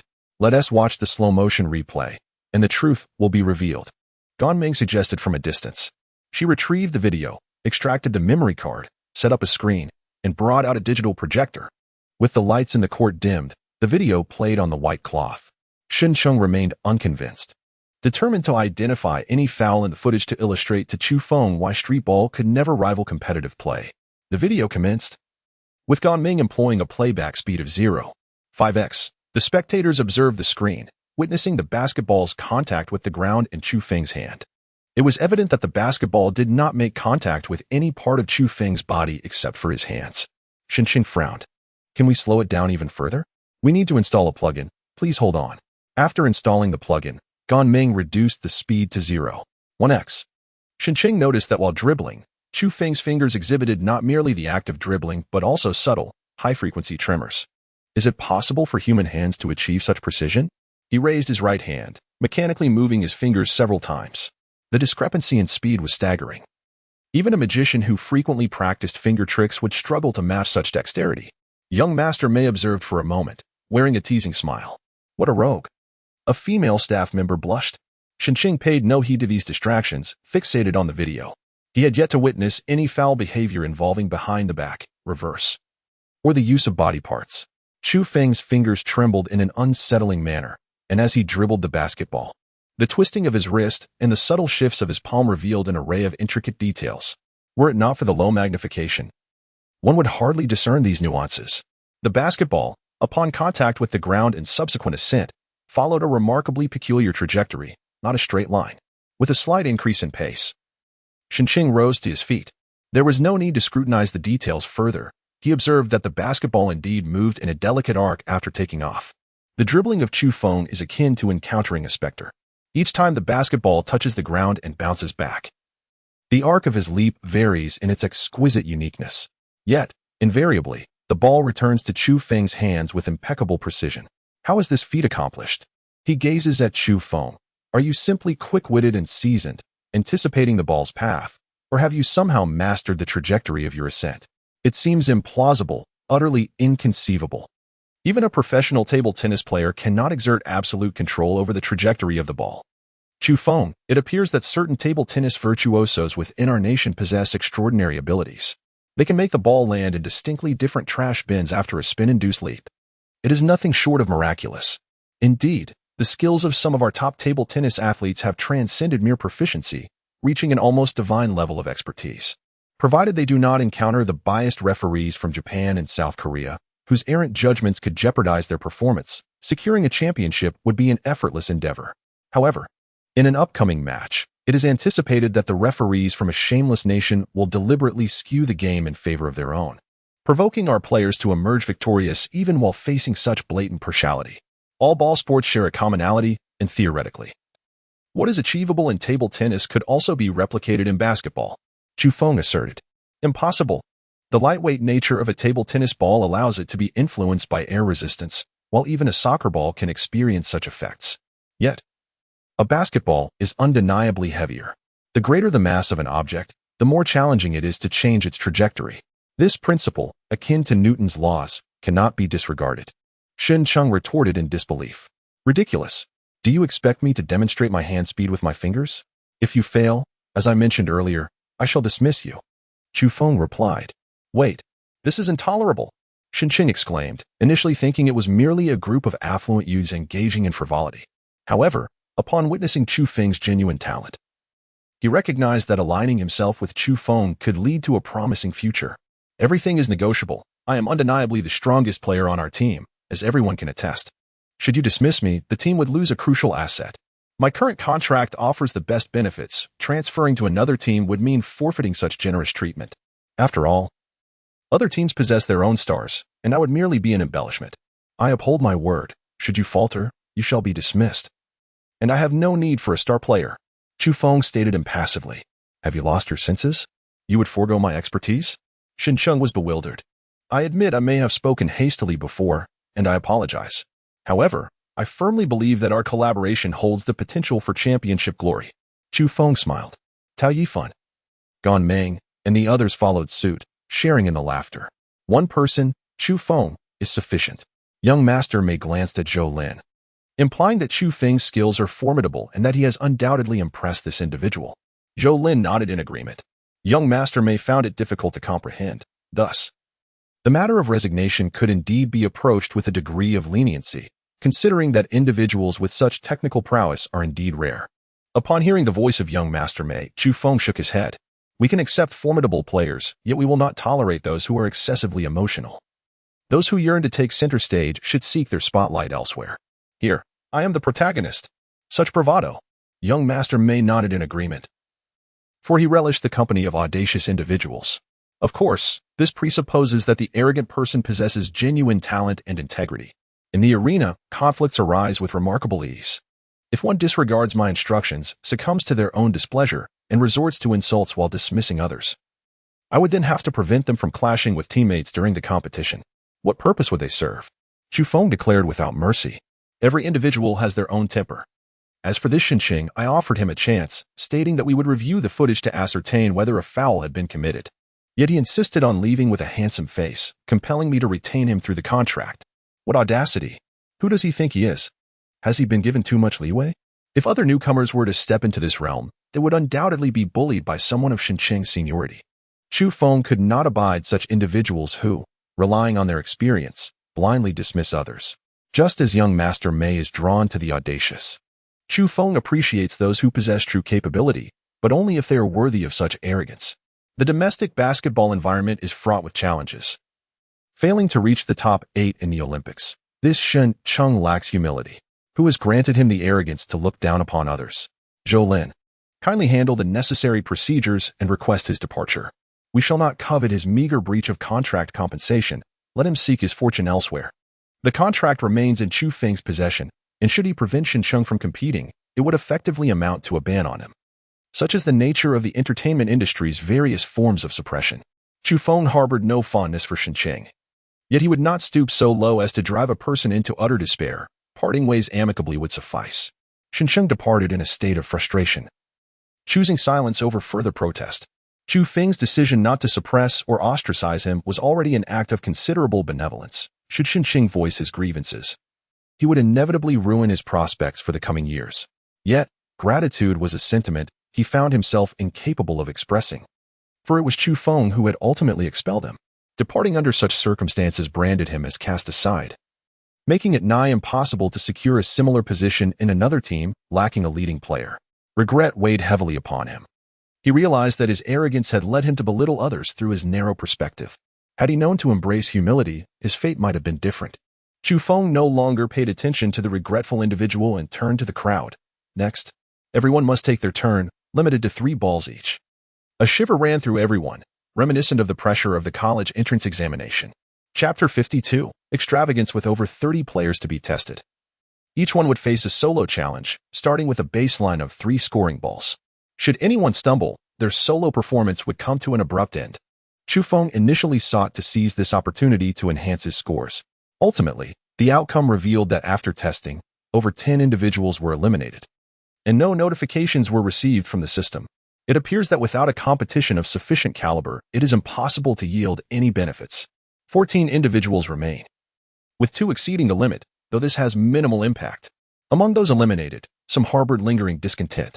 Boss Chu Feng, your style leans more towards performance. While your solo skills may appear impressive, they are ill-suited for competition.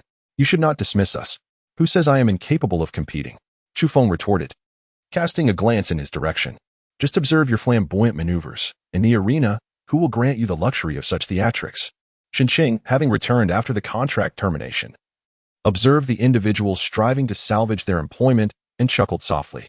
He believed that excelling in solo performances also translated to prowess in the arena, and others would be eager to allow him to showcase his skills. Since the contract was back in his hands, he felt no apprehension about Chu Feng sidelining him, and thus, he couldn't resist delivering a mocking remark. Chu Feng cast a fleeting glance at him. Such detritus, only recently apologizing, now seeking to berate him after the contract was terminated. It was fortunate he had been dismissed. Otherwise, his presence in the Dominator Club would undoubtedly have been an eyesore. Tao Yifan remarked, "Hey, do you think Chu Feng lacks competitive prowess? What about my abilities? Do you acknowledge them?" Xinqing fell silent. He was well aware of Tao Yifan's reputation. If players were categorized into tiers, Tao Yifan resided in the top echelon, while he languished at least 2 grades below. With a derisive laugh, Tao Yifan continued, "If I surpass you, what grounds do you have to mock Chu Feng? Hey, Tao Yifan, don't just accept the money and become a pawn for the capital." Xinqing retorted, his anger palpable. In the distance, young Master Mei narrowed his eyes. What does it mean to be a pawn for capital? Is he mocking him? The remaining players began to ponder. With Tao Yifan's support, their team could indeed advance. Yet, as previously mentioned by Chu Feng and Zhou Lin, they were meant to position Chu Feng as the focal point. Concerns began to creep in regarding their professional futures. What if the club were to dissolve? Anxiety rippled through them. Zhou Lin turned to Chu Feng, stating, "In times like these, we need to instill some confidence in everyone." She was subtly suggesting that Chu Feng engage in a match with them. Chu Feng exhibited a distinct lack of interest in the competition, seemingly disenchanted by the prospect of earning accolades. There must be a recording of yesterday's 1 versus 5 match. Perhaps it could be shown to them. Zhou Lin felt a twinge of confusion. Typically, Chu Feng relished the opportunity to challenge others, yet when faced with the chance to validate his competitive prowess, he now hesitated. Not dwelling on it too long, she retrieved a USB drive, connected it to her laptop, and began to play the footage from yesterday's match. The scene of the 1 versus 5 confrontation unfolded on the screen. Gan Ming stood elevated, brimming with ambition, as if she were the one engaging in the match. "Open your eyes and behold," she proclaimed. "Chu Feng is not only adept at skillful dribbling, but also capable in competitive play." Those on the verge of dismissal, those yet to be dismissed, and those already released, all directed their gaze towards the screen. The footage depicted Chu Feng standing opposing 5 players, each of whom, selected by Gan Chowie, held a respectable reputation within the basketball community. Notably, Tao Yifan and Lin Huiying were well-known figures, their names recognized by all. The match commenced, and spectators observed Chu Feng's peculiar training methods, their murmurs echoing the sentiments from the previous day's arena. To everyone's astonishment, Chu Feng was practicing with 5 esteemed individuals. The onlookers were left in a quandary, unable to determine whether Chu Feng was simply eccentric or excessively confident.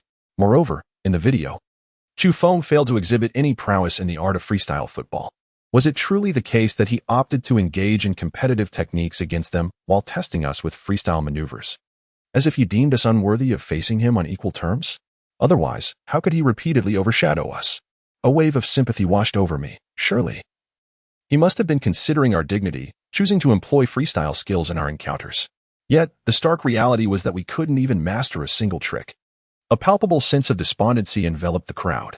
The Chu Wen did not exert itself seriously, employing techniques that were hardly commendable, yet without committing any fouls. It still managed to utterly dominate them. The disparity was suffocatingly vast. Chu Feng also noticed the somber mood that enveloped everyone, his lips twitching slightly. Was it truly necessary to indulge in such excessive imagination? He simply wished to evaluate the efficacy of his flower ball technique. The advanced street ball moves, devoid of any fouls.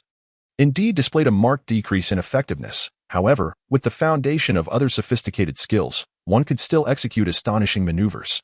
In the arena of competition, these techniques were not without merit. If he could seamlessly integrate a modicum of flower ball finesse into his high-speed dribbling, it would signify a qualitative leap in his abilities. Engaging in a match against over 30 opponents not only tested their limits, but also served as an opportunity for Chu Feng to explore new combinations of skills. Nevertheless, merging flower ball artistry with competitive play proved to be quite a challenge. It was akin to the infrequent application of the elite spinning move in competitive scenarios. Yet, should he succeed in discovering the right approach, it would herald a new breakthrough in his personal prowess. Thus, the despondence among the others was merely a manifestation of their own trivial concerns.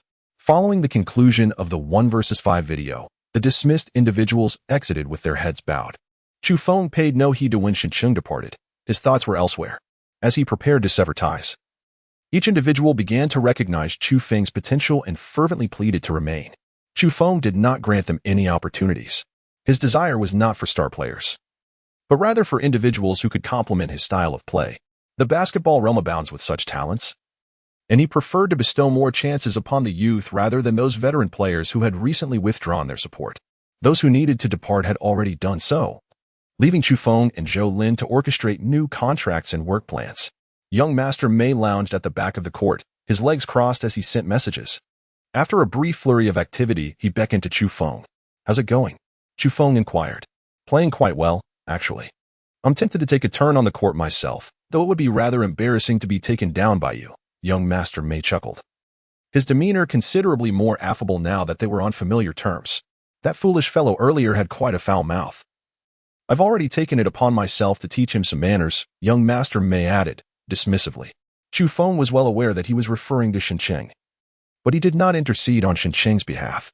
Some individuals, blinded by their own talents, arrogantly wield their age and experience to intimidate newcomers, all the while neglecting to verify facts and suppressing others with their eyes closed. If not him, then whom? Young Master Mei shook his phone and continued, "Originally, this club is scheduled to host a CBA match the day after tomorrow. You must hastily assemble the team and ensure that we make a striking impression in the first game." "Is the opponent formidable?" Chu Feng inquired. "Quite formidable, indeed. After all, they are a legitimate team, and their synergy far surpasses that of the makeshift squad assembled by Tao Yifan." Chu Feng nodded, eagerly anticipating the match scheduled for the day after tomorrow. Today's competition merely served to familiarize him with the techniques of the flower ball, yielding little in terms of points and benefits. "Additionally, I am preparing to form another women's basketball team to compete in the WSBA," Chu Feng added. "Are you supporting your girlfriend? Is her skill sufficient?" Mei, the young master, had a rather unique focus. "She is not in a hurry. I will train her, and with my experience, I can significantly enhance her skills." Chu Feng spoke to himself, oblivious to the narrowed eyes of young Master Mei. Within him stirred a sense of dissatisfaction to him. A girlfriend was merely an accessory.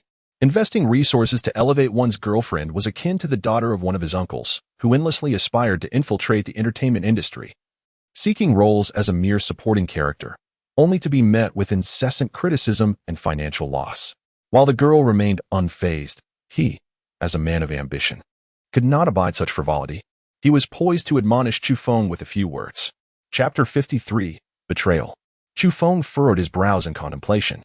It must be said that possessing mere technical skills is insufficient.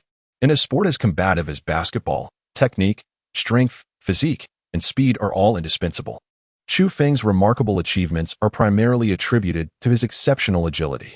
Without this agility, it would be utterly impossible for him to contend against 5 opponents using his current techniques.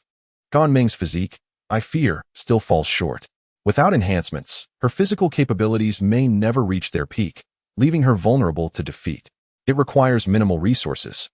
Merely a casual endeavor, as Chu Feng remarked. Young Master Mei initially intended to impart some wisdom to Chu Feng, emphasizing that his primary focus must remain on himself, before finally nodding in satisfaction. Their resources ought to be invested in Chu Feng to support Gan Ming, who has yet to demonstrate her worth. Would be a waste of resources driven by mere sentimentality. "You are truly remarkable. My admiration for you continues to grow," young Master Mei exclaimed with a smile. Chu Feng was perplexed. Why had this young master suddenly become so enthusiastic? After their conversation, Chu Feng returned to his commanding presence and summoned several players, including Gan Ming. Shortly, they would engage in a 3-on-3 match, with Tao Yifan and Gan Ming forming one team. Chu Feng currently finds himself at a loss regarding the new combination techniques. It is fortuitous that everyone is training together, as this may inspire some creativity. The players who have not been dismissed are now sporting pronounced jaws, perhaps a testament to their growing frustrations. The new owner appears to be exceptionally diligent. On the very first day of acquiring the club, after dismissing numerous individuals, there was no celebratory feast, and training commenced immediately. Even the most hard-pressed of laborers would hesitate to endure such treatment. The players lament the loss of their leisurely days. However, Chu Feng's ambition shines brightly, offering a glimmer of hope in contrast to the original team. At the Iron Man Basketball Club, the door of opportunity swung open. The person in charge, upon seeing Shuncheng, was taken aback. "Ah, a distinguished guest. We are set to compete in a match the day after tomorrow. What brings you here today?" he inquired. "I seek your owner." The owner of the Iron Man Club, Zhu Kong, was surprised by Shuncheng's visit. He had recently overheard prominent figures in the circle discussing Shuncheng, implying that he had questionable character. The specifics of the allegations remained vague. Yet the implication was clear. Shuncheng had likely offended someone influential, or perhaps his reputation truly warranted such criticism. Nonetheless, given that they were to compete against Shuncheng's team shortly, it was prudent to discern the purpose of his visit. Zhu Kong poured tea for Shuncheng. Smiling as he said, "With the impending match, what brings you here, brother Shuncheng? Shouldn't you be training?" His tone carried a hint of disdain. Shuncheng placed the termination letter on the table. Zhu Kong glanced at it, slightly astonished. "You are the sole mainstay of your team, are you not? They have dismissed you?" "I was released by the club, owned by 2 wealthy heirs, simply for voicing my opinions," Shuncheng replied, omitting certain truths. Yet, Zhu Kong accepted his words, as the gossip from the elites indicated Shuncheng had indeed crossed the wealthy heirs. "Ah, let us observe a moment of silence," Zhu Kong said, patting Shuncheng on the shoulder. "I wish your team success in showing them their true colors. However, it is vital to remember that without sufficient physical prowess and stamina, one cannot exhibit brilliance on the court." Zhu Kong pondered, weighing the implications of offending the wealthy heirs. "With your departure, they may struggle against us. Taoyuan has joined them." Zhu Kong inhaled sharply. That club had been at the bottom of the rankings. One Shuncheng alone would not pose a significant threat.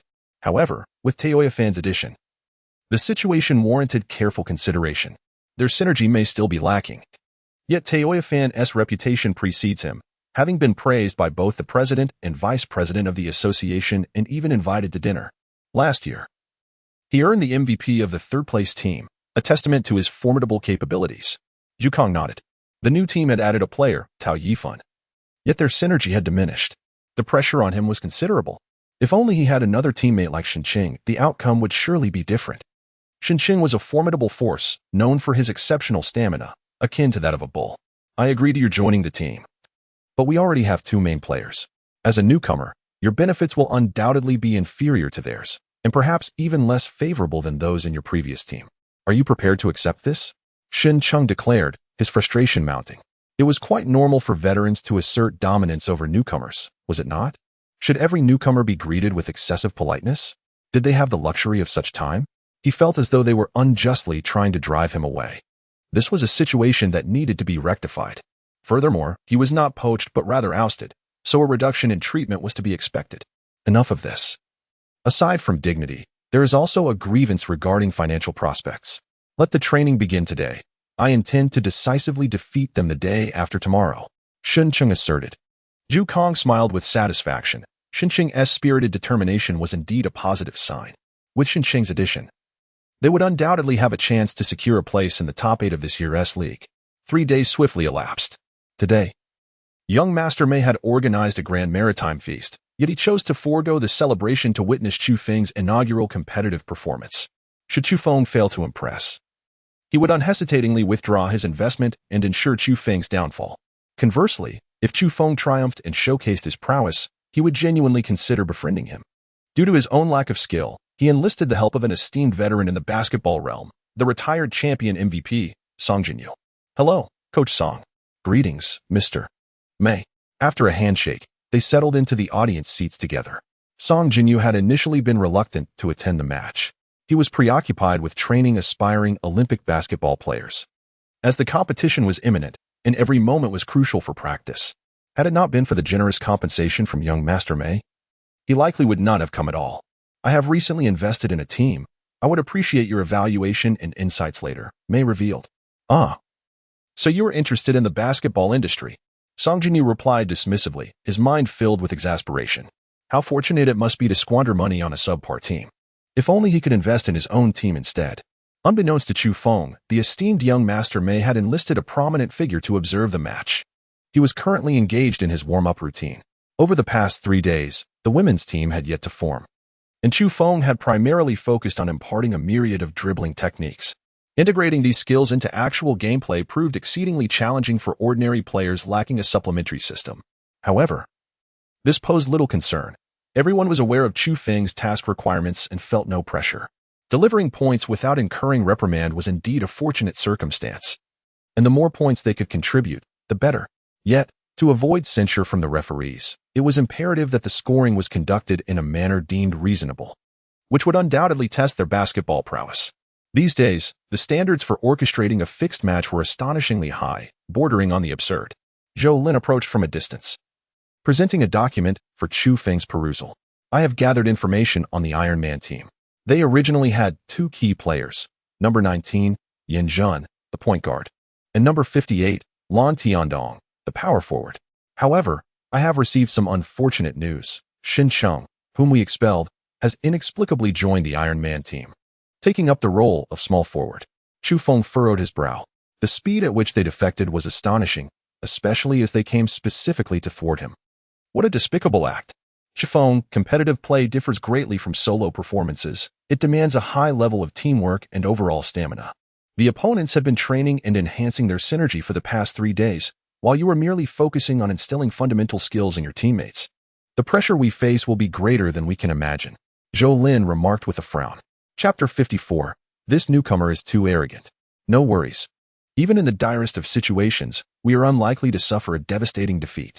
With a mere 1-point passive advantage, the opposing team's strength should not overwhelm us to the extent that the laws of causality cease to apply, thus we shall not be utterly crushed. The greatest challenge posed by a formidable opponent arises in the final 20 seconds when unforeseen circumstances may emerge. Recently, Chu Feng has encountered numerous setbacks, making it impossible for him to secure an ideal contract with a prestigious team, thus he must endure certain risks on the field. As for the question of why he has not been honing his teammates' collaborative abilities in recent days, it is because, in his club, apart from Tao Yifan, the rest are all novices. If they do not first cultivate their foundational skills, how can they engage in collaboration? What a futile endeavor! Chu Feng also caught sight of Shin City not far away. The host skillfully managed the rhythm of the event, and before long, the players took to the field to engage in a cordial handshake. Chu Feng exchanged greetings one by one and soon arrived at Shin City. Aware of the surveillance cameras, Shin City refrained from showing any disdain towards Chu Feng, yet could not contain his words. Chu Feng, we meet again. Quite unexpectedly, Chu Feng replied. Shin City displayed a peculiar grin. You yearn for fame, don't you, newcomer? In today's competition, I shall enlighten you on the significance of teamwork. You may excel against 5 solitary, skilled individuals, but do you genuinely believe you can dominate the arena? And to call yourselves a team, aha, that name will become your jest.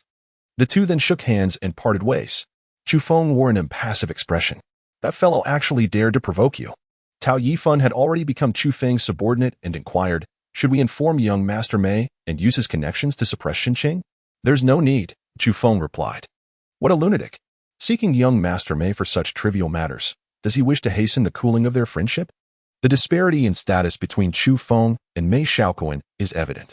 While he may currently achieve temporary recognition through his technical prowess, such camaraderie is unlikely to endure. Only a prolonged relationship built on mutual interests can sustain their friendship. Treating Mei Xiaoquan as a subordinate is an act of folly. I speak the truth. The character and mentality of Xinqing are questionable. Having switched teams, he resorts to disparaging us. Were he still with our team, he would surely attract considerable disdain, even being subjected to deliberate obscurity. Chu Feng shook his head and said, in the preceding 2 matches, you shall take the lead. How many points shall we allow? Let us not overdo the theatrics. Chu Feng was rendered speechless. At the very least, the performance should be more aesthetically pleasing. No worries. I shall feign the role of an ordinary guard, responsible for serving the ball and orchestrating the entire game. striving to minimize my shots. Being scolded is of no concern to me, Taoya Fan shrugged nonchalantly. He bore no qualms about shouldering the blame. The legacy of the Chu Feng clan in the basketball realm was a far more alluring accomplishment than merely securing a championship MVP. Not only was Chu Feng eager to break through the barriers, but Taoya Fan also aspired to ride the coattails of Chu Feng's success, hoping to be the proverbial pig at the feast. After the handshake, Taoya Fan led 4 young teammates onto the stage. In the audience, Zhu Kong observed, his right arm draped around a newly acquired basketball cheerleader, while his left hand wandered restlessly within the embrace of another charming companion. Boss, I've procured the information. The coach of the Iron Man team handed over the documents to him. Zhu Kong, still yearning for more, extended his hand to examine the materials. The nearby basketball cheerleader leaned in to take a glance as well. Aside from Taoya Fan and Chu Feng, why do I have such little influence with the other 10 individuals? Zhu Kong remarked with displeasure. The information regarding Chu Feng has been acquired only in the past few days, placing considerable pressure upon him. Moreover, where did these 10 nameless players emerge from? According to the investigation, the original 5 core members and key players of their club, including Xin Cheng, have all been dismissed. The remaining individuals are merely obscure figures from the club or reserve members who have yet to set foot on the court. All dismissed. Zhu Kong found it hard to believe. What is the meaning of this? The original 5 core players have been lost entirely. How does this differ from merely purchasing the shell of a club? Is it sheer caprice due to wealth? Zhu Kong failed to notice a casually dressed individual with an odd appearance gazing at the back of his head. Do you presume I am affluent? I have simply entrusted all responsibilities to Chu Feng. Young Master Mei silently cursed. Today, he was merely providing Chu Feng with an opportunity to demonstrate his capabilities. If Chu Feng proved to be sufficiently competent, he would comfortably assume the role of a behind-the-scenes investor, reaping profits with minimal effort. Suddenly, Zhu Kong recalled something and incredulously remarked, is he planning to emulate the college league, initially allowing a few points to slip, then rallying to make a comeback? How could he dare? Zhu Kong nearly rose from his seat. If Chu Feng were to execute such a strategy, it would be tantamount to a grievous humiliation for him. This is not the college league. The teams here are of varying quality. They are a national-level club, entirely devoted to the sport of basketball. Each member of the team is an elite, maintained at a significant cost, a gap of several points. Only to be reversed, such a scenario would invite skepticism from sponsors and fans alike regarding their prowess, jeopardizing their revenue. The match commenced. Zhu Kong looked below and inquired, which number is Chu Feng? Number 7. He hasn't taken the court, however, Tao Yifan has, replied the coach. Zhu Kong observed the game. Indeed, Tao Yifan's raw strength proved formidable. He secured the ball from the serve and passed it to his team as small forward. He then scanned the court, locating the Iron Man team's shooting guard, and detached himself to the shooting guard. A basketball team consists of small and power forwards, a center, shooting guards, and point guards. The 2 guards are of utmost importance. The shooting guard serves as the second scoring option, while the point guard is the player who handles the ball the most. Akin to a support role in esports, a proficient support player can elevate the entire team's combat coordination. Within the Iron Man team, the shooting guard is the weakest link. Yet Tao Yifan surprisingly targeted their least competent player. Was this not akin to the scenario in Tianji's horse racing, where our inferior horse confronts the opponent's superior one? However, the current perspective rests with Zhu Kong, who, as the inferior horse, is being singled out by the opponent's top horse. How could our inferior horse possibly stand a chance? No. Our inferior horse is not only concerned about how to engage the opponent's superior horse, but finds the superior horse wasting time on him. This is undoubtedly a blatant match-fixing scenario. Zhu Kong felt a surge of frustration as he realized that dominating the team truly required allowing them some leeway. Otherwise, how could Tao Yifan be so audaciously oppressive? In the realm of sports, there exists a phenomenon akin to a fishing streamer, who deliberately grants the opposing team 100 kills at the outset, only to stage a dramatic comeback once the kill count is reached. Just imagine being in that scenario. You lead your adversary by 100 points, only for them to say, "Let us give you 100," before suddenly rising to turn the tide and exact revenge. How utterly infuriating it must be to be on the receiving end of such a reversal. No one desires to be outmaneuvered in such a fashion. The crux of the matter lies in Chu Feng's strategy, which has already conveyed to them that they would allow a brief respite, only to mount a counterattack shortly thereafter. The script was laid bare. A humiliation directed at Zhu Kang's team. If Zhu Kang's team emerged victorious, they would undoubtedly gloat, reveling in their triumph. See how you overreached? Conversely, Should Zhu Kang's team suffer defeat, the humiliation would be more unbearable than ingesting a fly. How infuriating it is to have been outsmarted. It was imperative that they did not allow their opponents to prevail, lest their team's reputation suffer irreparable damage.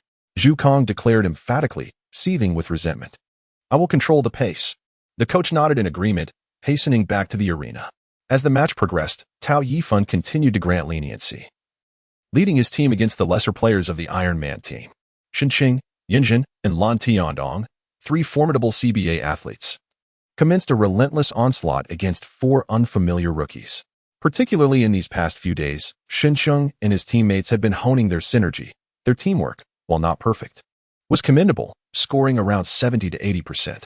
In stark contrast, the 4 newcomers on Chu Feng's side had never seen playtime before and had spent the days merely practicing the fundamentals. They found themselves utterly disoriented, unable to even touch the ball. The coach stroked his chin in contemplation, pondering how to widen the score gap and secure a more favorable situation. Eureka! Referee, we request a timeout. Chapter 55, Love It or Leave It. The first quarter, lasting 12 minutes, swiftly concluded with a score of 39-14. The players of the dominant team, despite being newcomers, were all elite selections from various regions. Even if their coordination fell short, they were not reduced to the level of Zhong Tao and his peers, who struggled to even breach single digits in score. After a brief intermission, the second quarter commenced. Tao Yifan was astonished to discover that none of the 3 main players from the opposing team had taken to the court. He glanced at Chu Feng and noted that his expression was far from pleasant. After all, their strategy involved allowing the opponents to accumulate points over 2 rounds before making their own recovery. It was akin to seasoned martial artists sparring against novices, where the latter must withstand 20 moves from the former. How could the veterans possibly endure such an arrangement? Thus, after exchanging a few moves, the elder fighters opted to relax their stances, allowing for mutual evasion. In this manner, even in defeat, their dignity would remain intact. However, the problem was, Chu Feng requires the main force of the opposing team to accumulate points in the first 2 matches, enabling him to swiftly earn legendary points through his passive ability when he takes the court. The Iron Man team employs this strategy to preserve their dignity, yet it inadvertently deprives Chu Feng of a significant number of legendary points. Tao Yifan, unaware of Chu Feng's intent to amass these points, believes him to be merely seeking to enhance his reputation through a display of skillful maneuvers. Each participant holds their own perspective for the Chu family team. The actions of their opponents serve as an obstacle on their path to recognition. Consequently, Tao Yifan summoned his players, clarifying that their immediate objective was not to attempt layups. The newcomers expressed their confusion. What were they to do if not score? Would they not face reprimand from the referees for merely watching their opponents accumulate points? Isn't it simple? Do you recall the video of Chu Feng taking on 5 opponents? Tao Yifan inquired. The group nodded, albeit puzzled as to why he referenced this. Chu Feng's 1-against-5 scenario demonstrated his ability to utilize the pressure from opponents to hone his skills on the court. Thus, their focus should not revolve around scoring layups. Instead, they would practice dribbling, strategic positioning, and passing coordination. Tao Yifan, being a seasoned player, quickly devised a method to break the stalemate, one that could assist Chu Feng in accumulating points without resorting to unsportsmanlike conduct. Should they receive a foul call, it could merely be attributed to their lack of cohesion. As the second quarter commenced, the opposing team began with an inbound pass, quickly yielding 2 points. When the dominator team took possession, they engaged in a sluggish series of layups and passes. In no time, the basketball was intercepted, leading to another 2 points conceded. Many spectators in the arena were left bewildered. The audience, primarily composed of dedicated fans, significantly contributes to the team's revenue through ticket sales. The dominator team, however, boasts a rather sparse fan base. In contrast, the Iron Man team enjoys considerable support. Today, witnessing the star player Shen Qing join their ranks, the excitement among the fans was palpable. Snatching away an opponent's key player evokes a sense of triumph akin to a confrontation before one's own eyes. Regardless of the dominator team's previously meager following, the Iron Man fans were thoroughly exhilarated. Furthermore, with Tao Yifan's recent transfer to the dominator team, his own fans eagerly anticipated his performance. In the first quarter, however, Tao Yifan's supporters were perplexed by his lack of engagement. Meanwhile, the Iron Man fans reveled in the dominance of their idol, who had decisively outperformed last year's MVP. Yet as the second quarter unfolded, dissatisfaction grew among the spectators. They had come to witness their beloved team's players in action, Tao Yifun's apparent lethargy in the first quarter was already excessive. To their dismay, all three of the Ironman team's primary stars were now inexplicably benched. What could this possibly signify? The spectators gathered to witness the match not merely to observe the basketball bouncing about, but to ardently support their favored players and teams. Where are you, then? If you are absent, what purpose does our support serve? Refund us. This is a rigged game. Return our money. The officiating crew. Are they not accountable? The crowd was filled with outrage, their voices rising in protest. Observing the fervor of the audience, Song Jinyu turned to Mei Xiaoquan. Equally perplexed by the antics of the two teams below. Have you placed bets on the side? Song Jinyu inquired. Betting on the side and engaging in side betting are distinct matters. Side betting refers to the models, while the latter pertains to gambling wagers. It is well known that gambling equates to robbery and deceit, offering swift financial gain, and sports are inextricably linked to this vice. Numerous underground betting houses cater to this industry. Song Jinyu was reluctant to mention the destruction of a certain circle. Yet he could not abide the intrusion of outside betting into basketball. Do you dare to invite me to witness such a rigged match? He questioned, his ire palpable. What does this imply? Dragging him into the mire of illicit gains. His conscience would not permit it. His patriotic spirit would not allow it. Mei Xiaoquan rolled his eyes. Did you not observe Feng's match records? In previous games, he intentionally widened the score gap only to stage a remarkable comeback, ultimately securing victory by a mere point. That is his strategy. Song Jinyu replied. Under such a strategy, a 1-point margin allows him greater control over winning and losing. The profits from side betting are entirely at your discretion, correct? Mei Xiaoquan scoffed. Indeed, he was a capitalist. But that did not mean he would profit from morally dubious means. He could guarantee consistent victories. Song Jinyu clapped his sleeves and rose to depart. He could not tolerate such conduct, nor accept being challenged in this way. Regardless of the share of profits offered, he would not partake. What's the rush? Mei Xiaoquan pulled him back, stating, Chu Feng has previously triumphed over me. In the final minutes of future matches, he will begin to widen the score gap. No longer content with a mere 1-point advantage. Song Jinyu sneered coldly. Mei Xiaoquan was irritated by his demeanor. In conversations, the expression is most unwelcome. Laden with sarcasm. Leave if you wish. I care not. Mei Xiaoquan snapped. Observing the anger on his face, Song Jinyu felt a twinge of doubt. Had he perhaps overthought the situation? After a moment's hesitation, he resolved to remain seated and watch. At worst, he could cleanse his eyes post-match. A few minutes later, the crowd's denouncement grew even more fervent, and Song Jinyu felt a wave of nausea. What was the meaning of this? That dominant figure of the team allowed a group to practice on-site, disregarding scoring altogether. Were they merely giving away points? They were disrupting the normal order of the CBA. Song Jinyu, with flushed cheeks, bellowed at Mei Xiaoquan. This is utterly outrageous. A group of players practicing passing and strategy on the court. Where were they during the off-season? Each of them lacks synergy, rehearsing something utterly unfounded, and the ball barely warms in their hands before it's sent flying. The Iron Man team, even their non-elite players, could score with their eyes closed. What nonsense! Do you dare suggest this wasn't influenced by external betting? Mei Xiaoquan, you had better provide me with an explanation. Song Jinyu felt as though Mei Xiaoquan was mocking his integrity. Is there a rule against practicing on the court during matches? Mei Xiaoquan inquired. So, you intend to exploit the loopholes in the rules? No, Song Jinyu retorted. When Chu Feng clinched the championship in the University League, he defeated 2 NBA reserves while practicing rapid turns and dribbling on the court. Later, upon arriving in Haishur, with the support of Vice President Gan Chaui, he and 5 players of equal caliber, Tao Yifun and Lin Huiying among them, engaged in a 1 versus 5 match to practice high-speed dribbling and double spins. Are you out of your mind? A double spin? The referee must be blind not to call traveling on you. Song Jinyu scoffed. As he turned, the basketball hit the ground, and its peculiar trajectory, akin to a table tennis ball, allowed it to spin unpredictably, circling around his body. How absurd, he declared, turning to leave. It seems you haven't watched the viral spinning ball videos on YouTube. A national-level coach, failing to keep pace with the trends, I begin to question your professional competence. Mei Xiaoquan mocked. Even a clay figurine has its limits. Song Jinyu shot back, relying on his credentials to confront him. Does Mei Xiao have no temper? If you want to roll, then roll. Chapter 56. The Super Dunk. Song Jinyu hesitated for a moment. He had previously dismissed the spinning ball discussions in the group as nonsense. Now, however, he found himself unsure of the situation. After all, a basketball is quite heavy. How could it possibly spin? Could this wealthy second generation truly have been deceived? Yet, What if it were true? After all, many spoke with such conviction. Humans can be quite contradictory. When someone speaks to you kindly, you may not believe them, but when they become irate and adopt a brusque demeanor, you may find yourself doubting your disbelief. Song Jinyu took a seat. Chu Feng will be coming on in the third quarter, right? He asked. Mei Xiaoquan rolled his eyes, uninterested in engaging with this fellow. He was genuinely furious.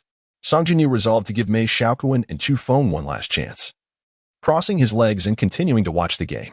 The second quarter was dominated by the Iron Man team. The chorus of boos from the audience spoke volumes.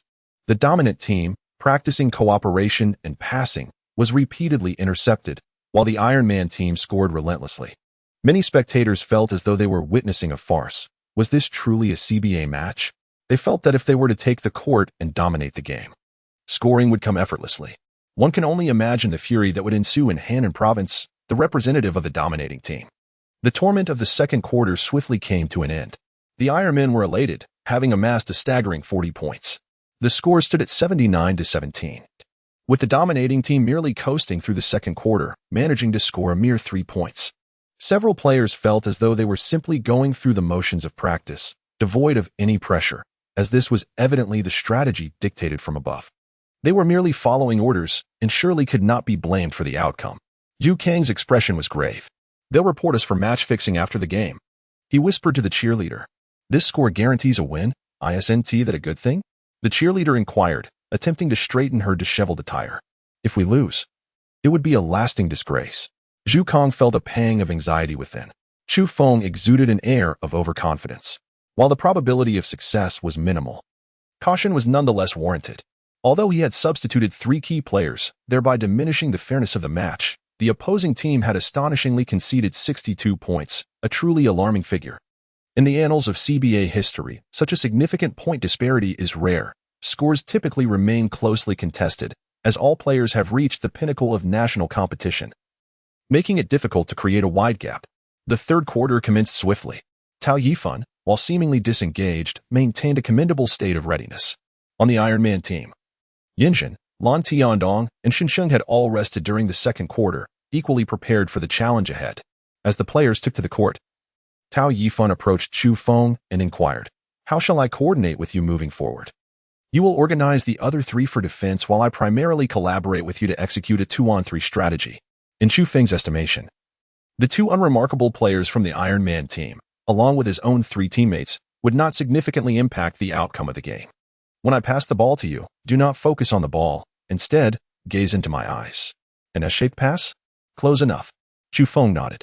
After the crowd took to the court, the opposing team gained possession of the ball. The point guard, Yin Jun, held the ball while Lan Tiandong and Xinsheng focused their attention on Chu Feng. In their perception, as long as 2 players were fixated on Chu Feng, the other side would face Yinjin and Tao Yifan. Even in a 3-on-4 scenario, despite the disadvantage, they would not permit Chu Feng's team to easily reclaim points. Concluding the 3-on-4 situation with a lead of merely a few points would still signify victory. The Chu wind must be contained. The whistle blows, and the serve is executed. As Chu Feng yearned to sprint, he discovered that Xinsheng and Lan Tiandong had encircled him. He intended to evade them through speed and agility. Yet he was taken aback when the outstretched arms of these 2 effectively confined his every movement. This center, Lan Tiandong, was remarkably robust, even more so than Lin Huiying. Goodness, he resembled a tank. Chu Feng silently cursed. While the agility of this tank-like Lan Tiandong might not rival that of center Lin Huiying, his sheer sturdiness was sufficient to thwart Chu Feng's attempt to flee. Chu Feng made 2 attempts to break through, both of which were thwarted. Meanwhile, Tao Yifan has already engaged with Yinjin, approaching our defensive zone. We must take a detour. Chu Feng swiftly retreated, dashing into the opponent's defensive zone. After creating distance, he accelerated once more. How swift! Lan Tiandong's eyes widened in astonishment. Chu Feng sped along, aware that 3 days had already elapsed. During this time, numerous inferior skills had appeared in the shop, yet he refrained from making any purchases. However, in terms of enhancing his physical attributes, he did not acquire any improvement in constitution, but he did purchase 2 instances of 5 in jumping, bringing his additional jumping capacity to 40 points. As he noticed Lan Tiandong approaching once more, Chu Feng utilized his burst of speed to leap suddenly into the air. He soared upwards, and the atmosphere around him seemed to freeze. In that moment, everyone bore witness to Chu Feng vaulting over Lan Tiandong, who stood at a height of 2 meters. The entire venue seemed to be rendered speechless. After Chu Feng landed, he sprinted forward with unwavering determination. Lan Tiandong, regaining his senses, gazed in astonishment at Chu Feng's retreating figure, his face flushed with a mix of humiliation and indignation. What a profound disgrace! How could he possibly leap over him? Towering at over 2 meters in height, Chu Feng surged ahead like a galloping steed, charging directly towards Yinjin. On Yinjin's side, only 3 individuals remained, leaving them unable to spare anyone to intercept Chu Feng. Startled by Chu Feng's remarkable speed, Yinjin abandoned his engagement with Tao Yifan and took a shot from beyond the arc. In that moment, Chu Feng dashed forward, snatching the basketball mid-air. With a resounding clap, the ball was seized in mid-flight, crashing down into Chu Feng's grasp as he landed. Chu Feng passed the ball to Tao Yifan and sprinted towards the opponent's rebound with unparalleled speed. Even though Chu Feng possessed world-class dribbling and running abilities, the presence of the basketball hindered him from achieving his utmost velocity. Once he relinquished the ball, he transformed into a flash, a gust of wind. Lan Tiandong had already surged forward to intercept him. This time, Chu Feng's approach was sufficiently lengthy. It was no easy feat for Lan Tiandong to obstruct him with his tank-like physique. He charged in from the side, but with a swift pivot. Chu Feng maneuvered around him and continued his advance. The basketball soared overhead. With a leap from beyond the three-point line, Chu Feng seized the basketball and executed a magnificent dunk. The resounding impact echoed, causing the entire rim to lament.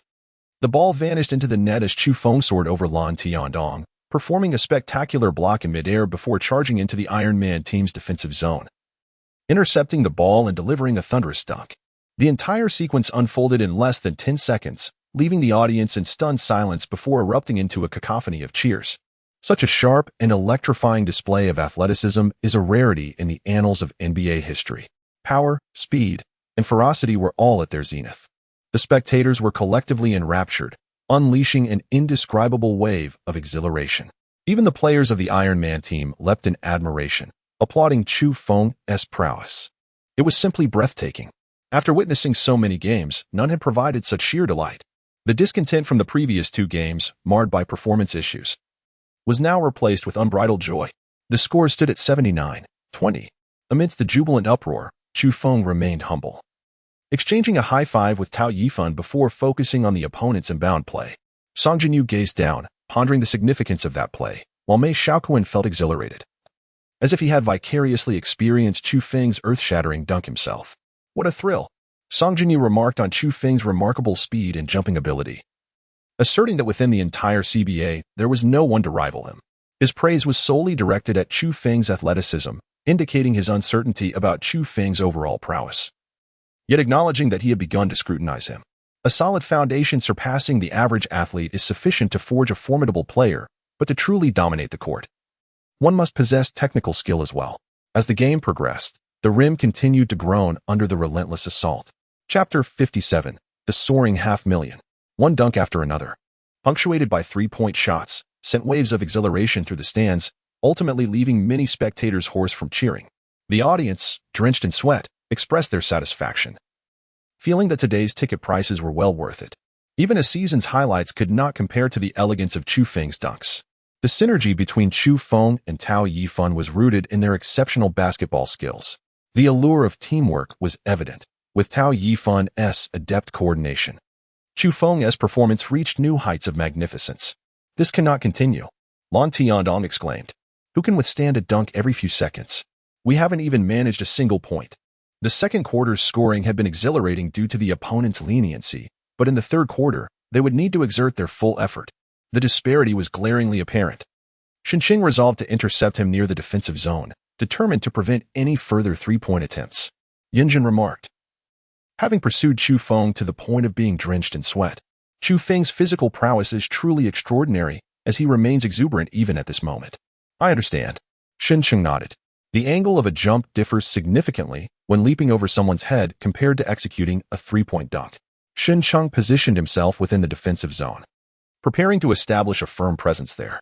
Meanwhile, Chu Feng had also designated a player to engage with him from a distance. The two became entangled, skillfully avoiding any 3-second violations. Thus, it has transformed into a 4-on-4 scenario. Chu Feng remained utterly unconcerned. Tao Yifan inquired, "Shall we continue with the previous strategy?" My arms can endure several more shots. The human arm possesses remarkable endurance. Each time he launched the hefty basketball across nearly the entire court. Tao Yifan felt a slight numbness in his arm. No need. Just keep Yinjin occupied. Chu Feng replied. In truth, he preferred that Tao Yifan focus on entangling Lan Tiandong.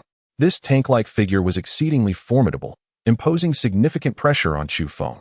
He could not shake the feeling that a mere collision with Lan Tiandong could send him flying several meters away. Chu Feng dashed about the arena, playfully leading Lan Tian in his wake. Those familiar with Chu Feng were suddenly enveloped in a wave of nostalgia.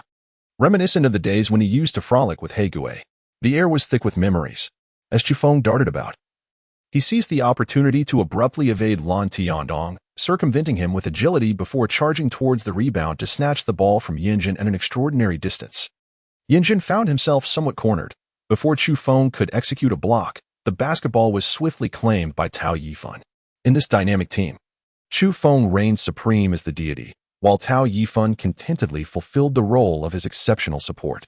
Yet, even as a supportive player, seizing the moment could prove lethal. Upon receiving the ball, Chu Feng deftly dribbled forward, making a swift advance towards the opposing team's hoop as Lan Tiandong charged toward him.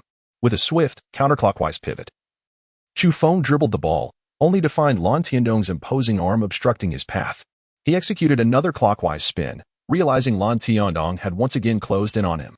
On the sidelines, Song Jinyu abruptly rose to his feet, witnessing Chu Feng's ascent for a layup. The pace of his dribbling alone could not encapsulate the entirety of his prowess. However, the recent display of consecutive spins had left him utterly astounded. How could he maintain such velocity without losing control of the ball? A frown creased his brow as he replayed the scene in his mind. When Chu Feng spun, it appeared as though the basketball ascended in a graceful arc. Was there truly such a phenomenon as a spinning bounce? It seemed implausible. Mei Shaoquan observed him, a smirk playing upon his lips. This fellow had been thoroughly astonished, delightful. Ahead, Zhu Kang's expression darkened. The 4 3-point slams had struck him like blows to the face, each one painfully impactful. Now, it was Chu Feng's turn to shine.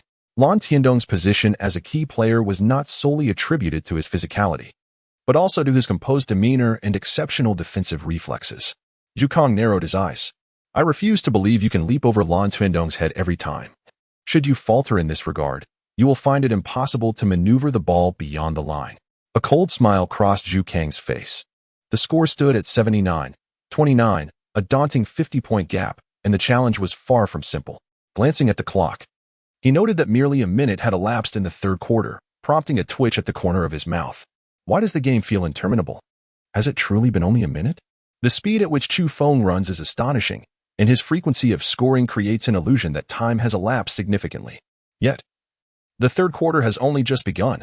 As his heart begins to race, he witnesses Chu Feng engaging in a dazzling display of skill, navigating between Lan Tiandong and 2 defenders. His flashy street ball moves are a visual delight, enhanced by a series of feints that leave the spectators spellbound. The players from the opposing team find themselves utterly disoriented, and Lan Tiandong, in a moment of distraction, finds himself unceremoniously seated on the ground. Chu Feng circumvented them and departed with an air of confidence. How impressive! Cheers erupted once more from the crowd, as if they were witnessing a street dance, the rhythm invigorating the spirit. Regrettably, the previous spectacular dunk had left many hoarse, rendering the current applause somewhat subdued in comparison. However, the flushed faces of the spectators were ample evidence that the excitement lingered. Was that street ball? With its flashy maneuvers, was there no foul? Zhu Kang was incensed. His ace player had been outmaneuvered and knocked down, a most humiliating episode. Lan Tiandong was, after all, his golden goose. Half of the club's advertising revenue relied on him. He abandoned the basketball treasure and hastened to the sidelines, confronting the coach. What was the situation? Could that last play be considered legitimate? Are you certain there was no foul? The referee did not blow the whistle, which implies no foul. I demand a protest.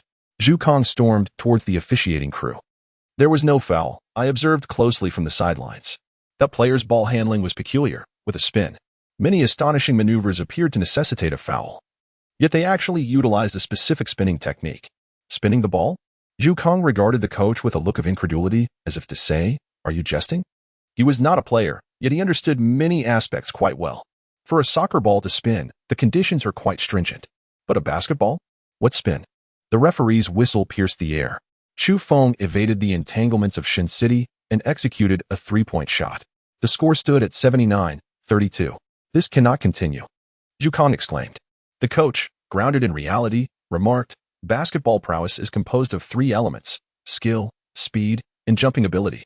For us, Chu Feng's skills are commendable, as evident from his dribbling, trick shots, and peculiar spins. The pressing issue now is that, aside from his skills, his speed and leaping ability utterly overpower us, even compensating for his lack of height. The prowess of Chu Feng is insurmountable. The coach of the Iron Man team, highly skilled in his profession, has already recognized Chu Feng's formidable strength. Their team boasts two deities, allowing Tao Yifan to comfortably assume a supportive role. In such circumstances, Chu Feng is far from fighting alone, unless all five of our players are of the caliber of top-tier national athletes like Tao Yifan, equipped with sufficient teamwork. A comeback seems implausible. Are you suggesting that our defeat is inevitable? Zhu Kong angrily clutched the coach's collar. After acquiring Xincheng, he secretly spent 500,000 to bet on his own team's victory. The coach's implication was clear. Zhu Kang's 500,000 was down the drain. How could he endure such a fate? Is there no way to induce Chu Feng into committing a foul, thus expelling him from the game? Or perhaps, to directly injure him?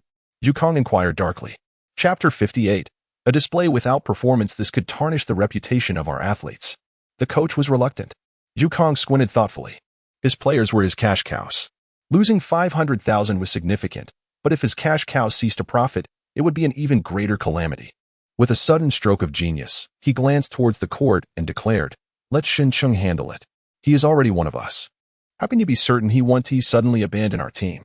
A biological son and an adopted child can never be equated." Very well. I will speak with Xincheng. As another quarter concluded, the score stood at 79-35. The coach called for a timeout, summoning everyone to gather. How do you all feel about this game? Chu Feng is simply monstrous. Even under the influence of performance-enhancing substances, he cannot be matched. Lan Tiandong spoke candidly. He possesses vigor, speed, remarkable leaping ability, and exceptional endurance. Aside from his height, there are no discernible flaws in Chu Feng. Most infuriatingly, his technique and dribbling skills are devoid of any weaknesses. His flawless spinning ball skills are nothing short of breathtaking. This is a competitive match, not a stage performance. Are you implying that we are destined to lose? There is no feasible way to counter him. If I could engage with Tao Yifan one-on-one, I could at least ensure a fair contest, but Chu Feng truly possesses that capacity. Yinjin lamented helplessly. It's frustrating, yet there is nothing to be done. They intentionally refrained from participating in the second round, fearing that regardless of the outcome, their reputation would suffer. Who would have thought the opposing team would shamelessly allow a 40-point advantage? To lose a game after leading by 62 points would render them a laughingstock in the industry. The coach turned to Xincheng. The only viable plan now rests upon you. Me? Create a foul or injure him. The coach instructed. I refused to comply. Although Xincheng was filled with anger, he was not a fool. His career had already been impacted. To engage in actions that would tarnish his reputation further would lead to his utter downfall. You could find some inconsequential substitutes to take my place, Xincheng remarked. The coach was infuriated, and Zhu Kong, standing nearby, also felt displeased. I took you in, and you have the audacity not to show gratitude. Unwilling even to lend a small hand? Zhu Kong lowered his voice, saying, if we lose the game, I will bench you. Do you understand? Xincheng's expression shifted dramatically. Being benched would ruin both his career and his reputation. Zhu Kong showed no regard for personal feelings. Why? I could yield better results. Xincheng pleaded humbly. You don't even heed my words. What results can you bring? Moreover, negative news isn't something that can't be suppressed. This is called strategy. Aren't there profitable NBA players with troubled pasts? Xincheng gritted his teeth, hesitating. Unless he could provide a buyout fee immediately, he would have to choose between tarnishing his reputation or being benched. Regret began to creep in. At least with the Dominator Club, they had not betrayed him. Instead, his new guardian was directly tormenting him. The reason was evident. He was not a biological son. I cannot do it alone. I need the other two players as well. Xincheng insisted. No problem. As long as Yin Zhen and Lan Tiandong, our two stars, do not commit fouls, we will be fine. Soon, the team returned to the court. The Iron Man team saw two substitutes enter the game. As Xincheng stepped onto the stage, he cast a glare at Chu Feng, his eyes brimming with intense hatred. If it weren't for Chu Feng taking over the Dominator team, would Xincheng have fallen into such an untenable position? He seemed to forget that if he hadn't been so arrogant, Chu Feng may not have even considered driving him away. Something feels off. Both of those players seem to be in good form, so why have we substituted in these obscure reserves? Zhou Lin pondered. Upon hearing her words, Chu Feng nodded slightly in acknowledgement, indicating his understanding. He then turned his gaze back to the arena, squinting his eyes. Could it be that unsavory tactics were about to be employed once more? Chu Feng glanced at his status panel. He found that the agility and stamina potions were of no immediate necessity. He had already reached the pinnacle of human limits in these two attributes. Purchasing such items would only serve to alleviate fatigue and restore a modicum of health, which he found unappealing. Fortunately, I had instructed others to accumulate points in advance, ensuring they recognize my overwhelming strength. By the time they realize, they will hardly have the opportunity to secure any points. Chu Feng was still reluctant to squander his precious points to refresh his injuries. Caution is the better part of valor. As he silently mused, everyone was already prepared. The opponent served the ball. Chu Feng surged forward to intercept the ball, only to be thwarted by Lan Tiandong. A substitute from the opposing team approached, seeking to assist in the interception. Chu Feng remained vigilant. He observed as the substitute charged at him recklessly. Alas, Chu Feng's expression changed dramatically. This is neither rugby nor football. Is it not excessively brutal to directly collide with someone like this? Even if one intends to commit a foul, one should at least engage in a couple of legitimate plays first, allowing everyone to let their guard down before launching a surprise attack. Where is the precedent for such brazen fighting from the very onset? As Chu Feng turned and fled, he experienced an ephemeral sensation, akin to reliving the inaugural match of his rebirth. In the stands, many spectators were bewildered by the unfolding events. Yet, Song Jinyu had already risen to his feet, exclaiming in outrage, "Shameless!" Mei Xiaoquan regarded him with confusion. What seems to be the problem? The substitute who just entered the game is deliberately targeting Chu Feng. Song Jinyu explained, and Chu Feng, in his flight, is utterly disengaged from the game. Since an attack had yet to transpire, the referee could not blow the whistle. At this moment, Chu Feng had no avenue for redress. Mei Xiaoquan squinted, scrutinizing the scene below. They are courting disaster. Insanity. Truly insane. Song Jinyu lamented. In their relentless pursuit of victory, they have forsaken the spirit of sportsmanship, abandoning all sense of dignity. Is there a way to address this? Mei Xiaoquan inquired. You might consider warning their coach, provided that he is amenable to your counsel, he suggested, astutely recognizing the deeper implications behind their actions. This must be at the behest of their owner, correct? Mei Xiaoquan deduced, not lacking in insight. Song Jinyu paused momentarily before nodding in agreement. Indeed. Their owner may very well be aware and has tacitly condoned this behavior. How utterly despicable. How can such ignoble individuals form a team? Is there no alternative? Mei Xiaoquan pressed. To resolve this, we must wait for them to successfully execute a malicious attack. Otherwise, the coach cannot discern whether they are merely defending or engaging in other tactics. Meanwhile, the crowd erupted in cheers. Chu Feng was pursued by two players, who, oblivious to the underlying motives, found the chase rather amusing. Only a select few discerned the sinister intentions of the Iron Man team. However, as no offensive incident transpired, the suspicion remained unfounded. Legally speaking, if you sense that someone intends to harm you, yet they do not act upon it, you are unable to retaliate. Chu Feng's strategy to flee was the most rational choice. Meanwhile, Tao Yifan found himself in a quandary. Should he exert more effort, or devise a plan to collaborate with Chu Feng? Tao Yifan became entangled with Yin Zhan. Strangely, he recalled the lessons imparted by Chu Feng. After taking off, he needed to assess the situation before deciding whether to pass, shoot, or use the ball to strike the opponent, forcing a foul or causing the ball to go out of bounds. On the Iron Man team, two players approached Chu Feng in a 3-on-4 situation. The Iron Man team had 3 key players, while the opposing team had only one mainstay. Yin Zhan, increasingly frustrated by the entanglement, passed the ball to Shen Cheng. Shen Cheng immediately went for a layup, and Tao Yifan chased after him, leaping to prepare for a block. At that moment, Tao Yifan noticed Shen Cheng unexpectedly directing his hand toward his palm. This was an attempt to provoke a foul.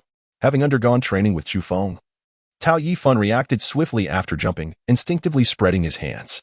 Shen Cheng did not anticipate that Tao Yifan would be prepared, perhaps having foreseen his intentions.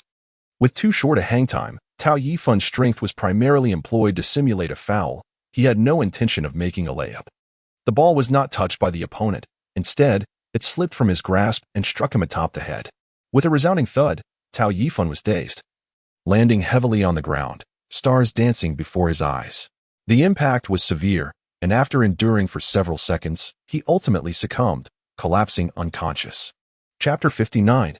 Comprehensive Rescue. The scene suddenly froze. The whistle blew, signaling a timeout. Medical personnel rushed onto the court to provide aid. This was a grave incident of aggressive conduct. Chu Feng halted his steps and turned around to check on Tao Yifan's condition. Unbeknownst to him, the young man behind had yet to grasp the situation and charged towards Chu Feng with reckless abandon. The agility of Chu Feng represents the pinnacle of human limits.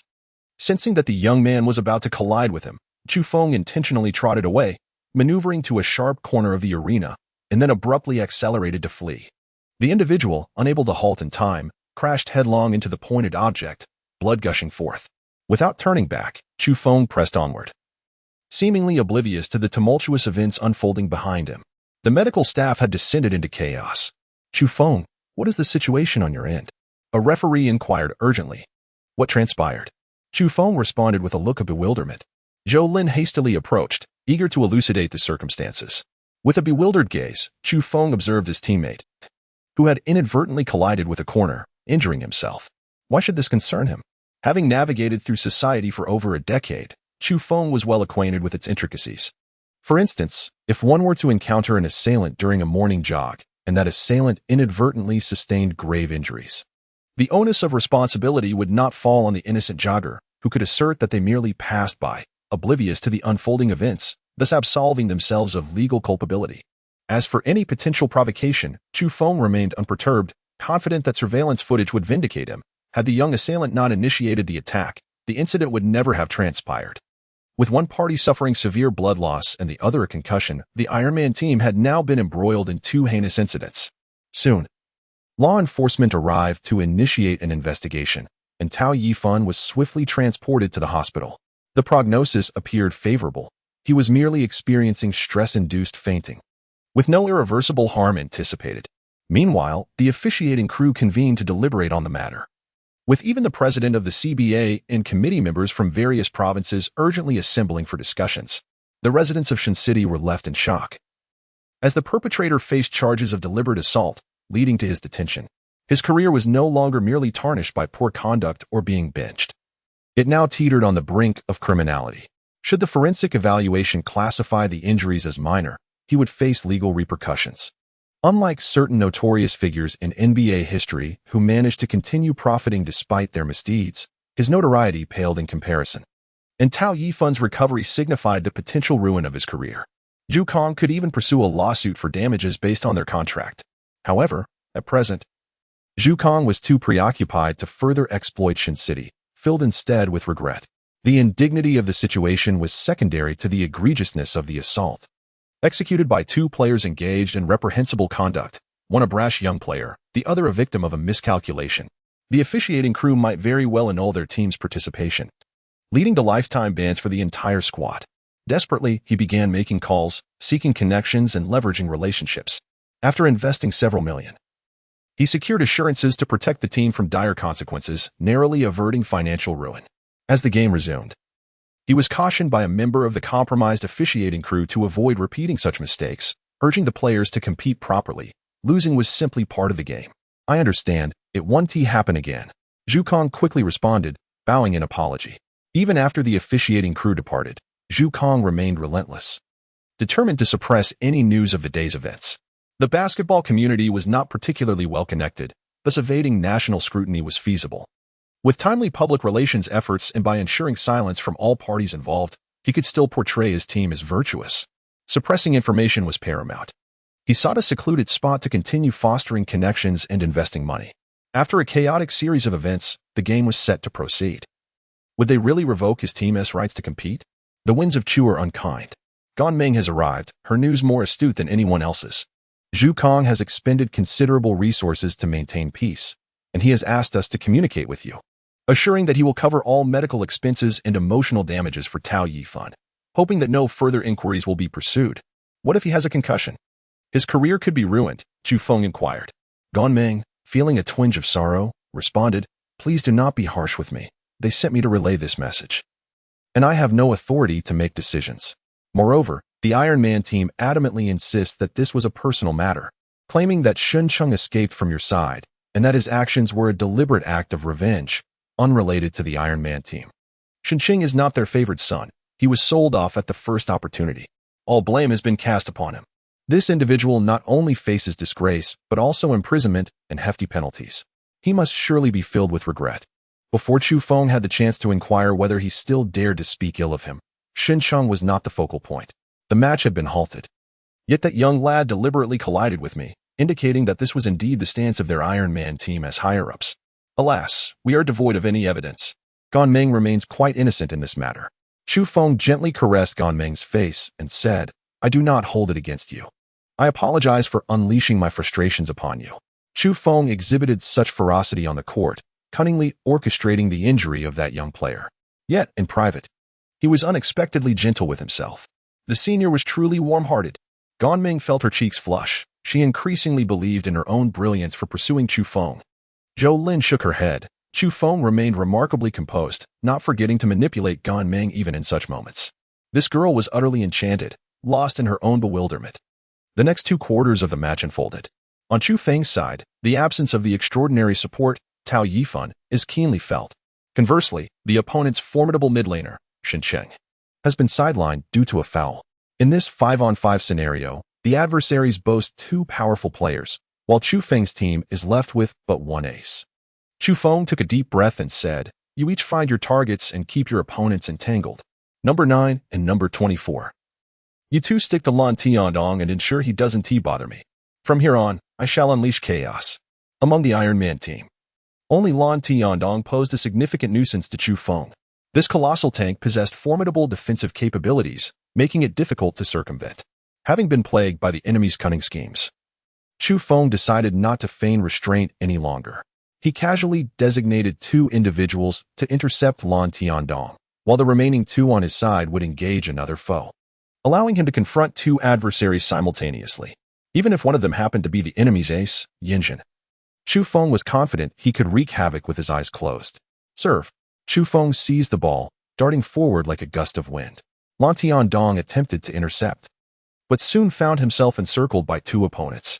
He had previously experienced the harshness of Chu Feng's encounters. Initially, he had no intention of resorting to such underhanded tactics, aspiring instead to engage in a fair contest, unaware that his adversaries would resort to cunning strategies. With a deft 3-point shot, Chu Feng scored. The opponent prepared to inbound the ball. Lan Tiandong found himself once again obstructed. Yinjin, having slimmed down considerably, was unable to halt the agile and fully energized Chu Feng, who swiftly maneuvered past him, intercepted the basketball, and executed another 3-point shot. What followed was an astonishing display of Chu Feng's shooting prowess, as he managed to score approximately every 10 seconds. In no time, the score gap had closed. The scoreboard read 79-80, leaving the audience in a state of disbelief. Chaos ensued. Song Jinyu glanced at his watch. In merely 3 minutes and 11 seconds, Chu Feng had successfully completed 15 consecutive 3-point shots, the basketball never even crossing into his own half. Impressive. Mei Xiaoquan was thoroughly exhilarated. The match was far from over. From the sidelines, Chu Feng cast a fiery gaze towards the distant coach of the Iron Man team, silently activating his system interface.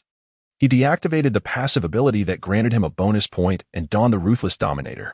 From this point onward, the 3-point shots would cease. But they would come to understand the true meaning of Court Shadows.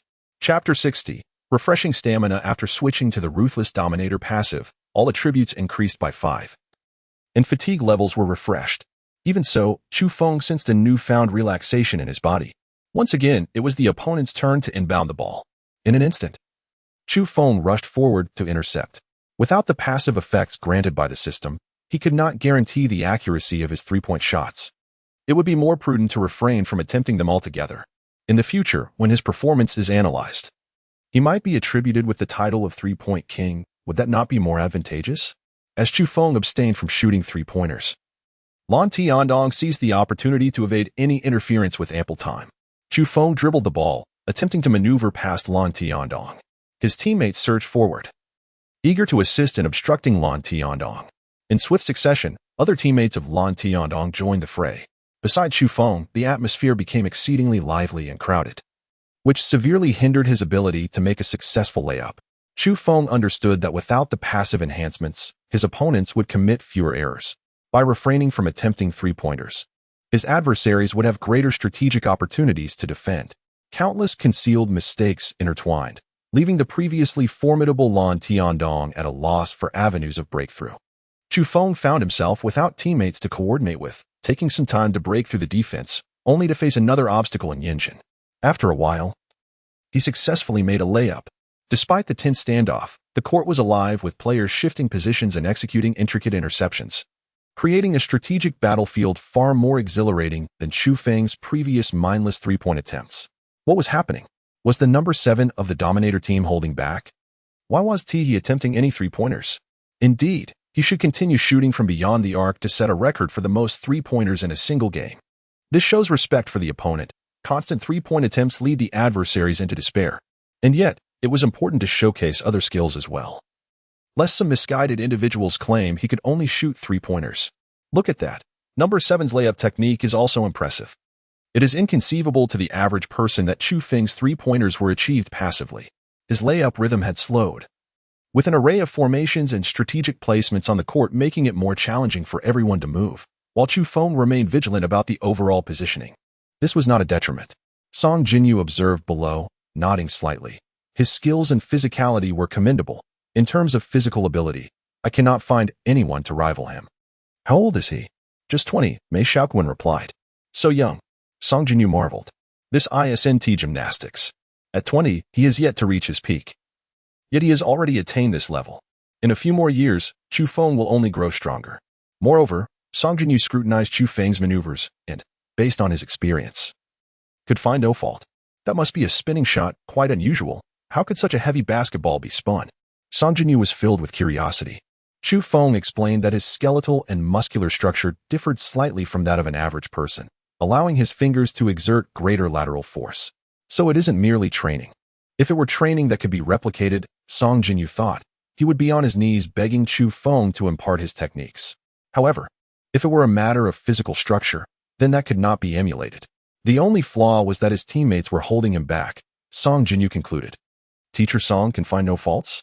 Mei Xiaoquan looked at him triumphantly. Song Jinyu felt a bit embarrassed. Just moments ago, he had been seething with anger and contemplating leaving. Yet now he found himself drawn to Chu Feng's embrace. In those brief minutes of competition, he had truly developed an admiration for this talented player. The third quarter soon came to an end, with a score of 89-100. Yinjin and Lan Tiandong had successfully secured a 10-point lead. Yet upon reflecting on the subsequent 7 minutes of play, they felt tears welling up.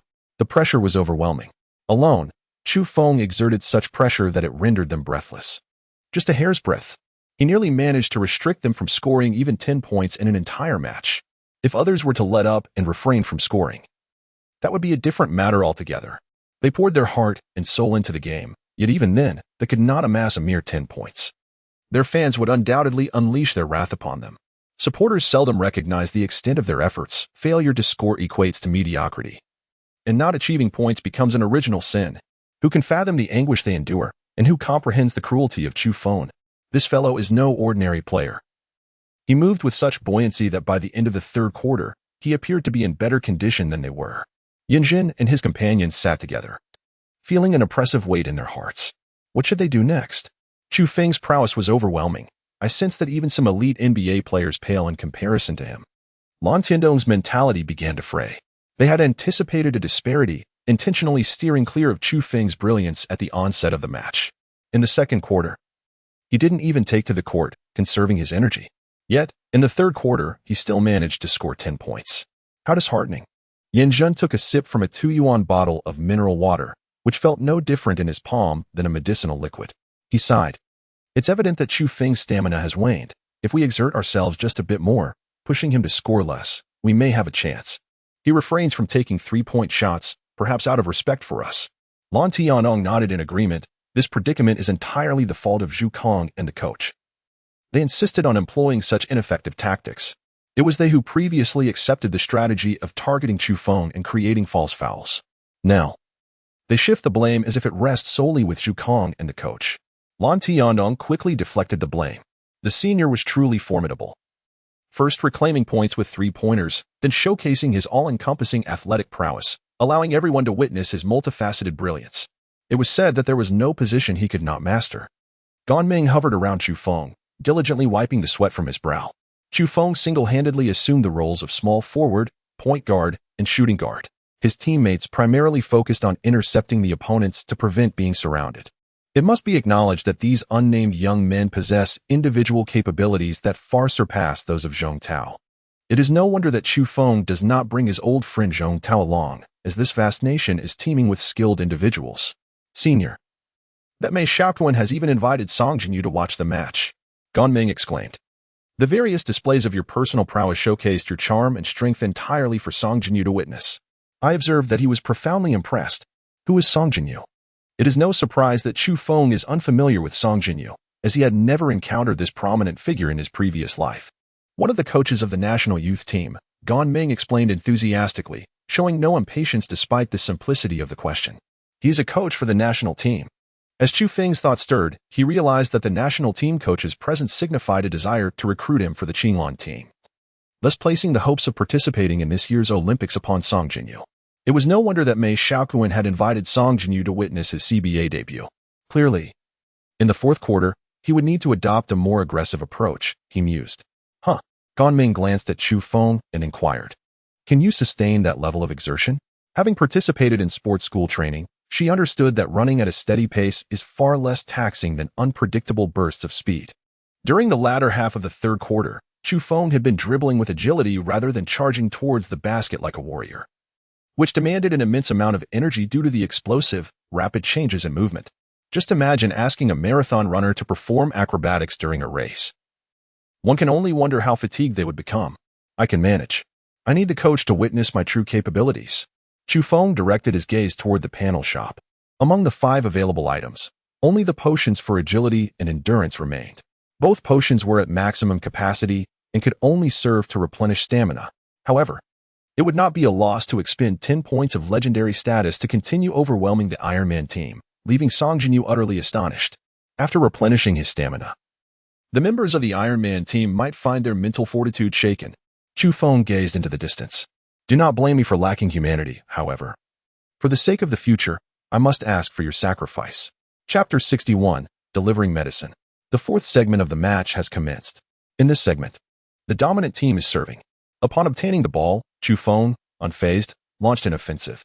The expressions of Lan Tiandong and the others shifted dramatically, for with their abilities, they could naturally discern the unfolding situation.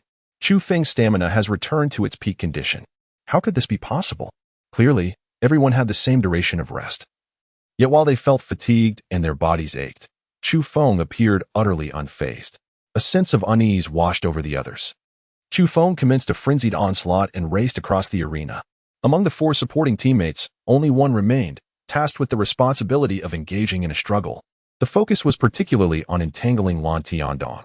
Even if Lan Tiandong managed to break free and intervene to thwart Chu Feng, the precious seconds lost would be sufficient for Chu Feng to amplify his advantage. It was merely a matter of 6 minutes. Chu Feng was drenched in sweat, while Yinjin and Lan Tiandong had exhausted themselves, managing to score only 4 points, a dismal outcome. In stark contrast, Chu Feng had already amassed 21 points, surpassing the total score of some teams in a single match. Yinjin and Lan Tiandong glanced at their dwindling stamina, realizing they were nearing their limits. With only 6 minutes remaining, failing to score at least 3 more baskets would result in a single-digit score for the quarter, a disgrace in their professional careers. Yinjin called for a timeout, seeking a brief respite to regain some energy. Can you two handle it? Zhu Kong queried with palpable frustration. If this trend continued, securing only 4 points in this quarter would jeopardize his ability to attract sponsors. After investing heavily to dispel various negative reports, was this meager return what Yin Zhen and Lan Tiandong had to offer? Playing this poorly was worse than simply throwing in the towel. No, it was even worse than that. There is something amiss with that Chu Feng, Lan Tiandong protested. At the end of the last quarter, his condition was comparable to ours. But now he seems unfazed. Are you suggesting he is using performance-enhancing drugs? Zhu Kong inquired. Perhaps not. It could be that he possesses extraordinary talent. The coach interjected. I've reviewed some of his records, and in 2 prior matches, he underwent drug testing. Impossible. He must be using something. No one can maintain such stamina and recovery speed, Lan Tiandong muttered, while he acknowledged Chu Feng's impressive jumping ability and physical prowess. The level of endurance was simply outrageous. unless the University League's medical testing is inadequate? The coach speculated. If certain substances went undetected, it would imply a flaw in the testing agency. Should we consider injecting something ourselves? Chu Feng suggested cautiously. Absolutely not. If we get caught, I cannot bear the consequences. Yinjin immediately rejected the idea, holding his position firmly against such unreasonable demands. After some contemplation, Chu Feng proposed. We could use some legitimate medications that won't raise any flags in drug tests but could alleviate your fatigue. I won't take that risk. What if there are side effects? Lan Tiandong also declined. Chu Feng shook his head. Quinapril could work, it hasn't yet been listed. This medication allows you to push beyond your limits without risking your health. What is it? They asked. It's a treatment for myocarditis, so there should be no issues. The various medications for cardiac treatment are indeed remarkable. For instance, trimetazidine is known to enhance athletic performance. Similarly, Viagra, famously recognized as the blue pill, stands out as a premier enhancer of physical capability. Chu Feng turned his gaze towards the other three players. They too possessed the caliber of CBA-level combatants, yet lacked the distinction of becoming stars like Yinjin and Lan Tiandong. If you three partake, I shall compensate each of you with 100,000 after the match, Chu Feng proclaimed. The trio contemplated refusal, but Chu Feng was their benefactor, rendering any dissent an untenable option. To decline would result in being benched, a consequence hardly less severe than a suspension. Moreover, as long as they disguised their actions well and avoided detection, the outcome would be even more favorable. Thus, the three discreetly ingested the medication. Yinjin and Lan Tiandong did not intervene. After all, their teammates' choices were of no concern to them. When the truth eventually surfaced, the blame would lie squarely with Chu Feng. The exchange among them was swift. Chu Feng had prepared the drugs during his earlier contact, and few had noticed the subtle maneuver. As the break concluded, they returned to the arena. The effects of the medication took hold, and the three pivotal players sensed a remarkable alleviation of their cardiac strain. The whistle blew. Chu Feng rushed to seize the ball from them. The three individuals sprang into action. Chu Feng remained oblivious to the changes in the three individuals. After all, he himself had utilized the system's stamina potion for the second time, thereby rejuvenating his own endurance. 6 minutes of the match passed quietly. The score stood at 91-140. A staggering reversal from a 62-point deficit to a 49-point lead. When the final whistle blew, the entire arena erupted in cheers. A miraculous turnaround, led by the dominant Chu Feng, marked his debut with an extraordinary comeback. He was indeed an exceptionally talented newcomer. However, something felt amiss. Song Jinyu furrowed his brows. What is it? Both Chu Feng and the three players from the Iron Man team exhibited anomalies. Their stamina showed little signs of depletion during the final moments of the game. Particularly concerning were those three individuals, whose physical condition seemed to have improved significantly. With Song Jinyu's experience and keen insight, he naturally detected the irregularities among the athletes on the court. Chu Feng should pose no issue. His physical capacity was inherently remarkable. Mei Xiaoquan remarked. I must initiate a request for a drug test. With his extensive credentials, even if the CBA did not fall under his jurisdiction, his objections would be duly acknowledged by the referees and the committee. Impossible.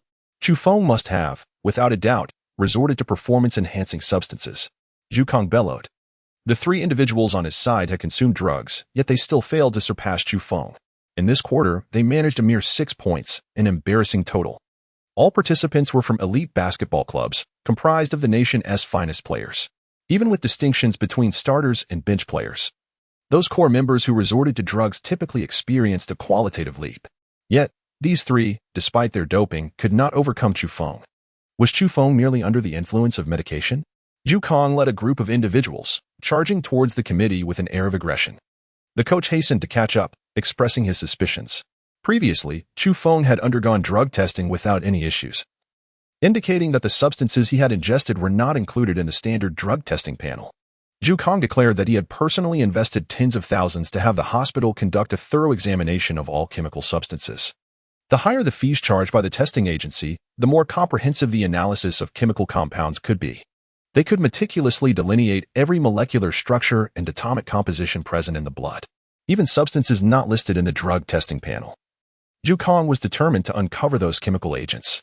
The coach nodded in agreement, relieved that they had taken precautions, primarily concerned that the tests might not yield results. Meanwhile, Mei Xiaoquan, following Song Jinyu, was also making their way to the same location. The two parties encountered one another in the corridor. "Where are you headed?" Zhu Kong inquired with a furrowed brow, directing his gaze at Mei Xiaoquan. "Naturally, we are here to report your illicit drug use. 3 individuals on medication. How scandalous." Mei Xiaoquan retorted, observing Zhu Kong with keen interest. "How absurd. You know perfectly well who has resorted to forbidden substances." Zhu Kong, infuriated, shouted indignantly. "The thief cries out first." Suddenly, the door to the judging panel swung open, and the 4 entered in single file. Chapter 62. Discontent. The deliberation consumed a considerable amount of time. During this interval, the judging panel had yet to declare Chu Feng the victor. The level of professionalism varied among the competition groups, and they exhibited greater rigor when determining the participants and the outcomes. The event organizers had not yet informed Chu Feng that he could leave, making him wait for half an hour. "Chu Feng, please proceed to drug testing," a staff member called out. "Drug testing?" Chu Feng was momentarily taken aback. "Here we go again. Is it really that bothersome? Senior, why is it so difficult for them to acknowledge your prowess after you've been tested twice?" Gan Ming lamented. She was still hopeful that once the competition concluded, she could ask Chu Feng out on a date. "Let's go take a look." Chu Feng and his teammates all rushed towards the committee's direction. Before long, Chu Feng spotted Mei Xiaotsong standing alongside a tall, unfamiliar man. Mei Xiaotsong approached and said, "Those over there have reported you for doping, and I have reported 3 of their players for the same. It seems they are intent on mutual destruction." Zhu Kong is finished. The same tactics had been employed by Mei Xiaotsong. However, dragging Chu Feng down with him was not entirely disadvantageous. Unfortunately, 3 standard CBA players were lost in the process. Chu Feng reassured himself that Chu Meihezine had not yet been listed as a banned substance, so he should be fine. As long as it was not on the list, he could evade accountability. Once the competition concluded, he would spend money to manipulate the news by media coverage and steer public opinion, ensuring that all the blame fell squarely on Chu Feng. Ultimately, he aimed to make Chu Feng's downfall as disgraceful as possible. After all, as the owner, he could find others to take the fall. If Chu Feng were to fail, the team would be rendered ineffective. Mei Xiaotsong remarked. "That Zhu fellow spent over 100,000 just to have your blood tested. I didn't let him off easily either. I spent just as much testing as 3 players." At this point, Mei Xiaotsong expressed concern. "You mustn't have used any drugs. Over 100,000? How could it be so expensive?" Gan Ming inquired, puzzled. "It's the nation's most authoritative testing agency, capable of detecting every chemical component, atomic structure, and molecular formation in the blood. He even added a genetic test," Mei Xiaotsong explained.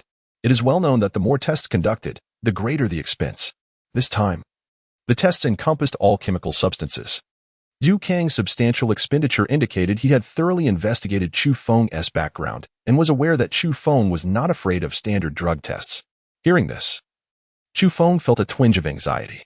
He had not used stimulants or performance-enhancing drugs, but rather substances akin to genetic agents to augment his physique. How would this be classified? Perhaps he should visit the testing agency.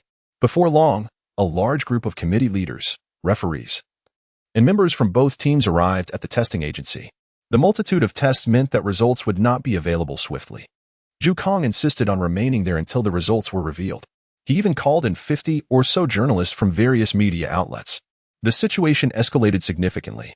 A crowd was forced to waste several hours alongside him. "Foolishness, wasting my time," Mei Xiaoquan complained.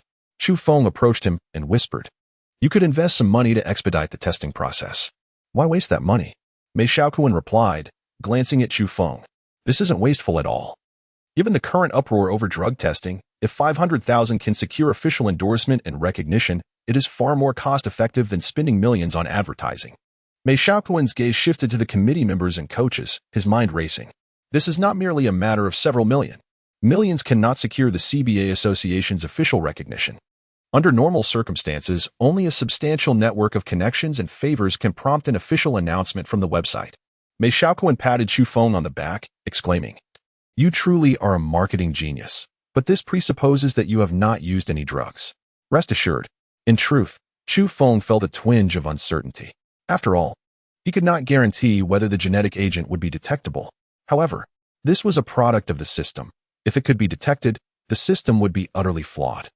He was wagering on the system's capabilities. Mei Xiaoquan called the head of the institution back, inquiring loudly, "If I donate 500,000, can we obtain results within an hour?" The head of the institution smiled wryly, Even with all equipment operational, it cannot be that swift. It will take at least 2 hours. Yukong inwardly gasped. 500,000. He had spent tens of thousands merely to ensure Chu Feng's demise. Coming to a national institution for testing. To save time, Mei Xiaoquan waved his hand and agreed to the 50,000. Was it really necessary? He paid little attention to Zhu Kong, addressing the head, then expedited. However, I require a statement afterward, with the results published. And the official side must also release a public announcement. The committee members all confirmed there would be no issue. The drug testing had garnered significant attention, with numerous media outlets awaiting news. The two teams' involvement with drugs would tarnish the CBA's reputation. The sooner results were available, the quicker they could quell rumors. Even a minute's delay represented a substantial loss. As long as Chu Feng is clear, we will officially inform the outside journalists. A committee member asserted. Mei Xiaoquan grinned broadly. Success. Song Jinyu, arms crossed, remained silent. He was deeply disappointed to discover that the young talent he had come to admire had resorted to drugs. Although the test results were not yet available, he had already concluded that Chu Feng was guilty. Nevertheless, Mei Xiaoquan's expenditure of 500,000 surprised him. Was he truly intent on ensuring Chu Feng's demise? Wait a moment. A businessman like Mei Xiaoquan would not spend 50,000 merely to save time. And the official institution could not be bribed into altering results for that sum. Unless Chu Feng had not used drugs. How could that be? How could they possess such confidence? Chu Feng's performance could not possibly be drug-free. In the heart of Song Jinyu, a silent cry echoed. Half an hour later, the official emerged. Our preliminary test results indicate that Chu Feng's drug test is negative, while the other 3 individuals have all tested positive. Impossible. Zhu Kong immediately erupted. He had no objections to his player's positive result. Why was Chu Feng's result negative? Do not rush. This is merely an initial assessment. In another half hour, we will be able to analyze all the chemical components and molecular structures. The official hastily retreated, eager to avoid Zhu Kang's inquiries. Enough of this nonsense. If you have the capability, donate some money. Mei Xiaoquan restrained Zhu Kang, saying, do not pursue him. First clarify what drugs your 3 players have actually used.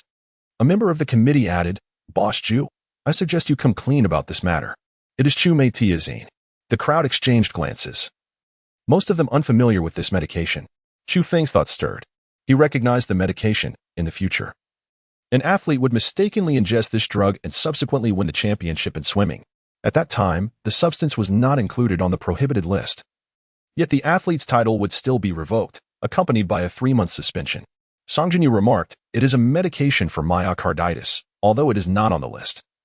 It can significantly enhance an athlete's performance. Are you implying that this constitutes the use of performance-enhancing drugs? A committee member inquired. It is not classified as a stimulant. It is a treatment for myocarditis. Zhu Kang retorted. So, you are suggesting that all 3 of your athletes are afflicted with myocarditis?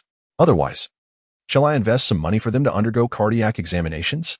Mei Xiaoquan scoffed. Who cannot throw money around? Song Jinyu continued, though it is not listed. It is indeed a violation.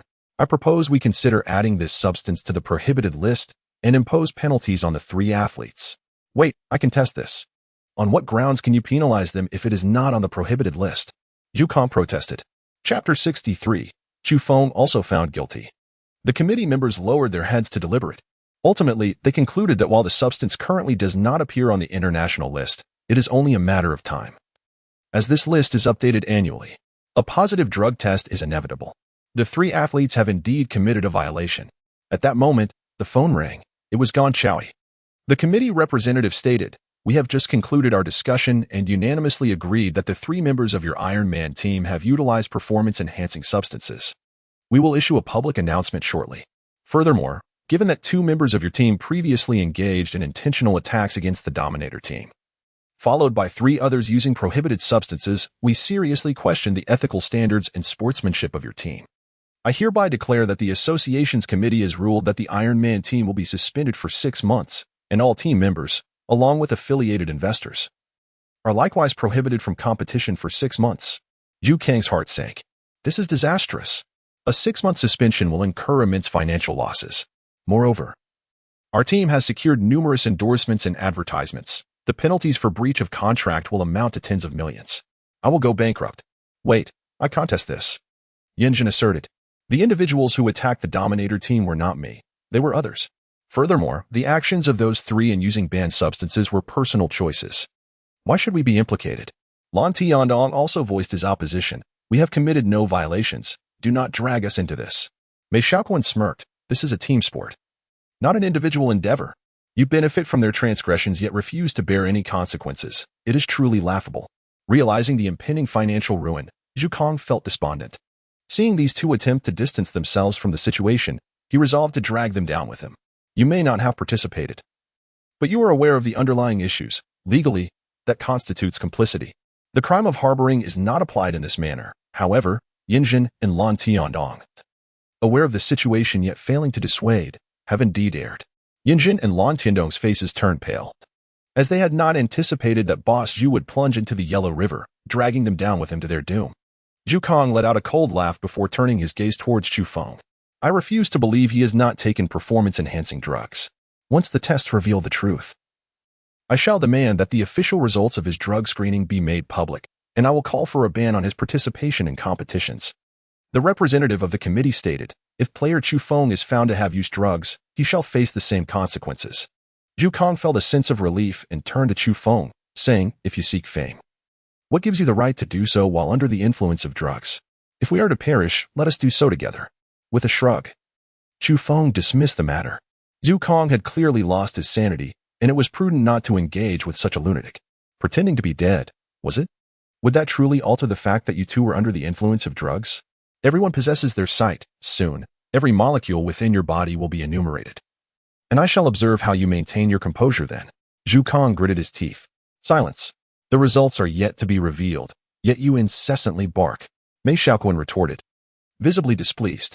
Zhu Kong cast a few glances his way. What merit lies in having a formidable father, without a father of your own?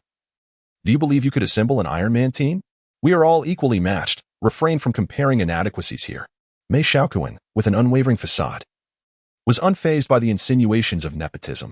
In fact, he relished being underestimated. It afforded him opportunities to deceive and prosper. Zhu Kong trembled with indignation. After approximately 45 more minutes, the reporters outside were on the verge of bursting in. The testing results had arrived. The person in charge emerged, holding a steaming printout. We have exerted our utmost efforts. In addition to analyzing the chemical composition of Chu Feng's blood, we have sequenced the genomic components. These are our findings. He handed over the substantial report to the gathered crowd. Chu Feng and Gan Ming were each assigned 2 books. The sensation of having one's genes and biochemical composition tested feels rather peculiar. It is as if a perfectly ordinary person has been deconstructed into mere chemical substances. Chu Feng glanced at the report, which spanned over 100 pages, revealing the intricacies of the human body, among the myriad of incomprehensible molecular compositions. The remainder consisted solely of various undetected pharmaceuticals. The person in charge stated, currently, the results indicate that 3 players from the Iron Man team have utilized a derivative of piperazine known as trimetazidine, a medication for myocarditis that theoretically can produce stimulant effects. What about Chu Feng from the Dominator team? We conducted a more meticulous analysis. What substance did he use? Zhu Kong inquired urgently, unable to contain his eagerness to expose the drug Chu Feng had allegedly taken. No prohibited drugs or chemical substances were detected, the official replied, shaking his head. We possess the most advanced international testing equipment, with results precise to every molecule, confirming that no drugs were found. Impossible. It must be some chemical substance not yet recorded. It absolutely exists, Zhu Kong exclaimed, his mind reeling in desperation. He had invested so much, even leading himself to bankruptcy, only to find that Chu Feng was in the clear. Did you not watch the match? How could anyone run like that without so much as a breath? It is inconceivable. It is indeed possible. The official interrupted, continuing, I have 2 reports for you. The second one is a genetic analysis. We discovered that Chu Feng's cellular vitality and strength are several times greater than those of an ordinary person. When I first arrived, I spoke with experts in cellular biology, and they believe that Chu Feng's cellular strength may have reached the theoretical limits of human capability. Chu Feng remarked that his physique and strength have not yet reached the limits of human capability. However, the experts from the National Institution are indeed remarkable, as they have discerned that 2 of his attributes have ascended to the pinnacle of human potential. Human limits? Zhu Kong seemed momentarily bewildered. Indeed. This pertains to the stable strength of cells, achieved without the aid of any substances, signifying that Chu Feng's state at the human limit is, in fact, his consistent, everyday condition. Zhu Kong sank onto the iron bench in disbelief. The physical prowess of others, enhanced by drugs, pales in comparison to the steady, unyielding Chu Feng. What a jest! The person in charge continued, detailing that various chemical compositions are documented in the report.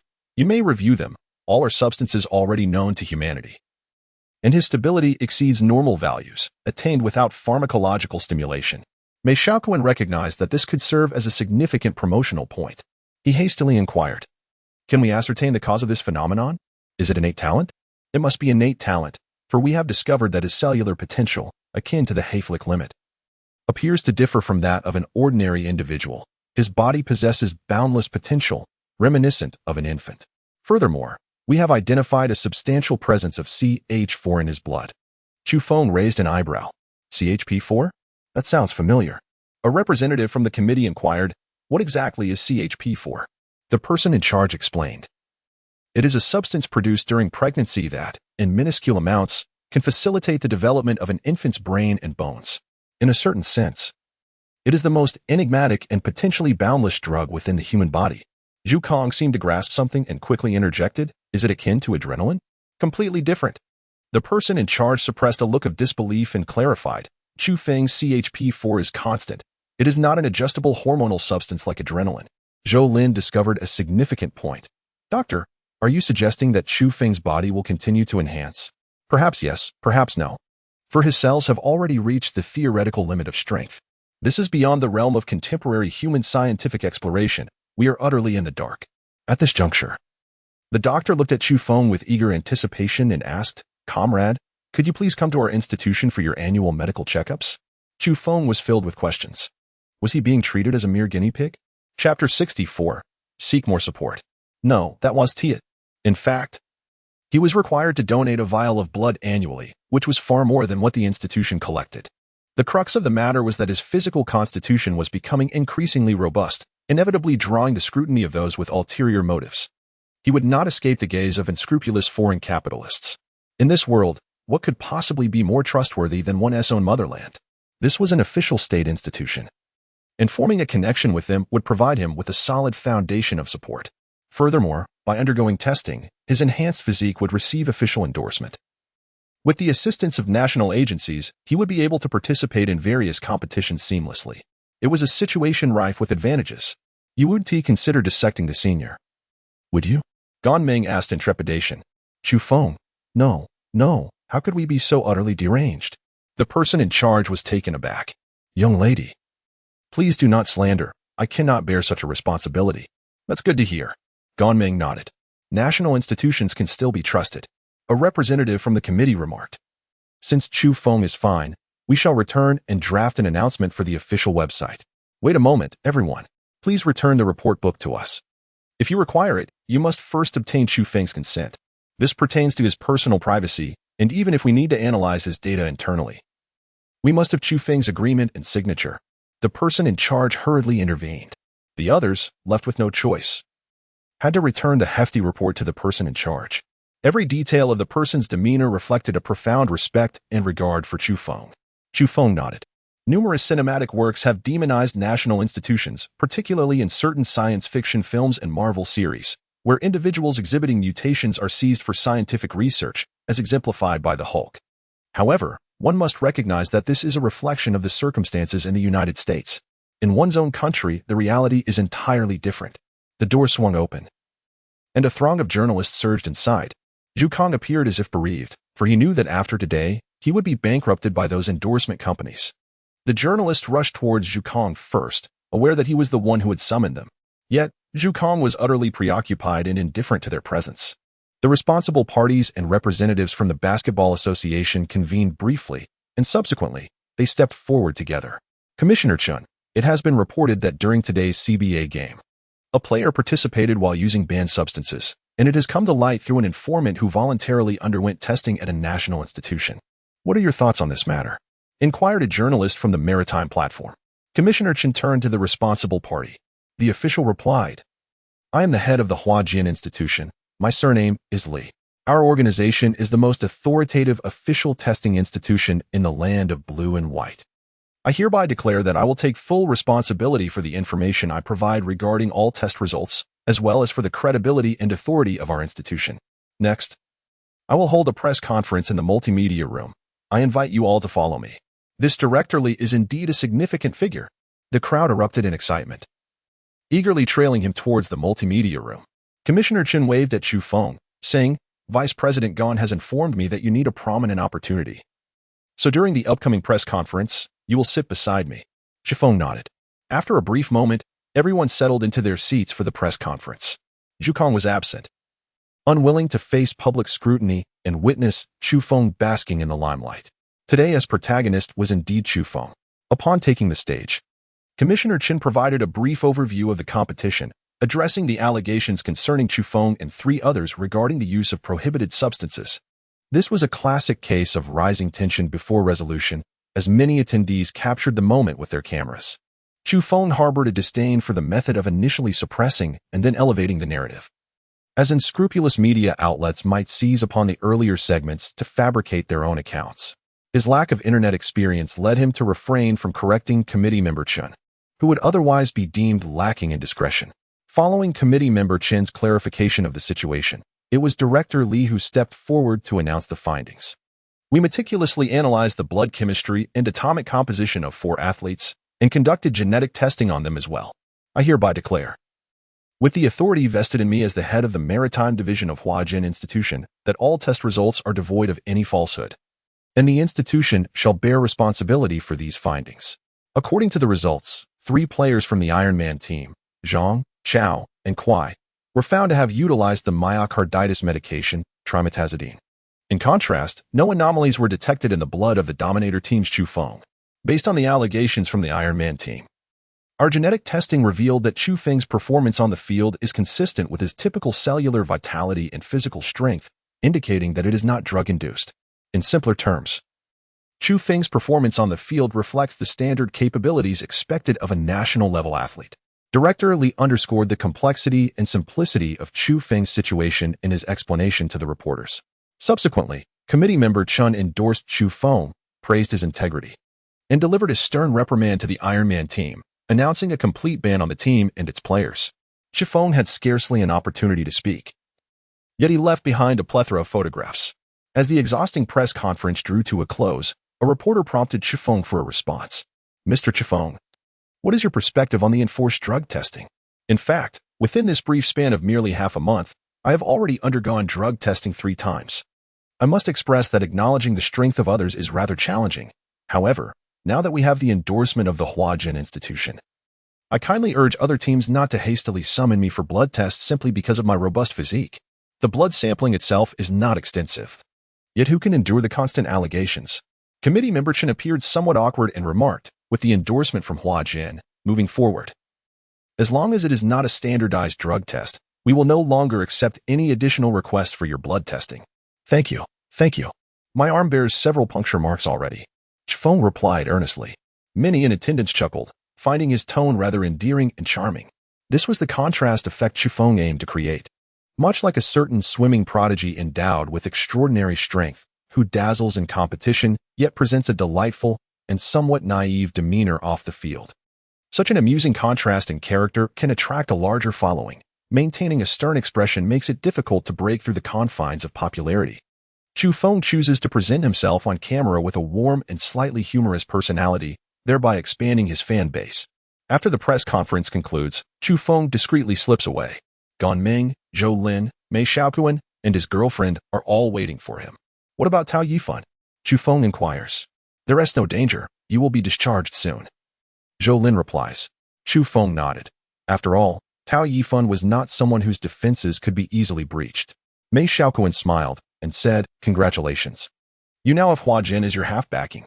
With annual health checkups, there was no doubt that Chu Feng had entered the sights of Huajin and the research institute behind it. However, Mei Xiaoquan shifted his tone and suggested, I recommend that you find some time to accompany me to Kyoto, where we can also visit the research institute for a health checkup and establish some connections. A single source of support is never sufficient. It is preferable to have mutual competition and checks among them, ensuring they do not unite.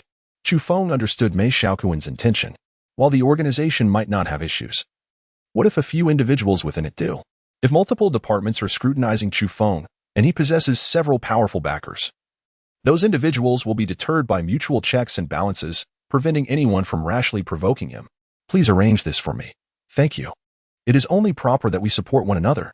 Mei Xiaoquan smiled, noting that today's performance by Song Jinyu had bolstered his confidence in Chu Feng from 60 to 98. With matters concerning his support concluded, the focus shifted to Song Jinyu, who awaits you at the stadium, Mei Xiaoquan remarked. Chapter 65. A newcomer seeking assistance after one day in the industry. Song Jinyu represents the youth basketball of Huahua, known as Qinglan. In contrast, the CBA is a distinct organizational association. Qinglan is dedicated to selecting star athletes from various provinces, cities, and autonomous regions, bearing the honorable mission of advancing the nation's basketball endeavors. Transitioning from the CBA to compete for Qinglan is termed as aiding Qinglan, a form of collaboration. In terms of breaking through barriers, the impact largely depends on the achievements one garners in that arena. Additionally, fame necessitates a certain foundational context.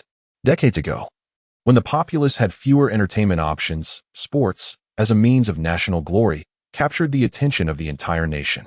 It was effortless to transcend boundaries during that time. However, in the present day, with the influx of Korean entertainment and the evolution of various cultural entertainments, the sports community has dwindled, diverting the public's gaze. Only after a decade and a half of entertainment fatigue, coupled with the proliferation of smartphones as a foundation for the internet, have sports stars begun to regain a modicum of prominence. Yet, it remains but a fraction of what it once was. After all, who can accurately name the athletes that have secured gold medals at the Olympics? While the names of athletes may elude many, the latest gossip surrounding celebrities is always readily recalled. Chu Feng harbors a modest aspiration to effect change. However, this ambition is entangled in a web of conflicting interests, as well as various historical and fortuitous circumstances. He can only prepare himself in the present with the perspective of a future individual, accompanied by his companions. He arrived at the basketball court. Upon seeing Chu Feng, Song Jinyu introduced himself. He is one of the coaches of the Qinglan team, with the objective of guiding players beyond national borders to bring glory to the world. Nevertheless, Chu Feng has just completed the University League and has only participated in one CBA game, making him a rookie with merely a day of experience. The Youth Basketball League seldom invites such newcomers, as their qualifications are significantly lacking in various aspects. Song Jinyu remarked, I have high hopes for you. I hope you can perform well in the upcoming matches. He continued, let us engage in a match first, so that I may personally assess your skill level. What style of play shall we adopt? Shall we serve alternately, or is it a scoring serve? Who will defend first? I shall take the defensive role, and we will play a half-court according to the rules. Song Jinyu picked up the basketball and tossed it to Chu Feng. Then I shall take the offensive.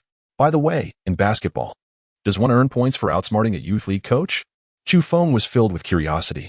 Today, he transformed his score of 79-17 into an impressive 91-140. After accounting for the 20 legendary points spent to refresh his stamina, he still netted a gain of 123. His previous balance, after deducting expenses from the past 3 days, was reduced from 60 points to a remaining 40. Thus, his total balance stands at 143. Some of the more desirable skills that emerged might still be beyond his financial reach. As the solo match commenced, both competitors were formidable men, eschewing any unnecessary pleasantries. Upon acquiring the ball, Chu Feng surged to the right. Coach Song Jinyu did not fully commit to the defense, yet he managed to closely trail Chu Feng. The pinnacle of one's playing years is often considered to be between 25 and 30, while some may peak earlier or later. In his 30s, Song Jinyu no longer occupied his prime, yet the wisdom accrued over the years had honed his skills and perception to an extraordinary level. He seemed capable of anticipating Chu Feng's movements. As Chu Feng dribbled the ball several times, he narrowly avoided having it snatched away by Song Jinyu. Indeed, had it been some players from our team, I would have effortlessly reclaimed the ball. Song Jinyu nodded in satisfaction, acknowledging the seasoned nature of this ginger. Well then, continue to unleash your skills. Given your age, your stamina may not keep pace. Just don't let me maneuver around you. Chu Feng laughed heartily. Hey, I am merely 36 years old, in the prime of my life. Song Jinyu expressed his dissatisfaction with his own aging. The camaraderie among men is refreshingly simple. It often unfolds through a contest of equals. One may either channel their frustrations into a fierce clash, leading to eternal estrangement, or they may emerge as friends. Song Jinyu, having attained the stature of a national-level coach and being sought after by Mei Xiaoquan, is assuredly not the type to be prideful or dismissive of age. Such pitfalls are ones that Mei Xiaoquan would never stumble into. Before long, Chu Feng, employing a seamless series of moves, outmaneuvered Song Jinyu to score a layup. Indeed, as the pinnacle of humanity as assessed by the Huajin Institution, while your strength may be somewhat lacking, in terms of speed, reaction, and intricate details, I will find no second to surpass you in this lifetime. Even I must rely on age and experience to hold my ground against you. Chu Feng received the ball and advanced towards the defensive position. He passed the ball to Song Jinyu, who, without uttering a word, took a shot from beyond the arc. The swift winds of Chu make it impossible to intervene in time. With a swift motion, the hollow ball finds its way into the hole. I have observed that you possess a certain finesse in executing a spinning ball technique, your fingers displaying remarkable agility. However, in terms of shooting, you seem rather nonchalant. This leaves me perplexed. Are you truly adept at shooting, or have you merely stumbled upon a fortunate streak? The term feel is indeed a wondrous concept. When one can score despite erratic attempts, that is what one calls having a good feel. Mastery of ball control and rapid acquisition of skills signify a natural affinity for the game. Chu Feng gazed at Song Jinyu, inwardly astonished. Truly. As the coach of the national team, after a brief bout of competition, he swiftly discerned the flaws in Chu Feng's game. He recognized that his three-point shot was a mere facade and that his physical strength was significantly lacking. Chu Feng once again seized the ball. You are adept at street basketball, are you not? Showcase that fusion of spinning techniques in your play. I shall observe the outcome. Song Jinyu remarked. Chu Feng nodded. The basketball danced erratically between his hands and legs, a mesmerizing spectacle. After observing for a moment, Song Jinyu directed his gaze towards Chu Feng's waist. Chu Feng found himself in a state of bewilderment. The ensuing contest opened his eyes to new possibilities. No matter how he maneuvered or played, regardless of the elegance of his basketball skills, Song Jinyu always seized the opportunity to match his rhythm. The defensive side, with its more advantageous yet confined space for movement, was capable of executing a greater variety of tactics. During the selection process for the team, Chu Feng could outmaneuver everyone. Even the key player Shinqing could not escape the misfortune of falling before him. However, with Song Jinyu, Chu Feng encountered a formidable obstacle. His dazzling moves failed to deceive Song Jinyu, and even his feints were effortlessly seen through. Chu Feng could only rely on his physical prowess and formidable speed, altering his previous strategy to swiftly maneuver laterally with his impressive velocity to achieve layup scores. Such stamina is truly astonishing. I am utterly unable to defend against you. Song Jinyu lamented, his forehead already glistening with perspiration. Chu Feng shook his head, conceding, I must admit, Coach Song, you are the most formidable person I have ever encountered. However, Song Jinyu disagreed with this assertion. You cannot outmaneuver me because I understand that as long as I focus on your waist and center of gravity and defend your pivotal area, you will find it exceedingly difficult to surpass me. In truth, when it comes to basketball skills, once one reaches the pinnacle, the differences among players become minimal. What ultimately determines who advances further, aside from rare and difficult-to-master signature moves, is predominantly the individual's physical fitness and bodily attributes. If one were to compare the significance of physicality and technique in basketball, it would be fair to say that technique holds greater importance in the early stages, while physicality becomes paramount in the later stages. After thoughtful consideration, Chu Feng quickly embraced Song Jinyu's perspective. Indeed, setting aside one's signature skills holds true merit. Song Jinyu regarded Chu Feng and remarked, Your spinning basketball technique is undoubtedly beyond my grasp. Perhaps it is your hallmark that has garnered you fame across the globe. As for street ball, while it may appear flamboyant, it harbors significant vulnerabilities, potentially wasting precious time during competitions. A hint of embarrassment flickered across Chu Feng's face. This singular flaw in balance had indeed become a critical disadvantage. Thank you for your guidance, coach, he exclaimed. Song Jinyu nodded, bursting into hearty laughter. Apologies for my habitual disparagement. I merely wish to prevent you from becoming overly proud. In truth, anyone not as experienced as I would surely find themselves bewildered by your skills. At this juncture, he shifted his tone to one of seriousness. Focus on your game. Once you achieve some commendable results, I intend to extend an extraordinary invitation for you to join the national youth basketball team. Would you be interested? Chapter 66, Comprehensive Enhancement. Having caught the eye of the Youth Basketball Association on his very first day, Chu Feng has undeniably become a pioneering figure in history. After all, to gain entry into the youth team, one must possess a foundational level of achievement, establishing oneself as a star player. It is essential to distinguish between a star and a star player. The former may be cultivated through financial means, while the latter cannot compel opponents to concede through monetary influence. Without remarkable performances in competitions, recognition remains elusive. Mei Xiaoquan promptly inquired, "How many matches must we play?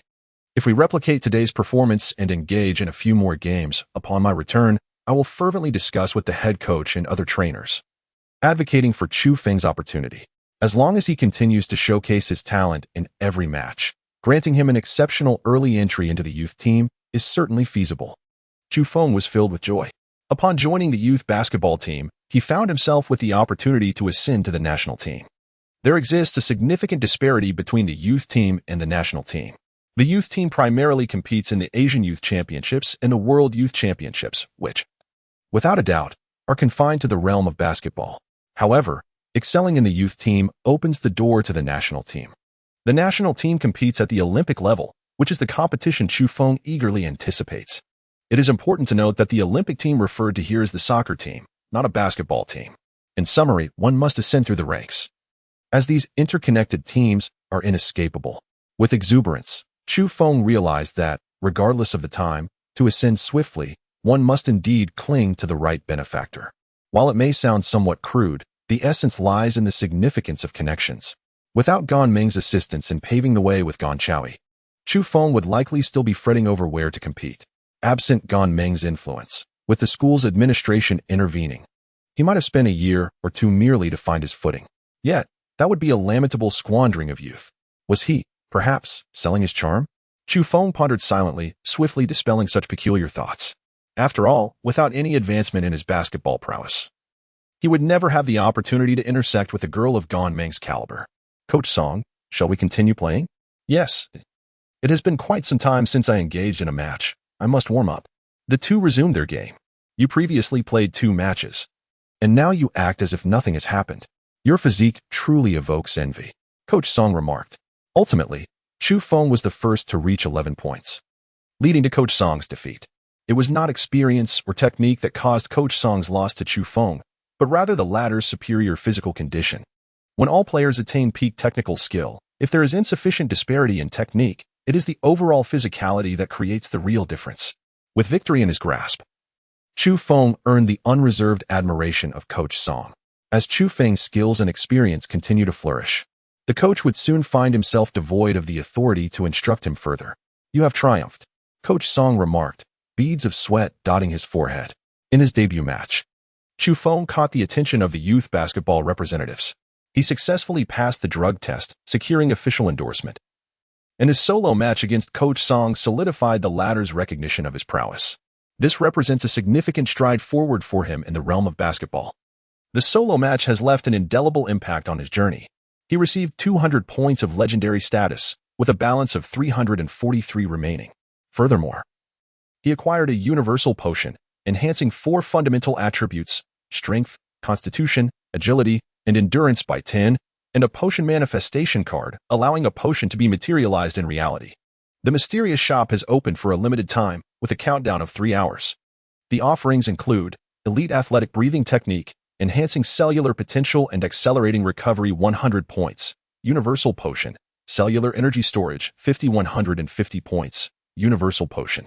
For fundamental attributes 10-100 points, growth potion, height 330 points, comprehensive potion, core strength 1560 points, comprehensive potion, dynamic neural response 1030 points, comprehensive potion, visual acuity 1030 points. Suddenly, the plethora of notifications overwhelmed Chu Feng.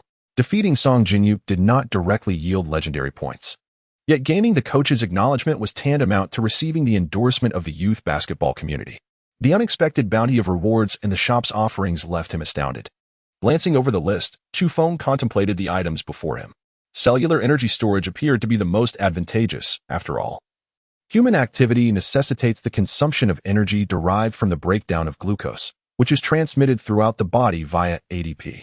Enhancements in cellular energy storage could, in a sense, amplify one's endurance and explosive power. While an increase of 50 in energy storage may not directly correlate to an equivalent rise in endurance, since energy is not released all at once, it is widely acknowledged that an upgraded battery will invariably lead to more robust and enduring performance. Without uttering a word, Chu Feng purchased the cellular energy storage. A wave of warmth enveloped his entire being.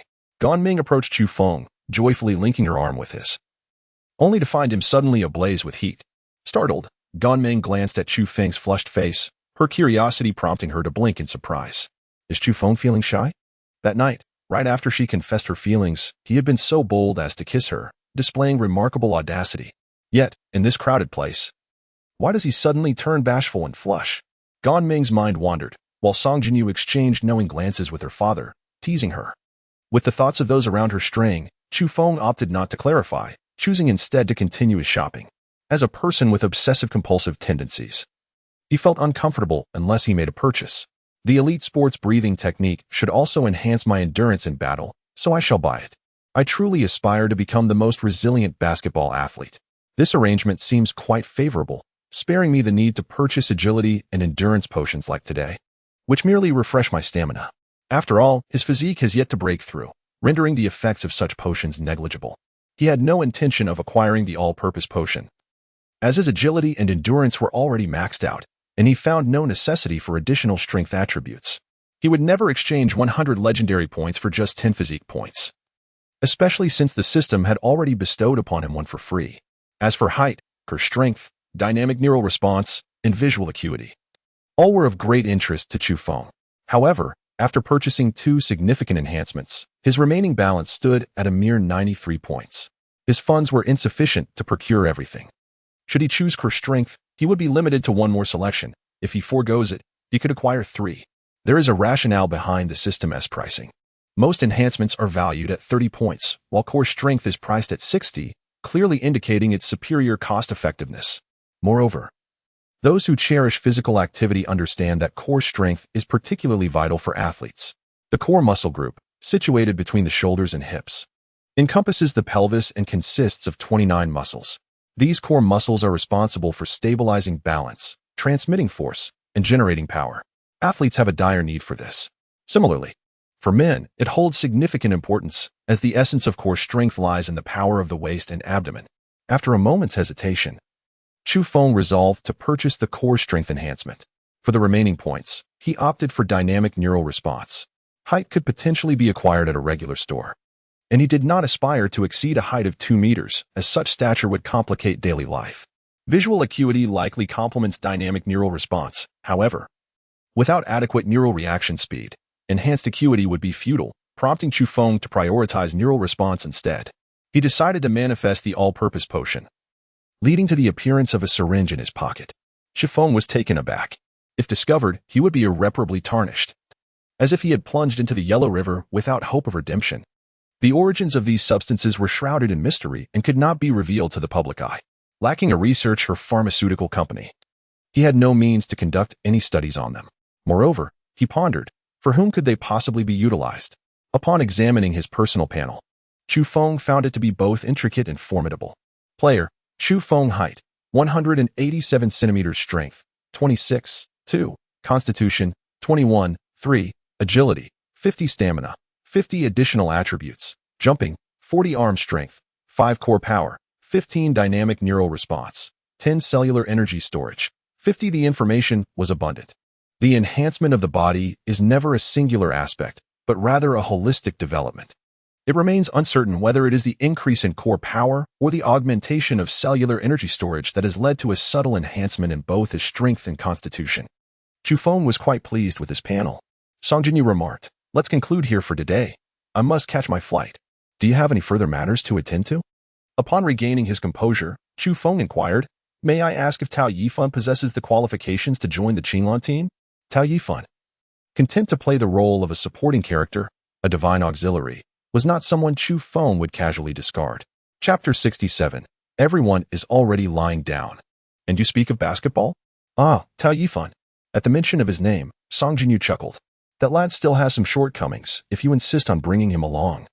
You must persuade the other coaches personally at our next meeting. Understood. With an indomitable spirit, Chu Feng emerged from each match with a remarkable enhancement in his prowess. Today, after a significant procurement, he expended 340 points, leaving his balance in the single digits. Nevertheless, his endurance had ascended to an unimaginable level, enabling him to compete for the next 48 minutes without respite, maintaining a state of vigor that would scarcely diminish. He no longer needed to squander potions to alleviate fatigue. Several matches lay ahead, promising ample opportunities to accumulate points, and by the time the game against the Qinglan team arrived, it was unlikely that any formidable opponents would impede his progress. His solo encounter with Song Jinyu had illuminated the invincibility of his physical stamina. However, in terms of experience, he still found himself at a considerable disadvantage compared to those seasoned players. Yet, this gap was one he could bridge. After bidding farewell to Song Jinyu, he prepared for what lay ahead. Chu Feng and Mei Xiaozong, accompanied by Zhou Lin and others, departed together. It can be said that their small group has now taken shape, aside from the fact that Mei Xiaozong's girlfriend is merely a decorative figure, requiring no introduction. I have just discovered that after returning, Zhu Kong has been diligently suppressing the news, hoping to minimize his financial losses. That despicable creature has utterly disgusted me. I must compel Li Jini to make the information public, Mei Xiaoquan exclaimed. Indeed, it is imperative to heat up the news surrounding Zhu Kong. It can be leveraged to generate buzz for us. After all, Zhu Kong is destined for bankruptcy, and we must extract every ounce of value from him. This marks the inaugural online public opinion battle for Li Jini's studio, if he performs admirably and ensures Zhu Kang's complete disgrace, resulting in an increase of over 10,000 followers for your Weiju account. I shall consider merging some of my entertainment companies with his studio. Chu Feng looked at Mei Xiaoquan in astonishment. Resource integration? Are you serious? I am indeed serious. Chu Feng raised his thumb in approval, feeling an immense sense of satisfaction within. It seemed that today's match had not only captivated Song Jinyu, but also instilled a glimmer of hope in Mei Xiaoquan. After all, who could so thoroughly dominate other CBA teams, pursuing an astonishing 123 points within just 2 quarters? If Chu Feng cannot break the mold, who else can? This marks Mei Xiaoquan's inaugural venture into managing a sports celebrity, and initially, he was not particularly optimistic due to his lack of experience. However, he was swayed by Chu Feng's vision of enhancing the narrative with a grander backdrop. Now, he has recognized Chu Feng's commercial potential, prompting a genuine desire for deeper collaboration. This is an encouraging sign. It appears I must urge Li Jini to intensify his efforts, ensuring the Iron Man team is thoroughly vanquished. Chu Feng smiled. The more the Iron Man team suffers, the more he can leverage their notoriety to his advantage. Such matters are best left to Li Jini. The group then embarked on a journey to the hospital. Tao Yifan was largely unscathed, yet, as a precaution, he would need to remain under observation for an additional day. Chu Feng sat beside him, peeling an apple. It is truly regrettable that he missed the scene of the post-match drug testing. Surely, Kong must be exceedingly frustrated. Tao Yifan expressed a hint of disappointment. He relished witnessing the misfortunes of capitalists. Do take a good rest. Return tomorrow evening to continue training in preparation for the next match. This season, the CBA features 22 teams, with 16 qualifying for the official competition that follows. Our next match is the day after tomorrow. Currently, the system operates on a points basis. Once the qualifying rounds conclude, we will enter the formal knockout stage. From 16 to 8, followed by the quarterfinals, semifinals, and ultimately, the championship final. The matches are conducted in a best-of-3 format. Tao Yifan nodded. Glad to have a day's rest. After all, there is only one key player, Chu Feng. A few individuals nearby discussed the match details. Chu Feng was also observing Tao Yifan. His mind engulfed in indecision. The all-purpose elixir lay within his pocket, and he contemplated whether to bestow it upon Tao Yifan. With enhanced attributes, Tao Yifan would undoubtedly become a more effective ally. However, should such a secret be unveiled, it would surely lead to complications. When Tao Yifan inevitably questioned his newfound strength, how could he possibly respond? Thus, Chu Feng found himself deeply conflicted. The salvation of basketball has never been a solitary endeavor. Much like football, it is impossible for a single individual to propel the sport to global prominence. The average physical prowess of our nation pales in comparison to that of the so-called barbarians. This is an undeniable truth that requires no refutation. This predicament may not solely stem from genetic factors, but also the overarching strength of our nation. As national power continues to rise, and the populace gains access to superior nourishment, genetic potential will manifest more vividly. It is inevitable that more formidable contenders will emerge. At present, we are merely in a transitional phase. Our nation is still developing, and we cannot expect to achieve greatness overnight. If we wish to see basketball attain glory sooner rather than later, these genetic enhancers will prove invaluable. Perhaps in the future, he will possess a team of his own, and the elixir will undoubtedly become known to his teammates. Yet, The timing of when to administer it to Tao Yifan must be considered with care. Perhaps it would be prudent to wait. After all, Chu Feng and Tao Yifan have only just met, having collaborated once. In a few months, once they have become fully acquainted, he will decide whether or not to grant him access to the elixir. Such a potion is of paramount importance, and it is no wonder Chu Feng is cautious. Reflecting on the lengths to which the beautiful nation has gone to undermine our country, even resorting to purchasing public opinion to incite a chorus of dissent against meat consumption, reveals their ulterior motives. This strategy is not merely to profit from synthetic meat, but also stems from a fear that our citizens' average physicality will continue to strengthen. Thus, Chu Feng is apprehensive about attracting the attention of the beautiful nation with any reckless decisions regarding the elixir. Upon exiting the hospital, Chu Feng and his companions gathered at a restaurant for a meal before dispersing to attend to their respective duties. Zhou Lin had ascended from agent to club manager and was exceedingly busy, already securing endorsements and seeking collaboration with the club's dominators. Gan Ming tugged at Chu Feng's sleeve, asking, "Senior, where shall we go for our date tonight?" Gan Ming was refreshingly direct, with a heart akin to that of a middle-aged gentleman. Chu Feng felt a tinge of embarrassment. "How about we go practice some ball?" Gan Ming is about to lose her mind. There is ample time for practice. Yet we have yet to embark on a proper date. Chu Feng felt somewhat embarrassed. "Let's take a stroll along the Bund."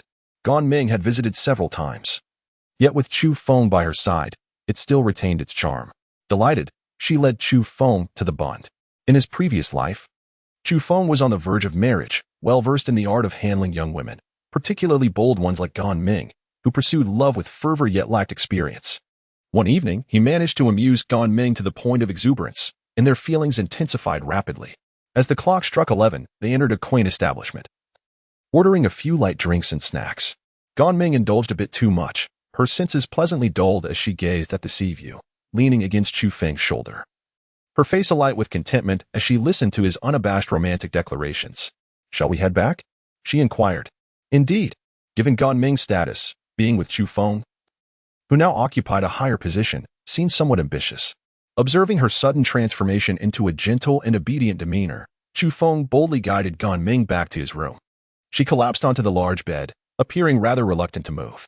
As Chu Feng entered, he heard Gan Ming ask, "Senior, aren't you returning to your own room?" "This is my room." At her words, Gan Ming's cheeks flushed slightly, for she was aware that this was indeed Chu Feng's space. She fell silent, feeling somewhat anxious. At that moment, Chu Feng took a seat beside her and inquired, "Do you aspire to become the Chu Feng of the basketball world?" "Huh? No.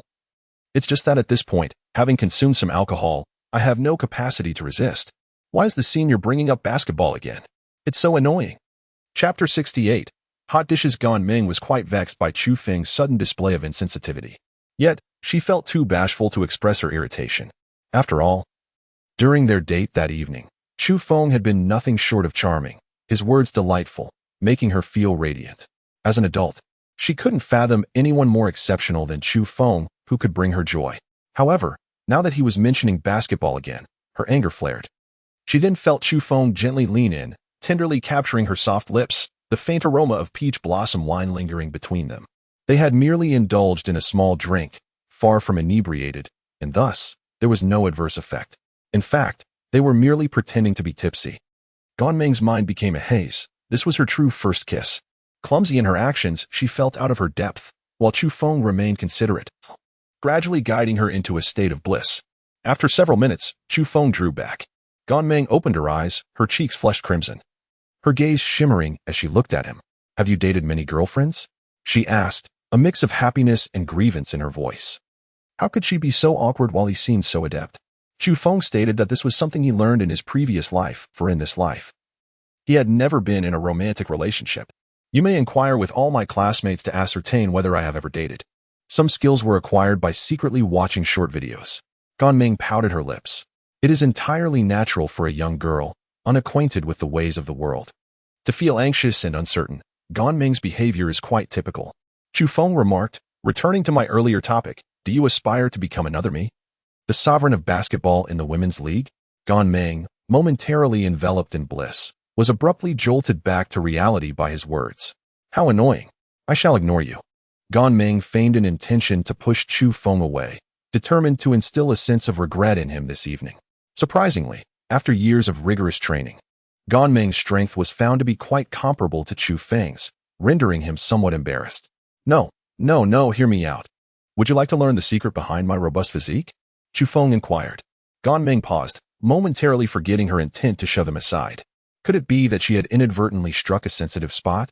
Do you really believe such a far-fetched notion? In truth, Chu Feng had contemplated causing Gan Ming a bit of discomfort tonight, taking advantage of her distraction to administer a swift jab. However, he pondered the potential to procure a potion in the future, one that could enhance the entire men's basketball team. If Gan Ming were to assume that such prowess could only be achieved through that means, how would she perceive his relationships with other male players? It would be far better to be forthright from the outset. In matters of the heart, particularly with a first love, girls are often quite gullible. Once Gan Ming is utterly captivated, he would utilize Gan Chaoyi as a pretext, claiming that the potion is a state secret rather than a personal creation. The plan is foolproof. So why? Gan Ming inquired, her curiosity piqued. Are you aware of the theories surrounding human origins? One such theory posits that humanity descended from extraterrestrial immigrants. This is indeed true. Our nation possesses a clandestine department that has, through the study of ancient spacecraft technology, developed a potion designed to activate human genetic expression. Upon hearing Chu Feng's words, Gan Ming was left utterly astonished. Chu Fu produced a vial of elixir and declared, "This is it. With just a single dose, your genes will be able to manifest their full potential, enhancing your overall attributes. However, due to the fact that the raw materials originate from outer space, the supply is exceedingly scarce. Since we are together, I cannot conceal this from you. I have withheld some of my genetic enhancement serum in hopes of sharing it with you." Senior, Gan Ming wept. Chu Feng believed that she was moved. In the next moment, Gan Ming remarked, "Stop joking, this script is utterly terrible." Although the potion appeared to possess a remarkable sense of technology, she was entirely unconvinced. Furthermore, Chu Feng had undergone a medical examination today, so there could not possibly be any issues, could there? His countenance darkened, showing his unwillingness to engage in idle chatter with. With a swift motion, he unfastened her customized athletic pants and forcefully turned her over. The moment his hands gripped her trousers, they were effortlessly stripped away. The speed of Chu Feng was astonishing. She barely had time to react before a sharp pain coursed through her posterior. Chu Feng had forcibly administered the injection. "What have you injected me with?" Gan Ming exclaimed in terror. Shortly thereafter, Gan Ming felt a peculiar warmth coursing through her body, enveloping every cell in a soothing embrace, bringing an exquisite sense of comfort. After Chu Feng completed the injection, he dismantled the syringe, shattering its glass structure entirely. When Gan Ming regained her composure, she found Chu Feng engaged in the destruction of the syringe. "What did you inject me with? Is it a narcotic?" Gan Ming inquired, a hint of fear creeping into her voice. Was she unwittingly stepping into a perilous situation? However, she reasoned, if Chu Feng had used such a substance, it would surely be detectable by the authorities today. Take a moment to assess your reflexes, strength, and agility. They should have significantly increased. The attribute points are not merely numerical values, but rather represent a complex exponential formula. Gan Ming's original baseline was approximately 20. After a comprehensive enhancement of 10 to all attributes, she could sense a profound transformation within her body. She hurriedly retrieved her suitcase and tested her resistance bands. "My strength was originally 340 newtons, but now it stands at 455 newtons, surpassing the typical upper limit for women. That's an increase of around 35. After a rough estimation, Gan Ming was astonished. Such a substantial enhancement. A 35-point increase could not be attributed to mere training. She then proceeded to try skipping rope. Under normal circumstances, she could achieve 260 skips in a minute, but now she managed 313. Her speed had accelerated, her agility heightened, and her endurance improved. Previously, she would feel slightly breathless after such a rapid pace. Now, despite skipping even more, she only felt a gentle warmth coursing through her body. As a professional athlete, she could discern from these comparisons that she had indeed experienced an all-encompassing augmentation. Is this truly not a performance-enhancing drug? Do you feel as though your adrenaline is surging?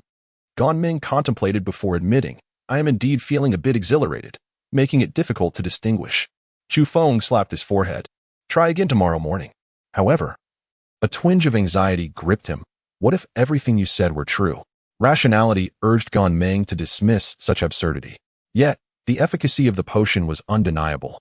And given Chu Feng's extraordinary physical prowess, the drug test revealed no flaws. Logically, the likelihood of Chu Feng lying was also minimal. Take a shower and get some rest, he advised, retrieving clothes from his suitcase and heading straight to the bathroom. Senior, the glass is transparent, she exclaimed. I know. Regardless, you will inevitably belong to me. Chu Feng responded, causing Gan Ming's cheeks to flush. She found herself lacking the heart to feign drunkenness. Yet Chu Feng's audacity was remarkable. Covering her eyes, she dared not gaze at him. After a moment's contemplation, she retreated back to her own room across the hall. The following morning, as Chu Feng had just finished his morning ablutions, a frantic knock echoed from outside, accompanied by the relentless ringing of his phone. Glancing at the screen, he saw it was Gan Ming. He opened the door, and Gan Ming rushed in, her forehead glistening with sweat. She swiftly closed the door behind her, pushing Chu Feng forward and forcefully pressing him onto the bed, clumsily yet passionately kissing him. After a considerable moment, she exclaimed with genuine excitement, "It's true. I specifically tested it at the sports field this morning, and it has indeed improved remarkably." At the same time, a wave of shame washed over her. Chu Feng had risked so much to provide her with the confidential potion, and she had doubted his intentions. "Ah, senior," she exclaimed, noticing the serious implications of her attire as she wore soft athletic pants, which inadvertently revealed a rather serious matter at hand. Chu Feng gazed at Gan Ming, who was drenched in sweat. This morning, his virility was already abundant, and with a swift motion, he pinned Gan Ming down. "Gan Ming, you are truly remarkable for having prepared the dishes so early." The malevolent hand of Chu Feng began to stir. Chapter 69, The Wager with Gan Chowie. At the break of dawn, as the sun ascended, Gan Ming found herself unwittingly sending sheep into the jaws of a tiger. It must be said, Gan Ming is truly exceptional. In Chu Feng's past life, such a girl was a rare sight indeed. Only a masterful Photoshop artist, dedicating considerable time, could conjure her likeness in an image. Few high-jump athletes from the West could rival Gan Ming's allure. Her long legs, surpassing the golden ratio, are a testament to the physique of an athlete, supple yet powerful, their elasticity greatly enhancing the tactile experience. Moreover, her figure boasts the fullness often attributed to overnutrition. Blessed with remarkable genes from her parents, she possesses a stunning visage, her delicate face adorned with charming dimples, and her large eyes glisten like two exquisite gemstones. Gan Ming was stirred by Chu Feng's candidness the previous night. The two had fulfilled the desires they had sought to realize under the guise of feigned inebriation. Ultimately, while Gan Ming's constitution had strengthened, her ability to heal from injuries remained unchanged. After a brief formality, Chu Feng released her. Nestled in Chu Feng's embrace, Gan Ming trembled. "Senior, you must marry me in the future." Chu Feng asserted that Gan Ming's character posed no issues, her family background was commendable, and her beauty was undeniable. It was sheer folly that led to their separation. Moreover, Gan Ming possessed immense potential, which was ill-suited for a superficial young lady. Even if there were discrepancies in their lifestyles, based on Chu Feng's past experiences, he believed he could shape her into the person he desired. At worst, he could manipulate her emotionally. "The genetic serum provided to me, does it truly carry no risks? I shall find a way to procure more of the serum, though it may prove challenging. In any case, you must vow to keep this secret, even from your father." Gan Ming contemplated the situation, recognizing that her physique had reached its pinnacle, with little room for improvement. Her father would undoubtedly notice any anomalies. She could not rely on him to remain oblivious, thus, they would have to proceed cautiously. "Do you genuinely wish for me to excel in professional competitions as well?" she inquired, astonished by his commitment. "Indeed, you truly deliver on your promises," Gan Ming exclaimed. "However, my physique is not conducive to basketball. I may need to undergo surgery to reduce my cup size by at least 3 sizes, down to AC, to progress further in the sport." Chu Feng cast a glance downward. Birdseed. No matter how advanced the technology of the sportswear, it was of no avail. "This is disastrous. I have fallen into a pit. The potion has been wasted. Surgery must be avoided at all costs," Chu Feng declared resolutely. "Huh. Then how am I to fight alongside you and continue on this journey?" Gan Ming inquired, bewildered. Chu Feng felt a throbbing headache as he rubbed his temples. In the future, an unfortunate billiards player named Pan Xiaoting would find herself in trouble due to such issues. Subsequently, there would be a young swimmer, endowed with extraordinary strength, whose achievements in the sport would be significantly hindered, despite her physique not being particularly outrageous. The tennis player Simona Halep, on the other hand, would dramatically undergo a transformation, winning 6 championships in succession.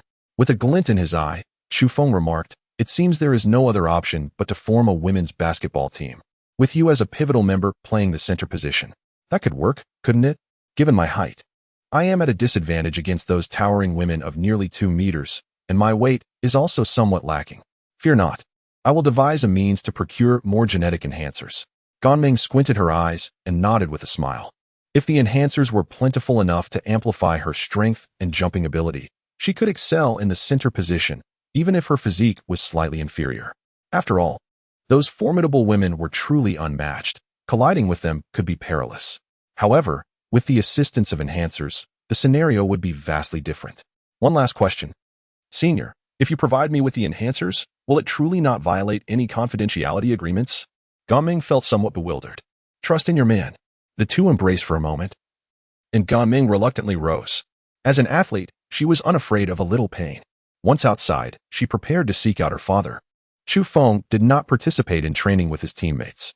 Currently, if Ganming were to assist the women's basketball team in achieving notable results, it would significantly enhance his own reputation. For an athlete like Ganming, who possesses both an impressive physique and striking looks, sometimes there is no need for personal media manipulation. As long as her performance is commendable, even the less reputable media outlets will eagerly promote her. Upon arriving at Gan Chaoi's office, he was engrossed in the news.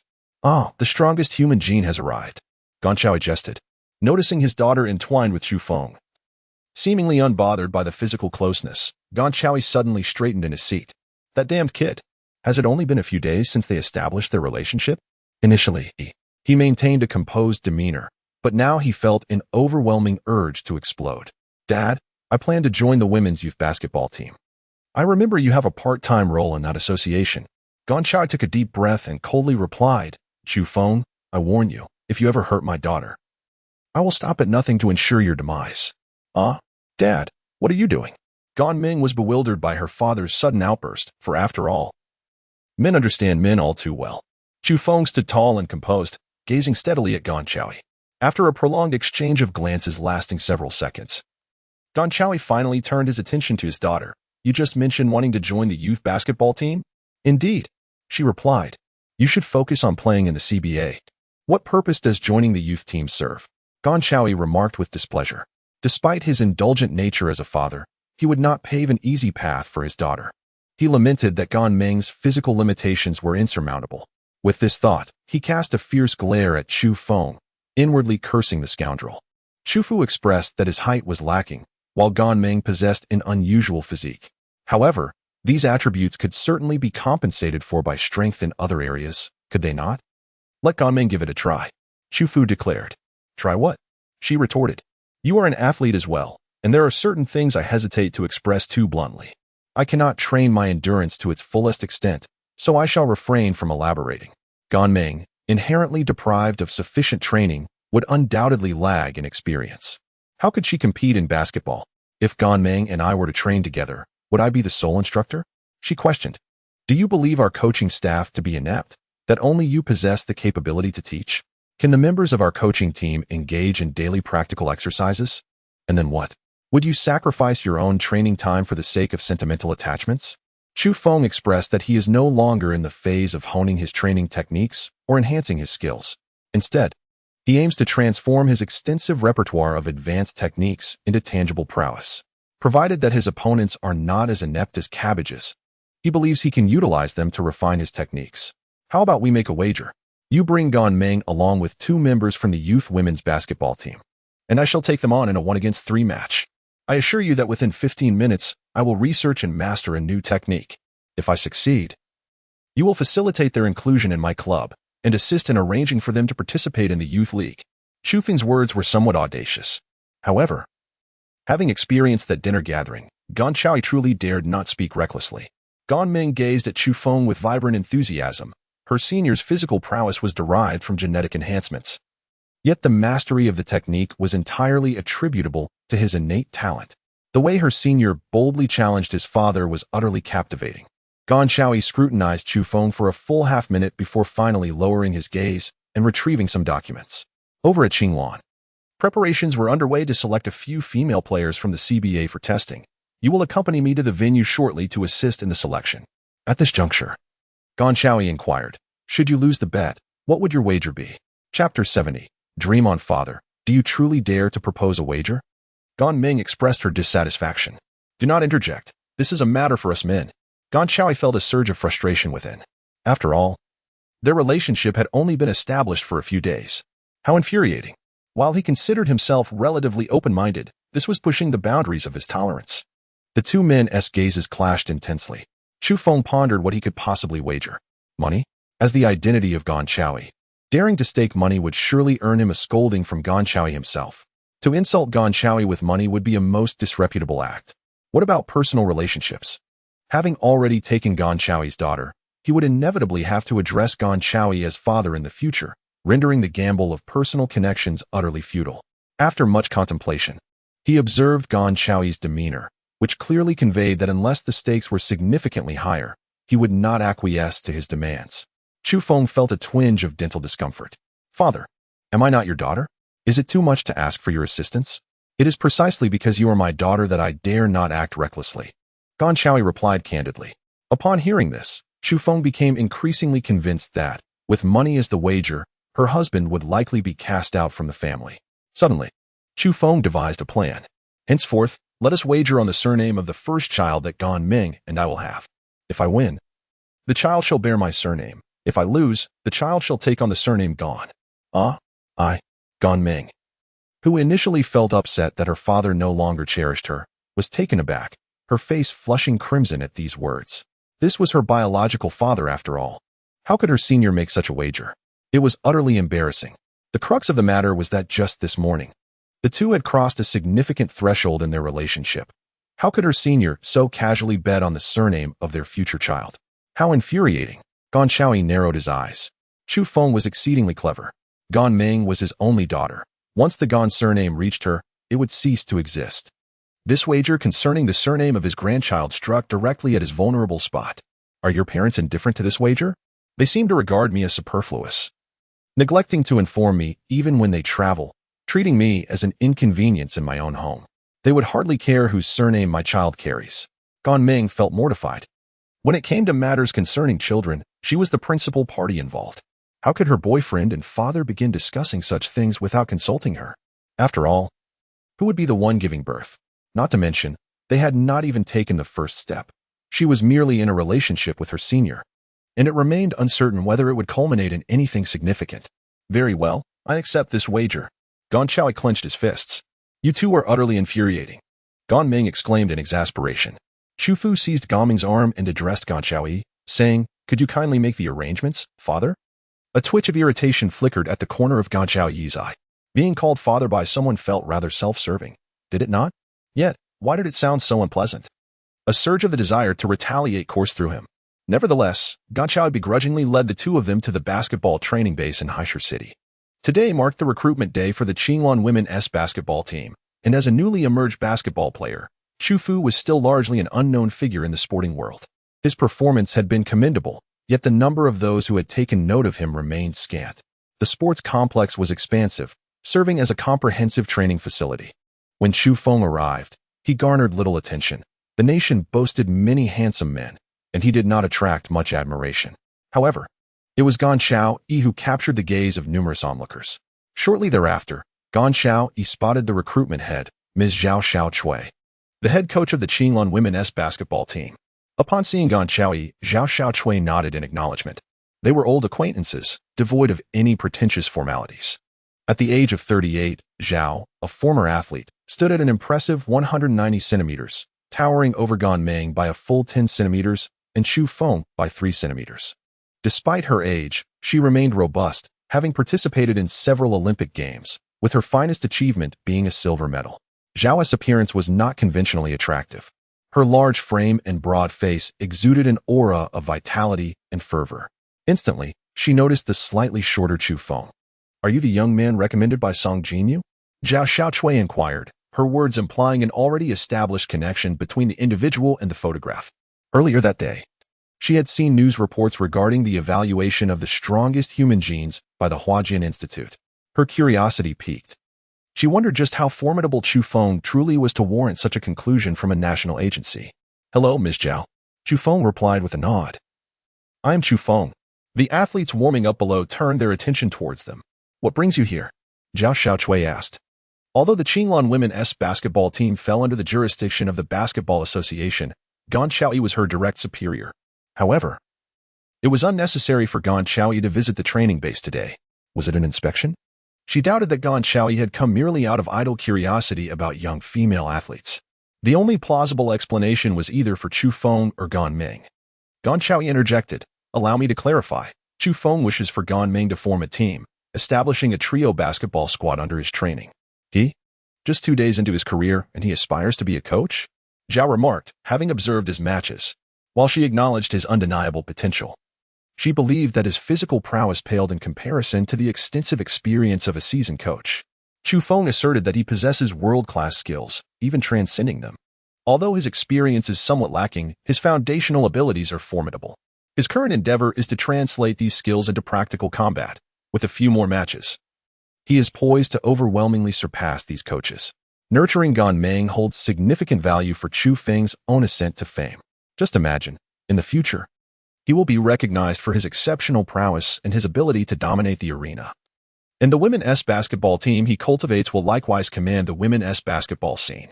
Consequently, Chu Feng's renown will be amplified by the synergy of Gan Ming's trio. This results in an effect where 1 + 1 exceeds 2. Chu Feng will not concede. Seeking a sparring partner is futile. It is far more beneficial to train with one's own team, maximizing the potential for gain. Chu Feng remarked that everyone possesses the opportunity to make their own choices. Today, numerous female basketball team members have gathered here, yet it is improbable that all can join the youth team, is it not? Zhao Xiaocui's expression darkened. Previously, she held a modicum of admiration for Chu Feng. However, was he not becoming a tad conceited? A newcomer, merely 2 days into his debut, aspiring to coach. Seemingly disregarding the efforts of their coaching staff, Gan Xiaoyi intended to exert his influence, stating that the basketball school team would be formed into groups of 3, serving as an additional recruitment measure. Originally, there were plans to enlist 3 new members today. Gan Xiaoyi intrusively proposed recruiting 5 individuals, 2 of whom would team up with Gan Ming. I protested, "Vice President Gan, you are abusing your power for personal gain. Your daughter's physical attributes will not allow her to excel in basketball. She is far too large. How can she play? Will she simply throw the ball around?" Zhao Xiaocui was incensed. Had it not been for Gan Xiaoyi's position, she might have resorted to violence. Gan Xiaoyi asserted, "We require more opportunities for trial and error. We should not confine a young person's future based on preconceived notions. Everyone deserves a chance." The female basketball members below were visibly stirred. 2 additional slots represented an opportunity. Regardless of whether Gan Ming proved to be a hindrance, as long as she entered the youth team early, if Gan Ming were to falter, Gan Xiaoyi would eventually succumb to the pressure to dismiss her. By that time, they would have already established their credentials within the youth team. Time, indeed, is an invaluable asset. Gan Xiaoyi continued, however, the 2 available slots are contingent upon Chu Feng's performance. If he fails to devise a new basketball technique within the 15-minute contest, I shall revoke his privilege of appointing a small team. The previously jubilant female athletes suddenly froze in shock. Zhao Xiaocui could not help but gasp. What? Did I hear that correctly? This was simultaneously a test for Chu Feng, requiring him to learn new techniques amidst battle. It is well known that signature basketball maneuvers hold immense strategic value. Wade's hesitation dribble, Curry's sudden stop three-pointer, Kobe's back-to-basket moves and fadeaway shots, Jabbar's skyhook, each renowned across the globe. To master a technique that others have spent lifetimes perfecting within just 15 minutes? Such a notion bordered on the fantastical. Chapter 71. What should be practiced? Zhao Xiaocui's immediate reaction was that Gan Xiaoyi was merely indulging in frivolity alongside Chu Feng. At that moment, Chu Feng was focusing on regulating his breath.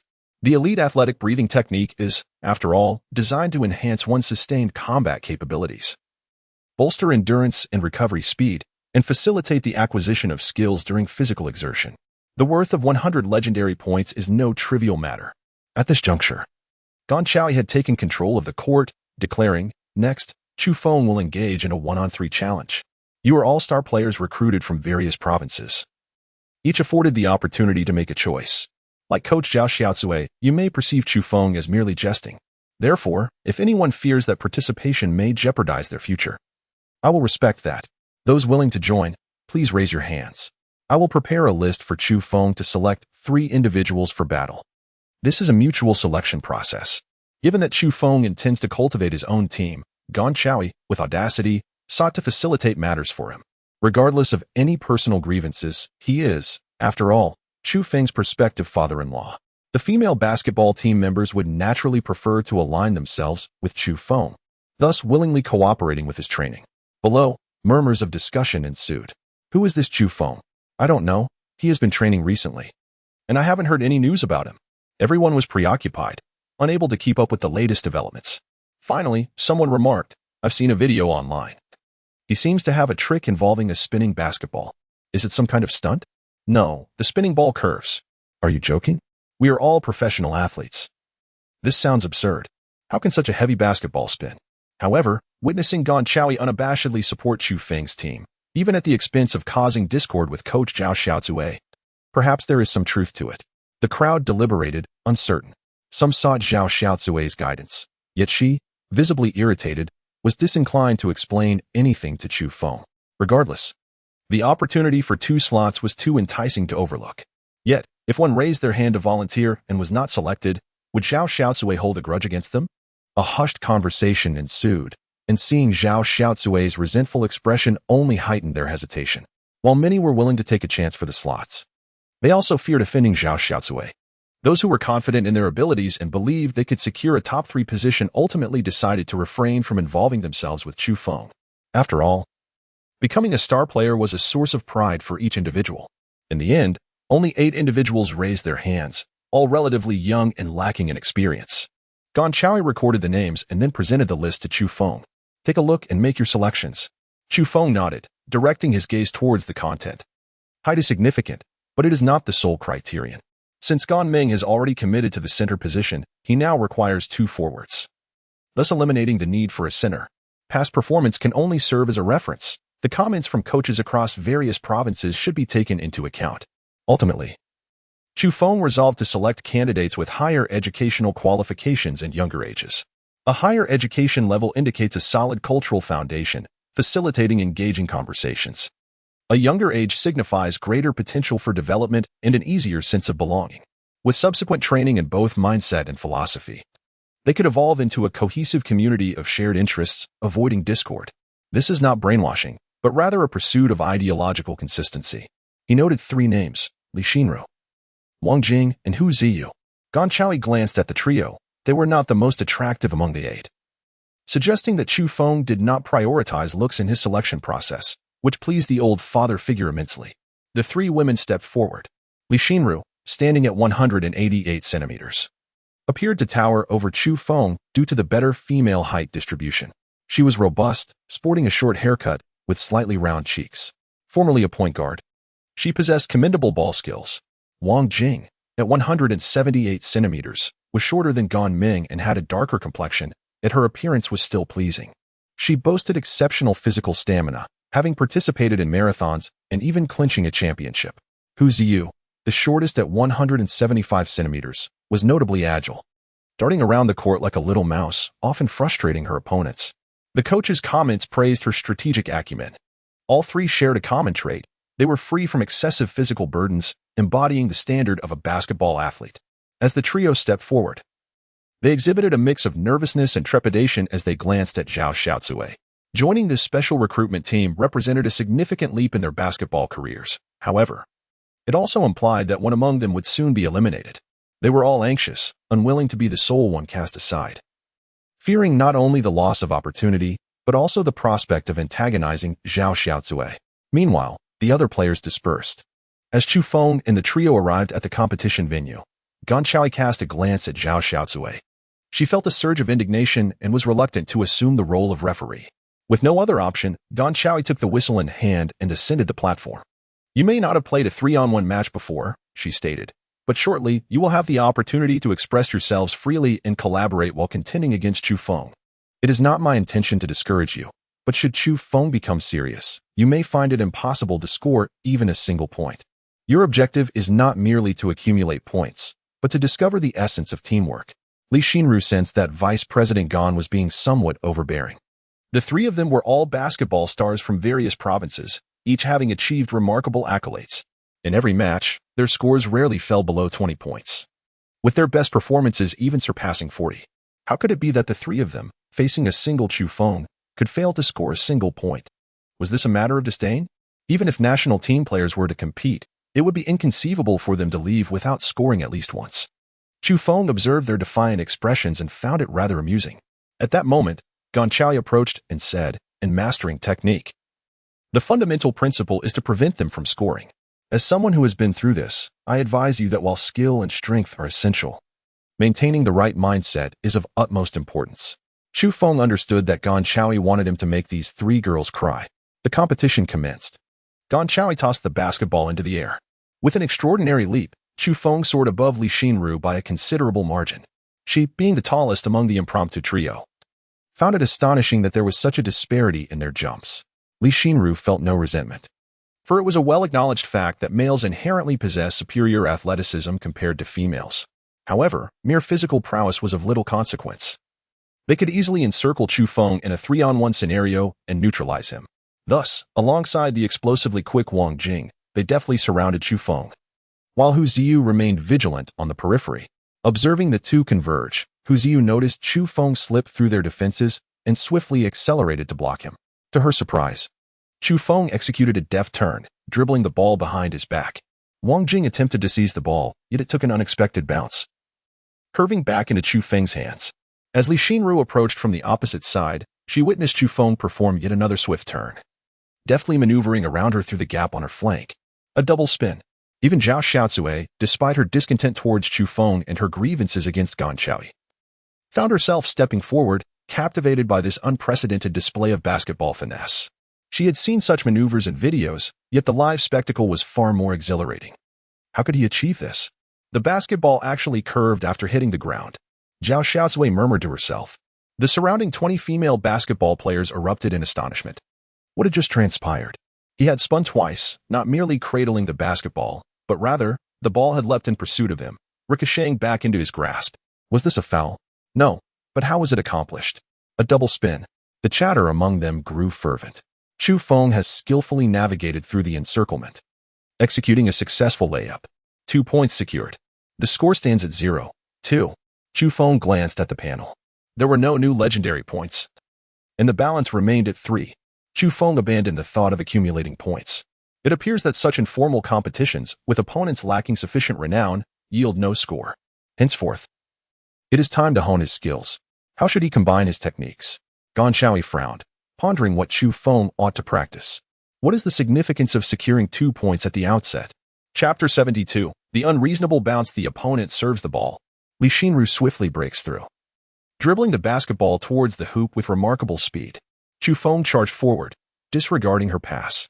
Wang Jing seized the ball and made a supplementary shot. The sound of the ball echoed. Chu Feng executed a remarkable block, causing a resounding echo that left Wang Jing slightly displeased. Meanwhile, Chu Feng leisurely sprinted forward. Gan Chao quickly discerned the situation. The ball was to be served from the midfield, and Chu Feng had commenced his dash too early. Lacking the necessary distance for effective training, he needed to maintain control of the field within his defensive zone.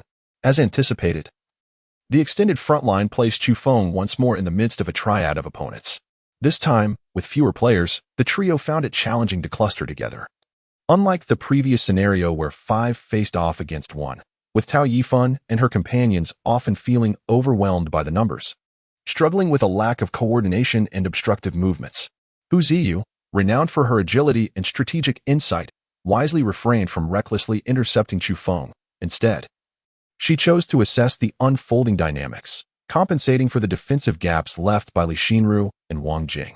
Chu Feng has a profound admiration for intelligent individuals. This is not merely a game of football reliant on physical collisions. It also involves a delicate art akin to stacking blocks. Engaging in a 1-against-3 scenario proves to be even more challenging than a 1-against-5. Naturally, the trio selected by Chu Feng complements each other's strengths. Li Xinru possesses formidable skills and serves as the primary defender against Chu Feng, while Wang Jing, with her remarkable speed and endurance, becomes the first to stand in Chu Feng's path after exerting every ounce of her effort. Meanwhile, Hu Ziyu plays a pivotal role in facilitating and harmonizing their efforts. Upon seizing the basketball, Chu Feng swiftly advanced.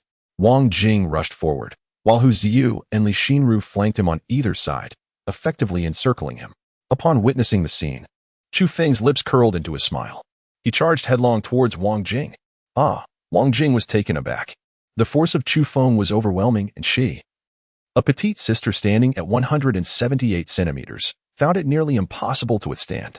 Nevertheless, her professional integrity compelled her to brace herself for a collision that could leave her battered. With a determined thrust forward, she resolved that even if she were to be sent flying, she would ensure that Chu Feng would feel some discomfort. Chu Feng's gaze flickered back and forth as he assessed the situation. Li Xinru swiftly filled the gap on the right, while Hu Ziyu still lagged a bit on the left. Just as Chu Feng was about to collide with Wang Jing, he suddenly pivoted and dashed through the opening created by Hu Ziyu. Hu Ziyu promptly moved to block him, and Wang Jing reacted in an attempt to intercept the ball. However, in that very moment, Chu Feng executed a deft turn, shifting further to the left, just when everyone assumed he would pivot to dribble. Their weight shifted in that direction as well.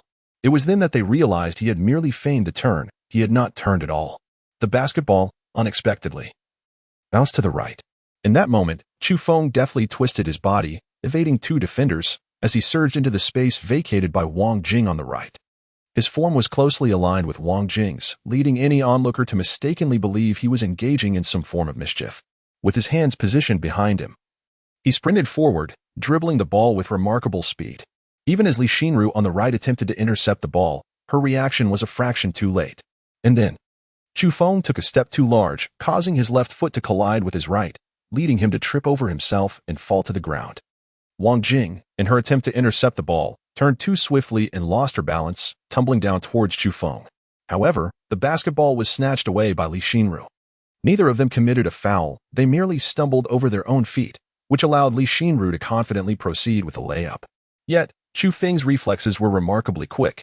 Just as he was about to be crushed, he suddenly twisted his body, embracing Wang Jing in his arms. Damn! An expletive surged through his mind as he swiftly helped Wang Jing to her feet, but half of his body was already propelled forward, chasing after Li Xinru. To some onlookers, it appeared as though Wang Jing had been pushed aside by Chu Feng. Was this a foul? But in the next moment, Wang Jing had already regained her footing. A peculiar thought flickered through her mind. Chu Feng nearly had the chance to take advantage of her. Yet he surprisingly pushed her away. So, should she pretend to stumble and prompt the referee to blow the whistle against Chu Feng? Wang Jing, a clever individual, quickly regained her composure. There was no need for such theatrics. This was a competition based on personal prowess, not a mere scoring game, and employing such tactics was unnecessary. Therefore, she pivoted and swiftly dashed towards the backboard. However, Chu Feng had already caught up to Li Xinru, executing a high leap to snatch the ball. Next time, let me take the shot, create an opportunity for me, and I shall shoot a fadeaway. The petite Hu Ziyu exclaimed eagerly. Li Xinru nodded in agreement. Pursuing Chu Feng once more, Chu Feng charged towards Hu Ziyu again. Here we go. Unfortunately, this time, Chu Feng faltered. While dribbling behind him, he mismanaged the basketball, causing it to strike his heel. After all, he needed to move swiftly, dribbling behind him while his body was close to Wang Jing. At this moment, he was concurrently addressing three key aspects. 1. He had just executed a feint, leaving Wang Jing vulnerable. 2. He maintained his high-speed motion without pausing. 3. The basketball was completely behind him, and as he ran, his heel naturally lifted. It was only to be expected that he would collide with his foot, resulting in the ball going out of bounds. At such high velocity, it was impossible to be flawless. The more intricate the maneuvers, the more impressive they appeared. Yet the greater the likelihood of error. After all, executing high-difficulty moves is challenging in a competitive setting. Timing, location, and synergy are paramount. Chu Feng's practice involved forcibly employing such complex maneuvers in unfamiliar situations. He was devoid of the necessary timing, location, and synergy. Relying solely on his reflexes to gauge the moment, the ball went out of bounds, granting possession to the opposing team. The three of them coordinated for a layup, with Chu Feng in pursuit. Hu Ziyu adeptly seized the strategic moment, successfully utilizing a screen and the principle of gender separation to block Chu Feng, executing a near 2-meter fadeaway shot. The fadeaway technique is a signature move of legends like Kobe and Jordan, regardless of how high an opponent can jump. Once they have leaped backward, considerable distance is already created. As the basketball soared, its trajectory was elevated. To intercept it required an extraordinary leaping ability, nearly unattainable. Once the ball surpassed the apex of its arc, interception became impossible. Yet, one must not forget, Chu Feng was the man capable of leaping over the heads of those in the stands. The distance of Hu Ziyu's fadeaway was merely 2 meters. still falling short by a third. With a terrifying display of leaping prowess, Chu Feng soared into the air, seizing the basketball with unyielding grip. Hu Ziyu was taken aback. She had been meticulously observing Chu Feng's movements, searching for a weakness. After much effort, she had finally identified the opportune moment to execute a backward shot, only to have it thwarted by his block. This was an affront. Such extraordinary leaping ability was beyond the norm. Yet, the shot had already been attempted. Li Xinru and Wang Jing felt a sense of frustration.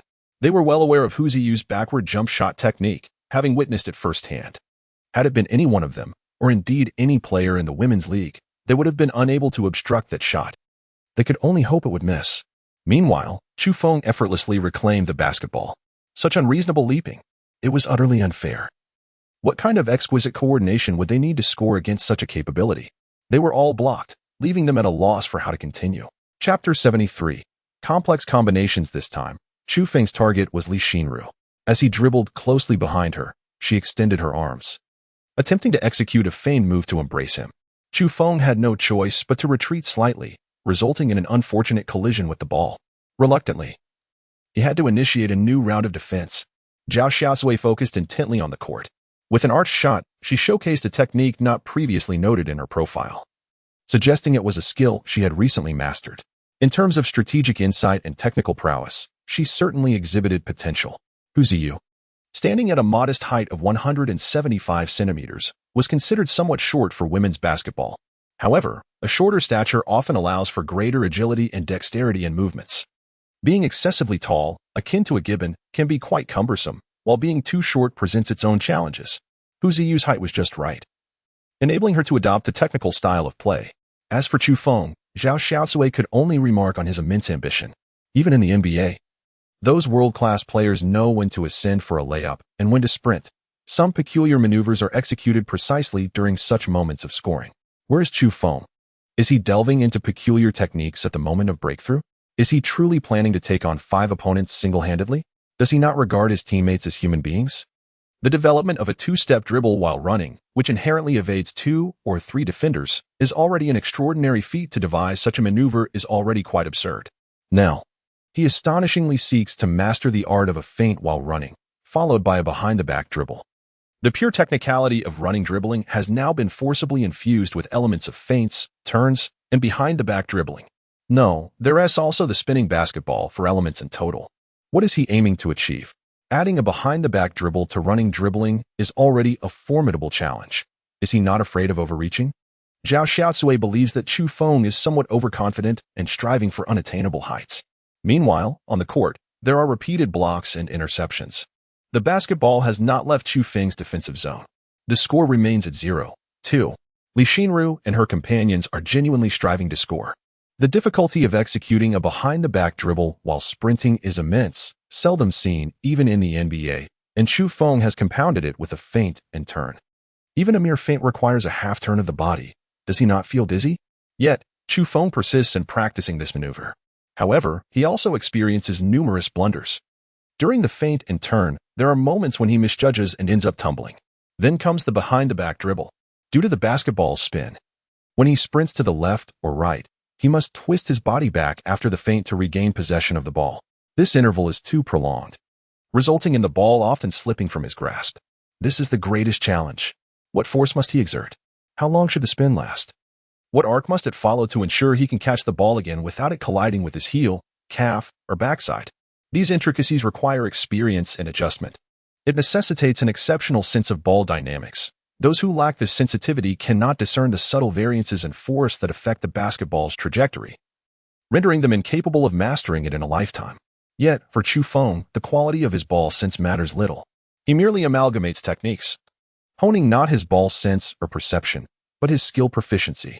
He absorbs fully leveled skills, transforming them into practical application, facilitating interactions between skills, thereby engendering various bizarre and complex maneuvers on the court. In summary, does he not feel fatigued? Including Zhao Xiaocui, everyone has sensed something amiss. Li Xinru and her team are utterly exhausted, drenched in sweat, yet Chu Feng appears unfazed. His breathing remains steady, and he shows no signs of perspirations. His hair still flows effortlessly. This is simply absurd. Has he not exerted himself to the fullest? That cannot be right. Even during warm-ups, there should be some semblance of reaction. Everyone is quite intrigued. Is this truly the pinnacle of human physicality? It seems the inspection agency did not deceive us. Zhao Xiaocui found herself captivated by Chu Feng's stamina.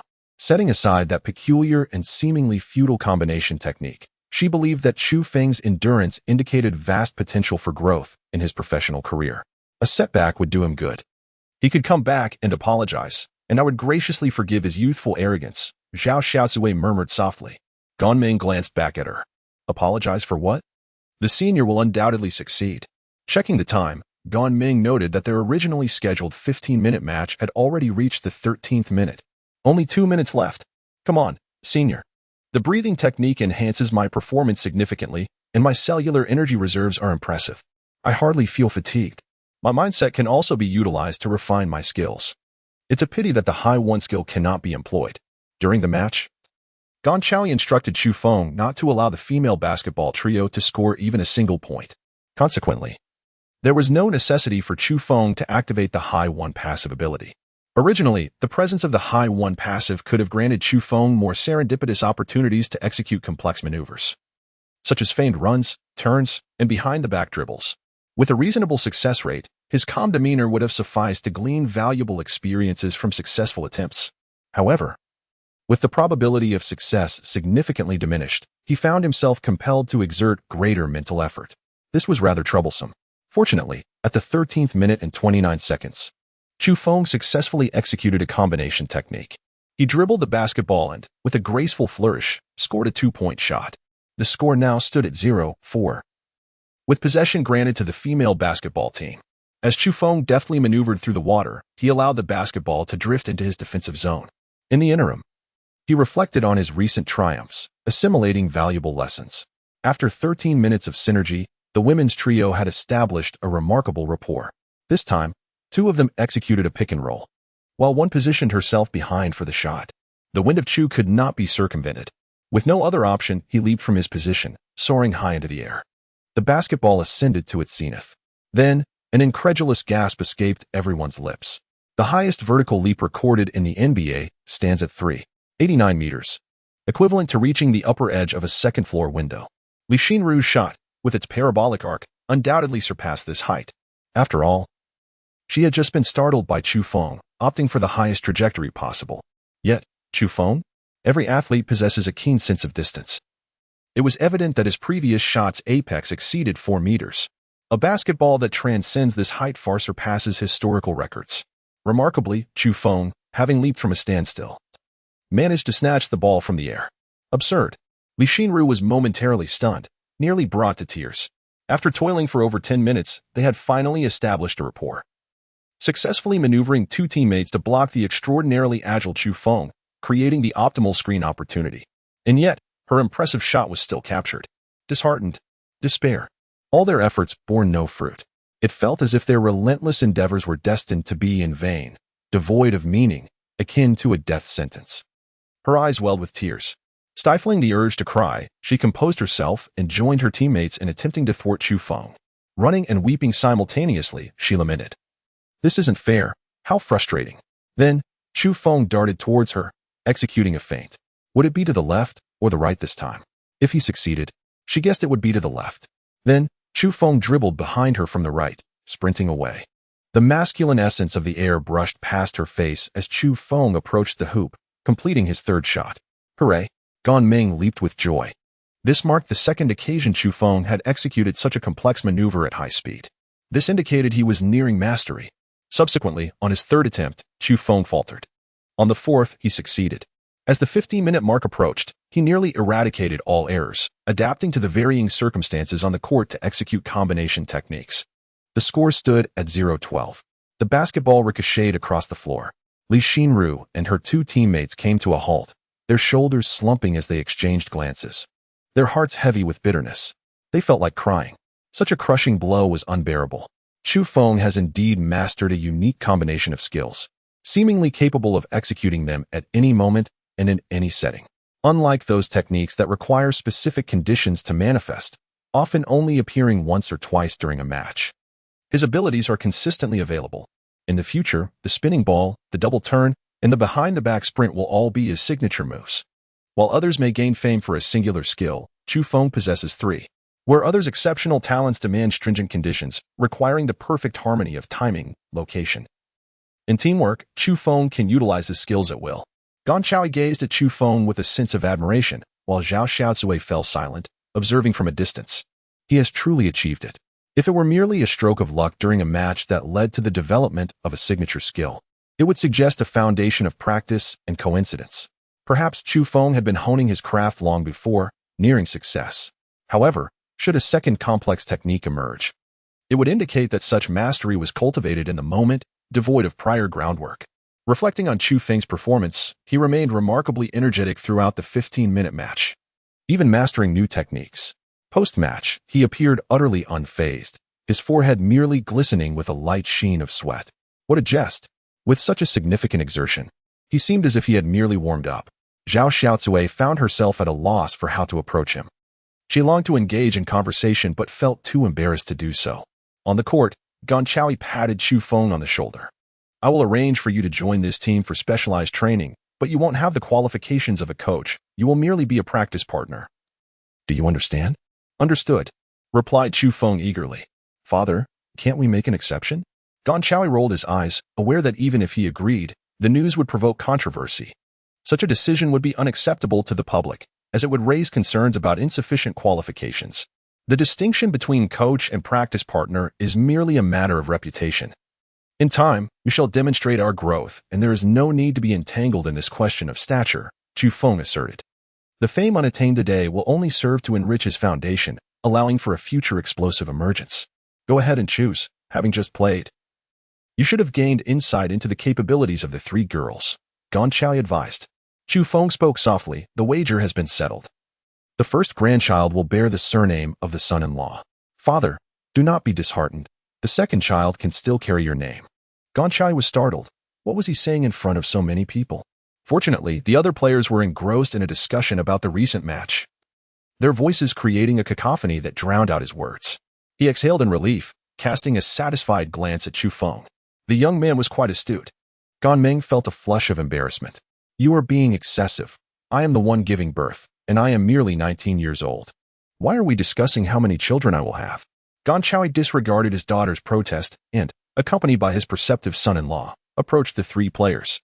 Gan Meng suddenly felt somewhat superfluous. Having met the coach, the three girls were already completely convinced of Chu Feng's abilities and stood before him in unison. I will train you, but I am not your coach. I am merely a sparring partner. Chu Feng spoke, and the three had been playing basketball for quite some time. Beginning to comprehend his thoughts. How to choose?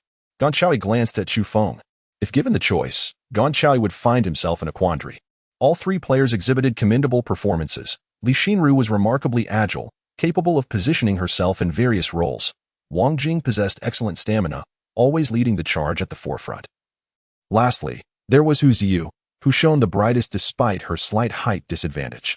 Her strategic acumen was exceptional, and her ability to execute a fadeaway shot effectively compensated for her lack of height, in an attempt to dispel any notions of clandestine dealings. Chu Feng felt compelled to offer an explanation. As for Li Xinru and Hu Ziyu, Li Xinru's adaptability allows her to thrive under various conditions, while Hu Ziyu possesses an innate quality that is challenging to cultivate over time. Wang Jing exhibits commendable physical prowess and has the potential to further excel. Li Xinru, though recently subjected to emotional turmoil that brought her to tears, found solace in being chosen. It was as if all her grievances had been acknowledged, particularly by a man who had already won her over.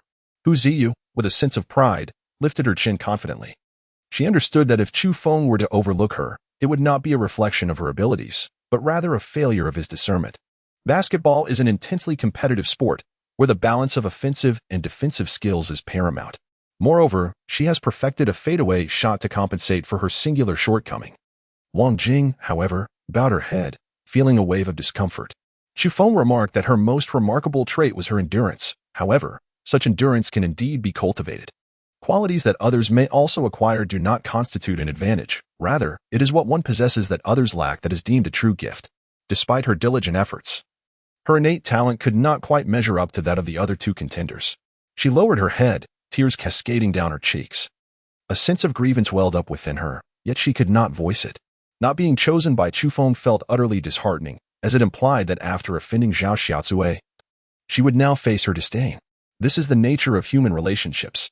Having lost the gamble, she found herself with nothing. What path lay ahead? Wang Jing cried and felt lost. The competition was merciless. At least Li Xinru and Hu Ziyu harbored no sympathy for her. Would they offer her an opportunity out of pity? Their embrace could only serve as encouragement and comfort, urging her to strive harder next time. However, Chu Feng turned to Gan Chaoyi and inquired, "May I request a substitute position?" Gan Chaoyi chuckled. This lad certainly knew how to navigate social dynamics. Yet, rules are rules. He shook his head and replied, "That is not permissible. I have already secured 2 additional spots for you using my own reputation and guarantee. Should you fail to deliver results, I risk losing my position as vice president, and I lack the authority to grant you another substitute slot. The vice presidency may seem formidable, yet it is a precarious position.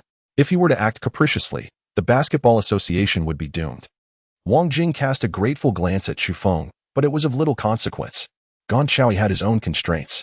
Just then, Chu Feng approached her and said, "Our club will also be preparing for the WSBA, establishing a new women's basketball team. You would be an excellent fit as a power forward. Would you be interested in joining us?" Wang Jing had not anticipated such a turn of events. She glanced around. Li Xinru bore a masculine appearance, leaving her indifferent. In truth, her facial features held potential, but frequent exposure to the sun during long runs had darkened her complexion, rendering her a sun-kissed beauty. A sun-kissed beauty, however, may not necessarily attract the attention of men. In terms of looks, Hu Ziyu was the most appealing, her slightly chubby cheeks lending her a particularly endearing charm. S intentions were not merely driven by beauty. Perhaps it was a sense of sympathy for himself. "If I possess only endurance, can I join your club?" Wang Jing inquired, seeking an elucidation from. Chapter 75. The initial training possessing good endurance signifies an extended training duration, allowing for the acquisition of more techniques. Naturally, those with a natural aptitude learn at a swifter pace, while I have yet to ascertain your innate ability. At the very least, your diligence offers you an advantage over the majority. I have a decent aptitude, Wang Jing interjected hastily, asserting that her speed and endurance had overshadowed other aspects of her capabilities.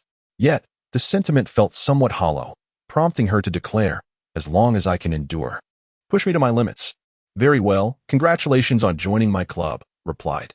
"All right, boss," Wang Jing shook hands with. However, a sudden realization struck her. How could she have agreed so readily without discussing the benefits and the resources of the club?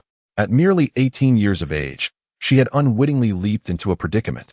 Regret washed over her as she recognized her hasty agreement. She should have inquired about the perks first. Yet, having already consented, she felt too embarrassed to broach the subject anew. "Gan Meng, please escort them to the club," instructed. Gan Meng led the group away, while Gan Chaoyi observed their retreating figures. Such youth, chuckled, noting Wang Jing's naivety. One misstep, and she was ensnared, unaware of how to advocate for her rights. Had he been less scrupulous, Wang Jing might find herself in dire straits over the ensuing years. Gan Chaoyi, bemused, remarked, "You are hardly older than her." Do not take advantage of Wang Jing. That girl, like Meng Ming, possesses a certain innocence. Rest assured, I am not a villain. A villain who deceived my daughter. I find that hard to believe. Gan Chaoyi silently cursed, yet he understood that a more astute boyfriend was preferable to a simple-minded youth. At least he wouldn't have to worry excessively or fear that a foolish son-in-law would inadvertently lead his daughter astray. "I'll go have a word with Coach Zhao Xiaocui." In the distance, Zhao Xiaocui remained in a foul mood. Though had indeed acknowledged her potential, the sting of her previous remarks had been too painful to bear. She could not bring herself to speak with. Fearing's potential sarcasm, Gan Chaoyi hastily followed him. He heard say, "Coach Zhao, I apologize for interrupting your regular progress and for taking away your 3 talents. Are you free at noon? I would like to treat you to tea as an apology and express my gratitude for your generosity in allowing me to acquire talent." Gan Chaoyi exhaled in relief. He found himself increasingly admiring Chu Feng. Some of the younger individuals, having just been mocked and rejected by Zhao Xiaocui, either came over to flaunt their achievements or, filled with indignation, chose to ignore Zhao Xiaocui altogether and walked away. In contrast, Chu Feng approached to offer a preemptive apology, providing Zhao Xiaocui with an opportunity to save face, and likewise, offering Gan Chaoyi a way out. "You play quite well. It seems I have been somewhat complacent," he admitted. "Mr. Gan, how about we have lunch and tea together at noon?" Chu Feng suggested. Gan Chaoyi's lips twitched slightly. Do not address me so casually. I am not your father, he retorted. Ah, so you share that connection. Your daughter is quite fortunate. Chu Feng is indeed talented, yet your unwillingness appears somewhat disingenuous. Zhao Xiaozui remarked, if you do not approve of Chu Feng, I shall introduce my daughter to him. Hey, that behavior seems rather inappropriate. Gong Xiao responded. The two then engaged in conversation. With that utterance of dad from Chu Feng, the two individuals found a way to gracefully descend from their earlier tensions and resumed their conversation. The trio engaged in delightful discourse, and the two elders increasingly admired Chu Feng's emotional intelligence.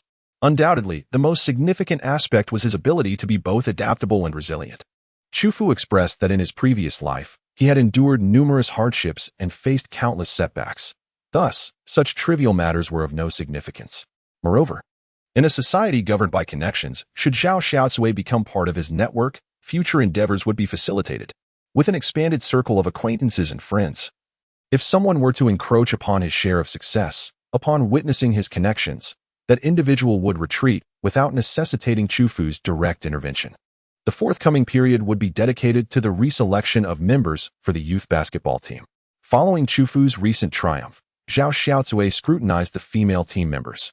Perceiving flaws in every aspect, among the shorter individuals, she painstakingly managed to select 3 candidates who met her satisfaction. Taking advantage of this opportunity, Chu Feng acquainted himself with all the girls here and even established a chat group, enabling everyone to connect and cultivate friendships in the future. Perhaps one of these female basketball players will achieve remarkable success, eventually securing a position within the association after retirement and ascending the ranks. By forging these connections early on, he is ensuring a wealth of networking opportunities for himself. If friendships blossom, the group chat will undoubtedly thrive. These players are all stars from various regions, and the connections they possess may very well become indirect networks for him. In summary, Chu Feng exhibits a remarkable boldness and enthusiasm, engaging in lively banter among the young women. Meanwhile, Gong Xiaoi, who had recently admired Chu Feng, now finds himself contemplating a desire to confront him. Chu Feng, this fellow, perpetually oscillates between his aversions and affections. When Chu Feng returned to the club, it was already 2 o'clock in the afternoon. 3 girls were watching the past match videos of Chu Feng. As Chu Feng approached, he remarked, Li Xinru and Hu Ziyu, your files are currently being processed by Vice President Gong Xiaoi. Thank you, Senior. The 2 girls exclaimed in unison. Gong Ming had already forged a close friendship with them, and they were well aware of Gong Ming's designation for Chu Feng. Chu Feng gazed at Wang Jing and inquired, have you signed your contract yet? Not yet, she replied. Chu Feng gazed into the distance at Zhou Lin. Zhou Lin remarked, when you return, we shall see what level of contract she signs. Initially, it will be a B-level contract, albeit a flexible one. Should her performance be commendable, she may be upgraded at any moment. Wang Jing expressed her agreement. Previously, Zhou Lin had enlightened her that if an A-level contract were offered from the outset, it might raise concerns about whether Chu Feng truly comprehended the industry or if he had ulterior motives regarding her. Since you have viewed my video, allow me to introduce the concepts I will be imparting to you. The overarching content is showcased within the video. The first lesson I shall teach you is my unique breathing technique, which will enhance your physical performance and endurance. This method will also enable you to possess greater mental clarity on the field, allowing for deeper contemplation, analysis, and the identification of personal challenges. The Chu Feng Society possesses a multitude of resources. However, prior to disseminating any knowledge, it is imperative to establish a confidentiality agreement with them. The breathing techniques cannot be shared indiscriminately. At the very least, his approval is required. Li Xinru inquired, can we learn that spinning ball technique? Chu Feng responded. It demands considerable strength from the fingers, and currently, you lack the requisite talent. Although the spinning ball technique may not be within reach, many operations remain challenging to master and execute. Nevertheless, the exceptional street dance skills possessed by Chu Feng belong to the realm of human expertise. Within these techniques lies a wealth of innovative concepts that can be applied during competitions, enhancing the aesthetic appeal of the game while simultaneously providing a greater array of operational possibilities. The advanced dribbling techniques of Chu Feng, including sophisticated ball handling, intricate feints, and dynamic running dribbles, can indeed be imparted. These concepts must be approached methodically. Throughout the afternoon, he instructed 4 young women to practice breathing techniques, aiming to transform these skills into instinctual responses. In the midst of this endeavor, Zhou Lin also delivered some materials. Tao Yifan has been discharged from the hospital. This is the information regarding tomorrow's opponent. Mei Xiaoquan asked me to convey a message to you. Chapter 76. Provocation. What is it? Chu Feng inquired, while simultaneously receiving and perusing the document. Now that he has officially entered the CBA, the pre-match materials have become significantly more formalized. The opponent's information is meticulously compiled and printed. As Chu Feng opened his eyes, he was unexpectedly greeted by the sight of a bearded black man. Another individual of African descent? Indeed. This time, they were competing against a team from Anhui Province, where Xixing University stands as the foremost institution of higher learning in the region, as explained by Zhou Lin. Chu Feng nodded. It seems that the teams from Anhui Province and Xixing University share a common lineage, with 2 players of African descent at the lower tier. It is only natural that a prominent player of similar background holds a key position in the league above. Zhou Lin remarked, "You need not worry excessively. According to intelligence reports, Johnson is merely here to earn money and does not possess any particularly unsavory personal habits, unlike that individual from Bohai University." Oh, by the way, what has become of that person? Chu Feng inquired with curiosity. His reputation has been irreparably tarnished, the students protested, and the higher authorities have also conducted inquiries. He has since been deported. One can only say, well done. However, there have been warnings issued to Li Jini to encourage more cordial relations with our international friends. It is best not to concern ourselves with that. We should remain pragmatic. Glanced at Johnson's record. This individual had already made his mark in the previous CBA league, achieving commendable results. His highest single-game score exceeded 40 points, marking him as a formidable player. It is noteworthy that these foreign players, when trailing significantly, often choose to step off the court, allowing their teammates to continue scoring, confident in their impending victory. The Anhui team comprises 12 players, with 5 core members and 7 substitutes, yet there is no mention of a second foreign player. This suggests that this individual possesses exceptional prowess, formidable enough that a second reinforcement is unnecessary. In the group stage, losing one match and relinquishing points may not be critical. However, Mei Xiaoquan has instructed me to convey that victory is imperative, defeat is not an option. The reason being, he has secured a sponsorship from a burgeoning sports brand, and only a resounding and impressive victory will secure that sponsorship. Moreover, in the first 2 matches, we must not concede points. We must take the court immediately and not keep the sponsor waiting. It appears this individual is quite significant. Chu Feng nodded slightly. In his second competition since debuting, he would be able to attract sponsorship. This match indeed needed to be played with elegance. The artifice of merely boosting scores would not suffice. It was a touch regrettable. He flipped the document back to the first page for another review. This Johnson, surprisingly, also had the skill of a lean-back shot, which was quite impressive. In the center, Jijo was proficient in professional rebounds and excelled at dunks. It turned out that there were indeed many talented individuals domestically. Chu Feng nodded thoughtfully. This match promises to be quite intriguing. Gan Ming inquired, "Senior, will we disrupt your practice?" "Not at all," he replied. "In a moment, Tao Yifan will arrive. I shall have him join your team, and we will engage in a 5-on-5 match. The club boasts its own gymnasium. Thus, there is no need to travel to the training base in Haisher City." Chu Feng instructed them to engage in simple pulling exercises, practicing breathing techniques to cultivate their instincts. Before long, Tao Yifan returned, embraced Chu Feng, and joined the ranks of the girls. The 5-on-5 match commenced. An afternoon of spirited collisions allowed everyone to become acquainted with one another amidst the competition. All were astounded by Gan Ming. Both of her parents were professional athletes, yet she remained a reserve due to her physical limitations. Today, she played as a center, appearing to follow the conventional standards. But when she showcased the skills expected of a center, everyone was taken aback. In terms of endurance, strength, resilience against impact, and jumping ability, she stood out remarkably among the women. Li Xinru and her companions initially assumed Gan Ming was merely a beneficiary of connections, certain that she would falter in her inaugural formal competition. When the higher-ups could no longer tolerate her presence and decided to dismiss her, they would already be entrenched in the youth league, thus saving considerable time in transitioning and accumulating experience. Everything seemed to flow smoothly, with the sole exception being Gan Ming's overall physical capabilities, which surpassed those of her peers. Although her stature hindered her dribbling, Chu Feng's biased guidance led to the formulation of a dribbling style uniquely suited to Gan Ming's physique, enabling her to overcome the challenges posed by her height. Gan Ming bowed her head, feeling quite awkward. Chu Feng primarily taught her the essence of the game, emphasizing ball control, perception, and anticipation. She could dribble without even looking at the ball.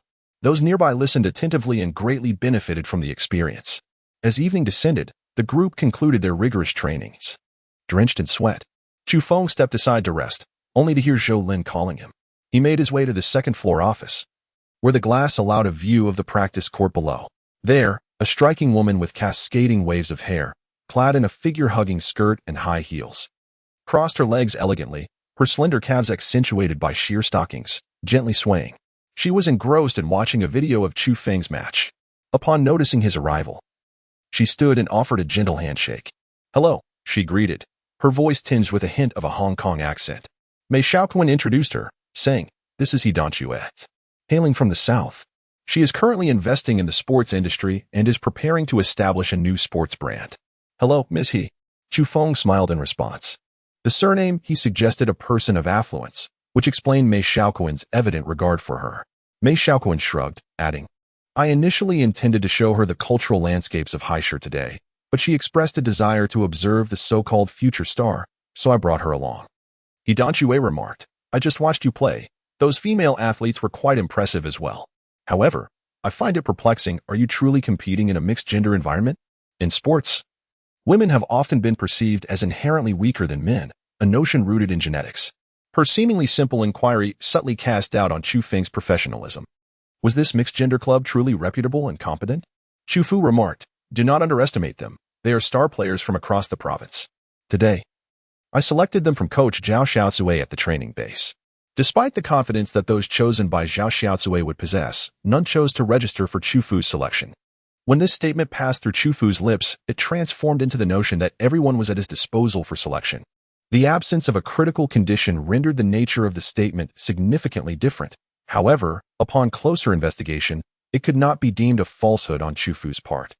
This is what one might refer to as rhetoric.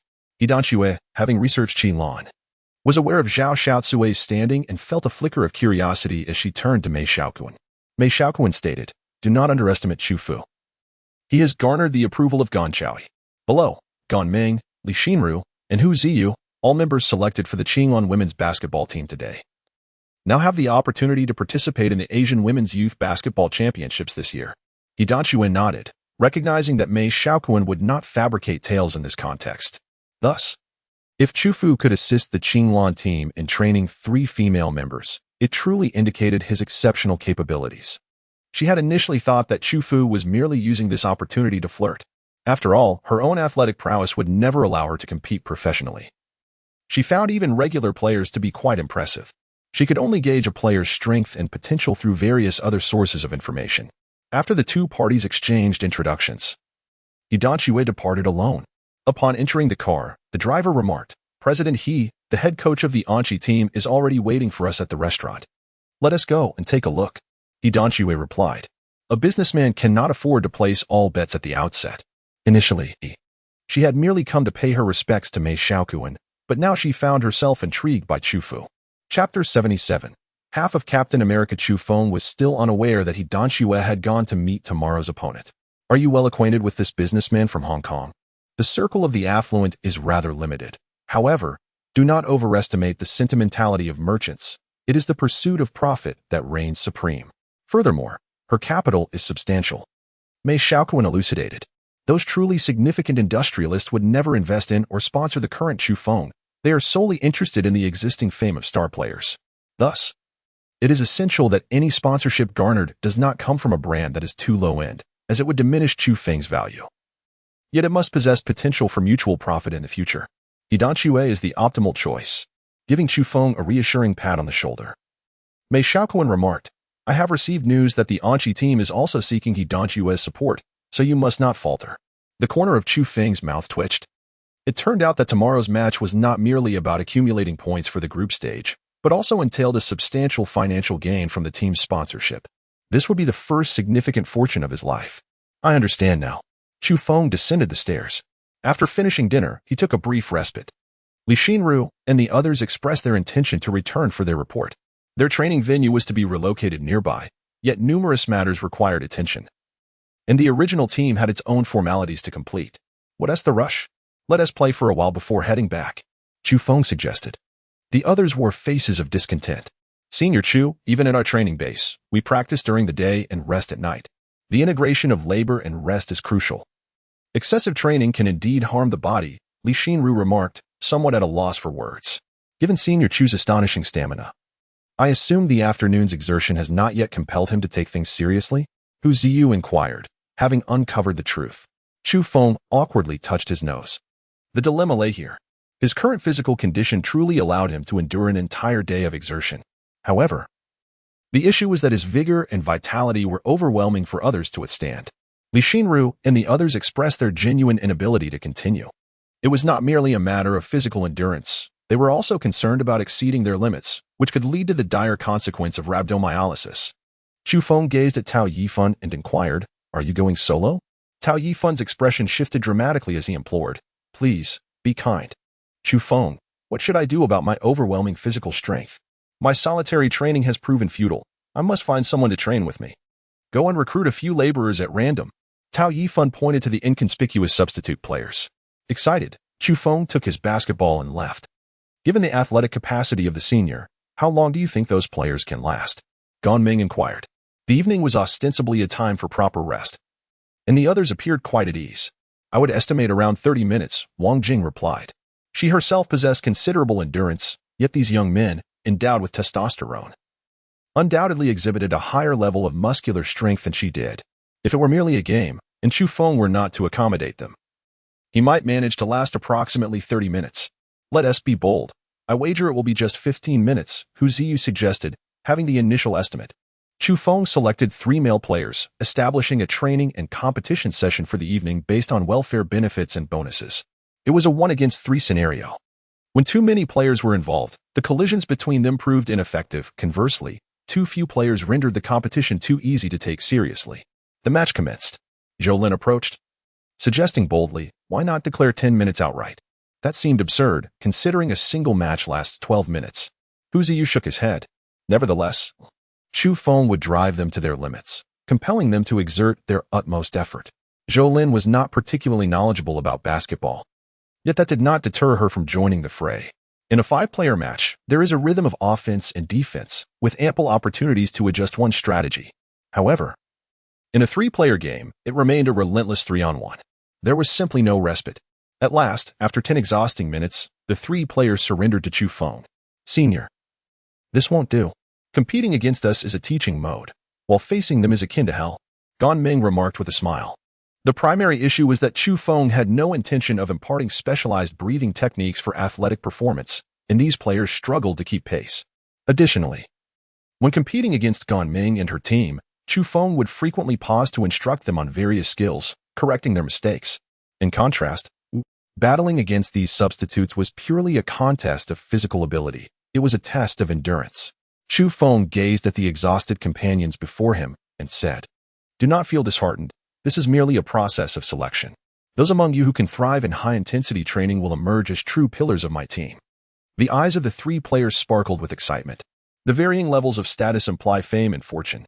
As they attempted to rise, Chu Feng hastily added, "Do not overexert yourselves. Rest well, and we shall continue tomorrow evening." Chu Feng glanced at the others and selected 3 more individuals to engage in post-meal exercise. They proceeded to complete 3 consecutive sets, each lasting 10 minutes. Under the warm sun, Chu Feng finally began to perspire. The harmonious combination of his full endurance, advanced athletic breathing techniques, and an additional 50 units of cellular energy storage allowed his physical abilities to rival those of Captain America. However, upon reflection, Captain America embodies the pinnacle of human potential, suggesting that Chu Feng was but half of Captain America. After taking a sip of water, Chu Feng announced the conclusion of their training session. Yet, a sense of unfulfilled desire lingered within him. It was no wonder that Captain America could lap Falcon multiple times, nearly bringing Falcon to tears in frustration. As the training ended, everyone departed to their own pursuits. Having trained rigorously throughout the day, the thought of enduring further trials in the evening seemed quite unreasonable. I must have worked excessively hard in my past life, now that I am free from such burdens. I find it somewhat disconcerting, Chu Feng mused. Strolling hand in hand with Gan Ming, he recognized the root of his unease. Without the grind of work, he felt oddly unsettled, a clear sign of a troubled mind. He endeavored to remind himself of the importance of balancing work and rest. gradually acclimating to this new state of being. After meandering through shops and purchasing numerous items, the couple returned to their hotel. In the future, Haisher City will serve as our base. Once we accumulate sufficient wealth, we shall purchase a home here, Chu Feng declared. The real estate in Haisher City is quite expensive. Gan Ming remarked. There will be bread on our table. Moreover, we can save together, and the house can bear both our names. We shall share the responsibilities. Thus easing the burden, Chu Feng replied. Gan Ming's cheeks flushed. Is this an indication of preparing a marital home? Though she had reached adulthood, she still had a year to wait before obtaining a marriage certificate. Filled with a sense of happiness and contentment, Gan Ming tightened her grip on Chu Feng's arm. And in a daze, he led her into his room. The following morning, the two emerged from the pharmacy. The short-term medication to prevent the arrival of a child would not interfere with drug testing, and since Gan Ming had no competition scheduled in the near future, it was perfectly suitable for her. After finishing breakfast, they made their way to the competition venue. Although they had reviewed their opponent's data the previous day, Chu Feng still found himself re-examining it during warm-ups. Senior, come over and take a look, Gan Ming called out. Chu Feng approached the window and beheld a distant figure, a tall black man with a bushy beard, engaged in a vigorous warm-up session, alone beyond the three-point line. He was assisted by a player who retrieved the basketballs. Remarkably, his warm-up consisted of rapid three-point shots, with each swish of the net. He would leap gracefully from side to side, continuously receiving, shooting, and scoring. His three-point shooting is astonishing, rivaling that of our senior, Gan Ming exclaimed in astonishment. With a focused gaze, Chu Feng noted that his ability to score three-pointers relied entirely on the system's passive enhancement, which afforded him an additional point. The prowess of this player was undeniably formidable. In a certain section of the audience, Mei Xiaoquan and He Danque sat together. The atmosphere within the arena was vibrant and lively. Upon observing the crowd, it was evident that they were fervent supporters, donning unified cheer apparel, albeit not in branded attire. Instead, their outfits appeared to be inexpensive online purchases, did they not? Mei Xiaoquan couldn't help but admire this woman, who, while attending a basketball game, also sought to conduct market research. Though he too harbored an affinity for profit, he balanced his pursuits between financial gain and leisure. However, he recalled an ex-girlfriend who operated an online store, boasting an impressive annual revenue of 100 million. For He Danque to achieve significant success would not be a simple feat. After all, the sports market had matured, making entry into it quite challenging. The high-end sector was particularly elusive, while He Danque would likely dismiss the notion of engaging in small-scale profits in the low-end market. Once Chu Feng's fame burgeoned, several million would scarcely suffice to cover sponsorship and investment expenses. He Danque shook her head and then nodded in agreement. Their consumers exhibited limited purchasing intentions, and their spending potential fell short. The sports industry lagged considerably behind the entertainment sector. Are you contemplating an entry into the entertainment realm? Mei Xiaoquan straightened in his seat. Intrigued, he too had his sights set on this domain. On the surface, he feigned disdain for its trivialities, yet the profit margins within were undeniably enticing. The larger entertainment firms were wary of him, preventing his entry, and he lacked sufficient leverage to make a breakthrough. If he could harness the influence of He Danque's family. He hesitated, as He Danque responded with a smile. Her family, indeed, dismissed the trivialities of the entertainment industry. Yet she was not the direct heir and needed to carve her own path to financial independence. Such matters required careful consideration. Mei Xiaoquan felt a weight in his heart. It appeared this lady was quite cautious. The match commenced, and the players took their positions on the court. Chu Feng stood opposite to the towering figure of the black-bearded man, Buck. Chu Feng was a head shorter, his gaze directed at Buck's chest. A basketball soared into the air. In the realm of Chu Feng, aside from Tao Yifan, the other three young men are novices. Meanwhile, behind the seasoned Buck, there are 4 players who have participated in multiple CBA seasons. Suddenly, a striking flash of yellow ascended into the sky, just as Buck was about to seize the basketball. It was snatched away in midair, and with a brief moment of suspended grace, the ball was deftly tossed to Tao Yifan. In this match, Chu Feng, aiming for his first monetary reward, refrained from utilizing his one-point passive ability. From the outset, he embodied ruthless dominance, with an additional 5-point enhancement that significantly elevated his jumping prowess and explosive energy. Tao Yifan's opponent failed to impede his advance, and upon catching the basketball, Tao Yifan forcefully slammed it against the backboard, creating an extraordinary arc that soared high. As Chu Feng descended, he swiftly surged towards the rebound. However, Buck had already perused Chu Feng's dossier and landed preemptively, extending his arms to create a barrier against his movement. Unbeknownst to him, events were unfolding behind him. Yet this did not deter his instinctive response to brace himself against Chu Feng. As Chu Feng landed, he executed a swift reverse turn, deftly evading Buck's lateral block. In an instant, he pivoted, twisting his body and darting through Buck's armpit with remarkable agility. Buck cursed inwardly, hastily giving chase. Chu Feng's reflexes were astonishing. He was certain that Chu Feng could not have anticipated his block upon landing. Yet, in that fleeting moment, Chu Feng made a decisive judgment, immediately employing a feint to leave Buck bewildered. The crux of the matter was Chu Feng's unparalleled speed. He moved like a mouse, more agile than any mouse could ever be. The reports had not been mistaken. The recent findings from the agency had accurately described this young man's extraordinary velocity, stamina, and reflexes. Was this truly the limit of human capability? It seemed that only the black athletes could embody such limits. Buck's mind screamed as he exerted himself to keep up, his arms flailing in a desperate attempt to catch up. Suddenly, Chu Feng leaped from beyond the three-point line, seizing Tao Yifun's basketball midair and executing a magnificent slam dunk off the backboard. Buck also leapt, but his vertical leap paled in comparison to Chu Feng's. A three-point slam dunk was no trivial feat, despite being taller than Chu Feng, with denser bones and muscles. He required an even more explosive power to achieve such a move. Clearly, his explosive strength had not kept pace with the demands of his physicality. Consequently, he crashed into the audience, landing in the arms of several spectators, who gasped in pain. The whistle blew. The score was now 0-3, met with a chorus of cheers.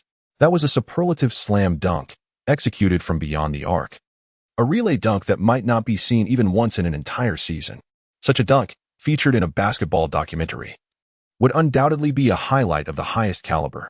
And to witness it right at the outset was nothing short of spectacular. Just based on this opening play, even if the rest of the game fell short, half the ticket price would be justified. He Danshua had initially intended to observe the audience. No, they should be referred to as potential consumers. She had intended to merely glance at this play, yet the sheer force of that dunk captivated her attention entirely. The reverence for raw power, especially that fierce, blazing, and unstoppable impact, was something every woman found impossible to disregard. Could he truly fly?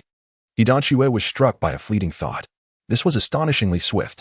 The basketball was still soaring through the air, and yet Chu Feng managed to chase it down, leaping from the three-point line with remarkable distance. One play concluded. The Anqi team prepared for the inbound. The guard, Liang Teng, passed the ball, and Chu Feng surged forward with determination. However, the Anqi team possessed the potential of a seed team, a designation that signified their opportunity to reach the finals. The center, Ji Zhou, with his formidable physique, stood resolutely in front of Chu Feng, obstructing him for 3 crucial seconds. In that brief span, the battlefield shifted dramatically.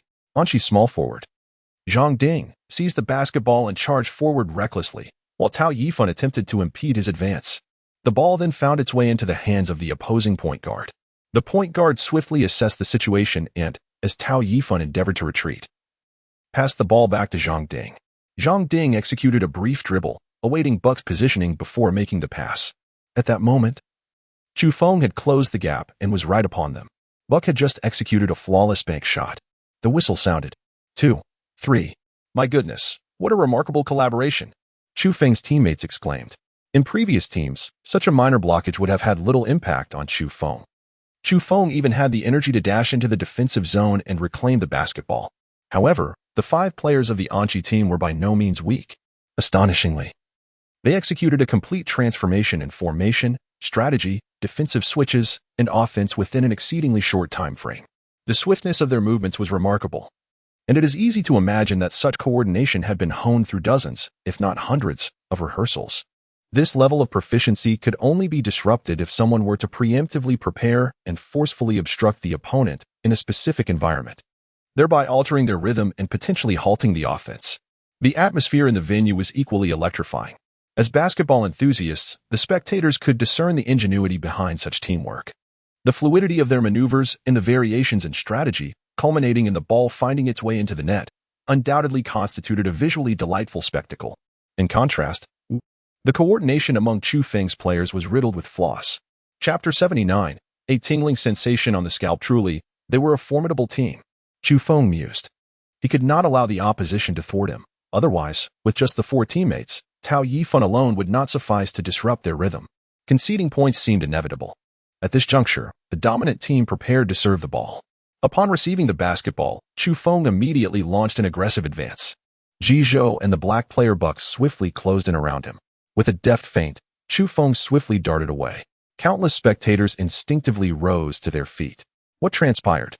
It was difficult to discern. Yet, with 2 imposing figures obstructing the view, how did number 7 slip past so effortlessly? The intricacies of the maneuver appeared numerous. And in that moment, my vision blurred. What sorcery is this? The atmosphere was initially filled with a cacophony of discussions. Buck had already set off in pursuit of Chu Feng, endeavoring to thwart his unhindered path to the basket. His speed was commendable. But even with the basketball's influence hindering his full potential, Chu Feng's pace and dribbling was beyond what Buck's legs could hope to match. Chu Feng leapt once more from beyond the 3-point line. Ahead of him, the small forward Zhang Ding, having anticipated the play, endeavored to intervene. With a swift motion, Chu Feng soared above him, executing yet another thunderous slam dunk. The resounding impact echoed through the arena, followed closely by the sharp whistle of the referee. The spectators, initially taken aback, erupted into raucous cheers. Another 3-point slam dunk had occurred. The score stood at 2-6, and Hidanchue cast a bewildered glance at Mei Xiaoquan. How did he maneuver past those 2 defenders so effortlessly? How could he dash up like that and still make such a sharp turn? I have no idea. Mei Xiaoquan replied with a wry smile. Though he possessed some knowledge of basketball, he was far from an expert. What kind of sorcery is this? If the information is accurate, this move must be the extraordinary technique that Chu Feng mastered in just 15 minutes while impressing coach Zhao Xiaozue. It's called the running feint turn with behind-the-back dribble. What a ridiculous name. I reckon it would be more fitting to call it the cat dribble. I doubt even a cat could rival his agility. Mei Xiaoquan also felt that the name of Chu Feng's move was excessively lengthy and difficult to remember. Referring to it as the cat dribble would aptly capture the moment's bizarre and agile transformation, akin to a cat's supple body weaving and morphing around you. Next, possession passed to the team from Anxi province. This time, Tao Yifan was ready, setting a screen to impede Ji Zhou, forcing him to halt. However, as Tao Yifan screened for Chu Feng, Zhang Ding also rushed over to set a screen for Ji Zhou. As Chu Feng maneuvered to the other side, Ji Zhou advanced once more. In a brief span, both sides engaged in multiple agile shifts, frequently alternating screens and picks. However, during this delay, Buck had already surged towards the rebound. With great difficulty, Chu Feng managed to break free and surge forward. In order to evade the risk of being blocked by Chu Feng, Buck, without a moment's hesitation, executed a backward shot. The individuals on Chu Feng's side are utterly incapable of thwarting Buck. A perfect 3-point shot. The whistle blows. 5-6. What a spectacle. Mei Xiaoquan cannot contain his excitement. The quartet of players has adeptly maneuvered around, engaging in mutual screens, all focused on obstructing Chu Feng. Meanwhile, Buck manages to execute a 3-point shot just before Chu Feng can reach him. This match is a premier contest of timing, speed, and strategic synergy. It is evident that on Chu Feng's side, there are 3 ineffective players, while the opponents boast a quintet of skilled athletes. Currently, the collaboration of 2 players has compelled the entire opposing team to exert their utmost effort, employing the mental acuity typically reserved for the championship round. This game transcends mere physical confrontation. It is increasingly about defensive strategies and the dynamic adjustments surrounding Chu Feng.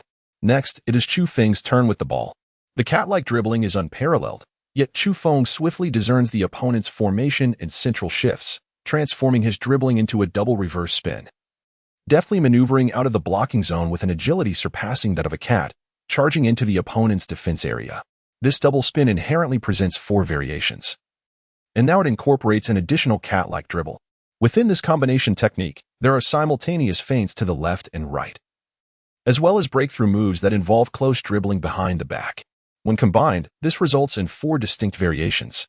In total, there are 2 combination techniques with 8 variations, empowering Chu Feng to tackle any situation on the court, provided his reaction speed is rapid enough to instantly assess the opponent's defensive psychology and focal points, enabling him to devise the optimal plan to counter any obstruction.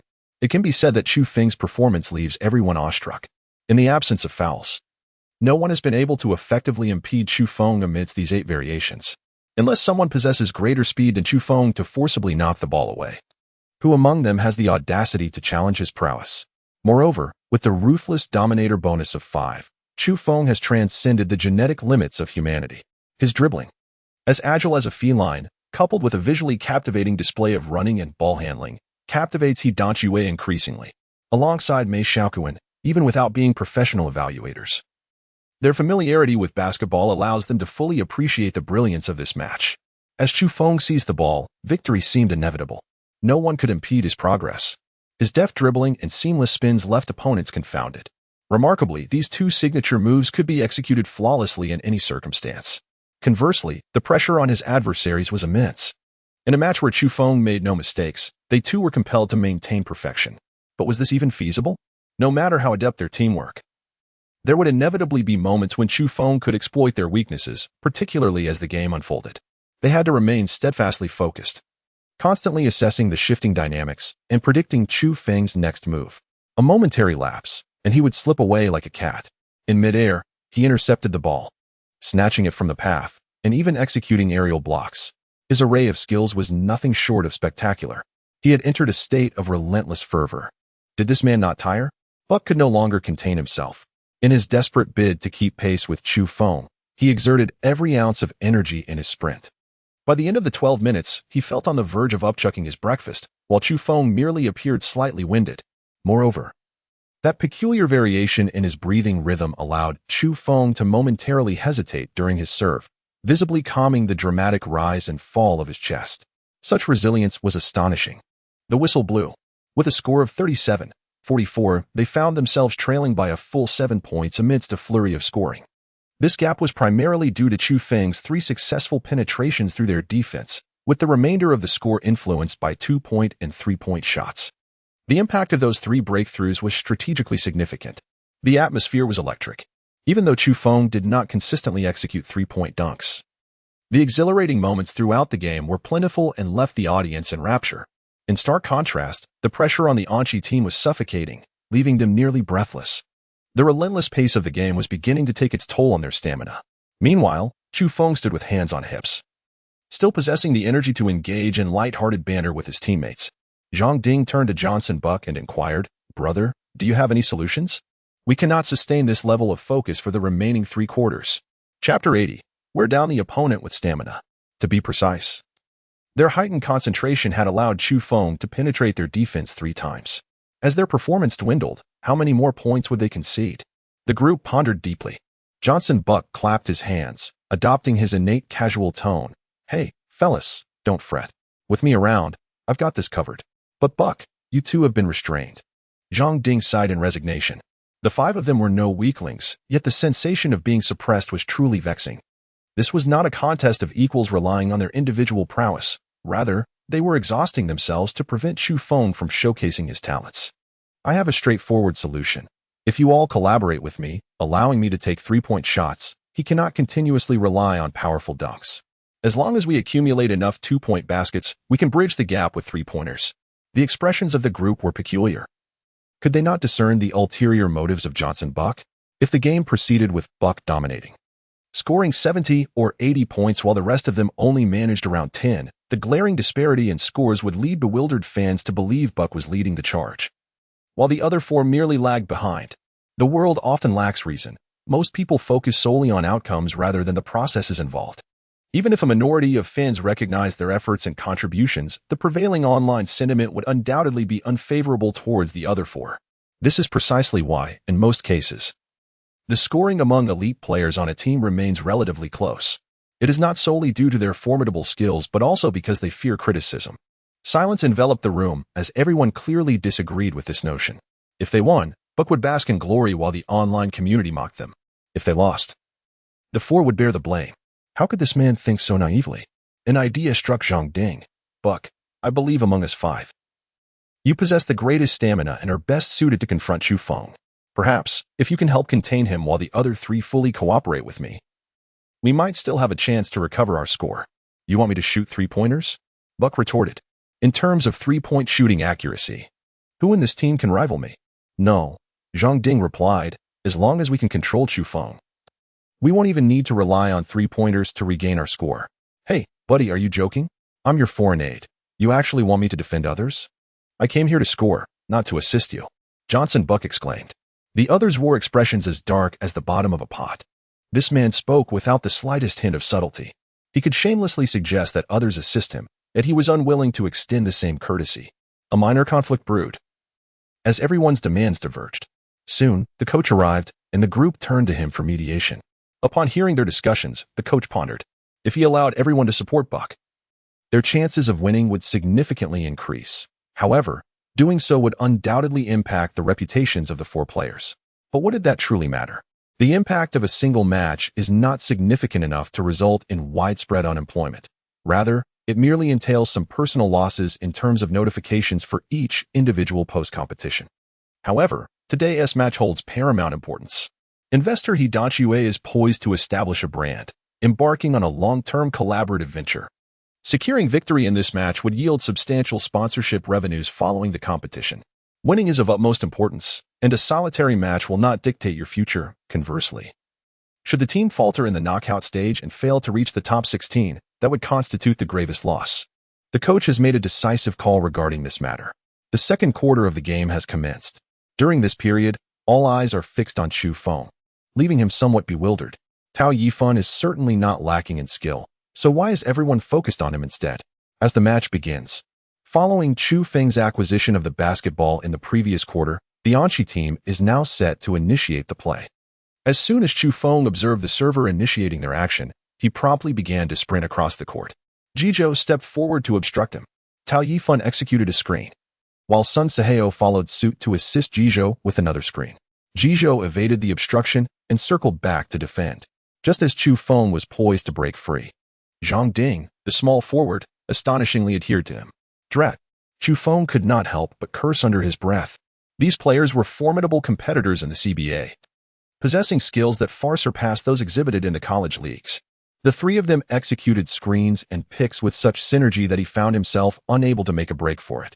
Moreover, during their coordinated maneuvers, they seamlessly collaborated with point guard Liang Ting, directing the ball relentlessly towards their own basket.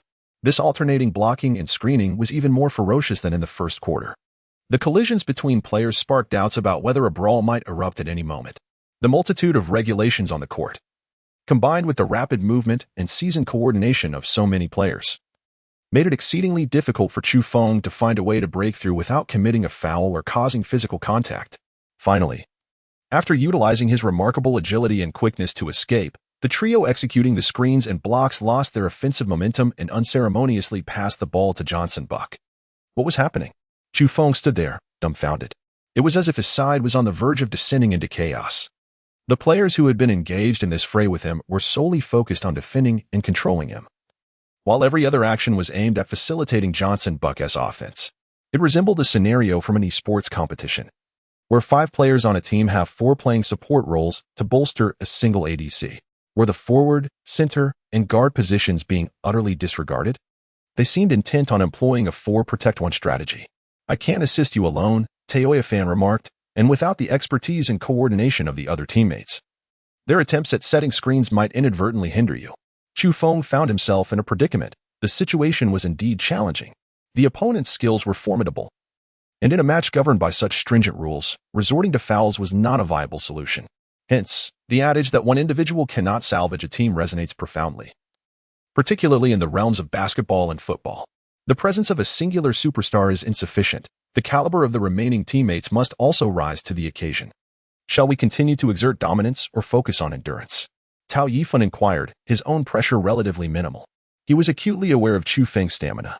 Allowing the opponents to exert themselves would likely result in a slight loss of points in the second quarter.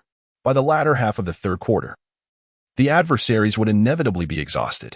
After all, maintaining an intense level of defense and support would deplete their energy, while Chu Feng's condition would remain largely intact. In such a dynamic, the opportune moment for Chu Feng to unleash his prowess would inevitably arrive.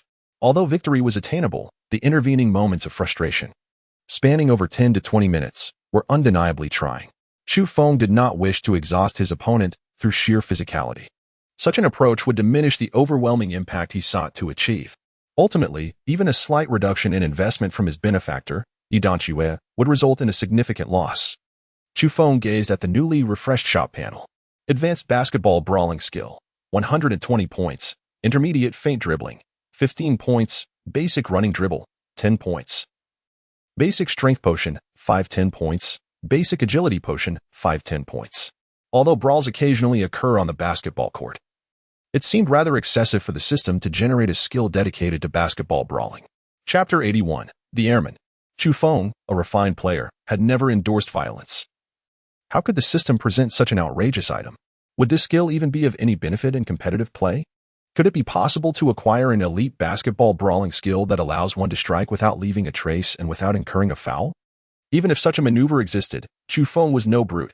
How could he possibly use basketball to intentionally inflict harm? The crux of the matter was that he could not afford it. He currently possessed only 47 points of legendary balance. Should he refresh the panel again? Chu Feng shook his head, refreshing the page once more, yet still finding nothing of value. It felt like a complete waste. What he dreaded most was stumbling upon something worthwhile, only to find himself unable to afford it. Distracted in thought, Chu Feng executed a smooth double spin, deftly evading his opponents, followed by a close-quarters dribble against Zhang Ding, maneuvering the basketball away, and ultimately delivering a graceful reverse hook shot that found its mark. The score stood at 40-46. The sensation of possessing the ball was distinctly invigorating, regardless of the defensive tactics employed against him or the time consumed. He always managed to break through and score. However, when the ball was not in his hands, even a slight disturbance could allow that three-point sharpshooter to score effortlessly. The match continued to unfold. Chu Feng silently observed the behavioral patterns of his opponents. The score fluctuated continuously. Unbeknownst to him, the margin had dwindled to a mere single point. Excluding Johnson Buck, the remaining four adversaries endeavored to obstruct his progress. Unlike the foolish players from Bohai University, who mindlessly trailed behind him, they coordinated their efforts, strategically converging from various angles to confine Chu Feng's movements. They sought the most advantageous positions, effectively suffocating all avenues of escape. During brief moments of defensive shifts, they utilized these openings to support and assist Johnson Buck. Following their coach's directives, they devoted themselves wholeheartedly to fulfilling their respective roles. In this realm, Chu Feng found himself with but a solitary support, a mere inadequacy. He could not help but feel a twinge of envy towards Johnson. Were he to possess four formidable supports, his path would surely be paved with triumph. Chu Feng mused to himself.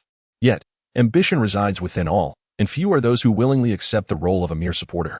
Chu Feng could not fathom why Zhang Ding and his companions were so obedient. However, such musings were rendered inconsequential as the score was on the verge of being equalized. He could not perpetually rely on three-point dunks, especially with defenders encroaching beneath him, leaving him with insufficient vertical space to leap so far. As for his three-point shooting, he regrettably lacked the passive bonus that would enhance his performance, thus he could not assure the accuracy of his shots. A missed opportunity could lead to a loss of points, allowing his opponents to surge ahead with a three-point lead. Was he truly destined to be suppressed for 2 consecutive rounds? Such a fate felt utterly disheartening. Were Zhang Ding privy to Chu Feng's thoughts, he would undoubtedly unleash a torrent of invective. You possess great stamina. You are formidable. In the end, you will prevail. Yet you refuse to let them enjoy a few moments of glory in between? Each individual harbored their own perspective. With a resolute determination, Chu Feng opted to refresh the store. The refresh would require the expenditure of 10 legendary points, with the subsequent refresh costing 20 points. Currently, he possessed a balance of 44 points. The newly refreshed items were as follows. Elite Basketball Brawl Technique. Fans need no longer worry about me being besieged. 300 points. Comprehensive Potion. Bounce. 10-20 points. Comprehensive Potion. Leg Strength. 10-20 points. Comprehensive Potion. Glute Strength. 10-20 points. Comprehensive Potion.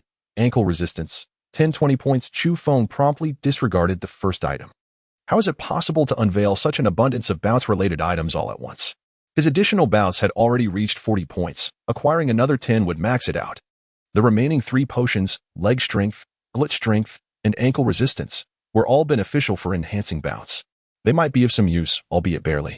The last time Chu Feng received formal recognition from Song Jinyu, he procured a core strength valued at 60 points of legendary status, which greatly enhanced his jumping ability. Now, with further fortification of his lower body, the extent of his vertical leap eludes even his own understanding. One could only describe it in 3 words: beyond human. Next, he decided to enhance his leg strength. However, he hesitated, contemplating the replenishment of his stamina instead. Upon the disappearance of 20 points of legendary status, Chu Feng distinctly felt an improvement in all muscles and tissues related to jumping, coupled with the passive skill of the ruthless overlord, which was perpetually active. The additional enhancement of 5 points remained beneficial to him. After this augmentation, Chu Feng sensed his lower body muscles rejoicing, as the slight fatigue he had previously accumulated vanished entirely. His condition returned to its peak. Nevertheless, his state had already been quite commendable, rendering the subtle changes imperceptible to others. This time, as Chu Feng served, he swiftly seized the ball and executed a rapid breakthrough, scoring 2 points. The score stood at 49-53. At this moment, the gravity of the situation had yet to dawn on anyone. The Anxi team prepared for their normal serve. Zhang Ding and his 3 companions focused primarily on Chu Feng, readying themselves to collaborate with Buck. Their intent was not to score but to support Buck by creating shooting opportunities. At the instant of the serve, everyone sprang into action. Chu Feng pressed down with both legs, suddenly gathering his strength. With a resounding whoosh, he leapt like a gust of wind, soaring over Zhang Ding's head. Zhang Ding, bewildered, displayed a countenance of utter confusion. How is it that a person of my towering height, standing at 2 meters, is so rudely bypassed? While others would typically maneuver to the sides, Chu Feng's audacity knew no bounds as he chose to vault over him. Chu Feng's maneuver left the entire audience in stunned silence. As Johnson Buck received the ball, he nearly faltered upon witnessing Chu Feng's swift shadow racing towards him. Am I seeing things? Did he just leap over Zhang Ding's head? How is that even possible? He clearly did not even make a run-up. Chu Feng has already burst through the encircling blockade. For those behind him, pursuing Chu Feng has become a formidable challenge. As he presses forward, he deftly maneuvers with astonishing speed, his legs moving as if they were propelled by the wind. Whether it be his running pace or his ability to leap over others' heads, both are utterly astonishing. With the time constraint on the attack, coupled with the shock of encountering Chu Feng, Johnson Buck, without a moment's hesitation, charged towards the basket while dribbling the ball. However, Chu Feng had already circled around him. Buck swiftly came to a halt, executing a sudden stop and dribbling in place. Chu Feng stood face to face with Buck, who felt an immense psychological pressure in his presence. No, he must not succumb to arrogance, should he fail to break through. All the hard-earned prestige he had amassed would vanish in an instant. Buck sought the assistance of his teammates, his mind teeming with ulterior motives. Beyond the pursuit of victory, he yearned to achieve a remarkable score of 70 or 80 points in a single game, thereby shattering records and etching his name into the annals of CBA lore. Such an achievement would provide him with the leverage to demand a higher price, amassing greater wealth. At this moment, if Chu Feng were to steal the ball from him, it would be akin to a slap in the face.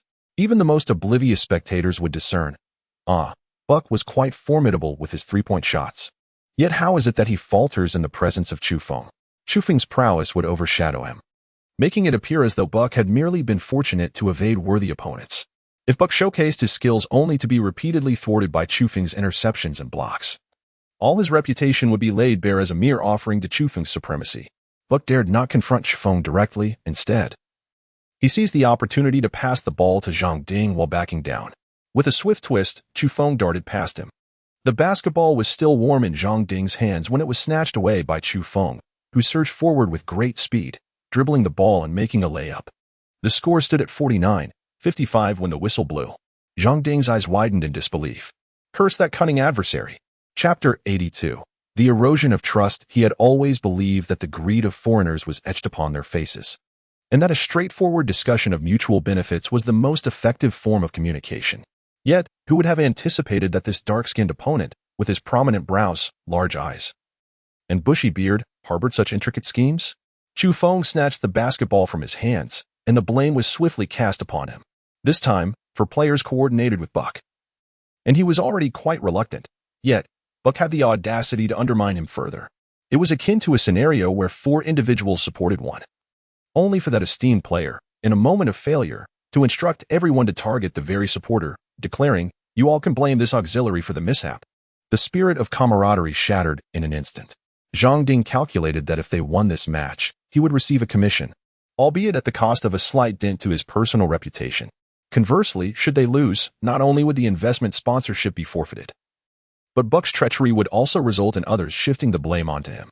Losing the match, with minimal points scored, would be a significant burden. Gaining possession of the ball only to relinquish it was yet another weight upon his shoulders.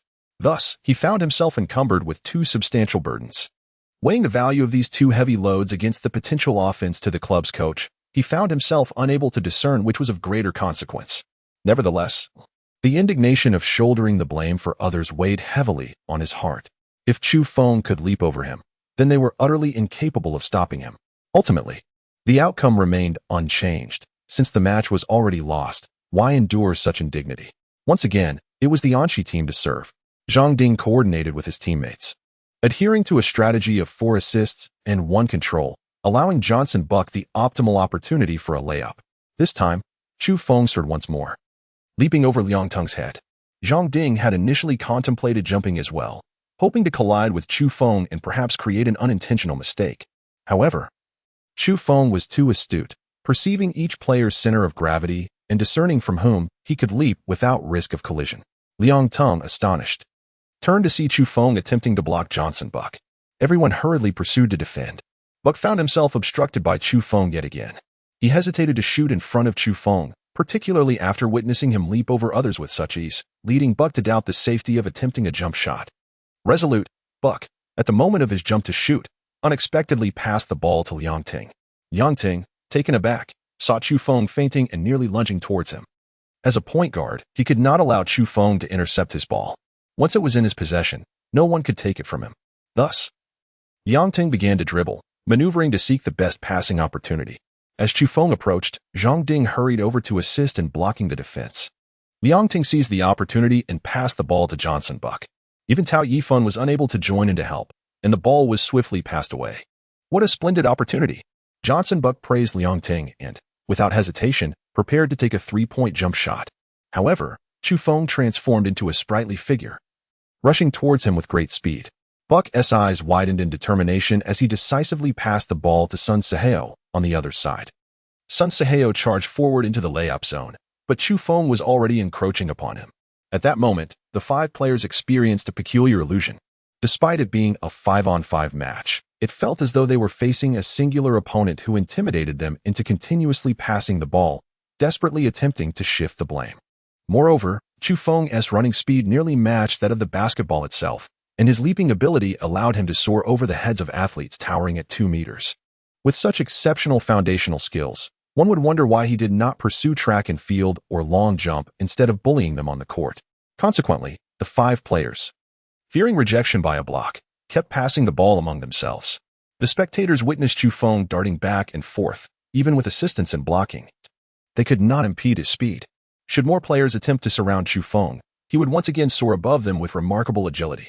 The whistle blew, signaling a foul by the Anqi team, granting possession to the dominators. A wave of astonishment swept through the crowd. What kind of game was this? Hidachi struggled to comprehend the situation and turned to Mei Xiaoquan. What are they doing? Are they just running around Chu Feng? She inquired. No, they committed a foul. They exceeded the offensive time limit, Mei Xiaoquan replied with a hint of exasperation. During this time, he had diligently absorbed basketball knowledge, understanding why the referees called fouls. Why is there a time limit on offense? He asked. To prevent players from deliberately holding on to the ball to delay the game's progress. Moreover, do you truly believe they are evading Chu Feng? Isn't that the case? Hidachi's eyes seemed to convey. No, it is that Chu Feng's speed is too overwhelming, and his jumping ability too formidable. They are all afraid of being blocked, hence they pass the ball among themselves in search of an opportunity, Mei Xiaoquan explained, partially correct.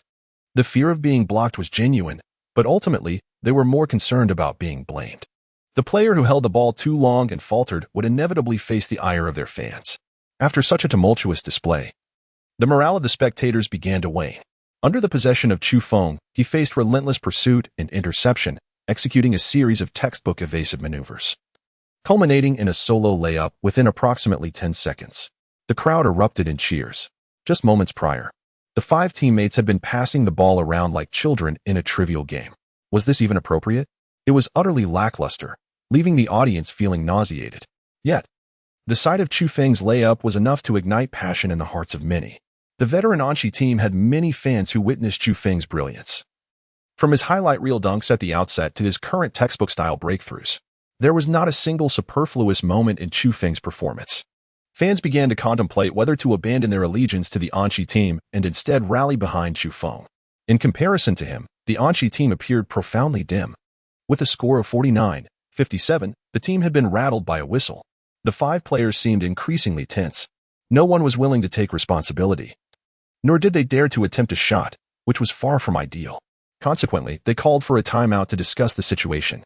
Johnson Buck, visibly frustrated, exclaimed, "Why aren't you cooperating with me?" The others glared at him. Some matters were too disheartening to address, and who was he to cast blame? Buck, this world does not revolve around you. This was the strategy devised by the coach. The players turned their gaze toward their coach, who appeared equally exasperated. "Our fates are now intertwined," Zhang Ding said. Ji Zhou, Sun Seheo, and Liang Tong stepped forward to voice their thoughts. They were all facing adversity together and did not wish to endure Buck's disdain. The coach's expression darkened. The camaraderie had been shattered by Chu Feng.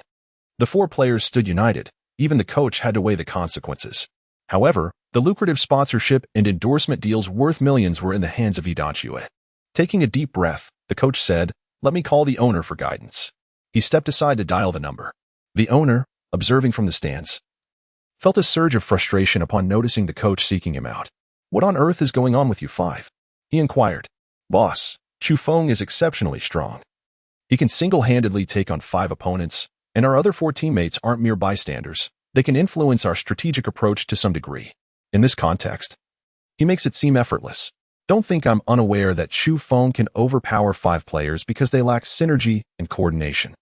Yet Zhang Ding and Buck have collaborated for 2 years. Are you telling me they can't defend against Chu Feng?" The coach felt the weight of his predicament, which was no less burdensome than that of Zhang Ding and the others. This was a match worth millions. Yet, what could be done? Skill was simply lacking. Eventually, the coach sighed. The boss remained silent for a few seconds. Was it a matter of inferior skills, or was it a personal shortcoming? The coach lamented internally, wondering how the blame had shifted onto his shoulders. If this match were to end in defeat, he would have to resign. The boss coldly terminated the call. A coach earning hundreds of thousands a year had the audacity to admit to a lack of skill. What kind of incompetence had he invested in? The coach hung up, exhaling heavily. With his professional acumen, he had already discerned that victory in this match was utterly unattainable. Unless, of course, they truly abandoned Tao Yifan and a few others, turning it into a genuine 5-on-1 situation. In that case, their coordination could shift in 4 different directions, making it far more challenging for Chu Feng to chase the ball. Unfortunately, the dominant player, Tao Yifan, could only defend against 1 opponent, while the remaining 3, mere shadows, could manage to guard 1 or 2 at best. The rest would be left to Chu Feng's performance. Such thoughts were futile. The referee blew the whistle, signaling the end of the timeout. The coach stepped into the midst of the players and declared, "Let us play normally." Zhang Ding and the others rejoiced. Finally, they wouldn't have to face a 5-on-1 scenario anymore. The previous half of the game had been excessively stifling. "No," Bark refused to concede. "I have scored so many points alone. Now you want to give up? That would be a desecration of my efforts." "Oh, come on. Basketball is a competitive game. While you may be formidable, you are now up against Chu Feng, who is even stronger. Please face reality." Ji Zhou retorted defiantly. "Don't underestimate your teammates' assists. Without them, you are nothing." The ensuing match would finally not be a 5-on-1. Upon witnessing these individuals relinquish their resistance, Chu Feng was enveloped by a sense of unfulfilled anticipation. Indeed, the exhilaration of leaping over others' heads is rather delightful. However, it appears that he can no longer engage in such overt displays. Following a conventional skirmish, Chu Feng lost himself to a frenzy of aggression. As the opposing team initiated their serves, he relentlessly intercepted the balls. The majority of the serves came from the Anshi team, while he stood resolute in his defensive maneuvers. Even in instances of failure to intercept, he would fervently execute blocks. The resounding echoes of his blocking reverberated, seemingly audible even to the spectators seated at the rear of the court. He was perpetually in a state of high energy, unceasingly in a whirlwind of fervor. The frenetic pace at which Chu Feng sprinted ignited a fervor among Zhang Ding and his companions. The entire arena was swept away in a torrent of exhilaration, embodying the essence of freedom. The resounding cheers cascaded in waves, gradually coalescing into a chorus of support for Chu Feng. Remarkably, more than half of the Anshi team's supporters began to chant his name. It was an unprecedentedly thrilling match, unlike any other. Following the timeout, it became evident that the absence of tedious, time-wasting strategies allowed the contest to focus solely on who was taller, faster, and stronger. Chu Feng is undoubtedly the unrivaled champion. On the field, he no longer squanders points on purchasing additional potions for glute strength, leg power, and ankle agility. After an entire day of training at the club yesterday, he barely broke a sweat. Today, he is finally free to run with abandon, effortlessly outpacing 5 opponents. Johnson Buck is truly eager to secure a victory. Yet without the ball, he runs faster than anyone else, though still slightly slower than the dribbling Chu Feng. Even when faced with obstacles ahead, Chu Feng can execute a sudden, intricate maneuver, darting past his teammates with ease. Not even the legendary Sky Monkey possesses such swiftness. Unbeknownst to them, the remaining 3/4 of the game draw to a close amidst cheers and fervor. Glancing at the score reveals a staggering 56-137, a humiliating disparity. Johnson Buck realizes that with the conclusion of this match, his plans to raise the stakes have crumbled, has severed his financial ties. This individual appears to be tolerable, at least not as repugnant as those two from Chu University, commented Zhou Lin from the back row. Indeed, he seems relatively well-mannered. Gan Ming nodded in agreement. Zhou Lin remarked, "There is no need for Chu Feng to be so wary of this man. Such hostility is unwarranted, for foreigners can have friends too." A sudden clap resonated through the air. Chu Feng grimaced, clutching his arm, which had turned a deep shade of red. Buck had unexpectedly slapped his palm against Chu Feng's. Zhou Lin felt her face burning with pain. A foul. Free throw. Throughout the 3/4. Chu Feng had run with great exhilaration, and his stamina was nearly depleted. To be honest, with the game nearing its end, Buck's sudden slap had caught Chu Feng completely off guard. Even if he were in peak condition, such a sneak attack would be difficult to evade, especially while he was attempting a layup. In basketball, such fouls are commonplace. However, intentional physical assault raises serious ethical concerns. According to the rules, Buck could not be penalized. As for the moral implications, that is a different matter entirely. The whistle blew, and Chu Feng prepared for his free throw. He missed. His shooting from a stationary position had always been subpar, and attempting a shot directly ahead was challenging, especially with his arm feeling increasingly numb. The basketball rolled away, and Buck gleefully seized it to make a layup. "How many minutes are left in the game?" Chu Feng inquired. 1.5 minutes? You all carry on." Chu Feng rubbed his arms, standing at the midfield position of the arena. Tao Yifan nodded, as he had likely surmised what Chu Feng was up to, requesting a timeout. "We need to make a substitution." Buck and the others were puzzled, questioning why a substitution was necessary so close to the end of the match. Is Chu Feng about to leave the field? Glancing at the remaining time in the match, there is still 1.5 minutes left. Even if Chu Feng and his team were to relinquish their resistance and allow the Anqi team to score freely, it would be impossible for the Anqi team to recover the deficit. In no time, the substitutions had been made. Chu Feng remained in the center of the court when 3 substitute players approached. After a brief discussion with Tao Yifan and the others, the situation was clarified. Subsequently, our team prepared to serve. As the newcomer entered the arena, he seized the basketball and, with fierce determination, hurled it from midcourt towards the opponent's defensive zone. The basketball soared through the air, traversing over 20 meters, its trajectory so high that it nearly struck the overhead lights of the arena. Chu Feng took off running, soaring through the air with a remarkable long jump. With a powerful strike, he unleashed a thunderous slam. The arena erupted with cheers, the roars echoing like crashing waves. To everyone's astonishment, just as the match was nearing its conclusion and Chu Feng was about to exit the game, he delivered an incredible 3-point dunk. The ball soared through the net, a stunning display against the opposing team. Chu Feng returned to the midfield position. All his teammates, hands on their hips, gazed at Buck as he eagerly executed a 3-step layup. Then, the basketball soared through the air once more. Chu Feng began to sprint once more. Zhang Ding and the others hastily rushed towards the defense zone, aiming to prevent Chu Feng from leaping near the 3-point line. Leg strength, acquired. Hip strength, acquired. Ankle strength, enhanced. Fueled by determination, Chu Feng had initially intended to conserve his points, but his frustration surged. Consequently, he impulsively spent 60 points of legendary status to purchase 3 sets of additional attribute points. His stamina completely restored to its peak, and various supplementary powers in his lower body experienced a tremendous surge.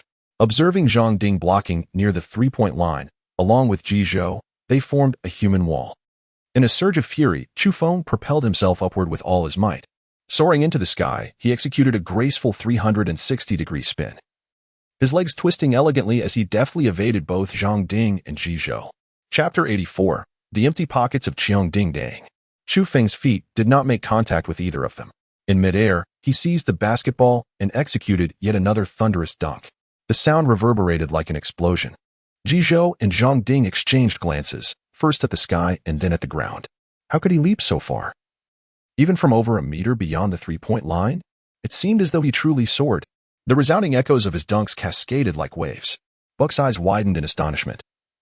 Throughout the preceding 3 quarters, Chu Feng's performance had evidently waned. Yet, in the final minute and a half, after a mere tap on his arm, he unleashed a frenzied surge of energy. Each time he relinquished the ball, Chu Feng's emphatic dunk struck like an invisible slap across Buck's face. It dawned on him why Chu Feng had opted for substitutions. The newly introduced substitutes possessed the stamina and strength to launch the ball beyond the half-court line. The whistle blew. The score read 68-155.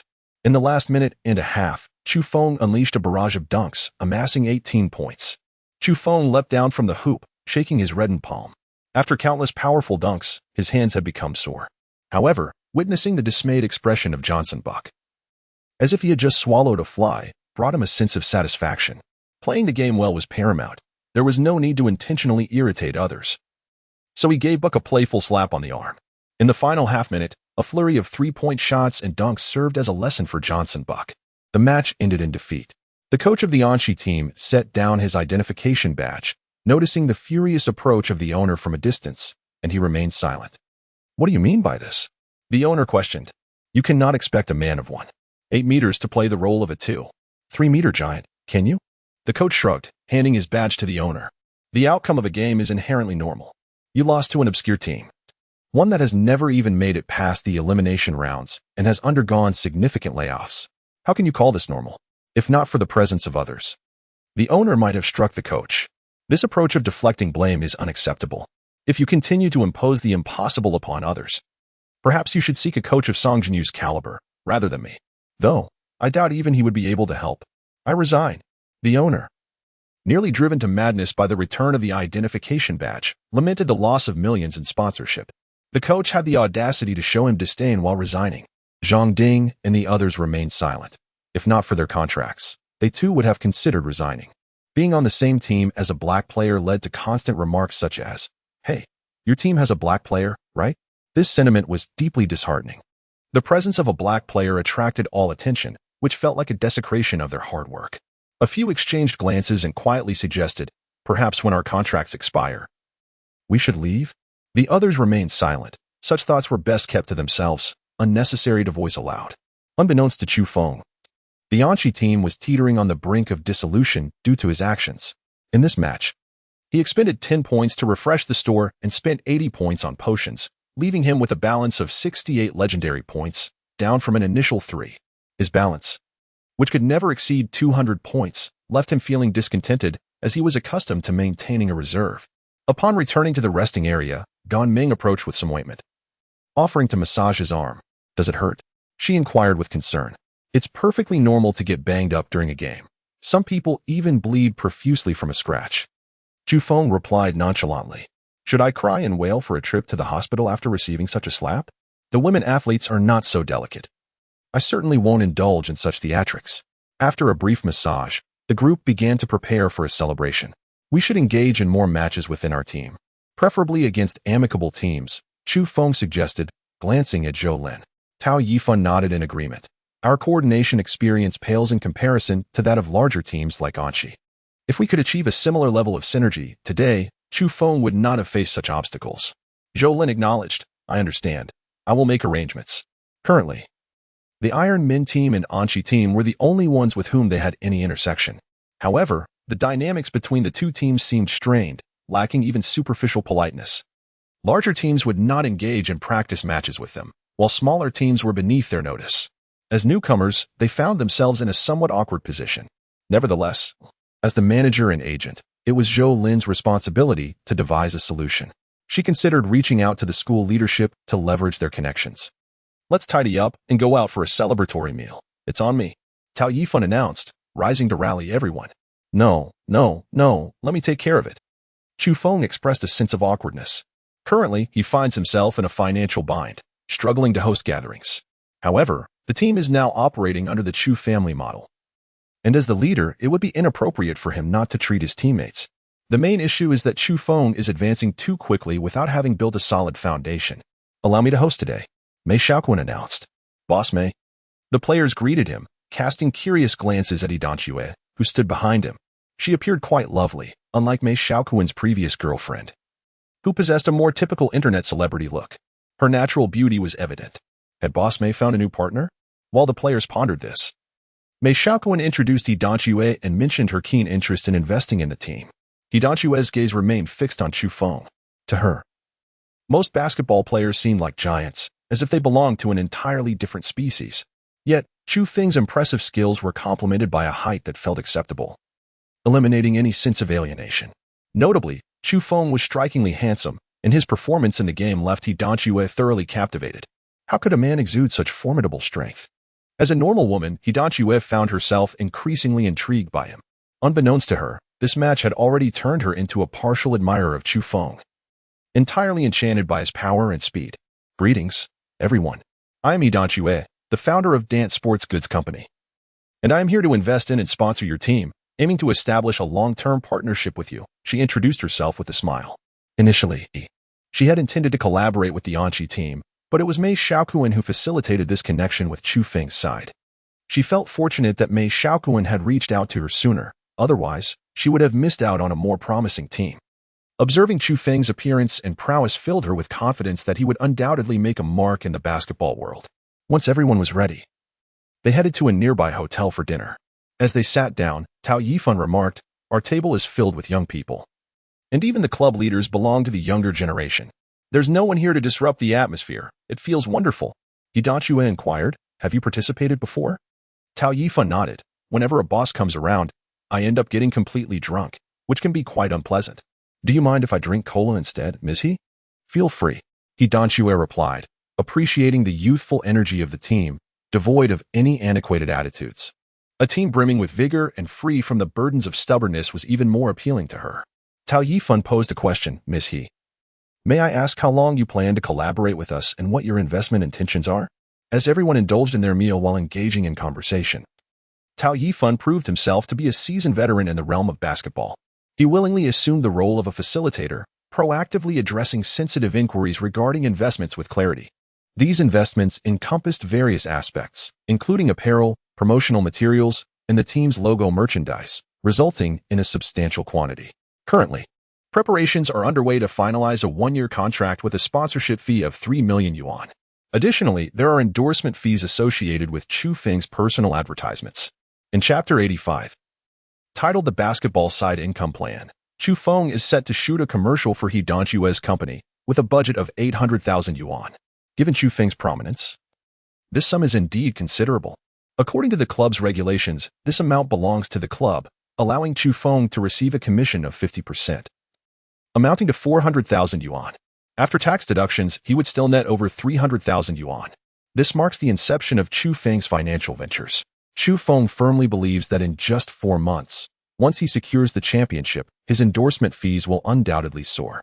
The prospect of exorbitant endorsement fees entices him greatly. At this moment, however, he lacks the leverage to demand a higher price.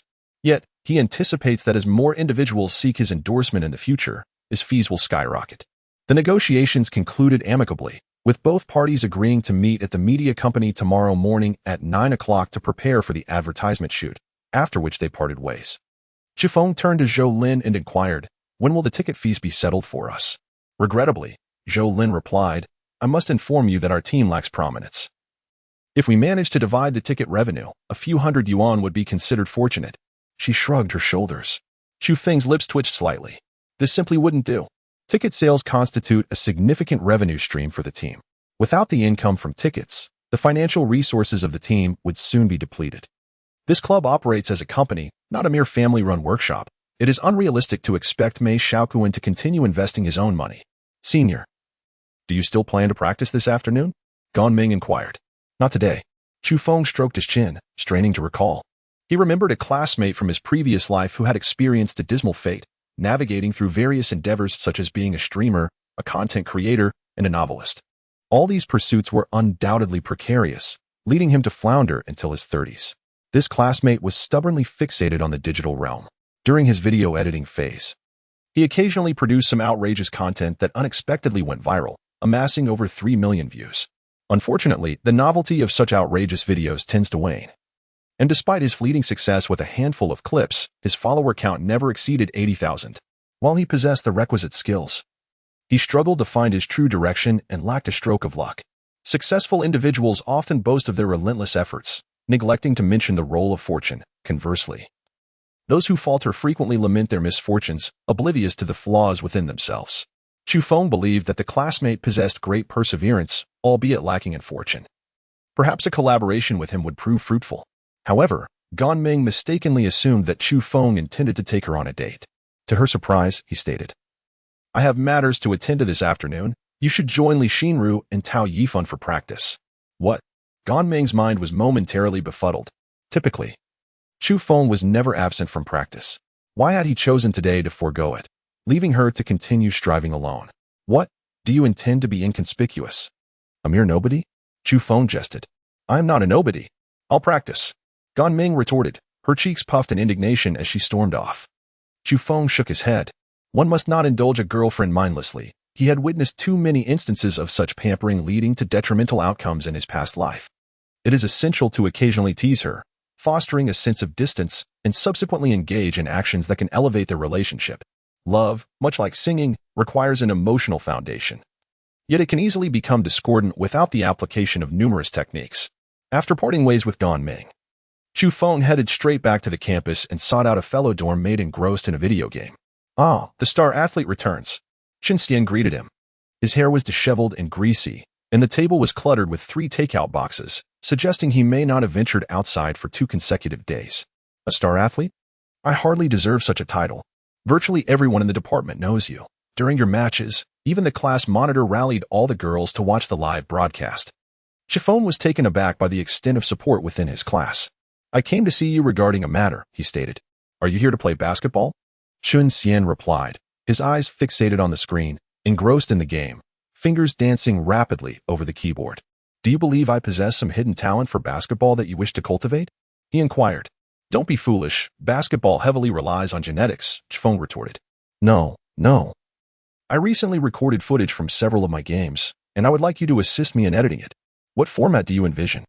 Chen Xian finally removed his headphones and turned his attention to Chu Feng, intrigued. "Finish your game first." Just a moment. Shortly thereafter, the room was filled with expletives. And 5 minutes later, the game concluded, resulting in a dismal defeat. Chen Xian set aside his headphones and approached Chu Feng. "Do you intend to create a highlight reel?" he asked. "Contemporary basketball is predominantly highlight-centric," was Chen Xian's immediate response, also leaning towards the